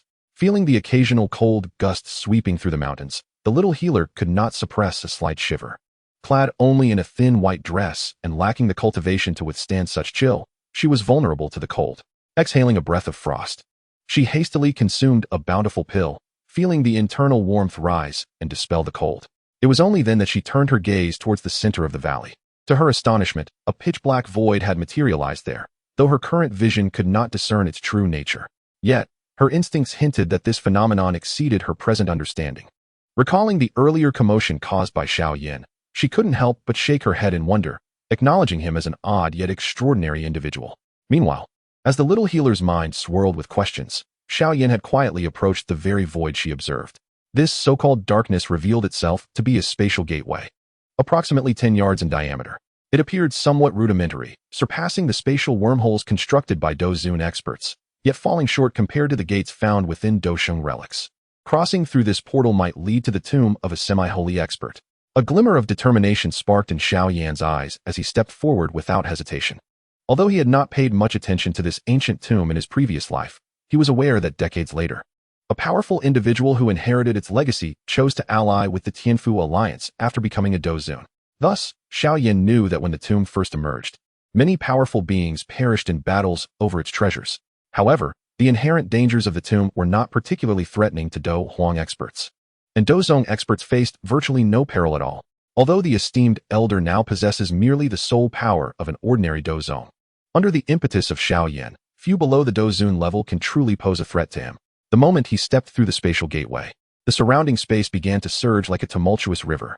This undulating motion, reminiscent of ocean waves, poses little danger to life. However, an ordinary Dou Huang entering this realm would likely find themselves disoriented by the overwhelming spatial force, and even a novice Dou Zone would experience a subtle dizziness. Regrettably, for Xiao Yan, this tumultuous spatial tide felt as stable as solid ground. Regardless of how the waves crashed around him, he maintained an expression of calm, each step carefully placed on the most stable sections. After traversing the tunnel for a brief incense stick's duration, he arrived at the terminus of the spatial corridor. Upon emerging from the opposite entrance, he found himself in a world reminiscent of a frozen wasteland. This expansive underground palace was significantly larger than the basin above. Within its ancient confines stood an imposing gate, crafted entirely from mysterious ice, towering at a height of 100 feet. Moreover, the walls surrounding the palace were also enveloped in a layer of formidable ice, appearing exceedingly robust. It was evident to Xiao Yan that even a battle between Dou Zong experts would likely leave this palace largely unscathed, a notion he held with great certainty. Before him stood dozens of intricately shaped ice sculptures, silently enduring. On the crystalline ice gate, bold characters were inscribed: "Defeat the ice sculptures, and those of suitable age may enter the tomb of the master, with a chance to inherit the master's legacy." Observing this scene, a faint smile graced Xiao Yan's lips. Although he was a half-saint of ice attributes, the conditions appeared to be tailor-made for him. As he pondered this, a series of cracking sounds reached his ears. Glancing down, he noticed that the dozens of ice sculptures on the ground had begun to emanate an eerie red light from their eyes. With the emergence of this crimson glow, the previously motionless sculptures began to stir. Chapter 57, Ice Soul Heart Lotus, Ice Spirit Cold Pool. Crack, crack, accompanied by the sound of colliding ice. The variously shaped ice beasts began to move. Low growls, akin to awakening dragons, resonated from their throats, and in the next moment, a formidable presence surged forth from these crystalline beasts. Within Xiao Yan's spiritual perception, these numerous ice crystal beasts ranged in strength, with the weakest comparable to fifth-tier magical beasts on par with the Dou Huang, while the most formidable among them rivaled the peak strength of human Dou Huang. For an ordinary practitioner, even those newly initiated into Dou Zone would likely retreat in the face of such overwhelming numbers. After all, when quantity reaches a certain threshold, it can indeed overpower quality to a significant extent. Gazing upon the myriad of ice crystal beasts, their crimson eyes filled with a numbing intent to kill, Xiao Yan's expression bore no trace of fear. Instead, it was adorned with a hint of a smile. After a prolonged period of reincarnation, he was finally able to truly warm up. As he uttered a low whisper, the small beasts, measuring a few feet to those nearly 10 zhang in length, surged forward with a brutal, murderous intent toward him. This did not surprise Xiao Yan in the slightest. After all, this was the resting place of a semi-saint powerhouse, and the deliberate arrangement of such puppets was hardly unexpected. The fact that this white tiger sovereign had left behind such a level of obstacle was already quite benevolent, likely only seeking to select a suitable successor. Otherwise, for a semi-saint, employing puppets of the Dou Zone, or even a couple of Dou Zun levels to guard a tomb would not pose a challenge. As these thoughts traversed his mind, a sharp, icy wind accompanied by a fierce energy swept toward him. Unfazed by this force, Xiao Yan's figure twisted the space beneath him peculiarly, appearing 3 zhang away in an instant. The energy struck empty air, and suddenly, a beast resembling a small monkey, standing less than a meter tall, materialized in its place, a 5th-tier peak magical beast, the Ice Wind Spirit Monkey. A flicker of surprise crossed Xiao Yan's eyes as he observed the creature that had landed. Although it was a 5th-tier peak beast, its dual attributes of ice and wind rendered it as formidable as a newly ascended Dou Huang. However, precisely because it possessed dual attributes, the value of this Ice Wind Spirit Monkey's magic core surpassed that of many 6th-tier magical beasts. In the crude methods of puppet control prevalent in the Dou Qi continent, magic cores typically served as the energy source for puppets. With another light step, despite being besieged by over a dozen beasts, Xiao Yan remained utterly composed, moving gracefully among them as if strolling through a garden, evading all their attacks unscathed. Observing the crafting technique of these ice sculptures, it was evident that they were far more rudimentary than the celestial demon puppets he had once created. Thus, it was likely that these beasts still harbored remnants of their magic cores within. A glimmer of brilliance sparkled in Xiao Yan's eyes. Although his resurrected memories only extended to a portion of his time before departing the Dou Qi continent, his understanding at the Dou Di level rendered him dismissive of such puppet techniques. A tremendous surge of spiritual power emanated once more, sweeping over each magical beast like tendrils. Moments later, a smile finally graced Xiao Yan's lips as he flicked his fingers, summoning the massive Xian Zhong Qi into his grasp. With another firm step, his form melded seamlessly with the space around him. The next moment, the space before a 6th-tier beast distorted, and Xiao Yan shot forth. His gaze fixated on a specific part of the creature, as the Xianzhong Qi descended with immense force. Boom! With the current spiritual power of Yao Lao, coupled with Xiao Yan's adept technique, even a casual strike was beyond the capacity of any being beneath the Dou Zong level to withstand. As the formidable Xuanzhong descended upon the beast with tremendous force, it crashed to the ground like a meteor, fracturing the icy surface beneath. Yet, this ancient tomb, a creation of a semi-holy powerhouse, withstood the impact without a tremor. The beast's crystalline form shattered, and its frozen flesh crumbled. However, the ground remained impervious to the violent encounter. After being struck by Xuanzhong, the creature twitched momentarily before becoming utterly still, unable to rise again. Such an outcome would likely have been unforeseen even by the White Tiger sovereign who had originally left these beasts behind. With merely a sweep of his soul power, Xiao Yan swiftly discerned the weaknesses of these puppets, a testament to the immense advantages bestowed by his vast experience. Each strike of the Xuanzhong resonated through the hall, silencing the previously echoed growls of the ice beasts, plunging the ancient tomb into a profound stillness within the span of a mere incense stick's burn. By heavens, I have truly broadened my horizons, exclaimed Yao Lao, witnessing the entire spectacle from within the black ring, unable to suppress his astonishment. Xiao Yan's combat prowess eclipsed any formidable warrior he had encountered, even transcending the limits of Yao Lao's imagination. He pondered that even if he wielded his soul power, vanquishing such a multitude of ice beasts would be an arduous task, likely depleting his energies significantly. This was under the assistance of the bone spirit cold fire. Yet, after dispatching so many ice beasts, Xiao Yan's consumption of soul power remained minimal, a sight that left even this once mighty figure from the Dou Qi continent in a state of bewilderment. Master, you too shall achieve this in the future. Xiao Yan chuckled, lightly tapping the black ring on his finger, amused by Yao Lao's astonishment. In his previous life, before attaining the rank of Dou Wang, he had always been in awe of Yao Lao. Now, the roles were reversed, a peculiar sensation that Xiao Yan found thoroughly enjoyable. Once more harnessing the bone spirit cold fire, he effortlessly transformed it into a fiery blade. Approaching one of the ice beasts, he thrust it with force, and the intense heat instantly rent the creature's abdomen asunder. Gazing at the rapidly charring flesh within, Xiao Yan made a decisive cut, revealing a pristine white magic core nestled within the beast's belly. Indeed, these creatures housed magic cores. A smile of delight crossed Xiao Yan's face. In his previous life, he might have disregarded such cores, but in his current predicament, the prospect of acquiring dozens of 5th or 6th tier magic cores represented a substantial windfall. His palm gently caressed the pristine magic core, and as he gazed upon the somewhat dimmed core, Xiao Yan couldn't help but shake his head lightly. These ice crystal magical beasts had likely lingered within this ancient tomb for centuries, even though they had been reinforced through special methods. The essence within these cores had inevitably diminished with the passage of time, rendering them inferior in quality compared to their fresher counterparts. Nonetheless, even in this diminished state, they remained cores of 5th and 6th grade magical beasts, holding significant value for Xiao Yan at present. Furthermore, the cores from these beasts seemed to possess a uniform ice attribute, making them rarer than ordinary cores, with some even belonging to dual attribute beasts. Though they had lost some energy, their worth was still remarkable. Defeating these magical beasts took less than the time it takes to burn an incense stick, yet collecting their cores required nearly 2 sticks worth of time. However, as Xiao Yan placed the last azure-white core into his spatial ring, a broad smile illuminated his face. In just this brief moment, his gains had already exceeded those amassed over half a year in Wutan City by several-fold, if not more. He couldn't help but wonder what treasures lay within the depths of this semi-sacred tomb. At present, Xiao Yan did not lack in martial techniques and methods, but he sorely craved celestial materials and rare treasures. With sufficient heavenly materials, the alchemical skills of both him and Yao Lao could propel his cultivation speed to an extraordinarily terrifying level. Achieving Dou Huang in 3 years and Dou Zun in 5 years was not, after all, an impossible dream. Thus, as he gazed at the crystalline ice gate, the fervor in his eyes intensified. He approached the grand door, noticing a faint halo shimmering above it. After recollecting some hazy memories of past conversations, he hesitated no longer. His palm extended slowly and rested gently upon the icy surface. As his hand made contact, a beam of light emanated from the ice gate, merging into Xiao Yan's being.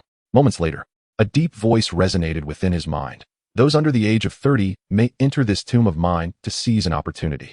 As the words faded, a formidable suction force erupted from the icy gate. Under the overwhelming pull, akin to a black hole, even with Yao Lao's soul power aiding him, Xiao Yan found it challenging to resist. With a soft hiss, he was drawn into a dark spatial wormhole. Within the ancient expanse, accompanied by a gentle sigh, Xiao Yan was expelled as if he were an object. The instant he fell into the tomb, a chilling dread enveloped him, and as he landed, a faint layer of ice began to spread towards his feet, channeling his bone spirit cold fire to envelop himself in a thin protective layer. He managed to withstand the frigid air, which was tenfold more terrifying than that of the outside world.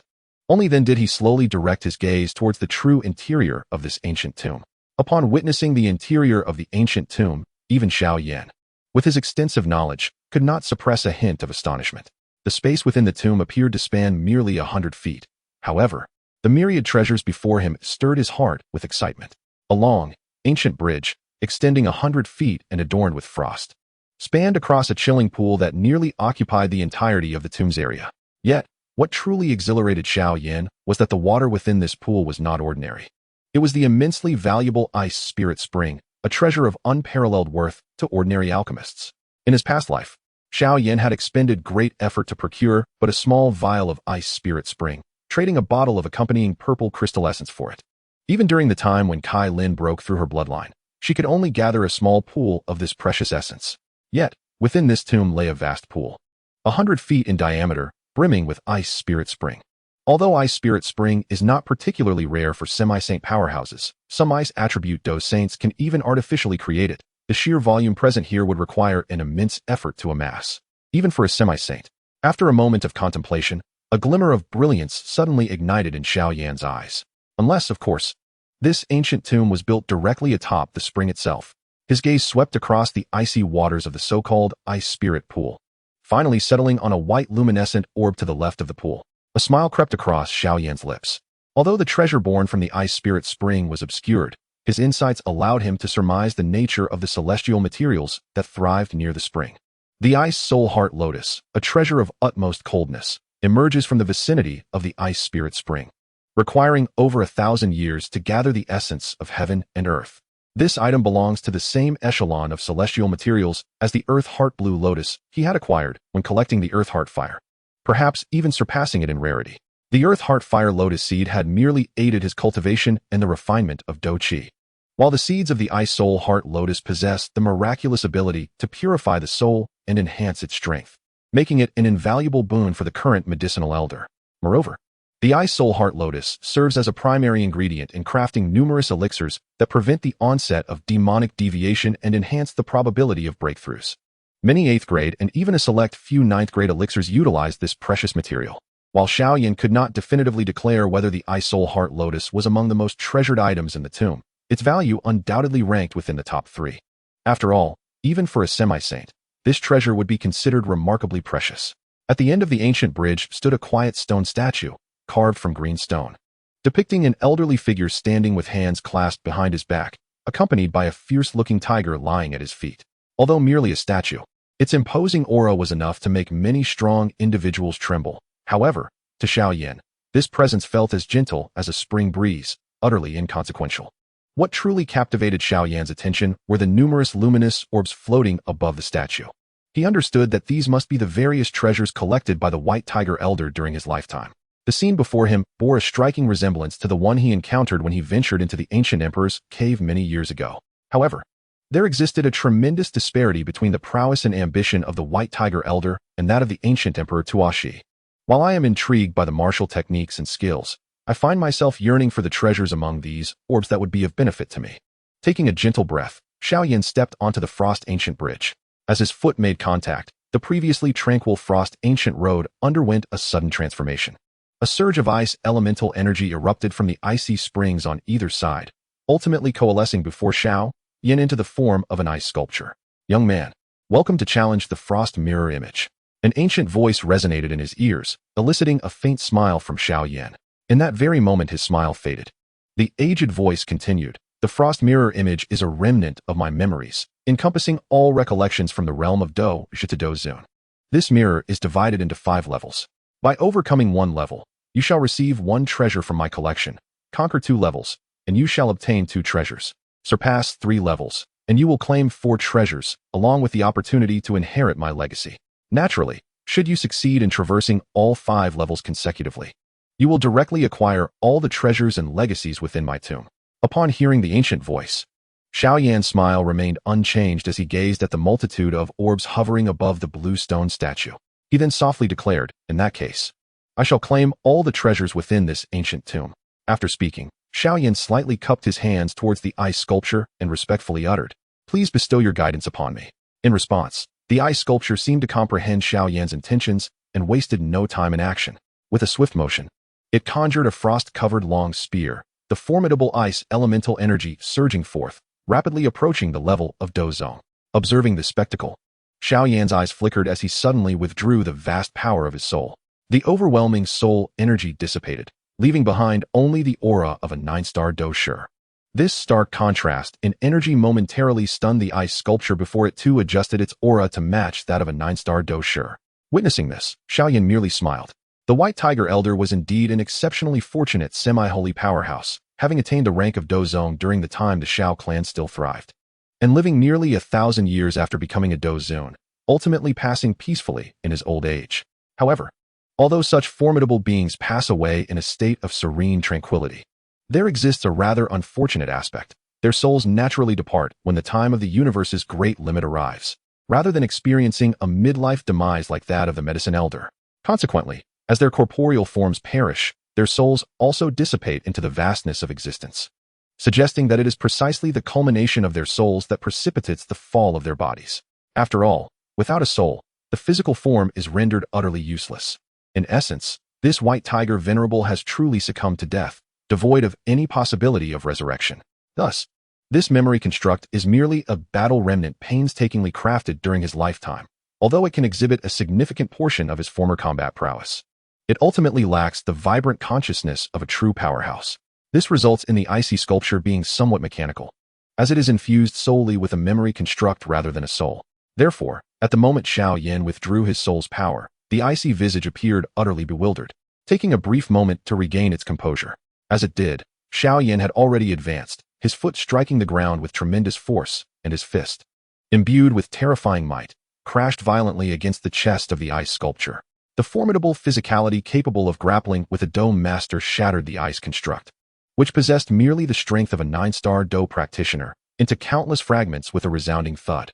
Having passed the first layer, a treasure awaits. Advance 20 zhang.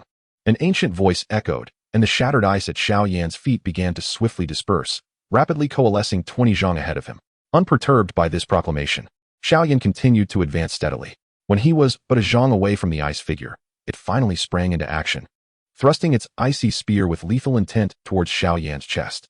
Despite retaining the power of a 9-star Dou practitioner, Xiao Yan keenly sensed that the foe had become significantly more agile, each movement imbued with a hint of lethal intent. It appeared that the first layer was akin to an ordinary puppet lacking combat experience, easily surmountable by any seasoned warrior. This thought crossed Xiao Yan's mind, leading him to conclude that the White Tiger Venerable was likely a temperate Dou Zun. Essentially, any young individual capable of entering this ancient tomb would likely seize an opportunity. However, the ice figure of the second layer, while similarly a 9-star Dou practitioner, exhibited a nimble and ruthless fighting style, even utilizing some Dou techniques, without extensive battle experience. Most ordinary warriors would find it exceedingly challenging to prevail against it. Alas, its opponent was Xiao Yan. With a swift retreat, Xiao Yan deftly blocked the icy spear wielded by the ice figure with one hand, and his fist, once again imbued with formidable force, struck the ice figure with relentless power. However, the anticipated rupture did not materialize. Instead, the ice figure manifested numerous fissures across its body, only to have the crystalline energy of ice attribute surge forth, swiftly mending the cracks. Remarkably, its defenses even seemed to strengthen. Xiao Yan squinted slightly, twisting his ankle once more, unleashing a fearsome force anew. 8 extremes burst. A terrifying momentum erupted with an elbow strike, crashing into the ice figure with more than double the power of before.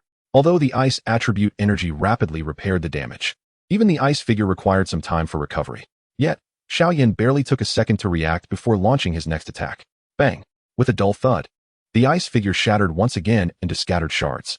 Having passed the second level, he was rewarded with 2 treasures and urged to advance another 20 zhang. An aged voice echoed once more, yet Xiao Yan maintained his calm demeanor. Despite the ice sculpture's escalating strength, its combat prowess at this level was merely above average among its peers. A 9-star Dou fighter's ice figure could easily be dealt with by any Dou master. Upon stepping the additional 20 zhang, The previously mechanical and cold ice figure finally exhibited a hint of human-like movement, accompanied by the faint echo of the elder's voice.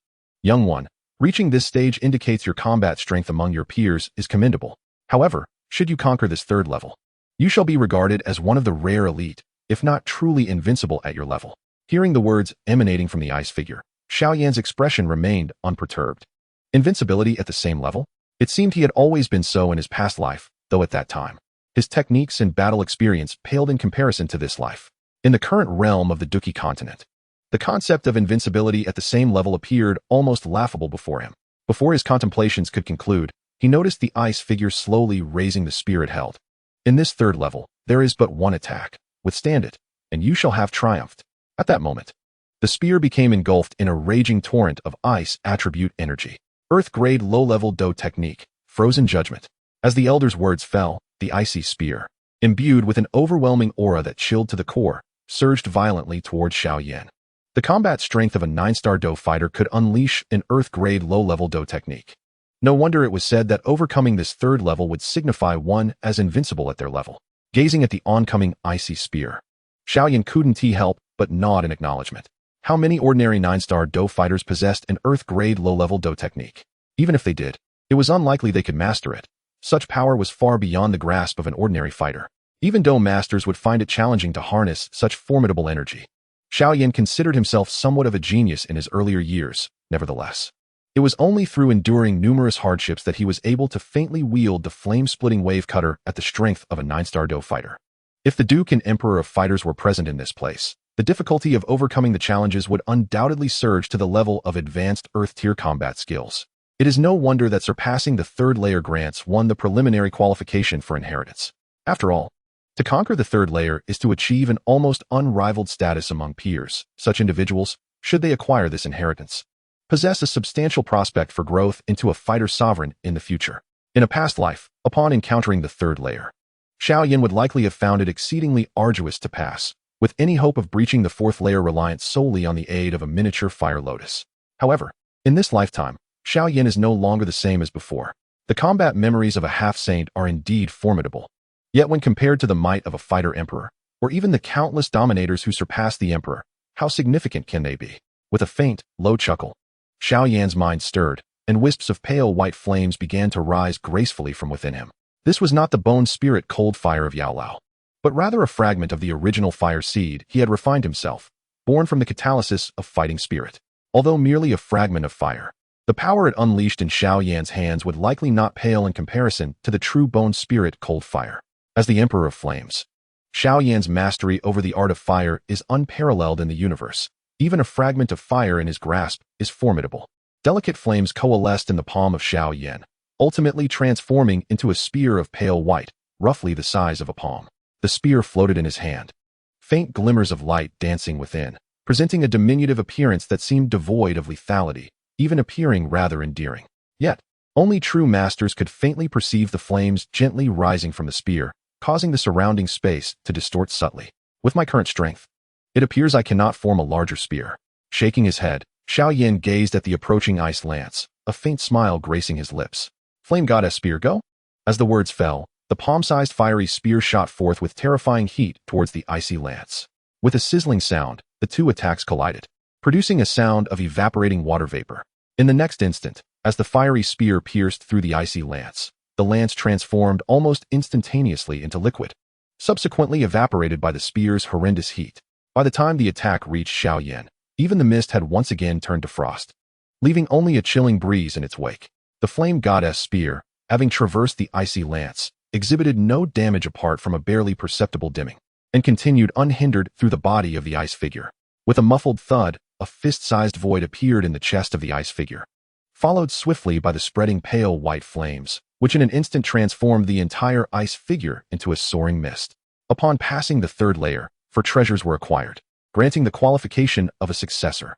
The ancient voice resonated with a hint of humanity, which did not surprise Xiao Yan. After all, he was now at the level of a semi-saint. It was not uncommon for remnants of emotion to linger within one's memory. However, when compared to a true soul, it still fell short in many respects. Young one, should you successfully navigate the fourth and fifth levels, all that resides within this sepulchre shall belong to you. As the last echoes of the ancient voice faded, a figure re-emerged 20 paces away from Xiao Yan. Yet, this apparition was imbued with a greater emotional fluctuation. What truly astonished Xiao Yan was the aura emanating from the ice figure, which had astonishingly reached the level of a Dou master. With the terrifying temperature of the bone spirit cold fire, any entity below the Dou spirit level would possess little resistance. The distinction between a Dou fighter and a great Dou master was perhaps merely the latter's chance to emit a final scream. Even a genuine Dou spirit must prepare formidable defenses and continuously release Dou Qi to expel the foreign fire contained within the flame goddess spear. Otherwise, if caught off guard, the Dou Qi that could be summoned in an instant would likely offer scant protection. After all, the flame goddess spear was an ultimate technique crafted by Xiao Yan himself prior to his ascension to dominance. Although it may not rival the pinnacle of divine abilities, it was certainly comparable to many extraordinary techniques. Even with his current limitations in soul power, Xiao Yan could still recall fragments of his own creation. As he approached, the ice figure, which had been standing motionless, finally raised its icy spear once more, with terrifying ice energy surging wildly at its tip. It was still the same low-tier earth-ranked technique, Ice Judgment, yet its power had surged exponentially, reflecting the vast disparity between a Dou master and a Dou fighter. However, in the face of such a formidable strike, Xiao Yan remained unfazed. The chilling white flames in his palm coalesced once again, morphing into a flame spear the size of a palm, which he then propelled forward. The two attacks once more collided. The flame spear appeared slightly dimmer than before, yet it ultimately pierced through the ice figure's body without distinction. In the face of such an intrinsic disparity, quantity seemed to hold little advantage. Fourth level cleared. The ancient voice resonated once more, transforming beneath the final statue into another ice figure. This new ice figure displayed even more spirit than the previous level. Its gaze towards Xiao Yan imbued with greater fluctuation. Young one, I did not expect this inheritance to attract only you. Yet your ability to conquer 4 levels is indeed surprising to this old man. Most remarkably, you are merely a Dou fighter. By the end, the ice figure had become almost indistinguishable from a living being, as if the last remnants of its memory had been fully awakened. Under the current conditions, I could readily entrust the entirety of this ancient tomb's legacy to you. However, I still hope you can overcome this final level. If I could find a successor such as yourself, I would have no regrets in my passing. Accompanied by the resonant voice of the White Tiger Sovereign's memory, the aura of a 2-star Dou master surged forth from the ice-clad figure. Fear not, for the arrangements within this tomb will ensure that an exceptional inheritor such as yourself will not meet an untimely demise. As the words fell, the power of the icy spear surged once more, lunging violently toward Xiao Yan. Chapter 59. The Four Sacred Sects, the Xianming White Tiger. Gazing at the rapidly approaching icy spear, Xiao Yan's expression remained unchanged. With a deft motion of his hand, he conjured another spear of pure white flame, roughly the size of his palm. However, upon summoning this flame god spear, his complexion finally paled slightly. Were it not for the overwhelming strength of his soul, relying solely on the scant Dou Qi within him, even summoning a single flame god spear would have been a considerable feat. Even with soul power comparable to a 4th-rank alchemist aiding him, after conjuring the flame god spear thrice, Xiao Yan's Dou Qi was nearly depleted. A testament to the sheer potency of his energy compared to others of the same tier. While advanced Dou techniques are undeniably formidable, their consumption is equally daunting. As the final flame god spear shot forth, an unbearable chill rushed toward him, causing a slight stiffness to seep into Xiao Yan's limbs. The temperature in this place was unbearably low, were it not for the purity of his Dou Qi, coupled with a strand of bone spirit cold fire enveloping him. He would soon be encased in ice within this ancient tomb. After all, it was unlikely that the White Tiger Sovereign anticipated that a Dou practitioner of such low caliber would dare to venture here. Given the frigid conditions, an ordinary fighter would likely be frozen solid within half an hour. The palm-sized spear of flame, as before, effortlessly dissolved the icy spear along with the ice-clad figure into a swirling mist. 5th layer cleared.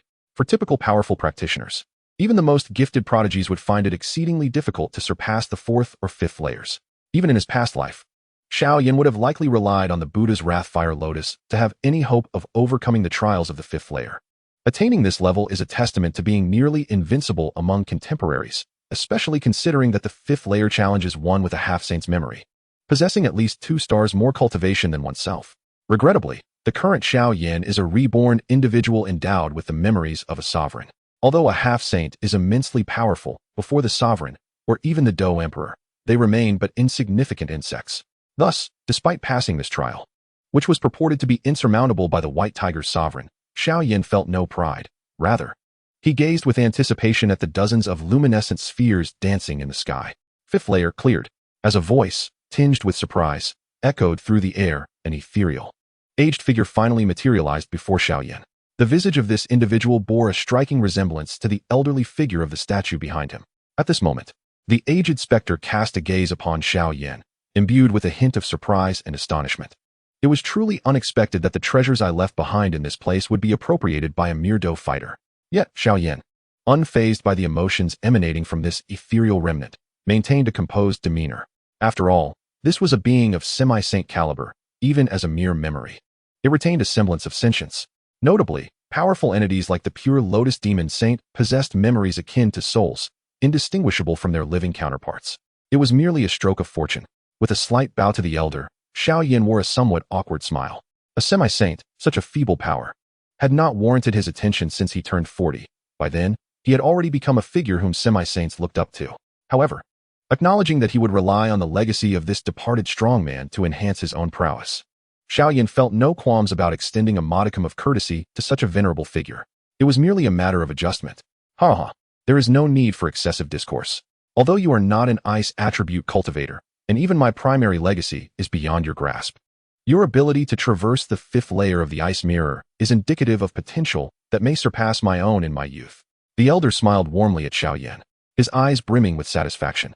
The fourth and fifth ice mirrors he left behind were formidable even for a younger version of himself, and the fact that this young man could conquer them hinted at extraordinary potential.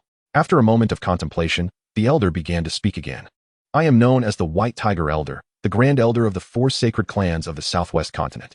My title derives from my bond with an 8th-tier magical beast, the Xianming White Tiger, leading many to affectionately refer to me as the White Tiger Sage. Of course, while I am a semi-saint, I am not a true Dou saint, hence I prefer to regard myself as an elder. In response to the elder's self-introduction, Xiao Yan could only nod helplessly. After a lengthy monologue lasting about 5 minutes, the demeanor of the White Tiger Elder became somewhat more solemn. As the Grand Elder of the 4 sacred clans, I have devoted half my life's accumulation to the sect, reserving only a few treasures I acquired for this tomb. I had intended to bestow them upon those fortunate enough to discover them. Yet I did not anticipate that you would venture forth alone and successfully traverse to the 5th layer. Fortunate young one. It appears that my amassed treasures are destined for you. As the elder's words echoed, he waved his sleeve, causing the luminous orbs to dissipate, revealing a plethora of treasures within. Xiao Yan's gaze grew fervent as he beheld the array of artifacts suspended in the air.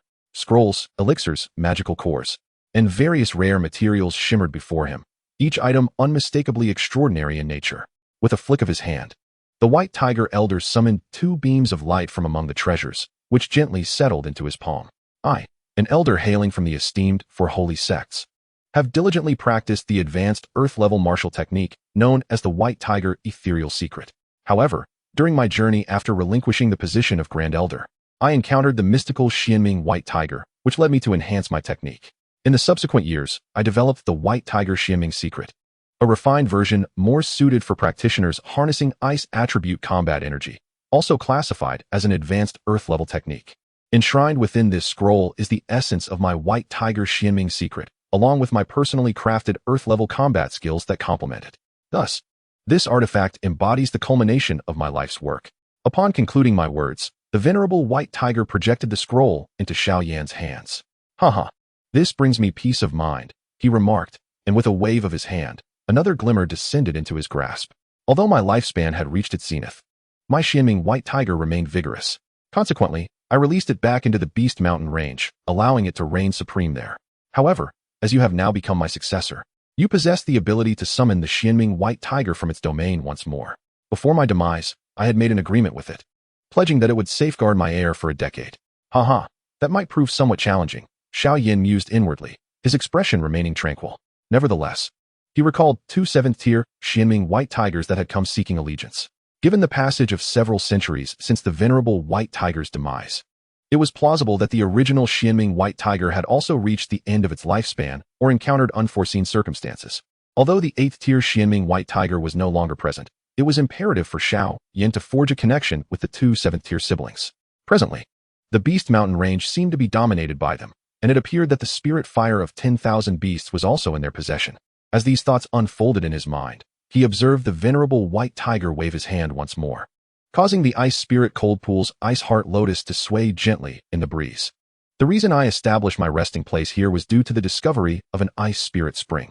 In truth, this entity might well be the most precious treasure of all. Naturally, the Ice Heart Lotus, born from the Ice Spirit Spring, is also an incredibly valuable item.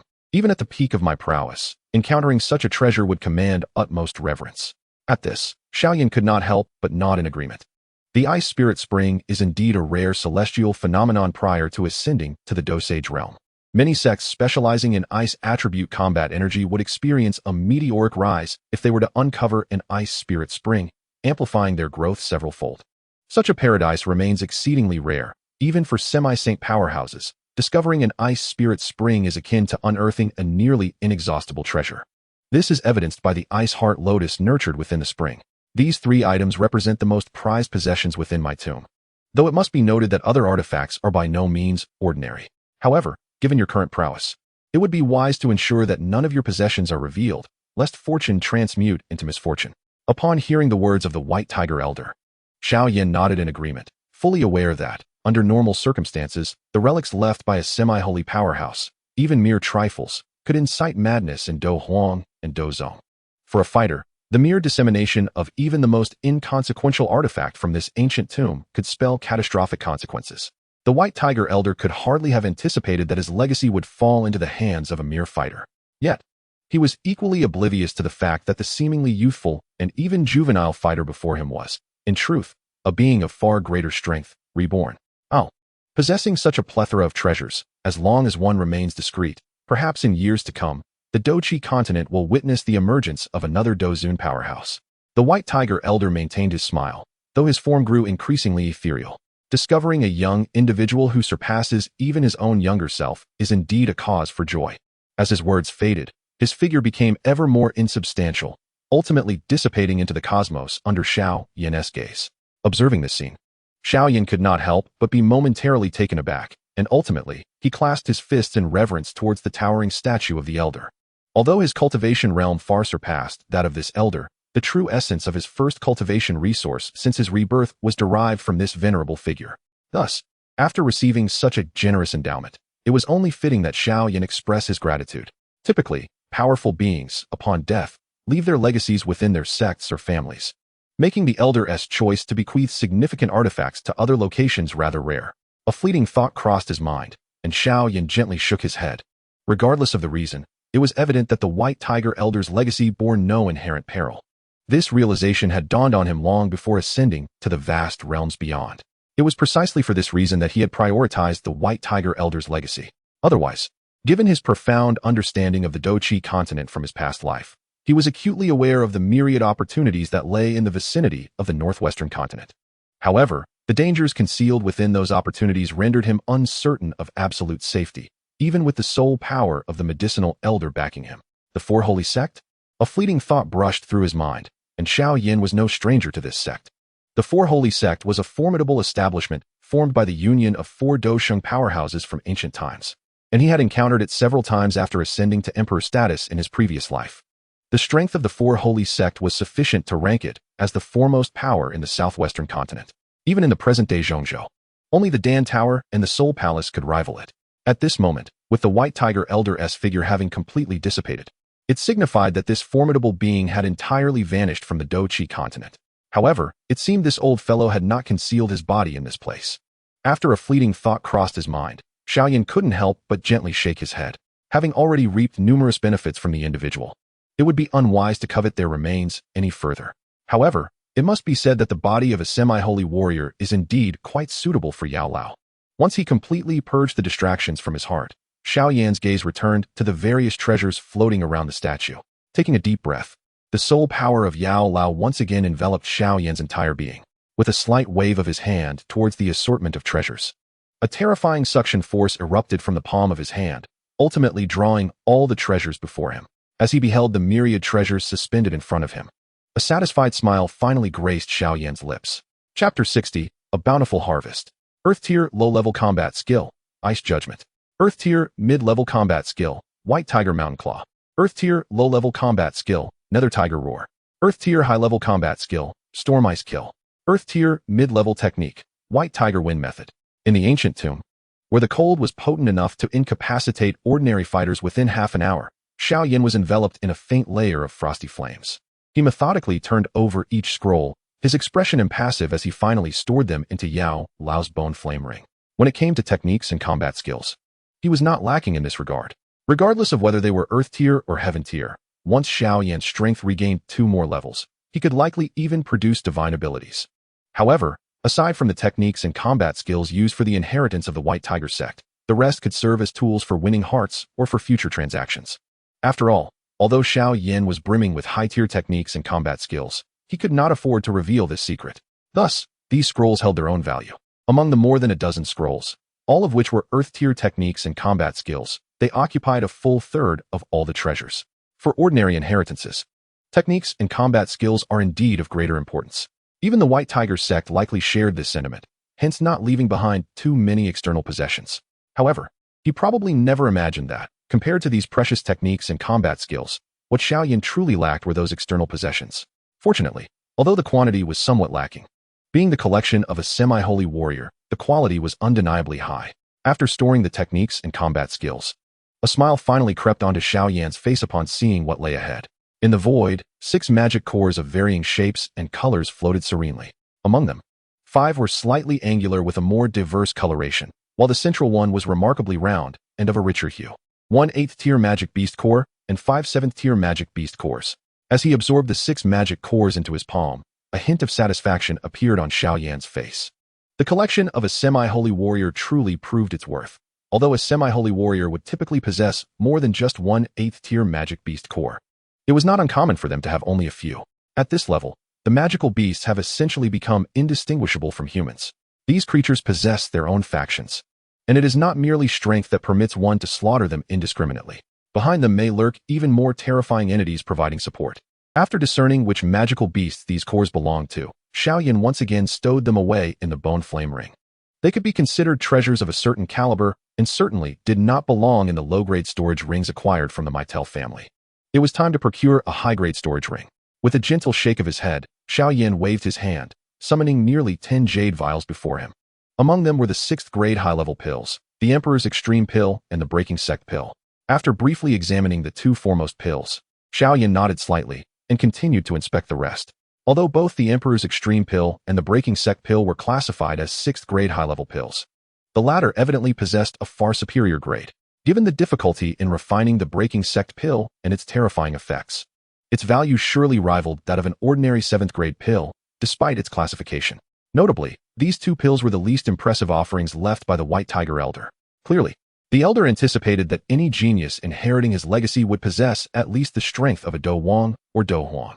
Fortunately, the Elder had also preserved the combat memories of a Doge within the Iceman. Otherwise, it would have been challenging to assess Xiao Yan's unique situation. A bitter smile crossed his lips as he acknowledged his current weakness. Indeed, the numerous pills left behind by the White Tiger Elder were beyond his reach. Among them were 7th-grade low-level pills, such as the Instant Chi Pill, and 7th-grade mid-level pills, like the Counter Life Pill and the Pure Heart Pill, culminating in the 7th-grade high-level pill, the Xian Pu Foundation Pill. As he surveyed the remaining pills, it was evident that most were intended for the survival of the inheritor. But his gaze sharpened at the sight of the Xian Pu Foundation Pill. This particular item still held some relevance for him, as he could barely still be considered a child.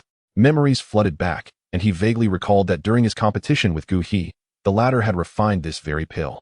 At that time, he had looked down upon the Xian Pu Foundation Pill and even crafted an 8th-grade beginning pill for his daughter, Xiao Xiao.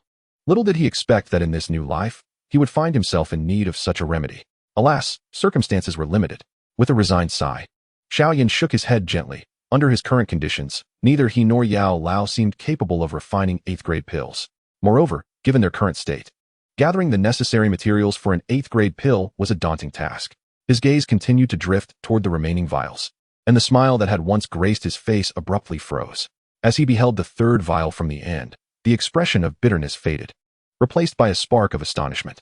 The pinnacle of 7th-grade pills, the Soul Nourishing Pill. The Soul Nourishing Pill, akin to the life-reversing pill for the corporeal body, facilitates the restoration of the soul, provided it has not suffered any fatal injuries.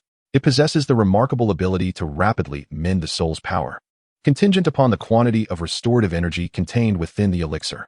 For a venerable figure like Yao Lao, who has ascended to the celestial realm, and can contend fiercely with ordinary Dou Zun solely through his soul power. A single soul-nourishing pill would likely fall short of fully restoring his ethereal essence. Nevertheless, it is reasonable to surmise that this pill could elevate Yao Lao's soul power back to the esteemed rank of a high-level Dou Zun. Indeed, even in encounters with 1- or 2-star Dou Zun, Xiao Yan would have the audacity to engage in combat. With a subtle smile gracing his lips, Xiao Yan's gaze swept over the final jade vial, and upon noticing the 3 imposing characters inscribed upon it, his pupils involuntarily constricted. The words Heavenly Respect Pill exuded an aura of exceptional magnificence, signifying the extraordinary nature of this elixir. In truth, its worth ranks among the finest of 8th-tier pills, as it grants 6-star and above Dou Zun a direct enhancement of 1 star in their cultivation. It is crucial to understand that, upon reaching the Dou Zun level, advancing by a single star becomes an arduous endeavor, particularly during the latter stages. Those who attain this level are often regarded as prodigies.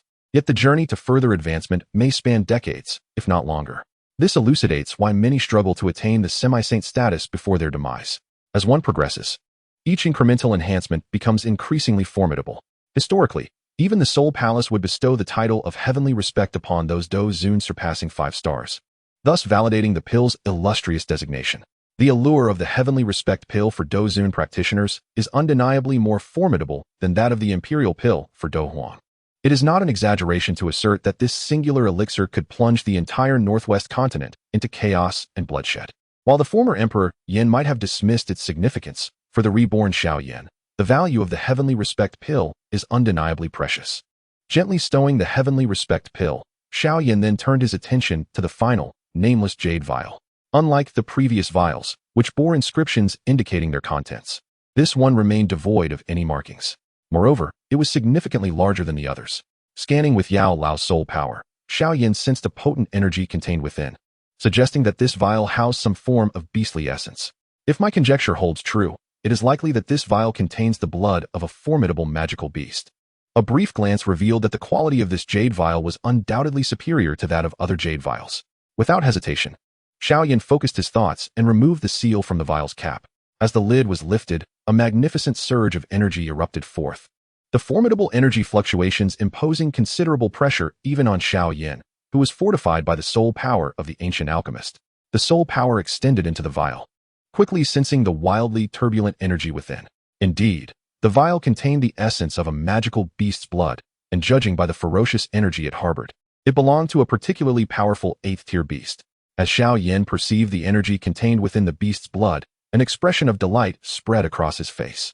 Compared to the previous pills and magical cores, this essence was far more practical for him at this moment.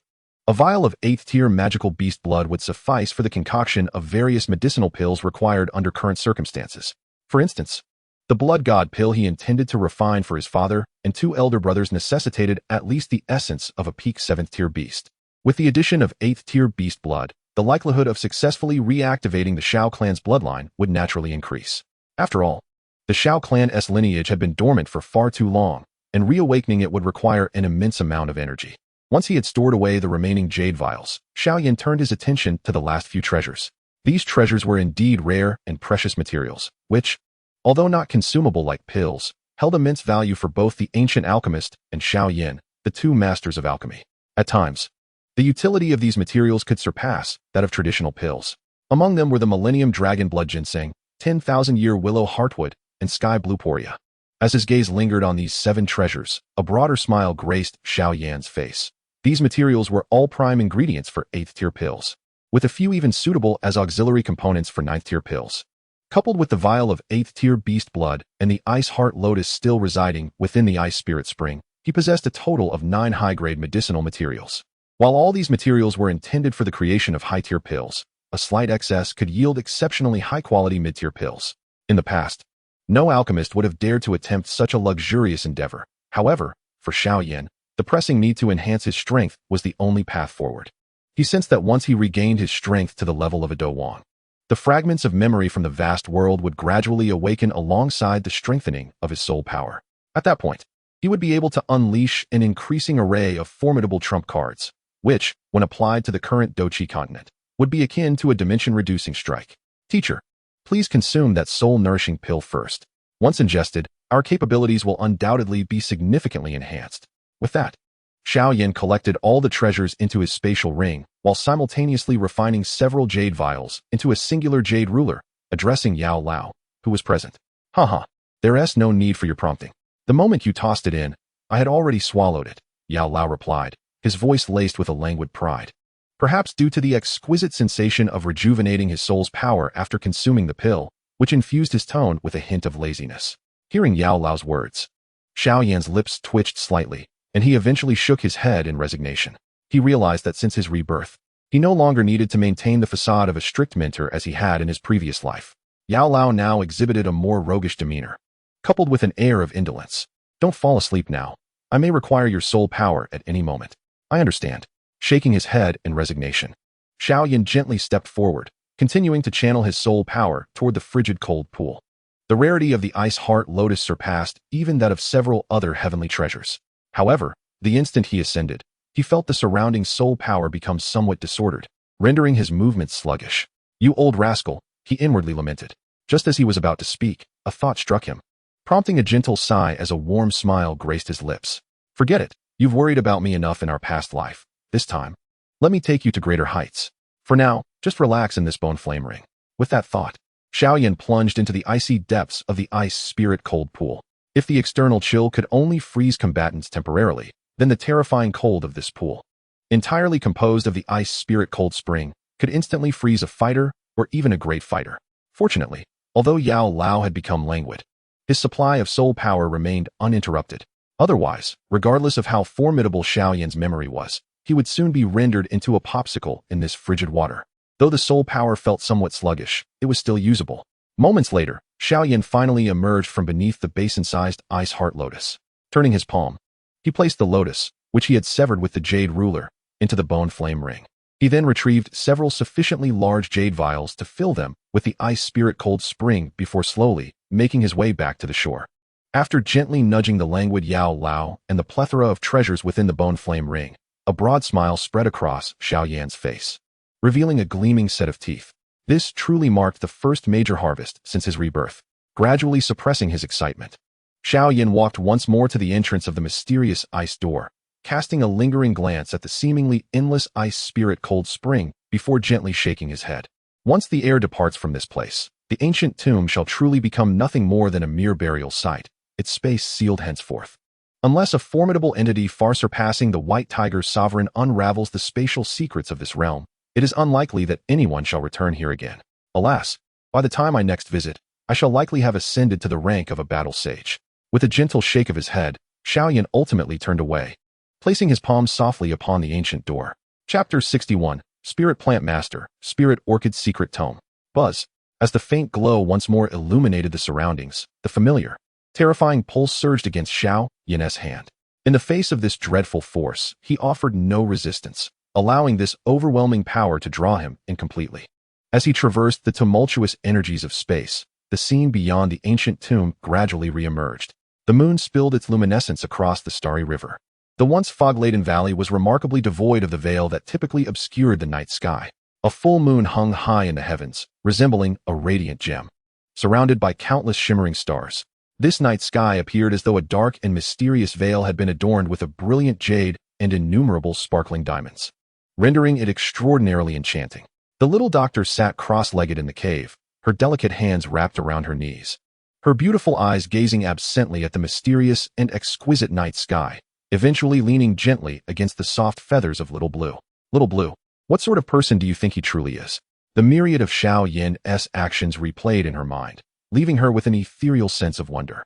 The young master of the Xiao family from Wuten City, a peerless genius of the Gamma Empire, had inexplicably found her and uttered a series of bewildering words. Moreover, he seemed to possess knowledge of the cursed poison body and claimed to know how to cure it. All of this left the little doctor in a state of confusion, particularly regarding the peculiar sensation that seemed to suggest a connection between her and that individual, as if they were bound by a past life. This strange feeling caused her heart to inexplicably race whenever she thought of Xiao Yan. Does such a concept of past and present lives truly exist in this world? Screech. Little Blue let out a cry, but offered no words, for it had yet to learn to speak.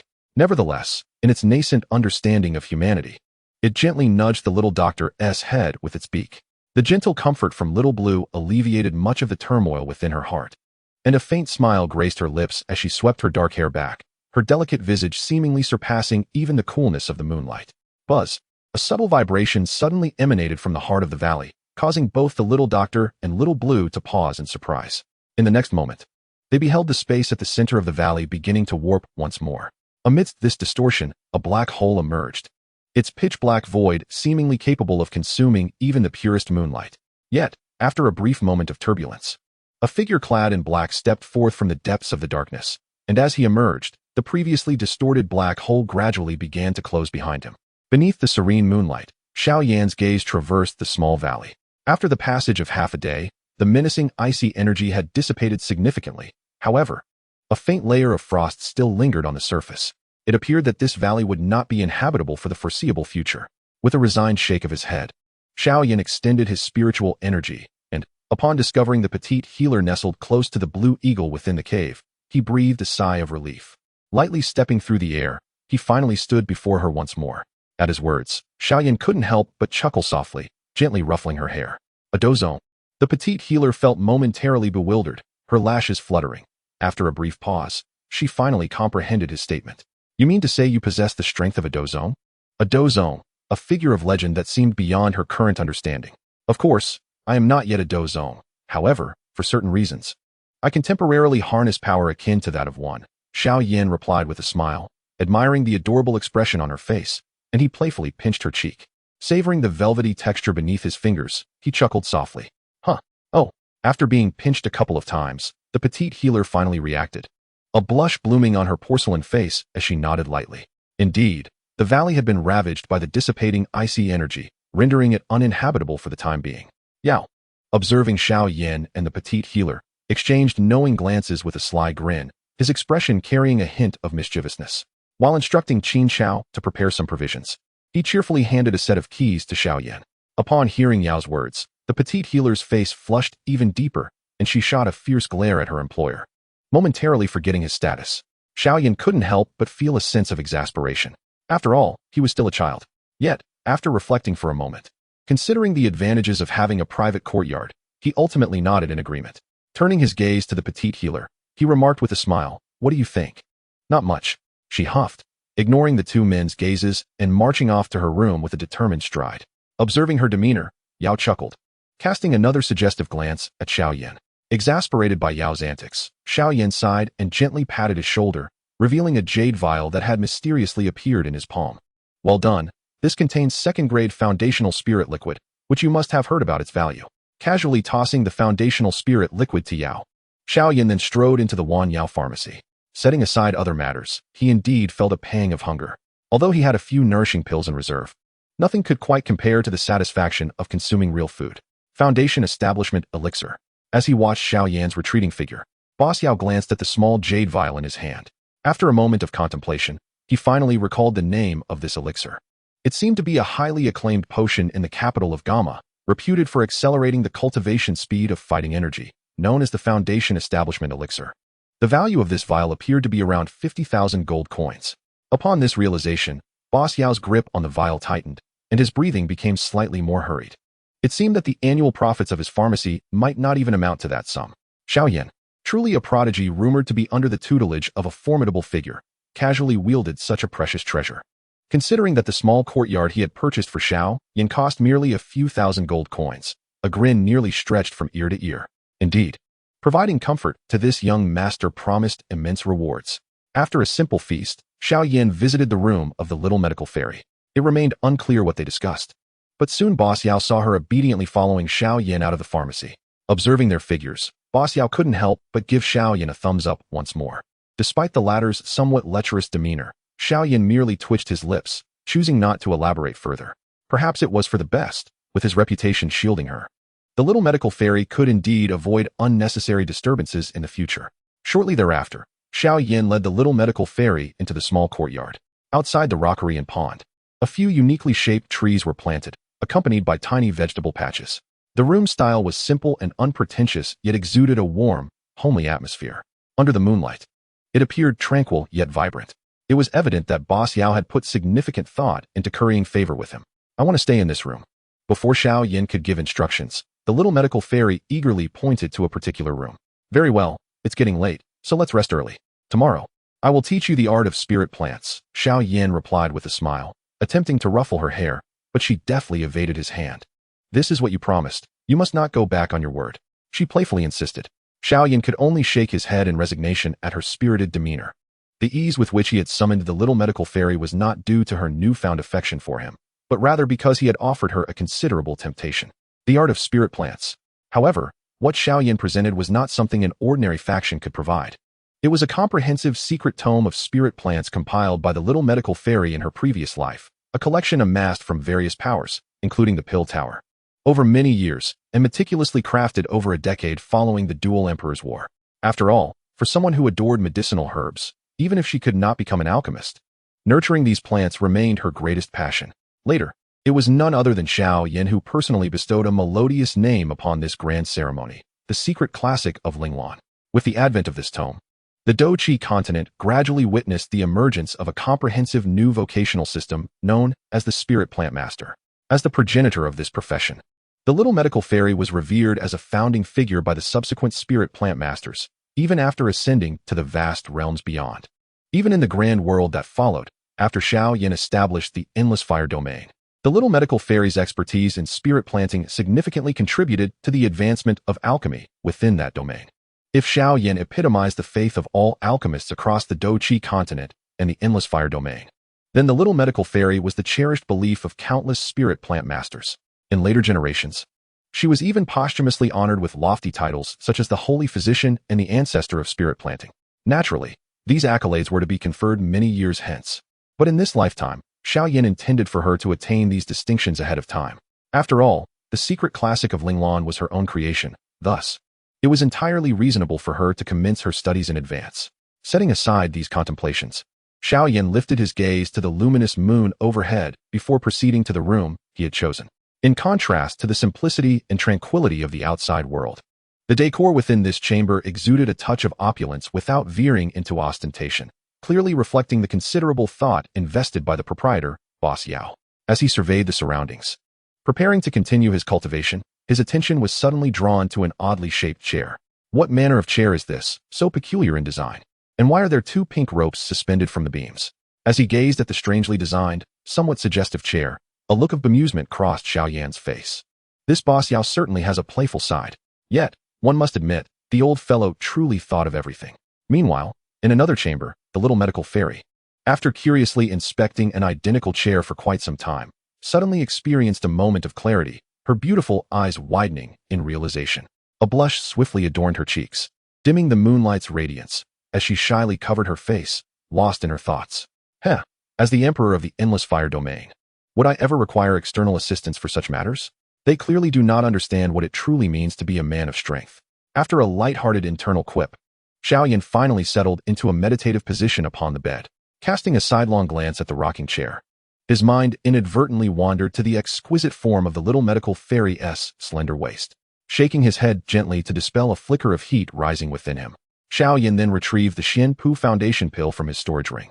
He was no longer the impetuous youth of yore, and matters of intimacy no longer held the same sway over him as they once did.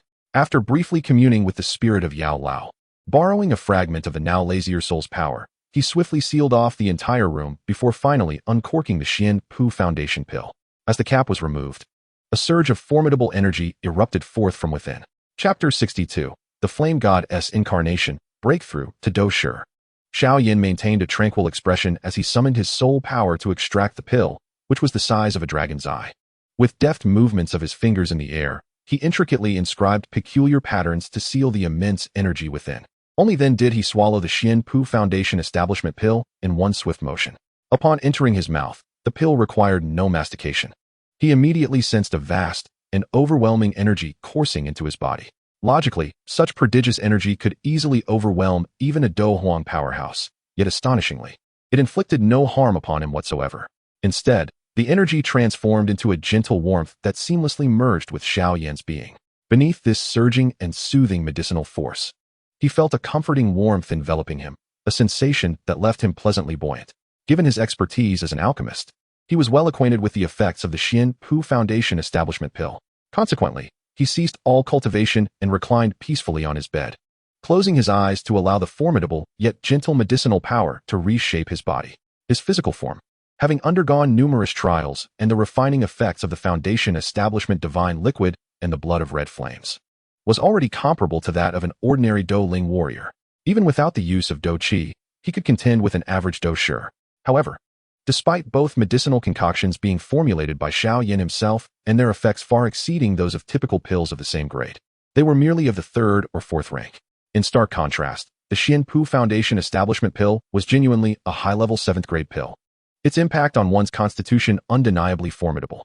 The immense energy gently infiltrated every corner of Xiao Yan's body, gradually transforming his meridians, bones, and every single cell. In this continuous state of gentle warmth, a wave of drowsiness began to wash over him. Fully aware of the medicinal effects, Xiao Yan did not resist the onset of sleep, but rather surrendered to it, drifting slowly into slumber. In the depths of the dark night, Xiao Yan lay in his chamber, soundly asleep, while his skin subtly emanated a faint reddish glow under the influence of the overwhelming energy. Within Xiao Yan's cyclone, which was already densely condensed and brimming with Dou Qi, the warm energy began to induce gradual changes.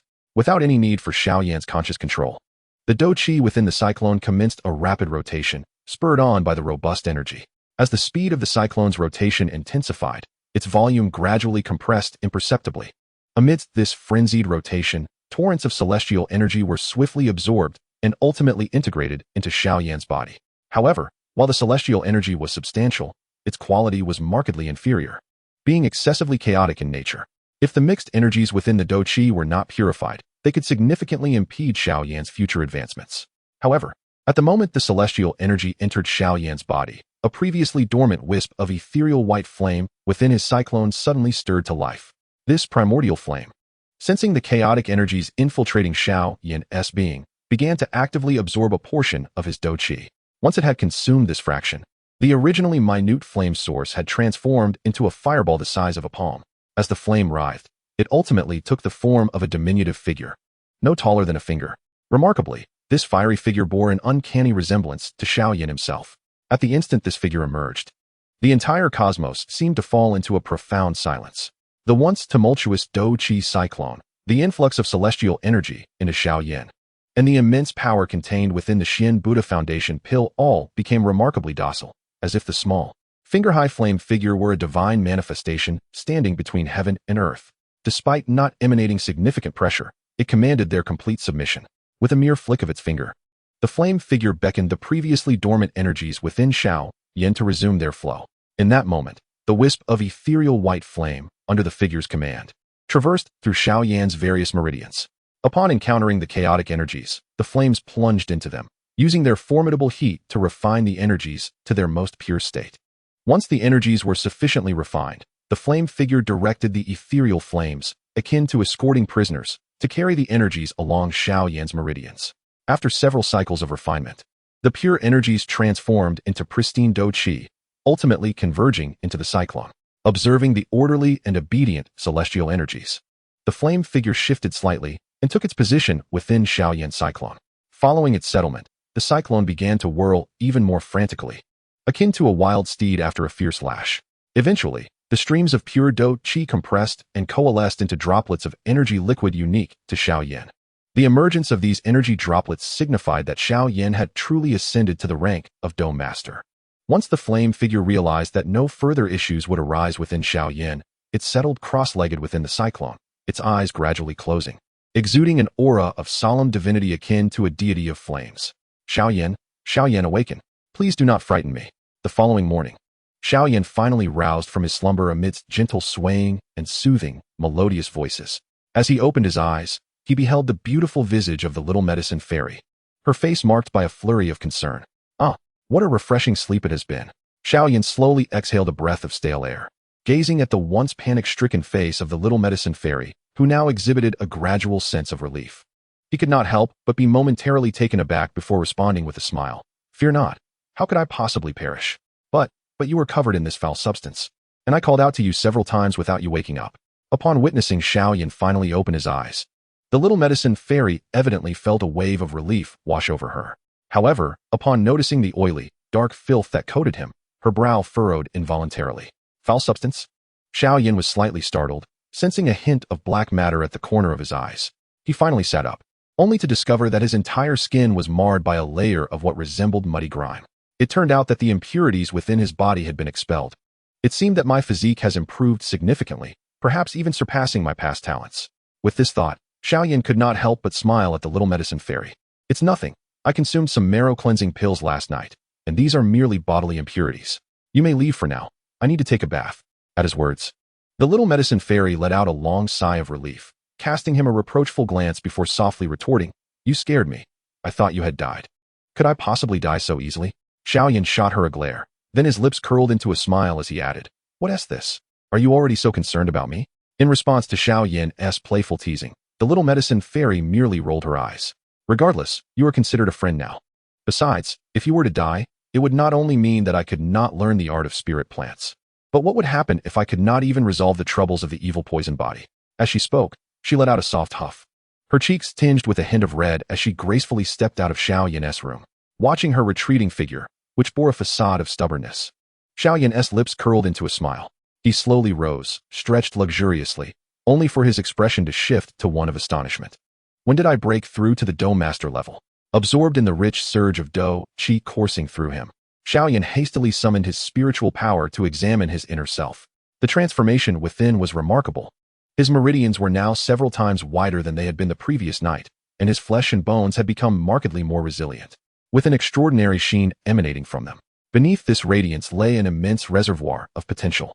Notably, the most significant change was within the Dou Qi vortex. Within this vortex, streams of energy, now distilled to an unparalleled purity, floated serenely. In terms of energy purity, it far surpassed that of an equivalent Dou Master. It could be said that although Xiao Yan was merely a one-star Dou Master now, the durability and endurance of his Dou Qi would undoubtedly rival that of a 5-star Dou Master. However, what brought him the greatest joy was the sight of the flame spirit residing within his Qi Si. The seed of my imperial flame has finally coalesced into a semblance of the flame goddess visage, alongside the burgeoning strength of my Dou Qi. A smile graced Xiao Yan's lips as he beheld the manifestation of the flame god, a nascent form of the true embodiment he had forged upon achieving dominion years ago. Within the seed of imperial flame resides a fragment of Xiao Yan's own soul, rendering it akin to his second self. Consequently, this imperial flame seed instinctively emerged during Xiao Yan's slumber to preserve his corporeal form. As Xiao Yan's prowess escalated, this seed would gradually mature into a full-fledged flame god manifestation. The existence of such a manifestation would provide immense assistance in his future endeavors involving the refinement of exotic fires and various energies. Moreover, as the number of exotic fires Xiao Yan amassed grew and his strength intensified, this flame god manifestation would ultimately coalesce into a form akin to the supreme law body. Furthermore, with the augmentation of Xiao Yan's power, this manifestation would eventually evolve into the flame god law aspect, and subsequently into the true form of the flame god. The moment the true form coalesced once more would signify Xiao Yan's ascension to a pinnacle of strength recognized across the vast world. After all, the true embodiment of the flame god was a formidable law body he had continually deduced even after attaining dominion, its might far surpassing the top 10 primordial law bodies of the vast realm. However, at this juncture, the flame god manifestation remained notably weak, primarily serving to guard Xiao Yan's inner self, with its battle-enhancing capabilities still insufficiently pronounced. After meticulously examining his internal condition, Xiao Yan finally wore a smile, fetching several buckets of water to cleanse his body thoroughly. As the impurities, akin to mud, were rinsed away, his physique, now elevated by half an inch, was revealed clearly within the room. Indeed, each ritual of cleansing and refinement rendered his skin significantly fairer.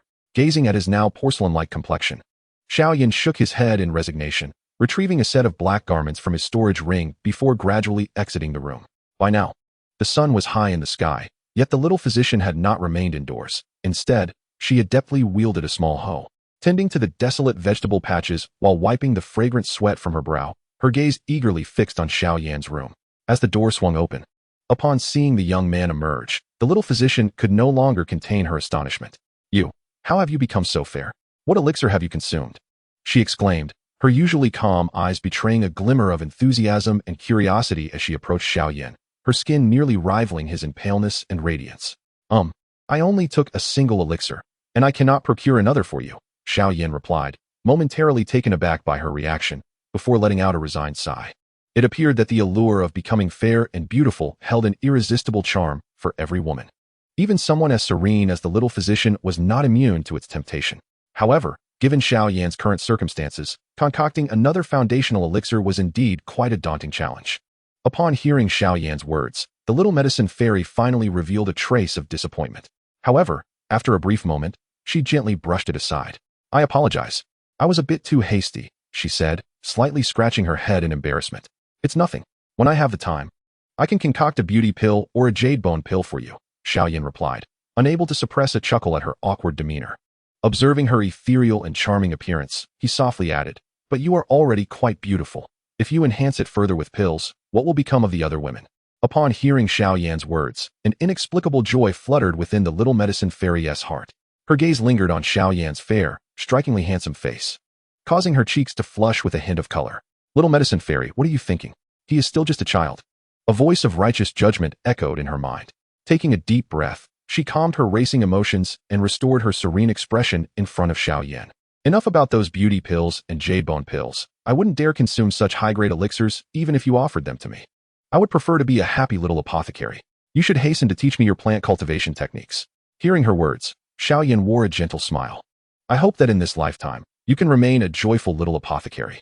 With a flick of his finger, half of the various herbs obtained from the cave were sent forth. Although these herbs were precious, most held a market value, vastly inferior to those found in the ancient tomb. They were perfectly suited for instructing the little medicine fairy in the art of plant cultivation. "Follow my instructions and plant these herbs as I guide you," he said softly, presenting the herbs before her. The little medicine fairy glanced nervously at the herbs Xiao Yan had cast towards her.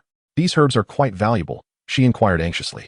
Given her adeptness at identifying herbs, she recognized that these could easily fetch thousands of gold coins. "Do not fret, plant them boldly. If they perish, I shall retrieve more for you," Xiao Yan assured her, gently patting her shoulder with a warm smile. "Please, don't be so kind to me. I am not accustomed to it," she replied with a wry smile. She feared that if Xiao Yan continued to treat her so well, she might one day truly succumb to his charms. Although she currently felt a closeness to him rather than repulsion, crossing that threshold would entail an entirely different narrative. Moreover, he was still just a child. "Aside from the ice flame spirit grass, the other herbs hold little value for me. Consider them temporarily stored with you. If you do not plant them soon, I may have to feed them all to Xiao Lan." Seeing the little healer in such a state, Xiao Yan couldn't help but chuckle.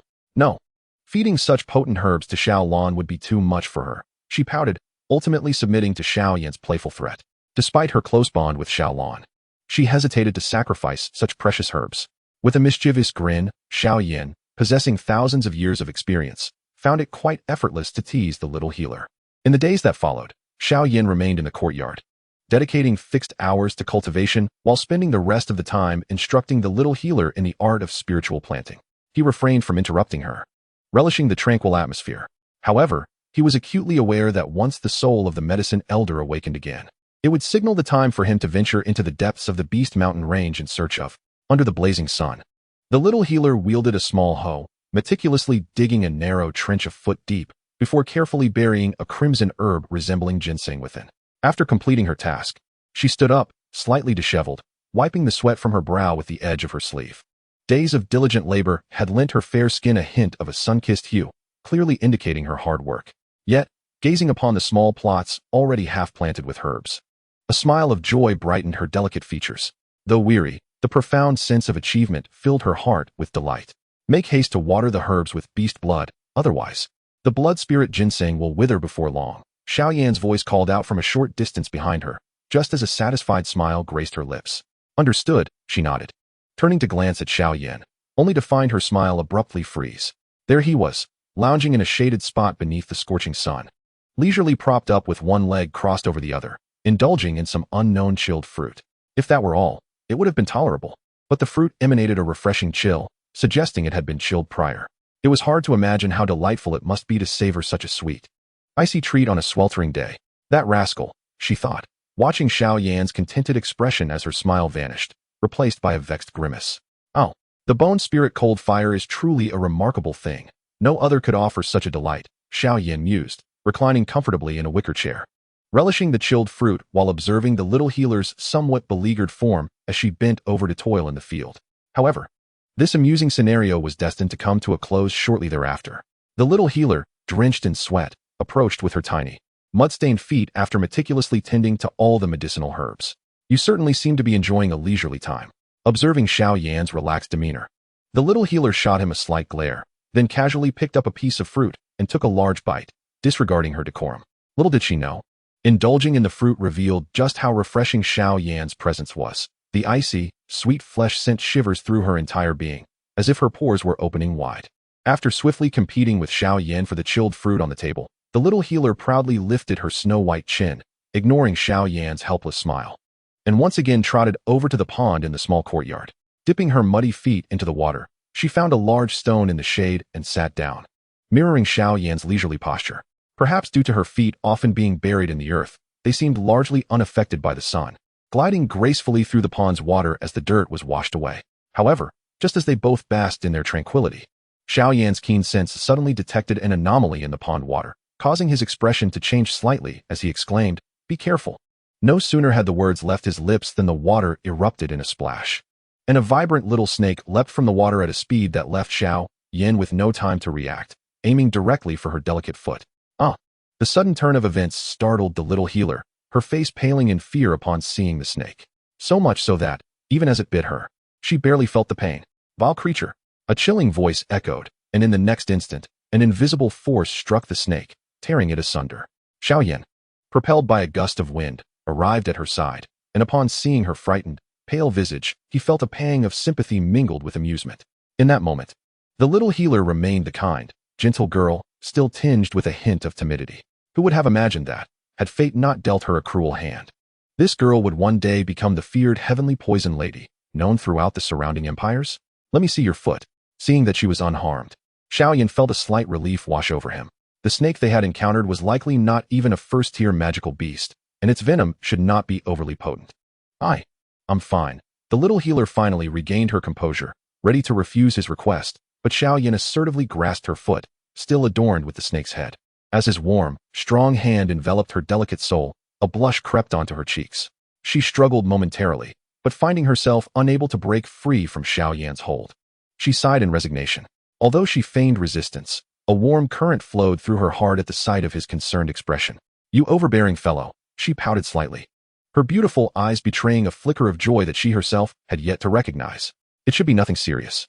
After casually severing the serpent's head, Xiao Yan was about to exhale a sigh of relief when he caught sight of the delicate little foot resting in his palm.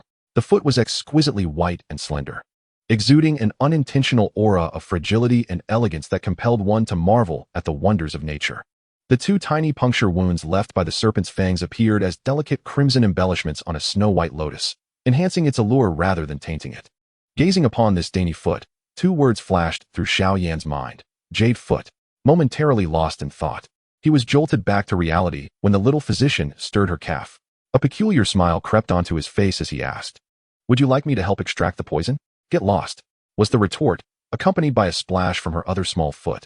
After this brief jest, Xiao Yan's expression grew more serious. Just as he was about to retrieve some antidote from his spatial ring, he recalled that the little physician was afflicted by the body of misfortune. Thus, he instead procured some healing ointment and gently applied it to her wound. Under Xiao Yan's attentive care, the little physician's fair complexion bore a hint of rosy warmth, and it was only after he allowed her to recline on a rattan chair that she finally relaxed a bit. To his surprise, she exhibited a talent for caring for others. A faint smile graced her lips, and a spark of intrigue glimmered in her enchanting eyes. Perhaps due to the recent commotion, the bond between them had subtly deepened. However, Xiao Yan remained largely indifferent to this development, while the little physician consistently emphasized that they were merely friends. In response, he simply smiled and refrained from speaking. After all, did one need to reiterate their friendship so many times? Over time, when he truly regarded her as just a friend, it would be her who felt the pangs of sorrow. Xiao Yan chose not to expose this situation and instead relished the gradual maturation of their emotions. Days passed, and before long, 3 days had slipped by. On one deep night following this span, as Xiao Yan sat cross-legged on his bed in quiet meditation, he suddenly opened his eyes. This was prompted by an immense surge of soul energy, gradually awakening within the bone flame ring on his finger. After consuming the soul-nourishing pill for over 10 days, the soul of the medicine elder had finally revived. A flicker of joy ignited in his heart as Xiao Yan quietly pushed open the door. Once he sensed the little physician soundly asleep, he lightly leaped onto the roof. With a gentle tap of his foot, A pair of violet wings unfurled from his back. During these days, he had secretly refined the purple cloud wings, and what had once required his utmost vigilance to confront in his past life, now dissipated before him with merely a glance. With a few tremors of the violet wings, Xiao Yan traversed an impressive distance, expending nearly half of his internal fighting spirit. Ultimately, he soared several dozen miles and gracefully landed atop a small mountain. As he touched down, the soul fluctuations emanating from the bone flame ring intensified dramatically. At a certain moment, a colossal aura erupted from within. My soul power has finally regained a portion of its strength. The ancient voice resonated alongside the formidable presence, and in the next instant, the now considerably more solidified soul of Yao Lao emerged from the bone flame ring, gently hovering in the sky. Gazing upon Yao Lao's significantly more corporeal soul form, a smile gradually graced Xiao Yan's lips. It seems it is time for me to venture deep into the Beast Mountain range in search of the 10,000 beasts' spiritual fire. Though his current strength was still lacking, he could faintly perceive from the aura radiating from Yao Lao that his soul power now closely resembled that of a 7-star Dozone. Even against a novice Dozone, Xiao Yan felt confident he could hold his own. The two Shinming white tigers deep within the Beast Mountain range, while formidable among the 7th-tier magical beasts, posed little threat to him. The following morning, as the little healer drowsily pushed open her door, her pretty face still bore a hint of grogginess. To her surprise, she found Xiao Yan already seated at the stone table, having prepared breakfast. Oh, the sun must have risen in the west today. Young Master Xiao has actually made breakfast for me, she exclaimed, rubbing her eyes in disbelief. Usually, it was she who was compelled to prepare meals for him. Xiao Yan chuckled softly, shaking his head as he gestured for her to eat. Upon hearing his words, the little healer, initially in a daze, instantly became more alert. Her beautiful eyes fixed on Xiao Yan, now filled with concern. Where are you going? For how long? Seeing her expression, a warmth flickered in Xiao Yan's heart. He handed her a palm-sized jade piece and gently replied, I will be heading to the Beast Mountain range, and it should take about a month. This jade piece is for you. If you encounter any insurmountable troubles, shatter it immediately. I shall arrive promptly. A month? Upon hearing this, the little healer seemed to exhale in relief as she solemnly accepted the jade piece and carefully tucked it into her bosom. After that, they fell into a comfortable silence, finishing their breakfast. Only then did the little healer emerge from her room, presenting Xiao Yan with a pouch of medicinal powder. Observing the hint of reluctance on her delicate face, Xiao Yan smiled gently, ruffling her hair. However, his expression suddenly turned serious.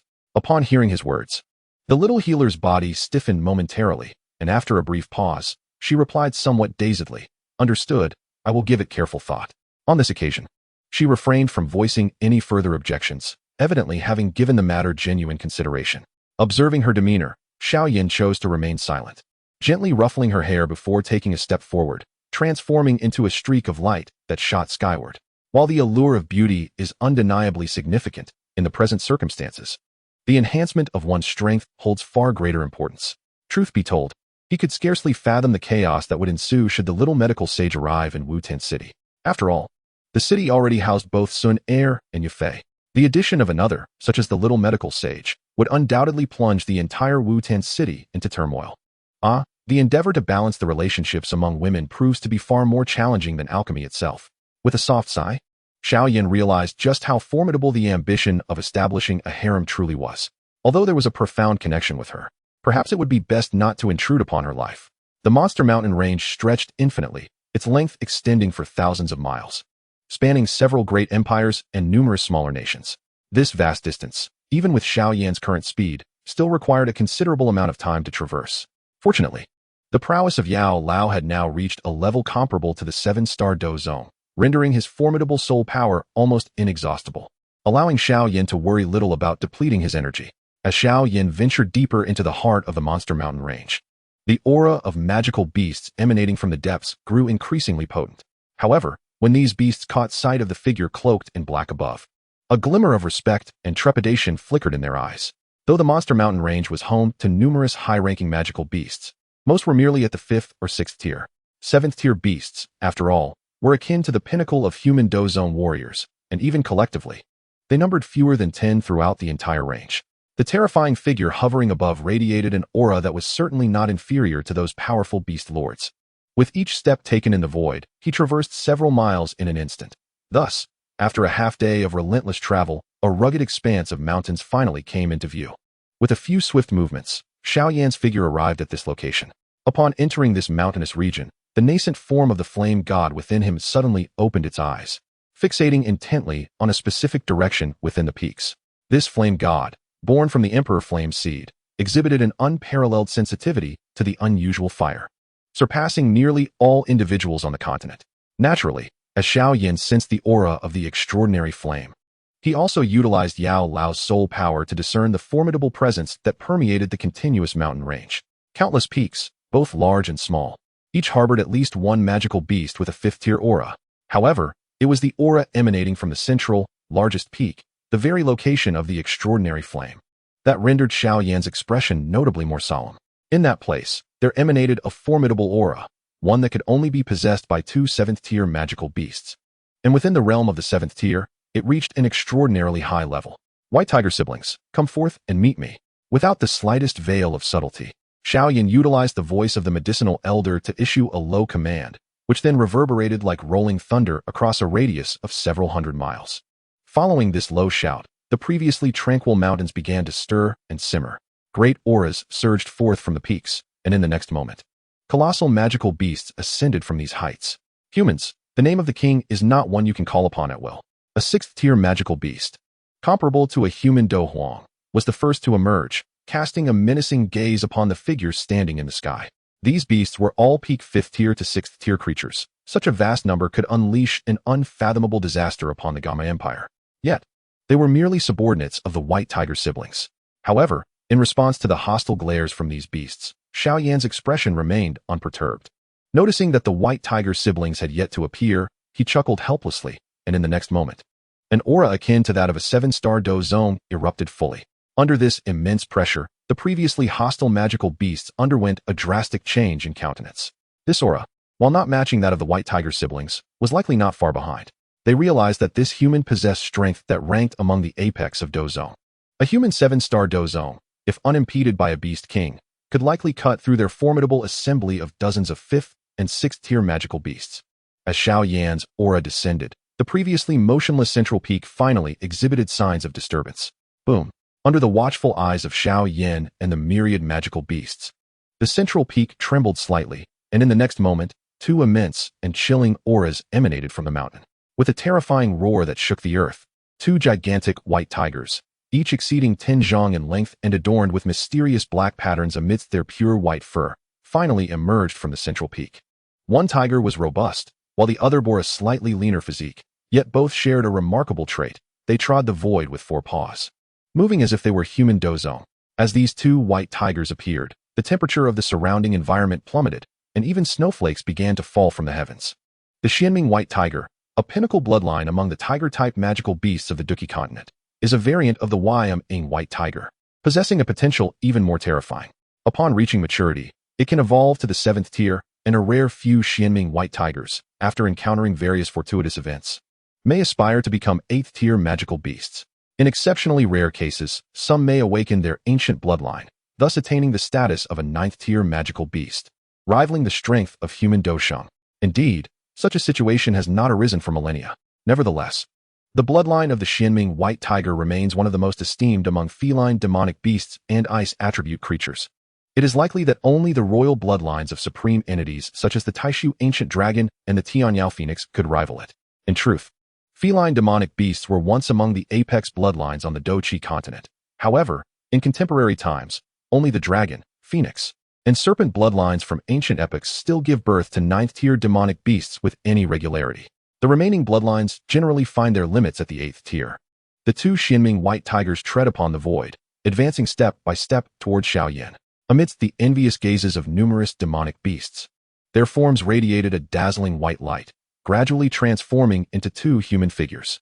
As seventh-tier demonic beasts, they possessed the ability to take on human form. One figure was comparable to a human 8-star Dou zone, while the other matched a human 6-star Dou zone. As the surrounding white light swirled, a man and a woman finally materialized before Xiao Yan. The man was tall and robust, his upper body bare, with a face that bore a resolute countenance infused with a terrifying ferocity, reminiscent of a bloodthirsty tiger. Beside him stood the woman, statuesque and voluptuous, with snow-white hair casually draped behind her ears. Her elongated eyes lent a wild allure to her chiseled features, and her clothing merely concealed the necessary areas. This wild beauty indeed stirred a considerable desire for conquest within men. However, Xiao Yan cast only a fleeting glance at her beauty before losing all interest.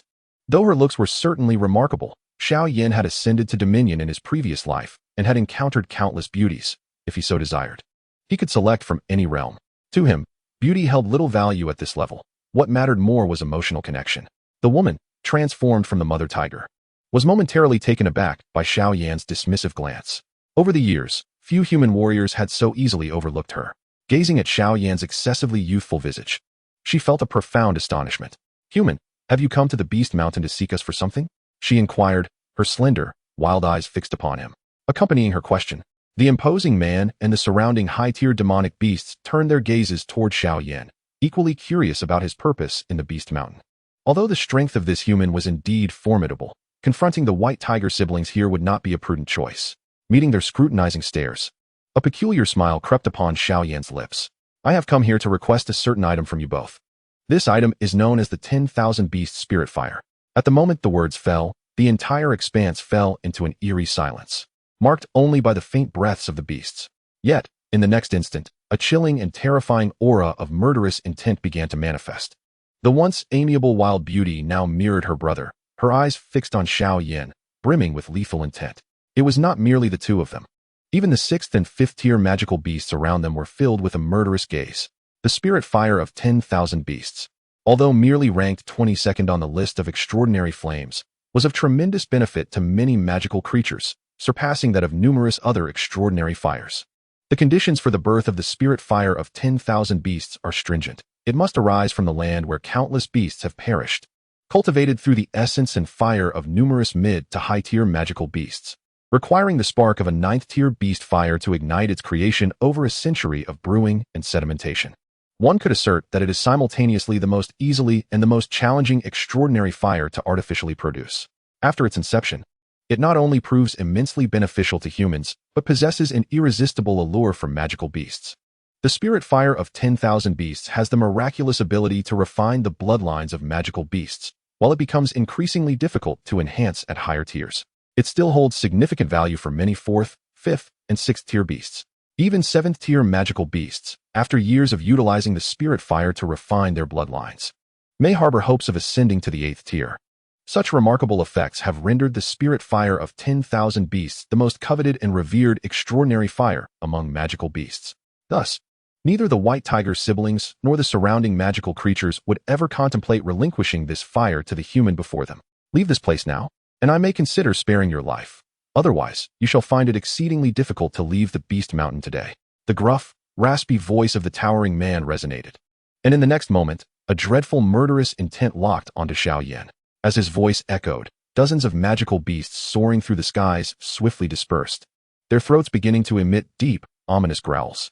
Amidst these numerous roars, powerful auras were rapidly converging from other directions within the heart of the Beast Mountain. It could be said that should Xiao Yan take even a single step further, he would soon face the wrath of half the Beast Mountain. However, despite the overwhelming, encroaching pressure, Xiao Yan remained unperturbed, casting a calm glance at the white tiger siblings, whose expressions betrayed their ill intentions, before shaking his head in resignation. Yet, this was but human nature. After all, this world revered strength above all. To be under the command of a Dou emperor is a matter of great honor, and naturally, no one would willingly submit to a mere Dou zone, or even a modest Dou shur beneath that. Xiao Yan understood this all too well. Therefore, this time, he had no choice but to take matters into his own hands and subdue the sibling duo into submission. Just at this moment, my current strength is insufficient to accommodate all parties. The Xiao family still lacks a true guardian expert. However, these two Xianming white tigers are indeed qualified for the role. A wry smile graced Xiao Yan's lips as he shook his head in resignation. Seeking death, the instant the words left Xiao Yan's mouth, the previously brewing murderous intent of the white tiger's siblings solidified, and they no longer hesitated. In the blink of an eye, they transformed into two fleeting shadows, vanishing from sight. White tiger ice claw. The next moment, two razor-sharp tiger claws, which carved dark fissures through the surrounding space, suddenly materialized, striking fiercely towards Xiao Yan's head. Chapter 65. Great Wilderness Prison Heaven Finger. At the moment these claws emerged, not only did they leave dark traces in the surrounding space, but the temperature of the air around Xiao Yan plummeted at a terrifying rate. Such an ominous chill would likely cause even a Dou Huang expert to become instantly rigid. ultimately freezing into an ice sculpture. If those enormous claws, towering as high as a person, were to hit a human, even a true Dozong expert would suffer grievous injuries or even have their body obliterated.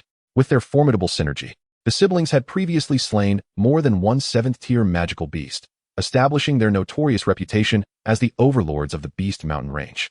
Alas, they were unfortunate today, for their opponent was beyond common reckoning. Their adversary was the Flame Emperor, Xiao Yan. As he gazed at the two fierce attacks approaching, Xiao Yan made no grand gestures to evade. Instead, pure white flames erupted from his body, almost instantaneously dispelling the terrifying cold. In the next instant, the space beneath Xiao Yan's feet twisted in an eerie manner, and when he reappeared, he found himself in front of the smaller tiger claw, deftly avoiding the more powerful one. Immediately thereafter, the soul power of Yao Lao, akin to a 7-star Dozong, surged within Xiao Yan, and he forcefully stomped the ground, causing fissures to erupt in the space beneath him. 8 extremes collapse. A fierce elbow strike collided with the tiger sister by Shue's claw, sending waves of turbulent energy rippling through the air, creating thick cracks reminiscent of a spider's web. After the initial clash, Xiao Yan staggered back 2 steps, only to once again vanish in an uncanny twist. In the moment his figure dissipated, the white tiger brother's other claw ripped through the space, shattering the afterimage left by Xiao Yan. Thud, thud, thud. The next moment, a wild beauty with an enchanting figure was hurled backward several dozen steps from the space. Her complexion slightly altered as she summoned her entire Dou Qi to dispel the strange force within. Yet, no matter how she attempted to dissipate it, that formidable Dou Qi, laced with a chilling flame even more fearsome than her ice Dou Qi, erupted within her. Accompanied by a low grunt, Bai Shue's face turned pale, and a trickle of blood escaped from the corner of her crimson lips. Evidently, the recent clash has inflicted upon her some injuries, neither light nor severe. Simultaneously, Xiao Yan and the massive white tiger appeared once more in the sky. Observing this scene, the surrounding beasts exhibited subtle changes in their expressions. Having not anticipated that a mere exchange would leave the tigress, Bai Shui, slightly wounded. It is crucial to note that although her opponent possesses only the strength of a 6-star Dozong, when combined with his formidable physique and robust bloodline, he should be no less than a 7-star Dozong of humanity. However, to their astonishment, a single encounter has resulted in her sustaining injuries. Such prowess might even render the Tiger King, Bai Han, incapable of subduing him. Brother, be cautious. Although this fellow's strength may only rival that of a 7-star Dozong, his speed and mastery over power have reached an exceedingly terrifying level, Bai Shui cautioned, licking the blood from the corner of her mouth. I understand, the Tiger King, Bai Han, remarked, casting a glance at Bai Shui before turning his icy gaze back toward Xiao Yan, his eyes filled with an even deeper chill. Human, daring to injure my sister, today you shall not walk out of the Beast Mountain Range. Moreover, it has been ages since I savored the flesh and blood of a human Dozong. At that moment, Bai Han's form once again transformed, in the next instant. A colossal white tiger, with glaring eyes and measuring over 10 zhang in length, materialized in the heavens. The snowy fur bore black markings reminiscent of ancient paintings, and a faint crimson aura of malevolence permeated the air, followed by a thunderous roar that shook the very earth. The terrifying sound waves caused the space to tremble slightly, and all beasts that heard the tiger's roar involuntarily quivered. Some of the weaker beasts even prostrated themselves on the ground, trembling uncontrollably. The tiger, being the king of all beasts, though the fierce tiger clan on the Dou continent has waned since ancient times, remains incomparable to ordinary magical beasts. Today, I shall rend you apart, Bai Han declared, unleashing another deafening roar as the crimson aura surged around him, propelling him fiercely toward Xiao Yan. White tiger rending the heavens. The blood-red energy coalesced behind him into a massive tiger head, measuring several tens of zhang in diameter, exuding an overwhelming might. Even an ordinary 9-star Dozong would likely pale at the sight, choosing to retreat from its ferocity. Yet, Xiao Yan remained unfazed by the impending strike. Instead, he closed his eyes and raised his index finger high. In that moment, a vague memory from the vast universe began to unfurl in his mind. Brother Xiao, do we truly need to offer such a precious treasure as the Dragon and Phoenix Supreme Pill to deal with someone like the Western War Emperor? That old lecher is merely taking advantage of your scholarly disposition. If it were me, I would have long since struck him down. Brother Xiao, why waste words on him? The great wilderness prisoner's finger. As he gradually opened his eyes, a smile graced Xiao Yan's face. Due to the constraints of his soul's power, his memories of the vast world were exceedingly vague, retaining only fragments of what he had learned and mastered. This particular technique, however, was imparted to him by his dear friend Lin Dong, and it was greatly favored by Xiao Yan. The martial ancestor, possessing a temperament slightly more volatile than his own, was quick to resort to violence when confronted with disagreement. Consequently, many in the vast world covertly mocked the martial ancestor, claiming he had mastered merely 2 techniques. Encapsulated in 9 characters: Great Desolation Prison Sky Finger and Azure Sky Transformation Dragon Art. Yet, these 2 formidable techniques, consisting of merely 9 characters, compelled even the entire vast world to submit. When I first learned this technique, I had already reached the pinnacle of the saint rank, and thus refrained from employing it recklessly, fearing it would bring calamity to innocent lives. However, with the aid of Yao Lao's power now, I could indulge freely. A smile crept across Xiao Yan's lips as he raised his index finger high. In the next moment, the heavens and earth transformed. The originally clear sky darkened in an instant as a mass of clouds swiftly gathered, shrouding the surroundings in a dense, oppressive gloom. Witnessing this spectacle, the White Tiger siblings were momentarily taken aback, exchanging incredulous glances. A sky-level combat technique. Observing the oppressive scene dominated by swirling black clouds, the formidable aura emanating from the heavens instilled a profound tremor within the souls of all the magical beasts inhabiting these mountains. Such a dramatic alteration in the natural order could typically arise from one of 3 sources. Either a powerful warrior had reached the level of Dou King, capable of harnessing the forces of the heavens with mere gestures, or the concoction of high-tier elixirs could evoke such changes. However, Xiao Yan had not attained either of the first 2 conditions. Thus, the only plausible explanation for this monumental shift was the emergence of a sky-level combat technique. Here, emergence does not merely refer to the revival of a technique or combat art, but rather signifies a manifestation from non-existence to existence, akin to creation itself. Brother, you must slay him, or we shall face dire consequences today. As the ominous clouds loomed overhead, Bai Shui's fair visage paled, her voice nearly a desperate howl reaching Bai Han's ears. Although Bai Shui harbored her own aspirations for the sky-level combat technique, she was acutely aware that should this individual unleash such a technique, their adversary, who was otherwise evenly matched, would likely crush and overpower them with ease. Upon hearing her words, the Tiger King Bai Han finally reacted, his aura erupting to its zenith. The immense phantom of a tiger's head behind him coalescing into a near-tangible form. Clearly, he understood the terrifying implications should this individual invoke a sky-level combat technique. Then, as the massive paw swept forth, the boundless black clouds in the sky began to swirl violently, and in the next moment, a colossal pillar reaching 100 zhang emerged from within.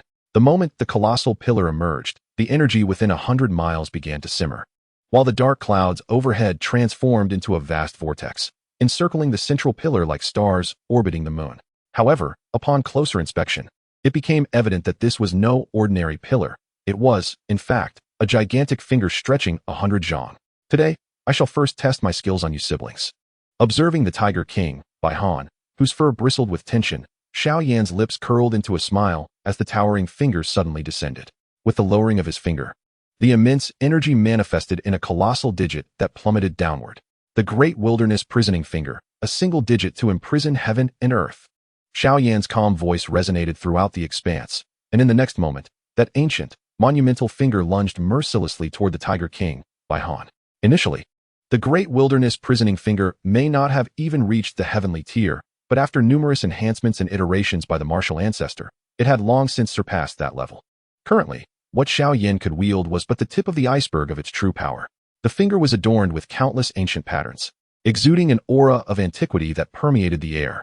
Under this terrifying pressure, even the very soil beneath began to subtly sink. The space between heaven and earth appeared to solidify at that instant, rendering movement exceedingly arduous. Boom! Amidst the astonished gazes of the beasts, the ancient, gigantic finger collided violently with the blood-red tiger head. Thud! Accompanied by a deafening sound. The point of contact between the 2 energies shattered a vast expanse of space in an instant. In the blink of an eye, the fearsome blood-red tiger head, which had instilled terror in many powerful beings of the Beast Mountain range, was obliterated before the dazed eyes of the surrounding beasts. After the destruction of the blood-red tiger head, the colossal finger, aside from the ancient patterns becoming slightly blurred, remained unscathed, still radiating an unmatched might as it descended directly upon the Tiger King, Bai Han. With a dull thud, the Tiger King spewed forth a mouthful of blood, his massive form plummeting like a severed kite, ultimately crashing into the ground and creating a deep pit several zhang in depth. Once this was accomplished, Xiao Yan slowly raised his finger, and the immense digit pointed once more at the pale-faced Bai Shui. Now, you 2 siblings have a choice. Submit to me or face death. Gazing at the formidable finger imbued with tremendous power, Bai Shui's visage turned ashen. After a moment of contemplation, she reluctantly cast a glance at Xiao Yan and whispered, "If you spare my brother, I am willing to submit to you as your servant and will gladly offer you the beast spirit fire." As soon as her words fell, a streak of crimson light shot forth from the pit, racing towards her. "Spare her, and I shall surrender the beast spirit fire to you and submit to your will." Before Xiao Yan stood the Tiger King Bai Han, who had just been gravely injured by the Great Desolation's prison heaven finger. At this moment, his complexion was ashen, and his breath was exceedingly weak. "Ah, you two truly share a deep sibling bond," Xiao Yan remarked with a faint smile. Though his words sent a chill through both of them, "I have made it clear. Today, not only will I take the divine fire of all beasts, but you two must also submit to me. Otherwise, a dead end awaits you." Upon hearing Xiao Yan's domineering and emotionless proclamation, the siblings trembled slightly, exchanging a glance that revealed a glimmer of determination in their eyes. "Although you are a paragon among humans, to expect us to willingly submit to you is rather naive. If that is the case, we shall fight to the death." As these words fell, Bai Han and his sister, Bai Shui, underwent a transformation, seemingly intent on unleashing some desperate secret technique. Xiao Yan could not help but be momentarily taken aback by their defiance. "So, you two possess such spirit? Yet, why did you both bow and scrape before me in the past?"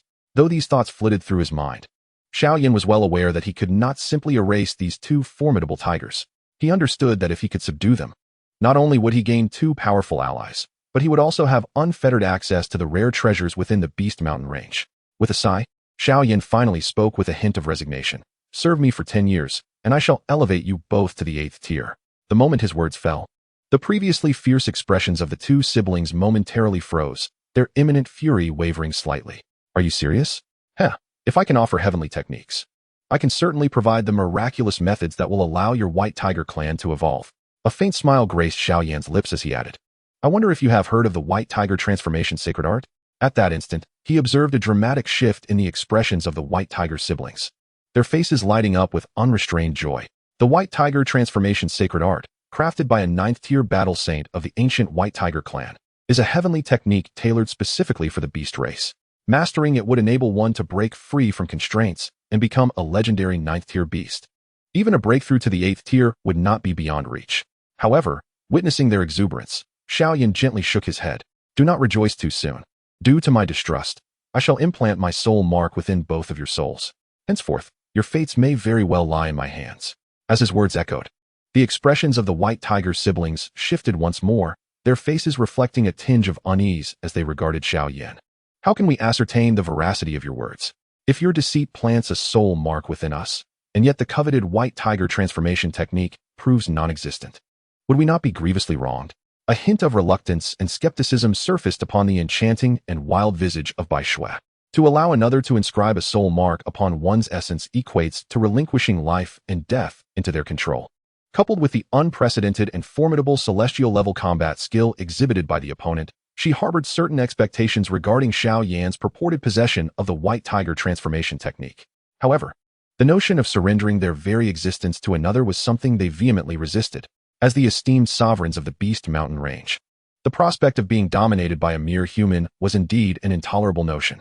Whether the truth prevails or not, you are no longer in a position to bargain. This merely serves as a stepping stone I extend to you, should you refuse.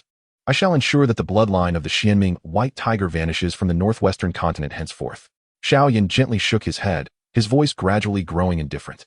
As the overwhelming De Huang prison heaven finger behind him stirred with ominous intent, its terrifying pressure once again causing the White Tiger's siblings to blanch. Judging by the dreadful celestial combat skill he unleashed, it was likely that a single strike could spell doom for them both. It was evident that this individual's patience was wearing thin. Observing this scene, Bai Han, the elder brother, finally stepped forward, biting down on his teeth as he spoke. "It is not impossible for us to submit, but I have a condition." Upon hearing this, Xiao Yan furrowed his brow anew, the immense finger behind him trembling slightly, causing fissures to appear in the very fabric of space. "If your condition is reasonable, I might consider it. However, should you continue to test my patience, I shall show no mercy. My condition is quite simple." As Bai Han gazed at Xiao Yan, whose eyes were increasingly alight with a murderous intent, he could only manage a bitter smile. After reigning supreme in the Beast Mountain range for so long, they had finally been subdued by another. Shaking his head in resignation, a voice enveloped in fighting spirit reached Xiao Yan's ears. "Could you refrain from subjugating us before so many beasts? We were once their leaders. At this utterance, Xiao Yan could not help but blink in surprise, casting a peculiar glance at the white tiger siblings, whose expressions subtly flushed with embarrassment. Ultimately, he nodded in reluctant agreement. Disband these creatures yourself. Until I possess the confidence to command your lives, the Da Huang prison heaven finger shall not dissipate. Hearing this, Bai Han let out a rueful laugh before laboriously raising his injured body and bellowing towards the heavens. All of you, disperse. Though the weakened roar lacked the previous thunderous resonance that had so shaken the hearts of many, it still carried an imposing weight befitting the king of beasts. Thus, the nearly 105th and 6th tier magical beasts surrounding the area were momentarily taken aback, exchanging glances before gradually shaking their heads and departing. Although being defeated by a human was somewhat humiliating, on another note, engaging in a life-and-death struggle with this human was fraught with uncertainty. It was unclear if they could ultimately exhaust him, but many of the beasts would undoubtedly become mere cannon fodder. And it was uncertain how many would survive from this collective. After all, even the Tiger King, Bai Han, had been severely injured by a single blow from the opponent. Consequently, these magical beasts hurriedly left, harboring a sense of relief. Once the swarm of beasts dispersed, Xiao Yan turned his gaze towards the Baihu siblings. His voice still tinged with a hint of indifference as he stated, "Now, you may open your souls. Remember, do not resist, for otherwise, your souls may sustain injury." Upon hearing Xiao Yan's words, the siblings exchanged a glance, silently communicating before reluctantly nodding in agreement. Had it not been for Xiao Yan's enticing offer of the White Tiger Transformation Sacred Art, they would have fought to the death, resisting becoming subservient to another. A fate worse than death. The Baihu clan was immensely proud, and it was indeed the fault of this wretched human for presenting such a monumental temptation. A moment later, accompanied by two pained, low roars of the tigers, Xiao Yan's complexion paled slightly as he retracted the soul power he had unleashed. Two 7th-tier magical beasts, even though their soul power was somewhat inferior to that of humans, still required a significant amount of soul strength to forge a soul imprint capable of controlling them, far exceeding what he had expended during the subjugation of Lu Panlong. Fortunately, after breaking through to the Dou Master Realm, Xiao Yan's physical form could now bear a much greater amount of soul power. Otherwise, he might not have succeeded in subduing even one of them. Despite this, after simultaneously implanting soul imprints in both, he still felt a slight dizziness. Take me to see the spirit fire of all beasts. As for the White Tiger Transformation Sacred Art, I shall impart it to you once I have rested for a while, he said, exhaling gently, feeling the souls of the two entirely under his control. Yes, master. Upon hearing this, Bai Han and Bai Shui exchanged glances once more, ultimately nodding in resignation. The world of magical beasts was relatively straightforward. Once subdued, they would naturally become far more respectful, and with their souls enslaved. Their lives and deaths were now in Xiao Yan's hands. The agony of their souls being torn apart was nearly unbearable, even for these 7th-tier beasts. Had their subordinates not been nearby, they would have roared in anguish. Moreover, Xiao Yan still held the incredibly enticing White Tiger Transformation Sacred Art, a prospect for ascension to the 8th or even 9th tier that no magical beast could refuse. Before long, the two led Xiao Yan to the tallest peak in the center. As he stepped into the magnificent palace nestled within the mountainside, Xiao Yan cast his gaze upon the casually displayed treasures within the grand hall, a smile inevitably gracing his lips. Truly, as the sovereign of the Beast Mountain Range, this collection was indeed opulent. Following the two individuals deeper into a cave, they descended for a full 100 zhang, where the oppressive heat finally enveloped them. Deep within the bowels of the mountain, they found themselves upon a vast expanse of crimson earth, adjacent to flowing magma. Scattered across this coastline-like terrain were colossal skeletal remains of magical beasts, stretching for dozens, even hundreds of miles, nearly covering half of the scarlet ground. Utilizing the soul power of the esteemed medicinal elder, Xiao Yan effortlessly discerned that the bones lying here must have belonged to at least 4th-tier magical beasts in their prime. At the heart of this ocean of bones, a vibrant and colorful flame floated serenely. Amidst the roaring blaze of this colorful fire, faint wisps of various hues of beast fire drifted from several relatively fresh magical beast corpses nearby, gradually coalescing into the central flame. Gazing at the suspended colorful flame, even the White Tiger siblings behind Xiao Yan displayed a flicker of fervor in their eyes. The myriad beast spirit fire, ignited by the beast fire within 9th-tier magical beasts, amalgamated the fires of countless beasts.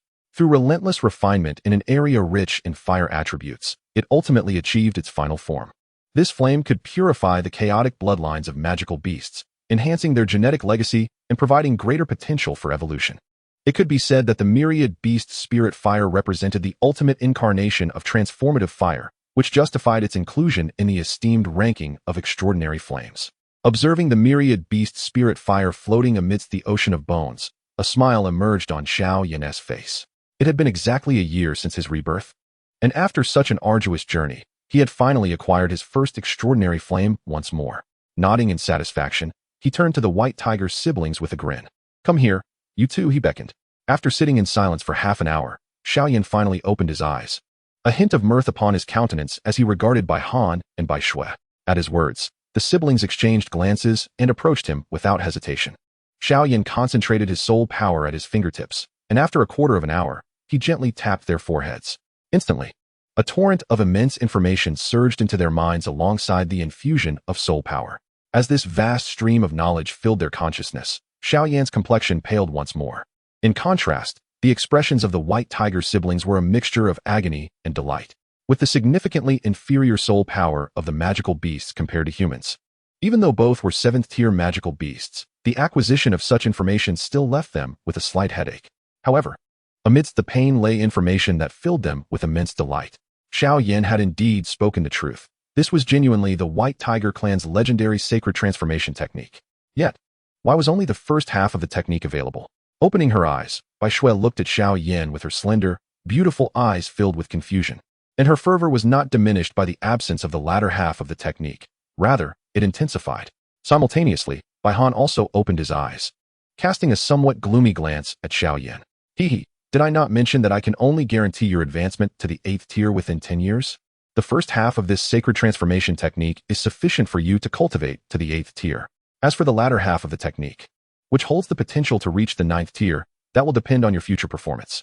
If your efforts are satisfactory, I will certainly not disdain the strength of my subordinates," Xiao Yan said with a slight squint and a smile. If he were to hand over the entire sacred transformation technique, how could he expect these two to remain loyal to him in the future? Upon hearing Xiao Yan's words, the confusion on the faces of the White Tiger's siblings gradually dissipated, their gazes fixed intently on Xiao Yan. After a moment, they finally managed a resigned smile. "Rest assured, Master, my brother and I will certainly obey your commands and face any challenges without hesitation."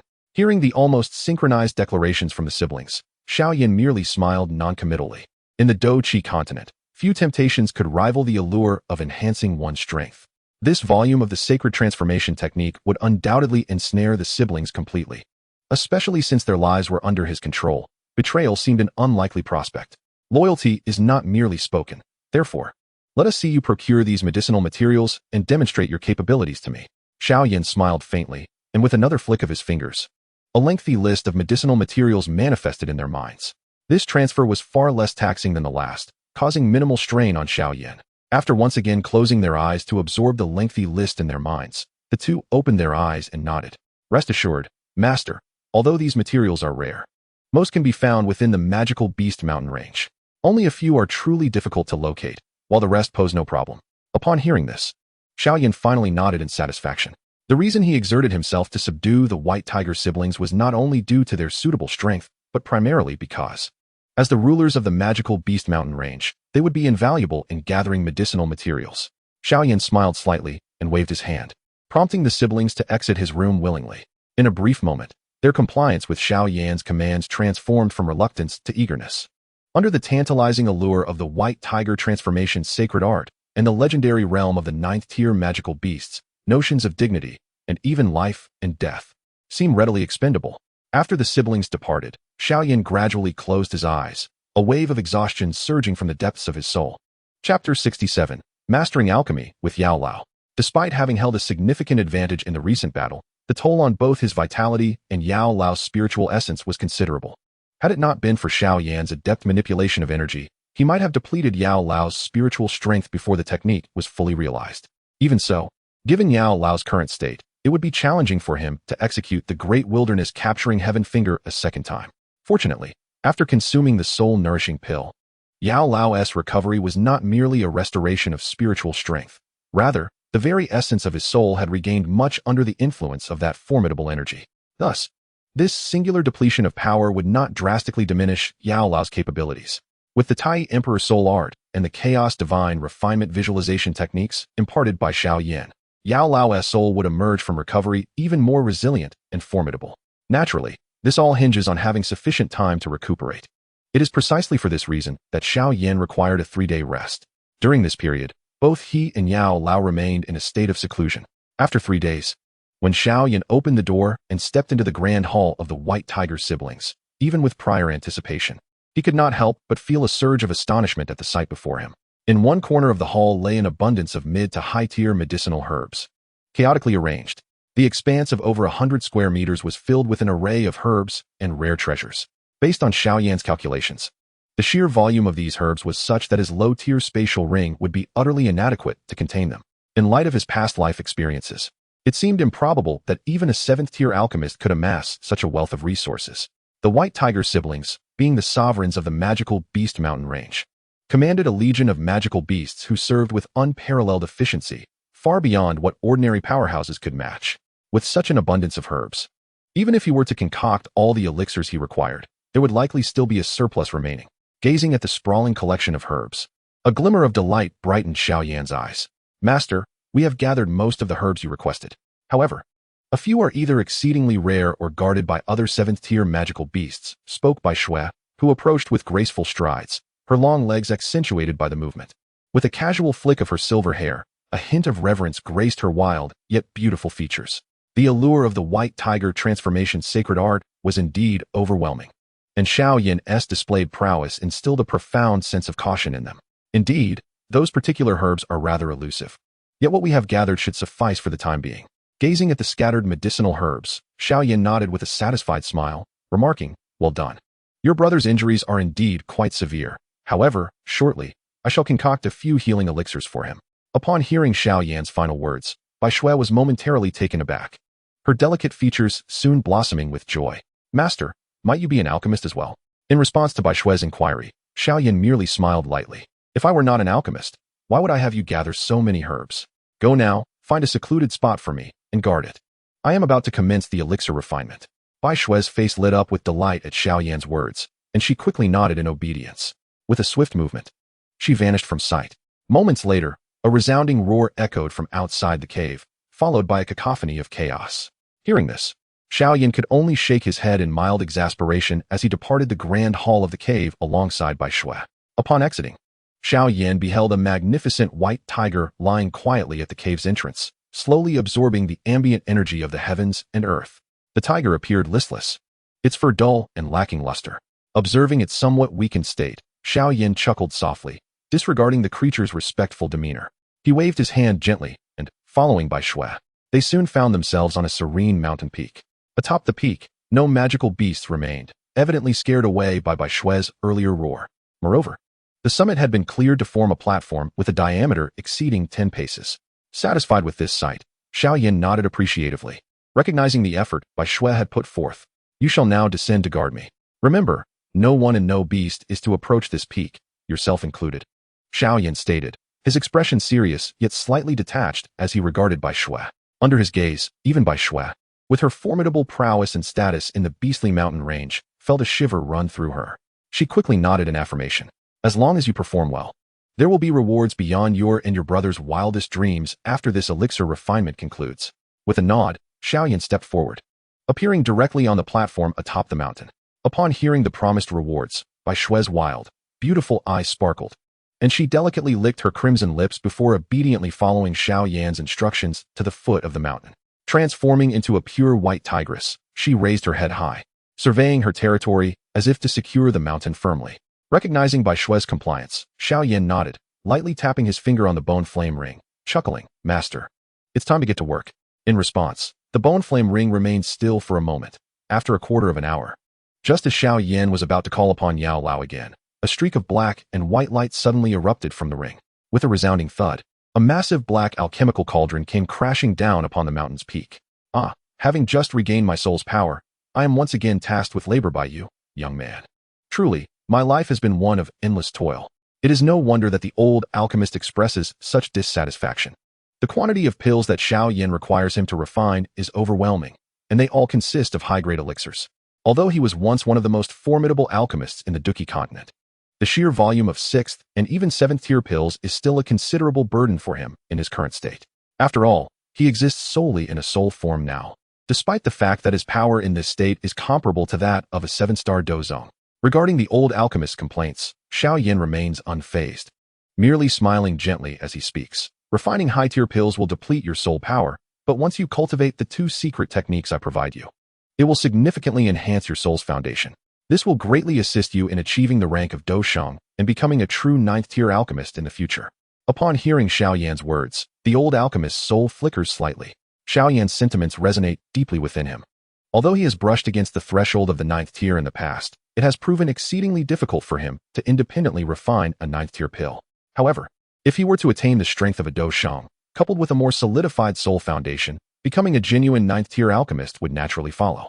Moreover, do you not wish to practice the profound alchemical techniques and fire control methods contained within the Alchemist Emperor's tome?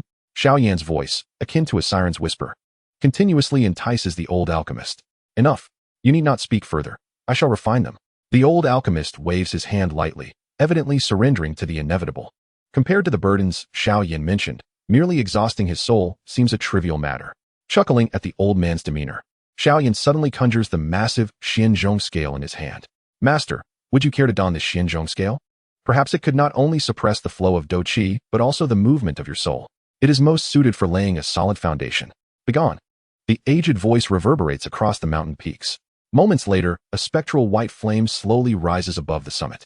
As this ethereal flame ascends, tranquility descends upon the realm once more, interrupted only by the occasional sound of medicinal herbs being burned and refined. Indeed, after several rounds of refinement, every few hours, a rich and invigorating fragrance of pills wafts down from the mountaintop.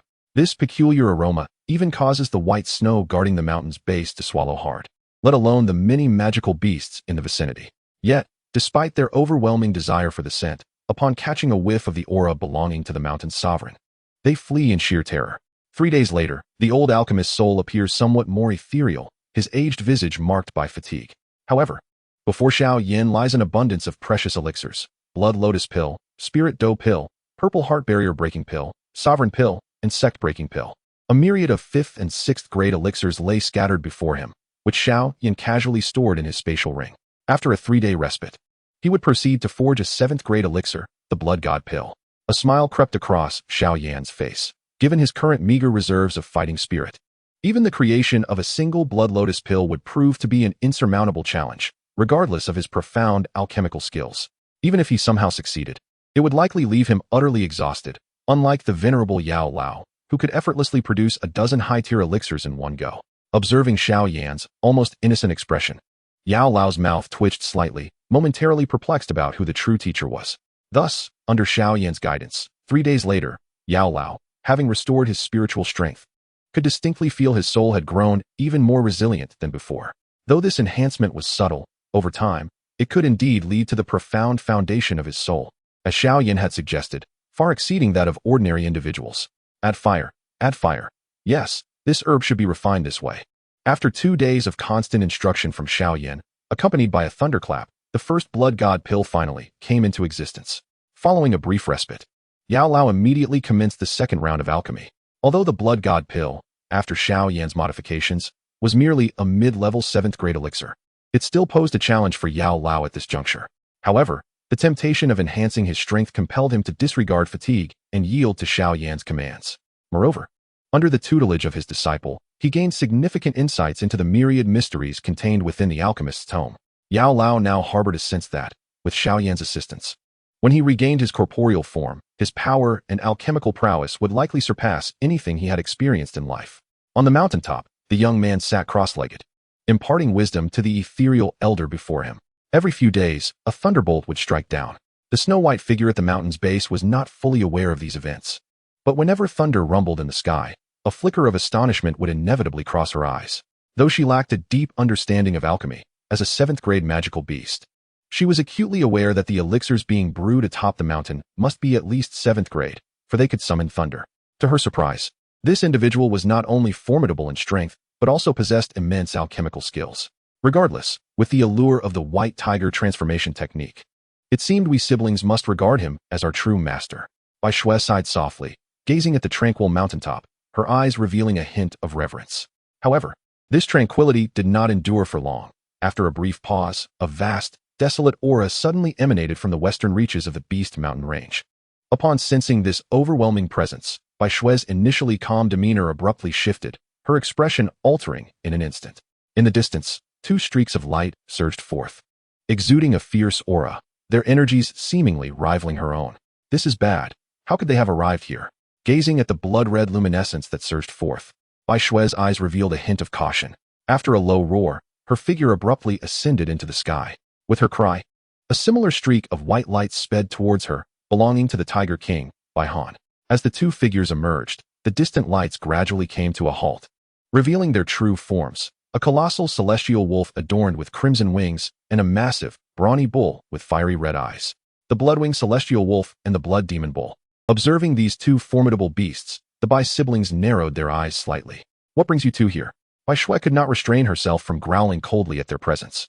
These beasts were dominators within the Beast Mountain Range, their strength surpassing that of a 5-star Dou Zone, nearly matching Bai Xue's prowess. In the past, even when they joined forces, it had been a challenge to vanquish these creatures. Now, with Bai Han gravely injured, their power could indeed pose a threat to the siblings. I have long heard from one of my subordinates, a small wolf, that you two have been emanating the fragrance of pills recently. It appears to be true. The blood-winged celestial wolf remarked, its elongated snout sniffing the lingering aroma in the air, its eyes gleaming with avarice. The potions crafted by human alchemists were considered a feast for beasts like them. Upon laying eyes on Bai Han, the wolf was momentarily taken aback, soon revealing an expression of wild delight. Bai Han, you are gravely injured. Hearing this, the already grim-faced Bai siblings felt their expressions shift further. Indeed, I am wounded. But even so, it will not be a challenge for my brother and me to deal with you, Bai Han asserted, his piercing gaze shimmering with a glint of menace. Leave now, and I may pardon your rudeness. Otherwise, you shall face my wrath. In response to Bai Han's threat, the blood-winged celestial wolf remained unfazed, letting out a series of eerie chuckles. Do you truly believe this precious opportunity will be squandered? Should I divulge this information, there would be no shortage of beasts in the Beast Mountain Range eager to take advantage of it and eliminate you two. At this, the imposing blood demon bull beside the wolf smirked coldly. With the strongest Tiger King now gravely injured, the siblings' combat capabilities had drastically diminished. Perhaps, if the numerous 7th-tier beasts of the Beast Mountain Range united, it might not be impossible to slay the two of them. Tiger King, I have caught the scent of pills wafting through the air. Surely, there is a high-ranking human alchemist concealed atop the cliff behind you, the blood demon bull proclaimed. Its blood-red eyes greedily fixated on the diminutive black that atop the mountain behind the siblings, as they exchanged glances of growing concern. With his keen eyesight, it was evident that a figure was seated cross-legged in that location. The bloodline of the blood transformation demon Ox informed me that the elixir refined by humans would significantly aid in the evolution of bloodlines. If you two were to hand over this human-crafted elixir to me, I would withdraw from this matter entirely. The blood transformation demon Ox, while maintaining the form of a beast, spoke with a hint of avarice in its voice. As for whether it would spare the White Tiger siblings after acquiring the elixir, that was certainly out of the question. The most prudent course of action would be to take advantage of their predicament and seize their lives. At this level of beast, their intellect was scarcely distinguishable from that of ordinary humans, and deceit was second nature to them. You seek the human's elixir? Upon hearing this, the previously pale-faced Bai Han paused momentarily, then a peculiar smile crept upon his face. Even Bai Xue, beside him, displayed a similar enigmatic grin. Observing the siblings' expressions, the blood transformation demon Ox was momentarily taken aback, followed by a cold chuckle. Two pretentious fools attempting to mask their own weaknesses. With your limited strength, no matter how esteemed the human alchemist you manage to summon, it changes nothing. Today, I shall exploit your vulnerability and claim your lives. Old Wolf, attack. Securing that human elixir would be immensely beneficial for both of us. As the words fell, the demon Ox was the first to charge. An overwhelming surge of blood energy erupting as a colossal hoof came crashing down towards the Tiger King Bai Han. Simultaneously, the blood-winged celestial wolf, upon hearing the blood transformation demon Ox's proclamation, felt a flicker of greed in its eyes. With a powerful beat of its blood-red wings, it lunged towards the mountain peak. To lay hands on my master, you must first contend with me. The temperature plummeted drastically, and several massive ice blades suddenly emerged, slicing towards the blood-winged celestial wolf. Bai Xue had transformed into a magnificent white tiger, reappearing amidst the chaos. Both she and Bai Han understood clearly that these intruding foes had unwittingly provided their siblings with an opportunity to demonstrate their loyalty. As her voice, imbued with a wild and alluring essence, echoed through the heavens. The blood-winged celestial wolf and the distant blood transformation demon ox halted momentarily, disbelief flooding their eyes. Despite their strained relationship, after hundreds of years of acquaintance, they could not fail to recognize the prideful nature of the white tiger siblings. Given their arrogance, it was unlikely that even the most powerful human would be able to compel them into servitude. The human seated atop the mountain peak. What manner of being was he? A chilling realization spun within the blood-winged celestial wolf's mind, leading it to emit a cold laugh. With your pride, if you too were to acknowledge him as your master, that individual would surely not remain an idle observer. Though my understanding of human alchemy is limited, I am aware that the recent appearance of the so-called elixir thunder pertains only to 7th-tier elixirs. Therefore, this human strength must be no greater than that of a Dou. As the words fell, it transformed once more into a crimson light, charging towards Xiao Yan. A 7th-grade elixir, indeed. I have tasted the essence of beings at the Dou level, yet I have never savored the flavor of a 7th-grade pill. Fabricating an imaginary master. You intend to subdue me? Such triviality. In response to the blood-winged wolf's soliloquy, Bai Shui merely scoffed, too indifferent to offer an explanation. Instead, brandishing her massive tiger claw to engage in combat. The earth trembled with a thunderous roar as the 4 7th-tier magical beasts clashed, causing the very fabric of space to shudder. This commotion soon attracted the attention of numerous beasts from the monster beast mountain range. Initially, only a few 5th and 6th-tier beasts took notice, but after a brief skirmish, 2 7th-tier beasts slowly materialized in the sky. Clearly, the pill thunder resulting from Xiao Yan's alchemy had stirred their greed, prompting them to stealthily observe from a distance. However, their avarice was not directed at Xiao Yan at this moment. Rather, it was fixated on the Tiger King, Bai Han, who was struggling against the blood transformation demon bull. Is that really the Tiger King Bai Han? How has his aura diminished so drastically? He has sustained grave injuries. Who would have thought this day would come for him? Quickly inform the other 7th-tier beasts. This is a once-in-a-lifetime opportunity. Having monopolized the spirit fire of 10,000 beasts for over a century, if we can vanquish Bai Han this time, we shall indulge in the mysteries of that spirit fire ourselves. The 2 7th-tier beasts beamed with delight. While the allure of human elixirs was indeed tempting, it paled in comparison to the seduction of the spirit fire of 10,000 beasts. With another clash, the Tiger King Bai Han's claws carved a deep, gushing wound across the back of the blood transformation demon bull. Meanwhile, he was struck by the bull's hoof, sending him flying several dozen meters, blood spurting uncontrollably from his mouth. Watching the once dominant beast king now falter, the blood transformation demon bull's crimson eyes gleamed with excitement, culminating in a triumphant roar that echoed through the heavens. Bai Han, today you are doomed. Once the other beasts arrive, you shall inevitably perish. After I slay you, I will relish the taste of the blood of the Xianming white tiger, and that human behind you, his elixirs, as well as the spirit fire of 10,000 beasts that you siblings possess, even your sister. Though the blood transformation demon bull was indeed a bovine creature, it had an insatiable appetite for devouring the bloodlines of other beasts, exhibiting a ferocity and greed that even the blood-winged wolf beside it could not match. Nevertheless, its bloodline was exceedingly rare. Throughout the monster beast mountain range, only the Xianming white tiger bloodline possessed greater rarity. How dare you speak such words to me during my peak? Upon hearing the bull's taunt, Bai Han's tiger eyes instantly turned blood red. Ignoring his injuries, he prepared to unleash his secret technique to slay the blood transformation demon bull. However, just as the bloodline within him surged and he was about to invoke the technique, a faint voice suddenly resonated from behind him, followed by a reverberation that filled the entire realm. The 2 siblings performed admirably. You may withdraw. The moment those words were uttered, the numerous high-ranking magical beasts present were momentarily taken aback. Yet, after this brief surprise, the siblings, Bai Han and Bai Shui, transformed into human forms and appeared behind Xiao Yan. Yes, Master, they respectfully addressed him, gazing at the figure hovering in the air. Master? Upon hearing the title bestowed by the Bai siblings, the blood-winged celestial wolf and the blood-transformed demonic bull suddenly converged, their eyes revealing a hint of apprehension as they regarded the figure before them, particularly when they beheld the unusually youthful visage of the man clad in black. They could not help but be slightly stunned.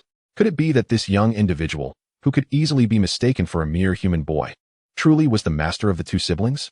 However, judging by the aura emanating from him, it seemed that his prowess was likely limited to the Dou level. Although a Dou's strength was comparable to theirs, it would be insufficient to alter the dynamics of the entire magical beast mountain range. Humans, though I am unaware of the tricks you are attempting to play, it is clear that the Bai siblings must perish here today. At this moment, it is likely that the other 7th-tier magical beasts within the mountain range have already arrived. If you do not wish to accompany them to their demise, I suggest you surrender your medicinal pills and depart promptly. Observing Xiao Yan's calm demeanor, the blood-winged celestial wolf felt a sense of foreboding creep in. However, upon sensing that Xiao Yan's fluctuations were merely those of a dozong, he felt considerably reassured. A mere human dozong, unless he were an 8-star or 9-star dozong, would find it difficult to alter the prevailing situation in the magical beast mountain range. Within these mountains, there were nearly 10 7th-tier magical beasts eager for the lives of the Bai siblings, and with the allure of the 10,000 beasts spirit fire, even more 7th-tier beasts would likely converge. When the time came, no matter how formidable this human might be, he would struggle to withstand the onslaught of so many 7th-tier magical beasts. Upon hearing the low growl from the blood-winged celestial wolf, Xiao Yan remained unfazed and simply smiled lightly. Although I have no desire to meddle in the affairs of the magical beast mountain range, it is true that these siblings are now under my command. Moreover, your desire for the medicinal pills in my possession appears to be quite futile. As for the 10,000 beasts spirit fire, it too is now mine. Gentlemen, if you leave now, I may choose to overlook this matter and grant you your lives. Hearing Xiao Yan's calm laughter, the two magical beasts exchanged glances, their expressions growing cold. Human, if you refuse to surrender your medicinal pills, that is one thing. But to covet the 10,000 beasts spirit fire is another. Since you have chosen to seek death, you shall accompany them to the grave. As these words fell, the blood-transformed demonic bull turned its gaze toward the two 7th-tier magical beasts observing from afar. You too, temporarily distract this human. Once the other beast kings arrive, we shall be able to encircle and annihilate the Bai siblings. At that point, the 10,000 beasts spirit fire shall be shared among us beast kings, shall it not? Upon hearing the words of the blood-transformed demonic bull, the two 7th-tier magical beasts were clearly tempted and prepared to step forward when Bai Han's boisterous laughter suddenly resonated through the skies. In that moment, an intense surge of energy abruptly manifested in the sky, and the boy clad in black, standing aloft, had raised his index finger high. Oh, foolish creatures! Do you not ponder who could have inflicted such grievous wounds upon this royal being? His words resonated. And before the blood-winged celestial wolf and the blood transformation demonic ox could react, a tremendous pressure descended from the heavens. At that instant, the four 7th-tier magical beasts stared in horror at the colossal finger that had mysteriously appeared above them. The immense digit was adorned with countless ancient patterns, evoking a primal sense of dread as if it were a remnant of a bygone era. Upon witnessing this gargantuan finger, the blood-winged celestial wolf felt its fur bristle, an overwhelming sense of life and death crisis surging from its core. Elder, please spare me. I am willing to serve you as the white tiger siblings do. In that defining moment, the blood-winged celestial wolf finally comprehended the entire sequence of events. It became clear that the Tiger King Bai Han had been gravely injured because of this. The white tiger siblings had indeed been subdued by their adversary and had chosen to submit. Yet, how could a mere human dozong wield such an overwhelming technique that quashed any thoughts of resistance? In response came Xiao Yan's unyielding voice. Your bloodline is tainted, and your aptitude is lacking. To aspire to be among my ranks is to aim far too low. Therefore, you shall obediently offer your essence, blood, and magical core. As his words settled, so too did his finger. Accompanying its descent was the titanic finger crashing down, fracturing the surrounding space with a resounding roar. The blood-winged celestial wolf, filled with dread at the sight of that terrifying finger, attempted to evade, only to find the surrounding space had transformed into a prison, rendering movement excruciatingly difficult. The great wilderness prisoning heaven finger, a single finger to confine realms. Under the wide-eyed gaze of all the high-tier magical beasts, the colossal finger forcefully descended upon the blood-winged celestial wolf. After a moment of despair and panic reflected in its eyes, the creature's body shattered with a thunderous crash, dissolving into a mist of blood. Ultimately, this once preeminent beast, second only to the white tiger siblings in the Beast Mountain range, was reduced to nothing but a solitary magical core drifting in the air. Such a sight instilled a chilling terror within the hearts of all magical beasts. Elder, my bloodline is quite rare. I am a descendant of the ancient blood god demonic ox. Born but a century ago, I am already a 7th-tier high-level beast. Witnessing the blood-winged celestial wolf's demise, the blood transformation demonic ox felt its legs weaken, instantly kneeling in supplication. The blood god demonic ox? The essence of the blood god demonic ox is indeed exquisite, and its blood is a prime material for crafting bloodline-enhancing elixirs. However, I wonder how the descendant's essence would compare. Alas, your essence blood has arrived at the most opportune moment. Chapter 69. Refining the spirit fire of all beasts. As the words fell, Xiao Yan's fingers twitched once more, and in the next instant, the colossal finger of the great desolate prisoning sky shifted its position, and violently jabbed toward the blood transformation demon bull. To kill me is far from easy. Upon hearing Xiao Yan's declaration, despair etched itself across the blood transformation demon bull's face. Clearly, the latter had no intention of sparing him, not even desiring to take him as a servant. With this thought, a fierce glint appeared in the demon bull's blood-red eyes, as swirling blood energy surged around him. A bull-headed phantom, several times larger than his own massive form, slowly materialized behind him. Observing this scene, Xiao Yan furrowed his brow slightly. The blood transformation demon bull was a descendant of the ancient blood god demon bull, whose essence blood possessed the ability to neutralize the myriad bloodlines of the world, making it highly suitable for those who practiced bloodthirsty techniques. Naturally, should it fall into the hands of an alchemist, it could be refined into various miraculous elixirs that would aid in bloodline refinement. Thus, this essence blood was even more precious than its demon core. Should you resort to your desperate moves, it would likely compromise the quality of this essence blood. Thus, it is best to resolve this swiftly. With a gentle shake of his head, Xiao Yan swiftly pointed downward, causing the enormous great desolate prisoning sky finger to accelerate dramatically. Before the blood transformation demon bull could unleash its ultimate trump card, it descended upon the monstrous bull's head with the swiftness of lightning. Boom! As the fingertip descended, the blood transformation demon bull's head shattered like a watermelon before the ancient, weathered digit, without even a moment's resistance. Its body, having endured that terrifying force, emitted a series of cracking sounds before ultimately disintegrating into a heap of flesh amidst the fearful gazes of all the beasts. After effortlessly slaying these two 7th-tier high-level beasts, Xiao Yan finally shifted his gaze toward the two 7th-tier mid-level beasts nearby, a faint smile gracing his lips as his voice resonated through the air. What? Do you two wish to experience my great desolate prisoning sky finger as well? Upon hearing Xiao Yan's almost genial laughter, the two beasts immediately shook their heads vigorously, akin to rattling drums. Hee, these two fellows truly lack discernment. They are deserving of their fate. We merely wish to witness the spectacle, and if we have disturbed you, we beg your forgiveness, esteemed one. The 7th-tier beasts chuckled awkwardly, then swiftly transformed into two streaks of light, fleeing at high speed, as if fearing that a delay would lead to them being struck down by a mere finger. Watching the two beasts flee at such haste, Xiao Yan remained indifferent. With a thought, the formidable great desolate prisoning sky finger, which had instilled fear in countless high-level beasts, quietly dissipated. Stepping forward, he arrived at the fallen blood-winged sky wolf's location. Pale flames surged from his palm as he forcefully inhaled downward. Sizzle! A substantial amount of shattered flesh was drawn into Xiao Yan's grasp, transforming into a massive orb of blood and meat. Casually storing the blood-winged sky wolf's demon core within his spatial ring, he extended his other hand toward the distant blood transformation demon bull. The immense suction drew the corpse of the blood transformation demon ox before him. Xiao Yan's palm ignited with a chilling white flame, swiftly severing the relatively intact limbs of the creature with a few precise strikes.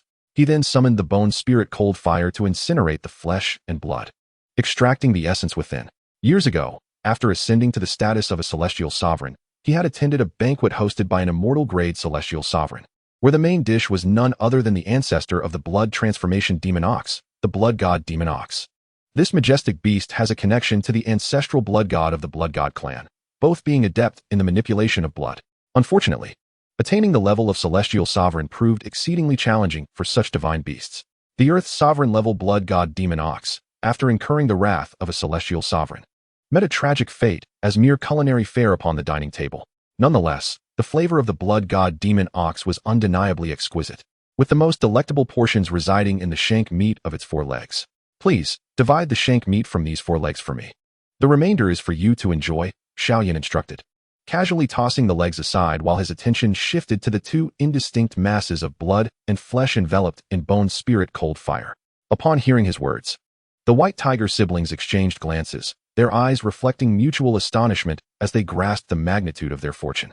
Had it not been for their elevated status in the monster beast mountain range, coupled with the rarity of their Xianming white tiger bloodline, they might have found themselves in a predicament not much better than today's bloodwing celestial wolf and blood transformation demon ox. It was evident that for Xiao Yan, slaying them would pose no greater challenge than vanquishing these 2 7th-tier magical beasts. In a moment of relief, their gazes towards Xiao Yan now brimmed with renewed reverence, even tinged with a hint of fear. It became apparent that the once menacing bloodwing celestial wolf was merely a futile mud in his eyes. Likewise, the blood transformation demon ox, with potential akin to their own, was merely regarded by Xiao Yan as either a delicacy or a medicinal resource. Heeding Xiao Yan's command, the siblings did not delay, promptly handling the forelegs with care. Once they extracted the shank meat, they cautiously glanced at Xiao Yan before gathering the remaining portions. As a 7th-tier high-grade magical beast, the flesh and blood of the blood transformation demon ox were indeed valuable sustenance for them. Ignoring their actions, Xiao Yan held a massive blood orb in each hand. After several hours of refinement with the bone spirit cold fire, the 2 enormous blood orbs had reduced to less than the size of a human head. At this moment, the impurities within had been thoroughly refined, leaving only the crystalline, translucent essence of the magical beast's blood. A glance would reveal that although both orbs contained surges of violent energy, the one on the right, belonging to the blood transformation demon ox, evidently harbored a peculiar characteristic. Even amidst the subtle nuances, there were unmistakable signs of the blood-winged celestial wolf's essence being devoured and assimilated. Truly, they were the progeny of the blood god demon ox. Observing this scene, Xiao Yan's lips curled into a smile as he flicked his fingers, causing 2 large jade vials to materialize abruptly and absorb the 2 masses of beast essence. After completing this task, he collected the magic core of the blood transformation demon ox and turned his gaze towards the white tiger siblings, who had already separated the ox's shank. Master, this is the shank of the blood transformation demon ox. Bai Shui rose slowly, respectfully presenting the extracted meat to Xiao Yan. At this moment, the siblings regarded Xiao Yan with profound awe. After witnessing the fates of the blood-winged celestial wolf and the blood transformation demon ox, they finally grasped the true extent of his terrifying power. Nodding slightly, Xiao Yan stored the meat into his spatial ring, then flicked his fingers again, causing 2 blood-red elixirs to appear in his palm. These 2 elixirs, known as blood god pills, were another variant among the 9 forms of the blood god pill, primarily intended for the refinement of bloodlines. Xiao Yan, rather than allowing the medicinal elder to overly condense them, opted to divide the 2 pills into 20 portions. Each of you shall take one of these elixirs. Upon consumption, they will aid in refining the bloodline within you. Henceforth, I will bestow upon you 1 pill annually, which will greatly benefit your cultivation of the white tiger transformation sacred art. Within 5 years, you should be able to touch upon and even break through the 8th-tier bottleneck. Upon hearing Xiao Yan's words, the white tiger siblings were momentarily taken aback, only to be immediately overtaken by a wave of ecstatic joy. They had initially thought that obtaining the white tiger transformation sacred art was an extraordinary achievement. They never anticipated the addition of such exceptional elixirs to facilitate their training. Thank you, Master. In that moment, their gratitude was genuine and heartfelt, for Xiao Yan had provided them with an abundance of gifts. Indeed, Xiao Yan, accustomed to their demeanor, did not elaborate further, instead conjuring 2 more jade vials. Within this one is a 6th-grade elixir, the Yuan blood pill. Upon consumption, your injuries should mostly recover. The remaining healing will require only half a month of rest. Handing the small vial to the Tiger King Bai Han, he gestured towards the larger jade vial, saying, "The essence of the blood-winged celestial wolf is contained entirely within this vial. Consuming this essence should significantly reduce your arduous training time." After completing these tasks, Xiao Yan gently waved his sleeve and stated, "I hope you 2 can ascend to the 8th tier soon. Remember, there is no place for the inept under my command." With that, he turned and strode into the cave. Guard the cave well. Over the next few days, I shall prepare to refine the spirit fire of all beasts. Should any mishap occur, you 2 will bear the consequences with your magic cores. His voice, now imbued with a hint of coldness, sent a shiver down the spines of the white tiger siblings. They exchanged glances and shared a resigned, wry smile.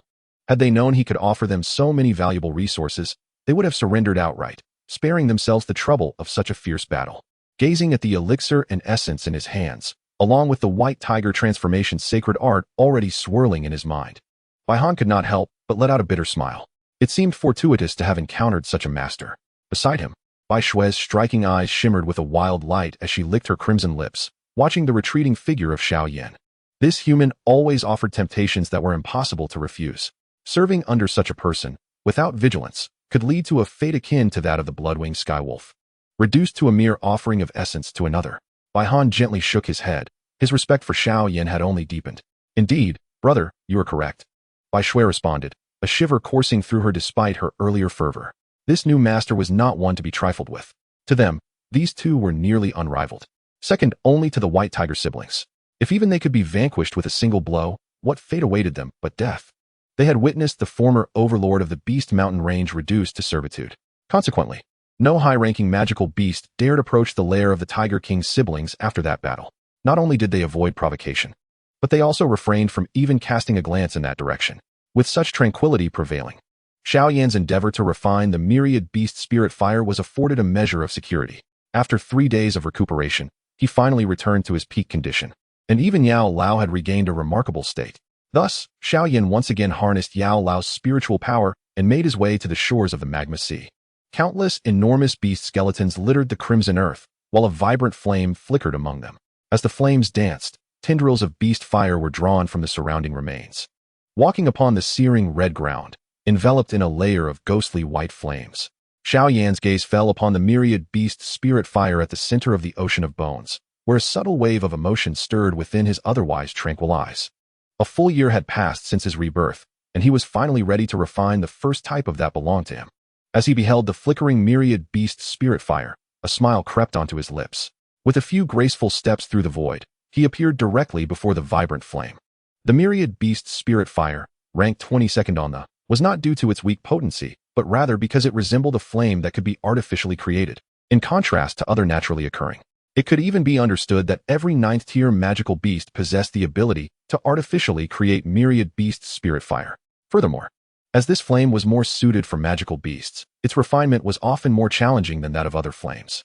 In fact, the flames ranked beyond the 15th position on the did not differ significantly in power, as the distance to the myriad beast spirit fire narrowed to less than 5 meters. Feeling the faint warmth emanating even from the bone's spirit cold fire, Xiao Yan suddenly broke into a smile. In the next moment, the soul power borrowed from Yao Lao and the bone's spirit cold fire dissipated instantaneously. At that very moment, as these two formidable powers vanished, Xiao Yan sensed a sudden surge in the surrounding temperature, a terrifying heat potent enough to incinerate an ordinary person in an instant. Fortunately, after undergoing the refinement of foundational elixirs such as the Foundation Establishment Divine Liquid, the Crimson Flame Body Refinement Blood, and the Xianpu Foundation Establishment Pill, Xiao Yan's physique had reached an extraordinarily resilient level. Nevertheless, even so, he felt a wave of scorching heat wash over him. With a thought, a slender wisp of frosty white flame, diminished yet imbued with a deeper essence, enveloped his body through his fighting spirit. Upon the emergence of this delicate white flame, the myriad beast spirit fire exhibited a sudden surge of agitation. This reaction was notably more pronounced than the previous stirring caused by the bone spirit cold fire. Although the Emperor Flame Seed had only refined a fragment of the bone spirit cold fire, its inherent pressure was far more formidable. This sensation was one that could only be discerned among the extraordinary flames. Observing the turmoil of the myriad beast spirit fire, Xiao Yan remained composed, flicking his fingers to summon the blood lotus pill, which materialized in his hand. Gazing at this 5th-grade elixir that had accompanied him in refining the azure lotus earth heart fire in his past life, he smiled faintly and swallowed it. Mere moments after the blood lotus pill settled in his abdomen, droplets of blood swiftly seeped from his body, coalescing at an astonishing pace into a crimson armor upon his exterior. Simultaneously, a chilling energy within the blood armor safeguarded Xiao Yan, and as the crimson armor fully formed, he approached the pulsating myriad beast spirit fire with unwavering resolve. Although this caliber of extraordinary fire had yet to attain sentience, the myriad beast spirit fire instinctively resisted. And from the depths of that resistance, a hint of fear could even be sensed. Surrender your feudal defiance. To become the first source flame of this emperor is a privilege bestowed upon you. Fixating on the undulating myriad beast spirit fire, Xiao Yan's eyes finally ignited with brilliance. And in the next instant, his elongated hand, shrouded in crimson armor, reached forth. Chapter 70, 5-star fighting master, preparing to return home. Sizzle, sizzle, sizzle. As his outstretched hand pierced into the vibrant flames, it caused the fire to dance even more violently. The intense heat almost instantly evaporated half of the crimson armor enveloping Xiao Yan's body. Fortunately, the immense potency of the blood lotus pill continuously sustained him, preventing direct contact between his physique and the extraordinary fire. After all, given Xiao Yan's current prowess, no matter how masterfully he wielded flame control, directly confronting a complete extraordinary fire with his flesh was ultimately beyond his capacity. Thus, he had no choice but to rely on the blood lotus pill for protection. However, once he refined the myriad beast spirit fire, subsequent endeavors to refine other extraordinary flames would no longer pose such challenges. By that time, his imperial flame seed would have truly taken shape. After groping for a moment amidst the pulsating flames, Xiao Yan's gaze sharpened, and he deftly grasped a Korov in his palm. Ignoring the violent thrumming of the in his grasp, he struck his palm decisively, sending the essence of the beast's spirit fire directly into his mouth. The searing heat, imbued with a terrifying intensity, coursed through Xiao Yan's body. Even with the protective shield of the blood lotus pill within him, the pain seared through his reinforced meridians, invoking an excruciating burn. As he endured the torment, beads of sweat began to trickle down his forehead, yet his expression remained unchanged. This agony was a familiar companion from his past life, one he had encountered countless times. Becoming accustomed to its presence, it was precisely due to these repeated hardships that he had been able to surpass many of his peers at an astonishing pace, ultimately eclipsing even the older generation of formidable warriors, standing atop the pinnacle of the Dou King continent by the age of 40. Now, as he once again tasted this pain, there was no trace of suffering in his eyes. Rather, he felt a sense of nostalgia. With a flick of his palm, a jade vial appeared. Xiao Yan inhaled deeply, swiftly drawing in a stream of ice spirit cold spring, which, under the command of his formidable soul power, coursed rapidly through his meridians, coalescing into a layer of ice that safeguarded them. Imperial Flame Seed, consume it. With a single thought, the Imperial Flame Seed, transformed into the form of a flame deity within his lower abdomen's vortex, suddenly opened its eyes.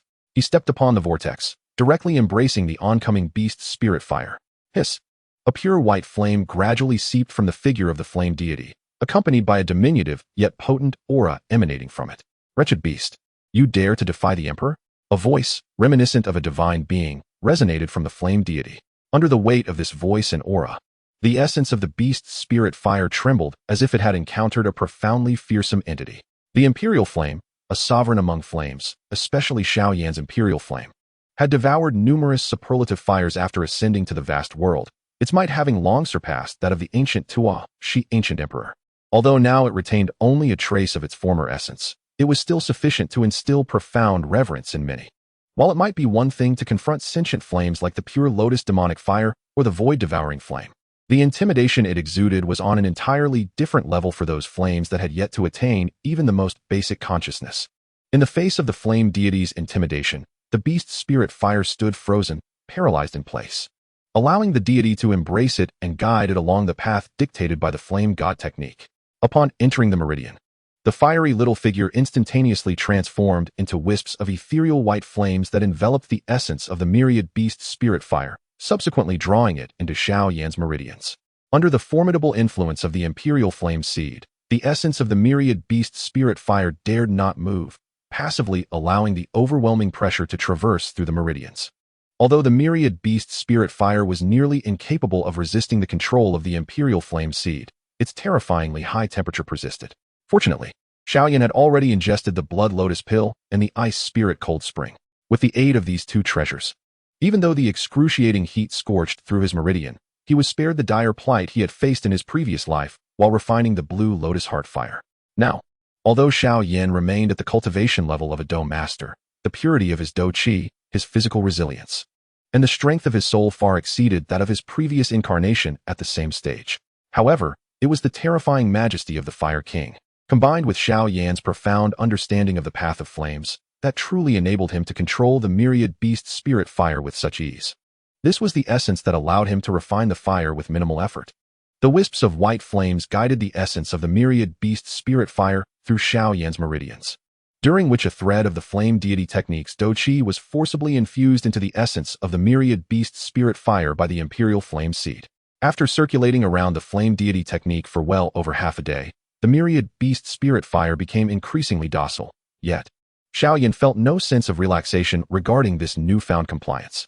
Instead, he intensified his focus, employing his formidable soul power to vigilantly monitor the movements of the myriad beast spirit fire. Though it had yet to attain complete sentience, the myriad beast spirit fire, as one of the most extraordinary phenomena of heaven and earth, possessed its own flicker of consciousness. At this moment, the essence of the myriad beast spirit fire harbored a subtle premonition that something ominous awaited it upon traversing this final meridian. Despite the inviolable majesty of the Emperor, when faced with a life and death crisis, even the so-called subjects would not remain passive. The seemingly feeble resistance of the myriad beast spirit fire, however, posed a considerable threat to Xiao Yan's current strength. With a few pulsations, the terrifying heat and energy significantly depleted the essence of the blood lotus pill and ice spirit cold spring within this last meridian, even causing minute fissures to appear in the meridian itself under such overwhelming impact. The rupture of the meridian inflicted excruciating pain that would cause an ordinary person to convulse uncontrollably. Yet, In the face of such agony, Xiao Yan merely paled slightly, allowing beads of sweat to cascade down as he exerted his immense soul power to suppress it. Amidst the seemingly ordinary soul power, an aura of terrifying authority, akin to that of a deity commanding the myriad fires of the world, erupted forth. This formidable pressure surpassed even that of the imperial flame seed, rendering the essence of the myriad beast spirit fire momentarily stunned under its weight. Perhaps it was the indomitable will that erupted from Xiao Yan's soul that instilled fear in the myriad beast's spiritual flames. After this moment, it found itself devoid of any chance for resistance. Countless icy white flames, at that instant, surged forth, intertwined with an abundance of fighting spirit, resembling numerous tendrils that forcefully penetrated the very essence of the myriad beast's spiritual flames. In the face of such a terrifying onslaught, the latter instinctively sought to defend itself, only to realize that after circulating around the meridian pathways of the flame god technique, its body had become languid, devoid of any strength to resist. No. The essence of the myriad beast's spiritual flames emitted a final tremor of defiance before falling silent, surrendering to the embrace of those pale, fiery tendrils. Half an hour later, the imperial flame seed within Xiao Yan had completely vanished, replaced by the now slightly more chilling myriad beast spiritual flames. Subsequently, the essence of these flames began to autonomously weave through Xiao Yan's meridians without further guidance. In the ancient magma coast, at the center of the ocean of bones, Xiao Yan sat with closed eyes, undergoing a profound transformation within. Time became an elusive concept, perhaps 3 days, 7 days, or even half a month. None could discern the exact duration. However, on one of those timeless days, Xiao Yan, who had been seated in stillness, finally opened his eyes. At that moment, a vibrant flame shot forth from his gaze, a terrifying blaze that, upon striking a skeletal remnant of a magical beast, incinerated a sizable hole in it. Shortly after unleashing this fiery surge, Xiao Yan gradually rose to his feet. The instant he stood, an overwhelming aura began to surge within him, escalating from a 2-star Dome Master to a 3-star, and then to a 4-star. It was only when his essence reached the 5-star Dome Master level that it finally began to stabilize. Sensing the immense fighting spirit within him, now magnified several-fold, a smile gradually appeared on Xiao Yan's lips. Yet, beyond the sheer power of his fighting spirit, it was the transformation of the flame god avatar within him that brought him greater joy. At this moment, the flame god avatar had undergone a complete metamorphosis from its previous ethereal white form, now adorned in a vibrant array of colors, with a striking hint of icy white. Compared to its earlier ghostly appearance, this manifestation of the flame god avatar had solidified immensely, while it retained the likeness of Xiao Yan. Its form was entirely composed of a colorful liquid reminiscent of magma. The myriad beast spiritual flames had now fully integrated into Xiao Yan's flame god avatar, having been completely refined into his unique fire essence. Consequently, the burning technique had evolved to a mid-level profound rank. Xiao Yan flipped his palm, revealing a beautiful flame within the spectrum of colors, tinged with a hint of pallor, now residing in the center of his hand. Gazing at the flickering flames, a smile danced upon Xiao Yan's lips as he gently beckoned with both hands. In an instant, the flames transformed into a long whip, which, with a swift flick, morphed into a spear. After spinning several times, the flames surged once more, ultimately taking the form of a colossal fiery ruler. With this initial flame at his command, Xiao Yan no longer needed to rely on the soul power of Yao Lao incessantly. Although he still possessed only the cultivation level of a Dome Master, his mastery over the everlasting beast fire was extraordinary, coupled with an array of formidable trump cards, rendering him impervious to threats from anyone beneath the rank of Dou Wang. Even against a true Dou Wang, under special circumstances, Xiao Yan might not be incapable of prevailing in battle. However, he felt that the day he ascended to the rank of Dou Wang was not far off. Since his rebirth, it had only been a little over a year.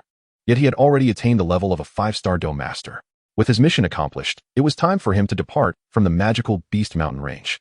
With a mental shift, he borrowed Yao Lao's soul power once more. Although his strength had significantly increased, he had not yet reached a level where he could manipulate space without assistance. This journey through the magical Beast Mountain range had indeed been fruitful. He had encountered the little medicine saint once again, acquired the treasures of a half-saint powerhouse, subdued the white tiger siblings, and finally refined the everlasting beast fire, resulting in a remarkable surge in his cultivation. Thus, it could be concluded that this expedition had been exceptionally fulfilling. Nodding in satisfaction, Xiao Yan traversed through space several times, and upon reappearing, he found himself at the entrance of the cave dwelling belonging to the white tiger siblings. "Master, you have emerged from seclusion." Upon seeing the sudden appearance of the figure cloaked in black, Bai Han and Bai Shue's expressions shifted slightly. However, upon recognizing Xiao Yan, both of their eyes were illuminated with joy. Indeed, Xiao Yan nodded slightly, choosing not to elaborate further, yet his imposing demeanor commanded a deep respect from the siblings. "How many days have I been in seclusion?" he inquired, gazing at the blazing sun outside. In response to Xiao Yan's question, Bai Han replied respectfully, 10 days. "It seems my estimation was quite accurate. Having completed all these matters, it has taken approximately a month." Scanning the White Tiger siblings with a slight smirk, Xiao Yan's expression conveyed satisfaction. Beside him, Bai Shui, with a smile gracing her lips and a fiery glint in her wild eyes, remarked, "After consuming the blood god pill bestowed by Xiao Yan, I truly realized the remarkable efficacy of this elixir. It seems as though, just as Xiao Yan mentioned, if we were to consume a few more, alongside the assistance of the White Tiger transformation sacred art, our advancement to the 8th tier would indeed be within reach." After pondering for a moment, she finally spoke in a calm tone. "I plan to leave the magical Beast Mountain range in the coming days. However, I find myself rather short on personnel at the moment. Therefore, you two shall temporarily accompany me as I depart." Chapter 71. She is indeed Xiao Yan's woman. Leaving the magical Beast Mountain range. Upon hearing this, Bai Han and Bai Shui could not help but pause momentarily, exchanging glances filled with a hint of reluctance as they gazed upon the vast hall before them. The siblings had lived in the Beast Mountain range since their birth, growing from 2 young cubs to their present selves, and thus, they held a deep affection for this mountainous expanse and the grand hall where they had resided for centuries. "Are you two unwilling to leave?" Observing the siblings' expressions, Xiao Yan's gaze lowered slightly, his tone tinged with a trace of indifference. "Master, it is not that we are unwilling. We merely feel a sense of nostalgia for the place where we have grown up." Bai Han hastily replied upon sensing the dissatisfaction in Xiao Yan's voice. Upon hearing this, Xiao Yan nodded. "I can understand your sentiments, but I must emphasize that I am informing you of this decision, not seeking your consent." With that, Xiao Yan vanished once more into the ether. "You have 3 days. After that, you will depart with me." As they watched Xiao Yan's almost ethereal figure fade away, Bai Han and Bai Shui exchanged a glance, a bitter smile escaping their lips.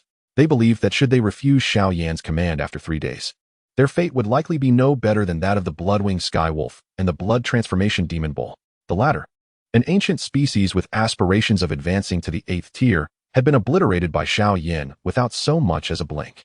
His strength, foundation, and vision were undoubtedly at a level beyond their comprehension. At the very least, their father, the true sovereign of the Beast Mountain range, the old White Tiger, had never exhibited such apathy as Xiao Yan. "Brother, what should we do next?" Bai Shui asked with a bitter smile, her wild yet delicate features reflecting a sense of helplessness. She considered herself a remarkable beauty among humans. "What do we do?" Bai Han, upon hearing this, gently shook his head. "There are still 3 days left. Let us thoroughly explore the Beast Mountain range. By the way, since our master is a high-ranking alchemist and has an affinity for medicinal herbs, we should dedicate this remaining time to searching for some herbs." Having resolved to ally themselves with him, they could not afford to harbor any second thoughts. The 2 creatures Bai Han referred to were, of course, the Bloodwing Skywolf and the Blood Transformation Demon Bull.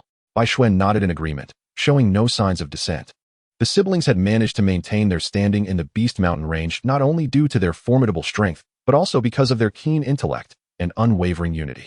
3 days passed in the blink of an eye. During this time, Xiao Yan did not seclude himself in the cave, but seized the opportunity to thoroughly explore the Beast Mountain range, seeking treasures that might be of use to him. The Beast Mountain range was magnificent and sprawling, teeming with 7th-tier magical beasts, and naturally, it harbored an abundance of rare materials and various herbs. After 3 days of exploration, Xiao Yan indeed made significant gains, acquiring several treasures that would make even a 7th-tier alchemist green with envy. When Xiao Yan reappeared at the cave of the White Tiger siblings 3 days later, he found the duo awaiting him with eager anticipation. "Master, these are some precious medicinal herbs and rare treasures that my brother and I have gathered over the past few days, along with items we have accumulated over the years. Before departing, we wish to present these to you," White Han said respectfully, stepping forward to offer a seemingly exquisite spatial ring to Xiao Yan. "Oh." Upon hearing White Han's words, Xiao Yan could not help but pause in surprise. As he accepted the ring and probed its contents with his spiritual energy, a hint of joy emerged on his previously composed face. The White Tiger siblings had dominated the Beast Mountain range for a century, accumulating a substantial collection of herbs and treasures from the offerings of mid to high-tier magical beasts each year.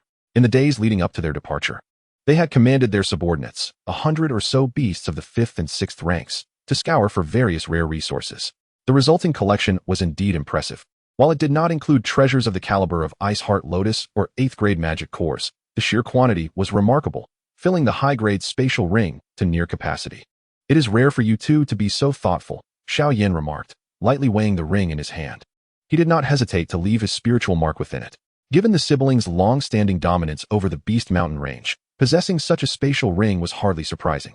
However, what pleased Xiao Yan the most was their attitude. It was evident that they not only followed his commands diligently, but also actively sought to benefit him. "Excellent," Xiao Yan said with a smile, nodding in satisfaction at the two. "In fact, the once declining White Tiger clan will rise again thanks to your wise decisions." Upon hearing his words, White Han and White Snow exchanged glances, each reflecting a glimmer of joy in their eyes. Xiao Yan, noticing their delighted expressions, merely smiled in return. The White Tiger transformation technique would only elevate them to the Dou Saint level. Yet, in 10 years, even if Xiao Yan had not ascended to the rank of Dou Di, he would likely stand at the pinnacle of the Dou Di continent. By then, he would have fully regained the memories of the vast world. At that point, the techniques and powers he could wield would far surpass the second-rate White Tiger transformation technique, leading the siblings to wish to remain by his side. "By the way, before I leave, I have one more request to impose upon you two." After accepting the siblings' offerings, Xiao Yan's tone softened slightly from its previous commanding nature. "What is your command, master?" "We shall comply." White Han and White Snow exchanged a glance, suddenly filled with a sense of foreboding. "As I embark on this journey, I require your assistance in protecting certain individuals. Due to their inherent weakness, you cannot present yourselves in your true forms before them. Unless faced with exceptionally challenging circumstances, it is advisable that you refrain from transforming into your original selves." Upon hearing Xiao Yan's words, Bai Han and Bai Shui exchanged glances, breathlessly relieved. Observing their expressions, Xiao Yan could only shake his head in resignation. He had initially contemplated transforming them into two little cats, intending to leave Bai Shui with the little doctor and have Bai Han remain with the Xiao family to safeguard their lineage. However, given their evident filial piety, he felt a twinge of reluctance to reduce them to adorable feline forms, as it would indeed be somewhat humiliating for two former kings of beasts. "Let us depart. It is time to leave." He gestured to Bai Han and Bai Shui, stepping forward with a graceful stride, traversing the void towards the horizon. Witnessing Xiao Yan's decisive demeanor, Bai Han and Bai Shui could only shake their heads in resignation, following him into the skies while maintaining their human forms. Although this humanoid state might diminish some magical beast combat prowess, such effects were typically felt only among opponents of equivalent strength. With Bai Han and Bai Shui's capabilities, it seemed that those beneath the rank of 5-star Dou Zone lacked the qualifications to compel them to revert to their true forms. Moreover, 5-star Dou Zone and above were exceedingly rare across the entire northwestern continent. As they moved swiftly through the void, the brother and sister duo exchanged glances, realizing the newfound respect in each other's eyes as they observed Xiao Yan's effortless strides that covered great distances with each step, while Bai Han could also traverse several miles in a single bound, achieving the same level of composure and elegance as Xiao Yan remained an elusive goal. The complication was that their father was an 8th-tier magical beast, comparable to a human Dou Zun and among the stronger entities of that rank. Yet Xiao Yan, despite exhibiting only the strength and aura of a high-level Dou Zone, demonstrated speed and power that rivaled a Dou Zun. The only discernible flaw appeared to be a slight deficiency in endurance. Moreover, the treasures Xiao Yan possessed were beyond the reach of even Dou Zun masters. Celestial tier techniques and skills seemed trivial in his hands. As curiosity about Xiao Yan deepened within them, the siblings hastily quickened their pace to catch up. "By the way, when we are outside, refrain from calling me master. Address me as young lord or young pavilion master instead, lest it draw too much attention," Xiao Yan advised during their journey. Given his status, referring to him as young pavilion master would neither astonish others nor eliminate the air of intrigue. After all, he was currently perceived as a disciple of a renowned alchemist, and the title of young pavilion master was indeed legitimate, as he was, after all, the young pavilion master of the Starfall Pavilion. However, the members of the Starfall Pavilion are still oblivious to the current situation. "Yes, master," Bai Han and Bai Shui exchanged a glance before nodding in agreement. "Still calling you master?" "Indeed, young pavilion master." "Well, that is more like it." 3 streaks of light traversed the sky, and in the span of half a day, they had swiftly moved from the heart of the Beast Mountain range to its outskirts. To the surprise of the siblings, upon reaching this location, Xiao Yan's figure rapidly descended, ultimately landing gently in a quaint little town. Gazing at the town, which had changed little in a month, Xiao Yan exhaled a sigh of relief. Just as he was about to step into the courtyard of the little medical ferry, his expression shifted, a glimmer of murderous intent flashing in his eyes. as he abruptly appeared above the small courtyard. What was once an exceedingly tranquil courtyard was now encircled by nearly 100 people. At the center of the crowd stood a slender figure clad in white, firmly blocking the entrance to the courtyard. Outside the courtyard, several men and women wore unfriendly expressions as they fixated on the little medical fairy guarding the entrance.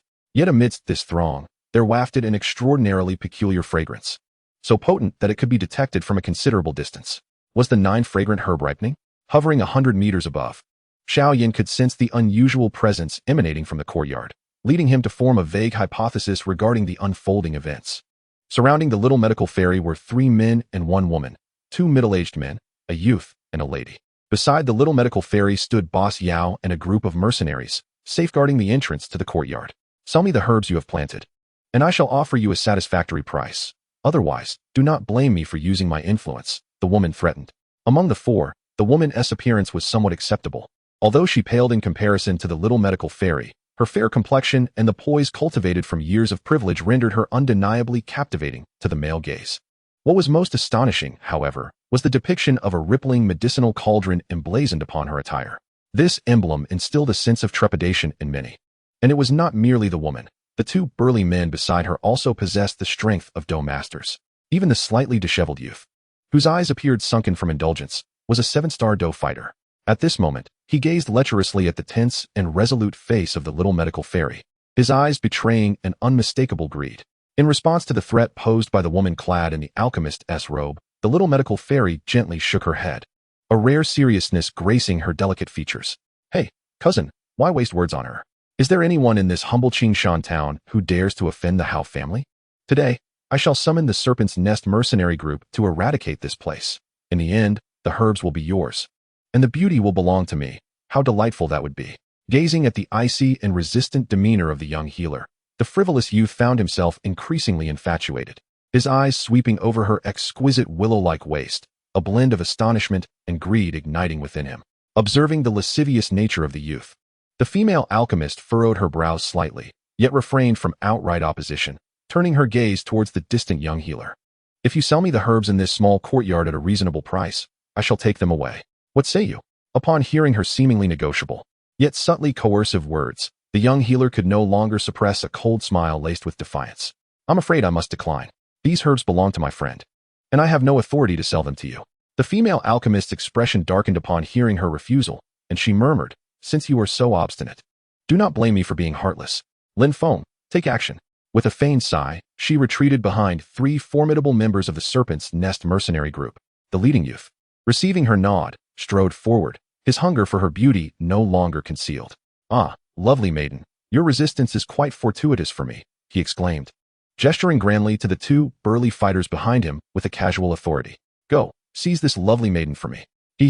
I shall cherish her well tonight. As his words fell, the 2 fighters stepped forth, their eyes fixed on the slightly retreating young healer, a sinister grin curling upon their lips. It was evident that they had engaged in such brazen abductions before. The Serpent's Nest mercenary group, the mightiest mercenary band outside Black Rock City, though publicly recognized as one of the 3 major mercenary groups in Green Mountain Town, was, in reality, more powerful than the other 2 combined. Their reluctance to unify the town stemmed from a disdain for its meager gains. Originally dispatched to guide the female alchemist, they had inadvertently stumbled upon a trove of precious herbs within this small courtyard. As the 2 formidable fighters approached, every mercenary present could not help but change their countenance.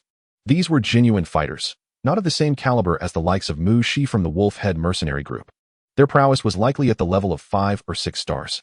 Though reluctant to witness the young healer being victimized, the mercenaries understood with disheartening clarity that the first to act would likely be seen as the scapegoat and face immediate demise. Amidst the hesitation, however, the ever-determined Boss Yao suddenly stepped forward, gritting her teeth, and pointed at the young healer, raising her voice to its utmost. She is Xiao Yan's woman. Dare to lay a hand on her, and you must consider the consequences. Chapter 72, The Young Healer's Paleness. At Boss Yao's almost deafening outburst, all present were startled, and in the wake of her shout, the young healer's face instantly flushed with color. With a piercing glare, the beautiful girl shot a look at Boss Yao, her silver teeth lightly biting her lip as she whispered, "What nonsense are you spouting?" "Nonsense." In response to the little healer's sharp inquiry, Boss Yao, unfazed, replied, "How is it nonsense? You 2 have been living together for nearly a month. Come now, don't tell me you haven't reached that stage yet."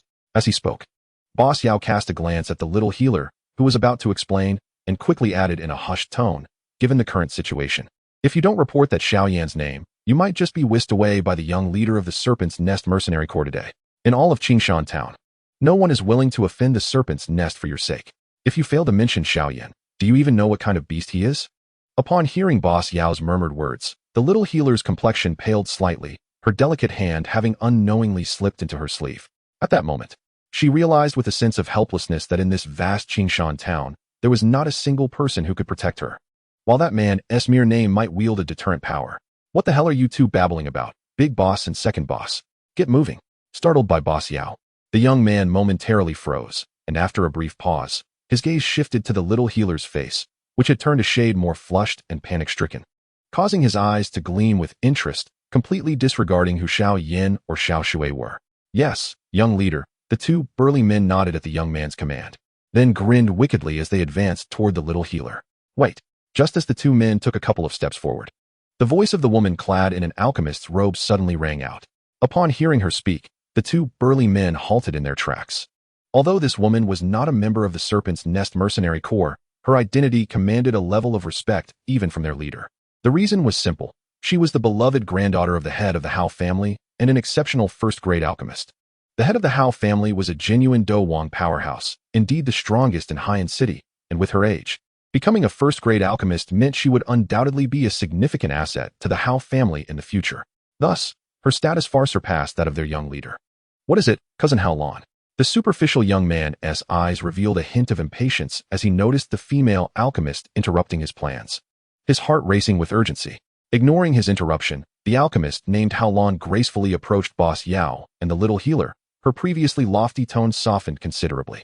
Excuse me, sir, but could you clarify which Xiao Yan you were referring to? Noticing the unexpected politeness from her, Boss Yao felt a wave of relief wash over him, and a sense of satisfaction crept onto his face. With a chuckle, he replied, naturally, I mean the super genius Xiao Yan, who has recently been the talk of the Jiamad Empire. Let me tell you, that Master Xiao Yan has quite the fondness for the little healer. If you harm her, you might find yourselves in deep trouble in the future. Upon hearing the name uttered by Boss Yao, the expression on Hao Lan's face could not help but shift slightly. Her almond-shaped eyes, after a moment of contemplation, could not refrain from expressing, to my knowledge, that extraordinary genius Xiao Yan is merely 13 years old this year. Is it plausible that at such a tender age he can venture to Qingshan Town in pursuit of women? Moreover, as I understand it, Xiao Yan is betrothed to the remarkably talented young lady Nalan Yanran, who has recently gained much acclaim in the empire.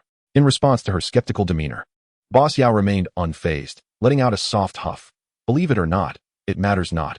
After all, you, esteemed alchemist, ought to be aware of the consequences of offending such a prodigy. Perhaps the Hao family may withstand the current Xiao Yan's ire, but can they afford to cross him in the future? Boss Yao was nearly certain of Xiao Yan's identity. Throughout the empire, aside from the legendary Xiao Yan, who else possesses such prowess at this age? Not to mention being able to produce the foundational spirit liquid that nearly epitomizes Wu-Ten City. Observing Boss Yao's confident demeanor, Hao Lan's expression finally shifted, her gaze sweeping across the nearby mercenaries.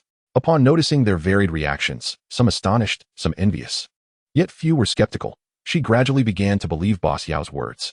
It was indeed astonishing how a seemingly ordinary village girl from such a remote area could be associated with the legendary genius, and seemingly in a significant manner. Cursing inwardly a few times, Hao Lan's expression softened almost instantly. It turns out you share such a connection with the unparalleled genius Xiao Yan. My dear girl, today's misunderstanding is entirely my fault, and I have greatly offended you. Witnessing this rapid transformation of demeanor, not only Xiao Yixin, but also many mercenaries nearby were left in a state of astonishment. Just moments ago, this esteemed alchemist had regarded them with disdain, yet it appeared that merely mentioning Xiao Yan's name had induced a complete reversal in her attitude. Xiao Yixin, too, was momentarily dumbfounded, her rosy lips parted slightly, at a loss for words. What she did not realize was that compared to the lower echelons of Qingshan Town and the Snake Nest Mercenary Corps, Hao Lan had the privilege of interacting with figures such as the Spirit Fighting Kings and the fourth-grade alchemists of the Black Rock City Alchemist Guild. 6 months prior, she had heard her teacher and grandfather repeatedly speak of Xiao Yan's name, their words filled with admiration and trepidation for the 13-year-old boy. The head of the Hao family had even confided in her that if the Hao family were to produce a talent of such caliber within a century, the royal lineage of the Jiama Empire would bear the Hao surname. Furthermore, Her teacher had explicitly stated that Xiao Yan was an alchemical genius unprecedented in the annals of the Jiama Empire, with an unfathomable backing, capable of producing fourth-grade alchemists even from among the less competent disciples. To understand, a fourth-tier alchemist is already the pinnacle of existence in Blackrock City. Even his grandfather, Hao Qian, would hesitate to offend such a figure. Therefore, Hao Lan is acutely aware that the matter concerning Xiao Yan is one that is better believed than dismissed. If not for her proud nature preventing her from overly ingratiating herself, she would have readily befriended the little medicinal fairy on the spot, should this matter prove true. Even if the other party were to become merely one of Xiao Yan's concubines in the future, it would still be advantageous for the Hao family to cultivate a good relationship with her. Lin Feng, let us depart and not disturb this young lady's tranquil life. Hao Lan abruptly turned around, casting a glance at the two combat masters, before finally directing her gaze towards her cousin, the young vice-captain of the Snake's Nest Mercenary Corps. Leave. The callow youth Lin Feng widened his eyes in disbelief, his face contorted with reluctance. Cousin, are you really believing what they say after just a few words? If you wish to leave, then go ahead, but I shall not. TSK. Today, I, Lin Feng, have set my sights on this enchanting beauty. You. Upon hearing Lin Feng's words, a surge of anger rose in Hao Lan's heart. She held little affection for this cousin, whom she deemed little more than a beast. While she did not consider herself virtuous, she felt a certain moral superiority compared to him. Do you realize you are inviting trouble for the Snake's Nest Mercenary Corps, and even the Hao family? Hao Lan narrowed her eyes, her tone laced with hostility. This foolish boy will surely bring ruin to my uncle's legacy. Faced with Hao Lan's reprimand, Lin Feng's expression soured, though he harbored some fear of his cousin. The sight of the captivating beauty in white in the distance stirred his desires, overpowering any respect he held for her. As he spoke, his gaze remained fixated on the little medicinal fairy. Observing his insatiable glances, the little medicinal fairy and boss Yao exchanged wary looks. They were taken aback to discover that there indeed existed such audacious individuals who would invoke Xiao Yan's name without a care. What actions his grandfather might take. She could only speculate. Upon hearing the term grandfather, Lin Feng's expression shifted dramatically. Hao Lan's grandfather, the formidable Dou Wang Hao Qian of Blackrock City, was a truly ruthless character. Should he learn of Lin Feng's actions today, his merciless nature could lead to dire consequences, perhaps even Lin Feng's ruin. However, as he gazed upon the delicate and enchanting little medicinal fairy, Lin Feng felt an overwhelming sense of reluctance. Such a beauty was a rare gem in this backward small town, and even in Blackrock City, she was a sight seldom seen. Yet, would he truly let such a treasure slip through his fingers today? Contemplating this, a flicker of anger crossed Lin Feng's face, and he even began to challenge the cousin he had always feared. Cousin, this woman is merely a country bumpkin, though she possesses some beauty. Does she truly think she can capture the heart of such a genius? The individual known as Xiao Yan is betrothed to none other than Nalan Yanran of the Nalan family, a genuine paragon of grace and beauty. One must ponder how many men would forsake such a splendid fiancée for a mere village girl. Perhaps this Xiao Yan fellow is merely indulging in a fleeting dalliance and has already cast aside thoughts of that young lady. Moreover, the claims made by these individuals may not hold any truth. They might merely be fabrications intended to intimidate us. His words grew increasingly fervent and venomous. Yet when he finished speaking, Hao Lan's countenance remained impassive, unwavering, as she regarded him with a cold gaze. However, neither of them noticed that the petite healer, who had been stationed by the entrance, had turned ashen, her once serene and rosy visage now transformed into a pallid mask. Lin Feng's utterances struck her heart like sharp swords, piercing through the facade she had so desperately maintained. A sense of helplessness enveloped her, rendering her breath shallow and labored. Why? The delicate healer leaned weakly against the wall, her slender hand pressed against her chest, struggling to breathe. Despite having resolved not to entangle herself deeply with that man, her heart now throbbed with a pain akin to being stabbed by a knife. In the distance, after enduring Hao Lan's indifferent gaze for a moment, Lin Feng reluctantly yielded. The shadow cast by Hao Qian loomed far larger than that of his cousin.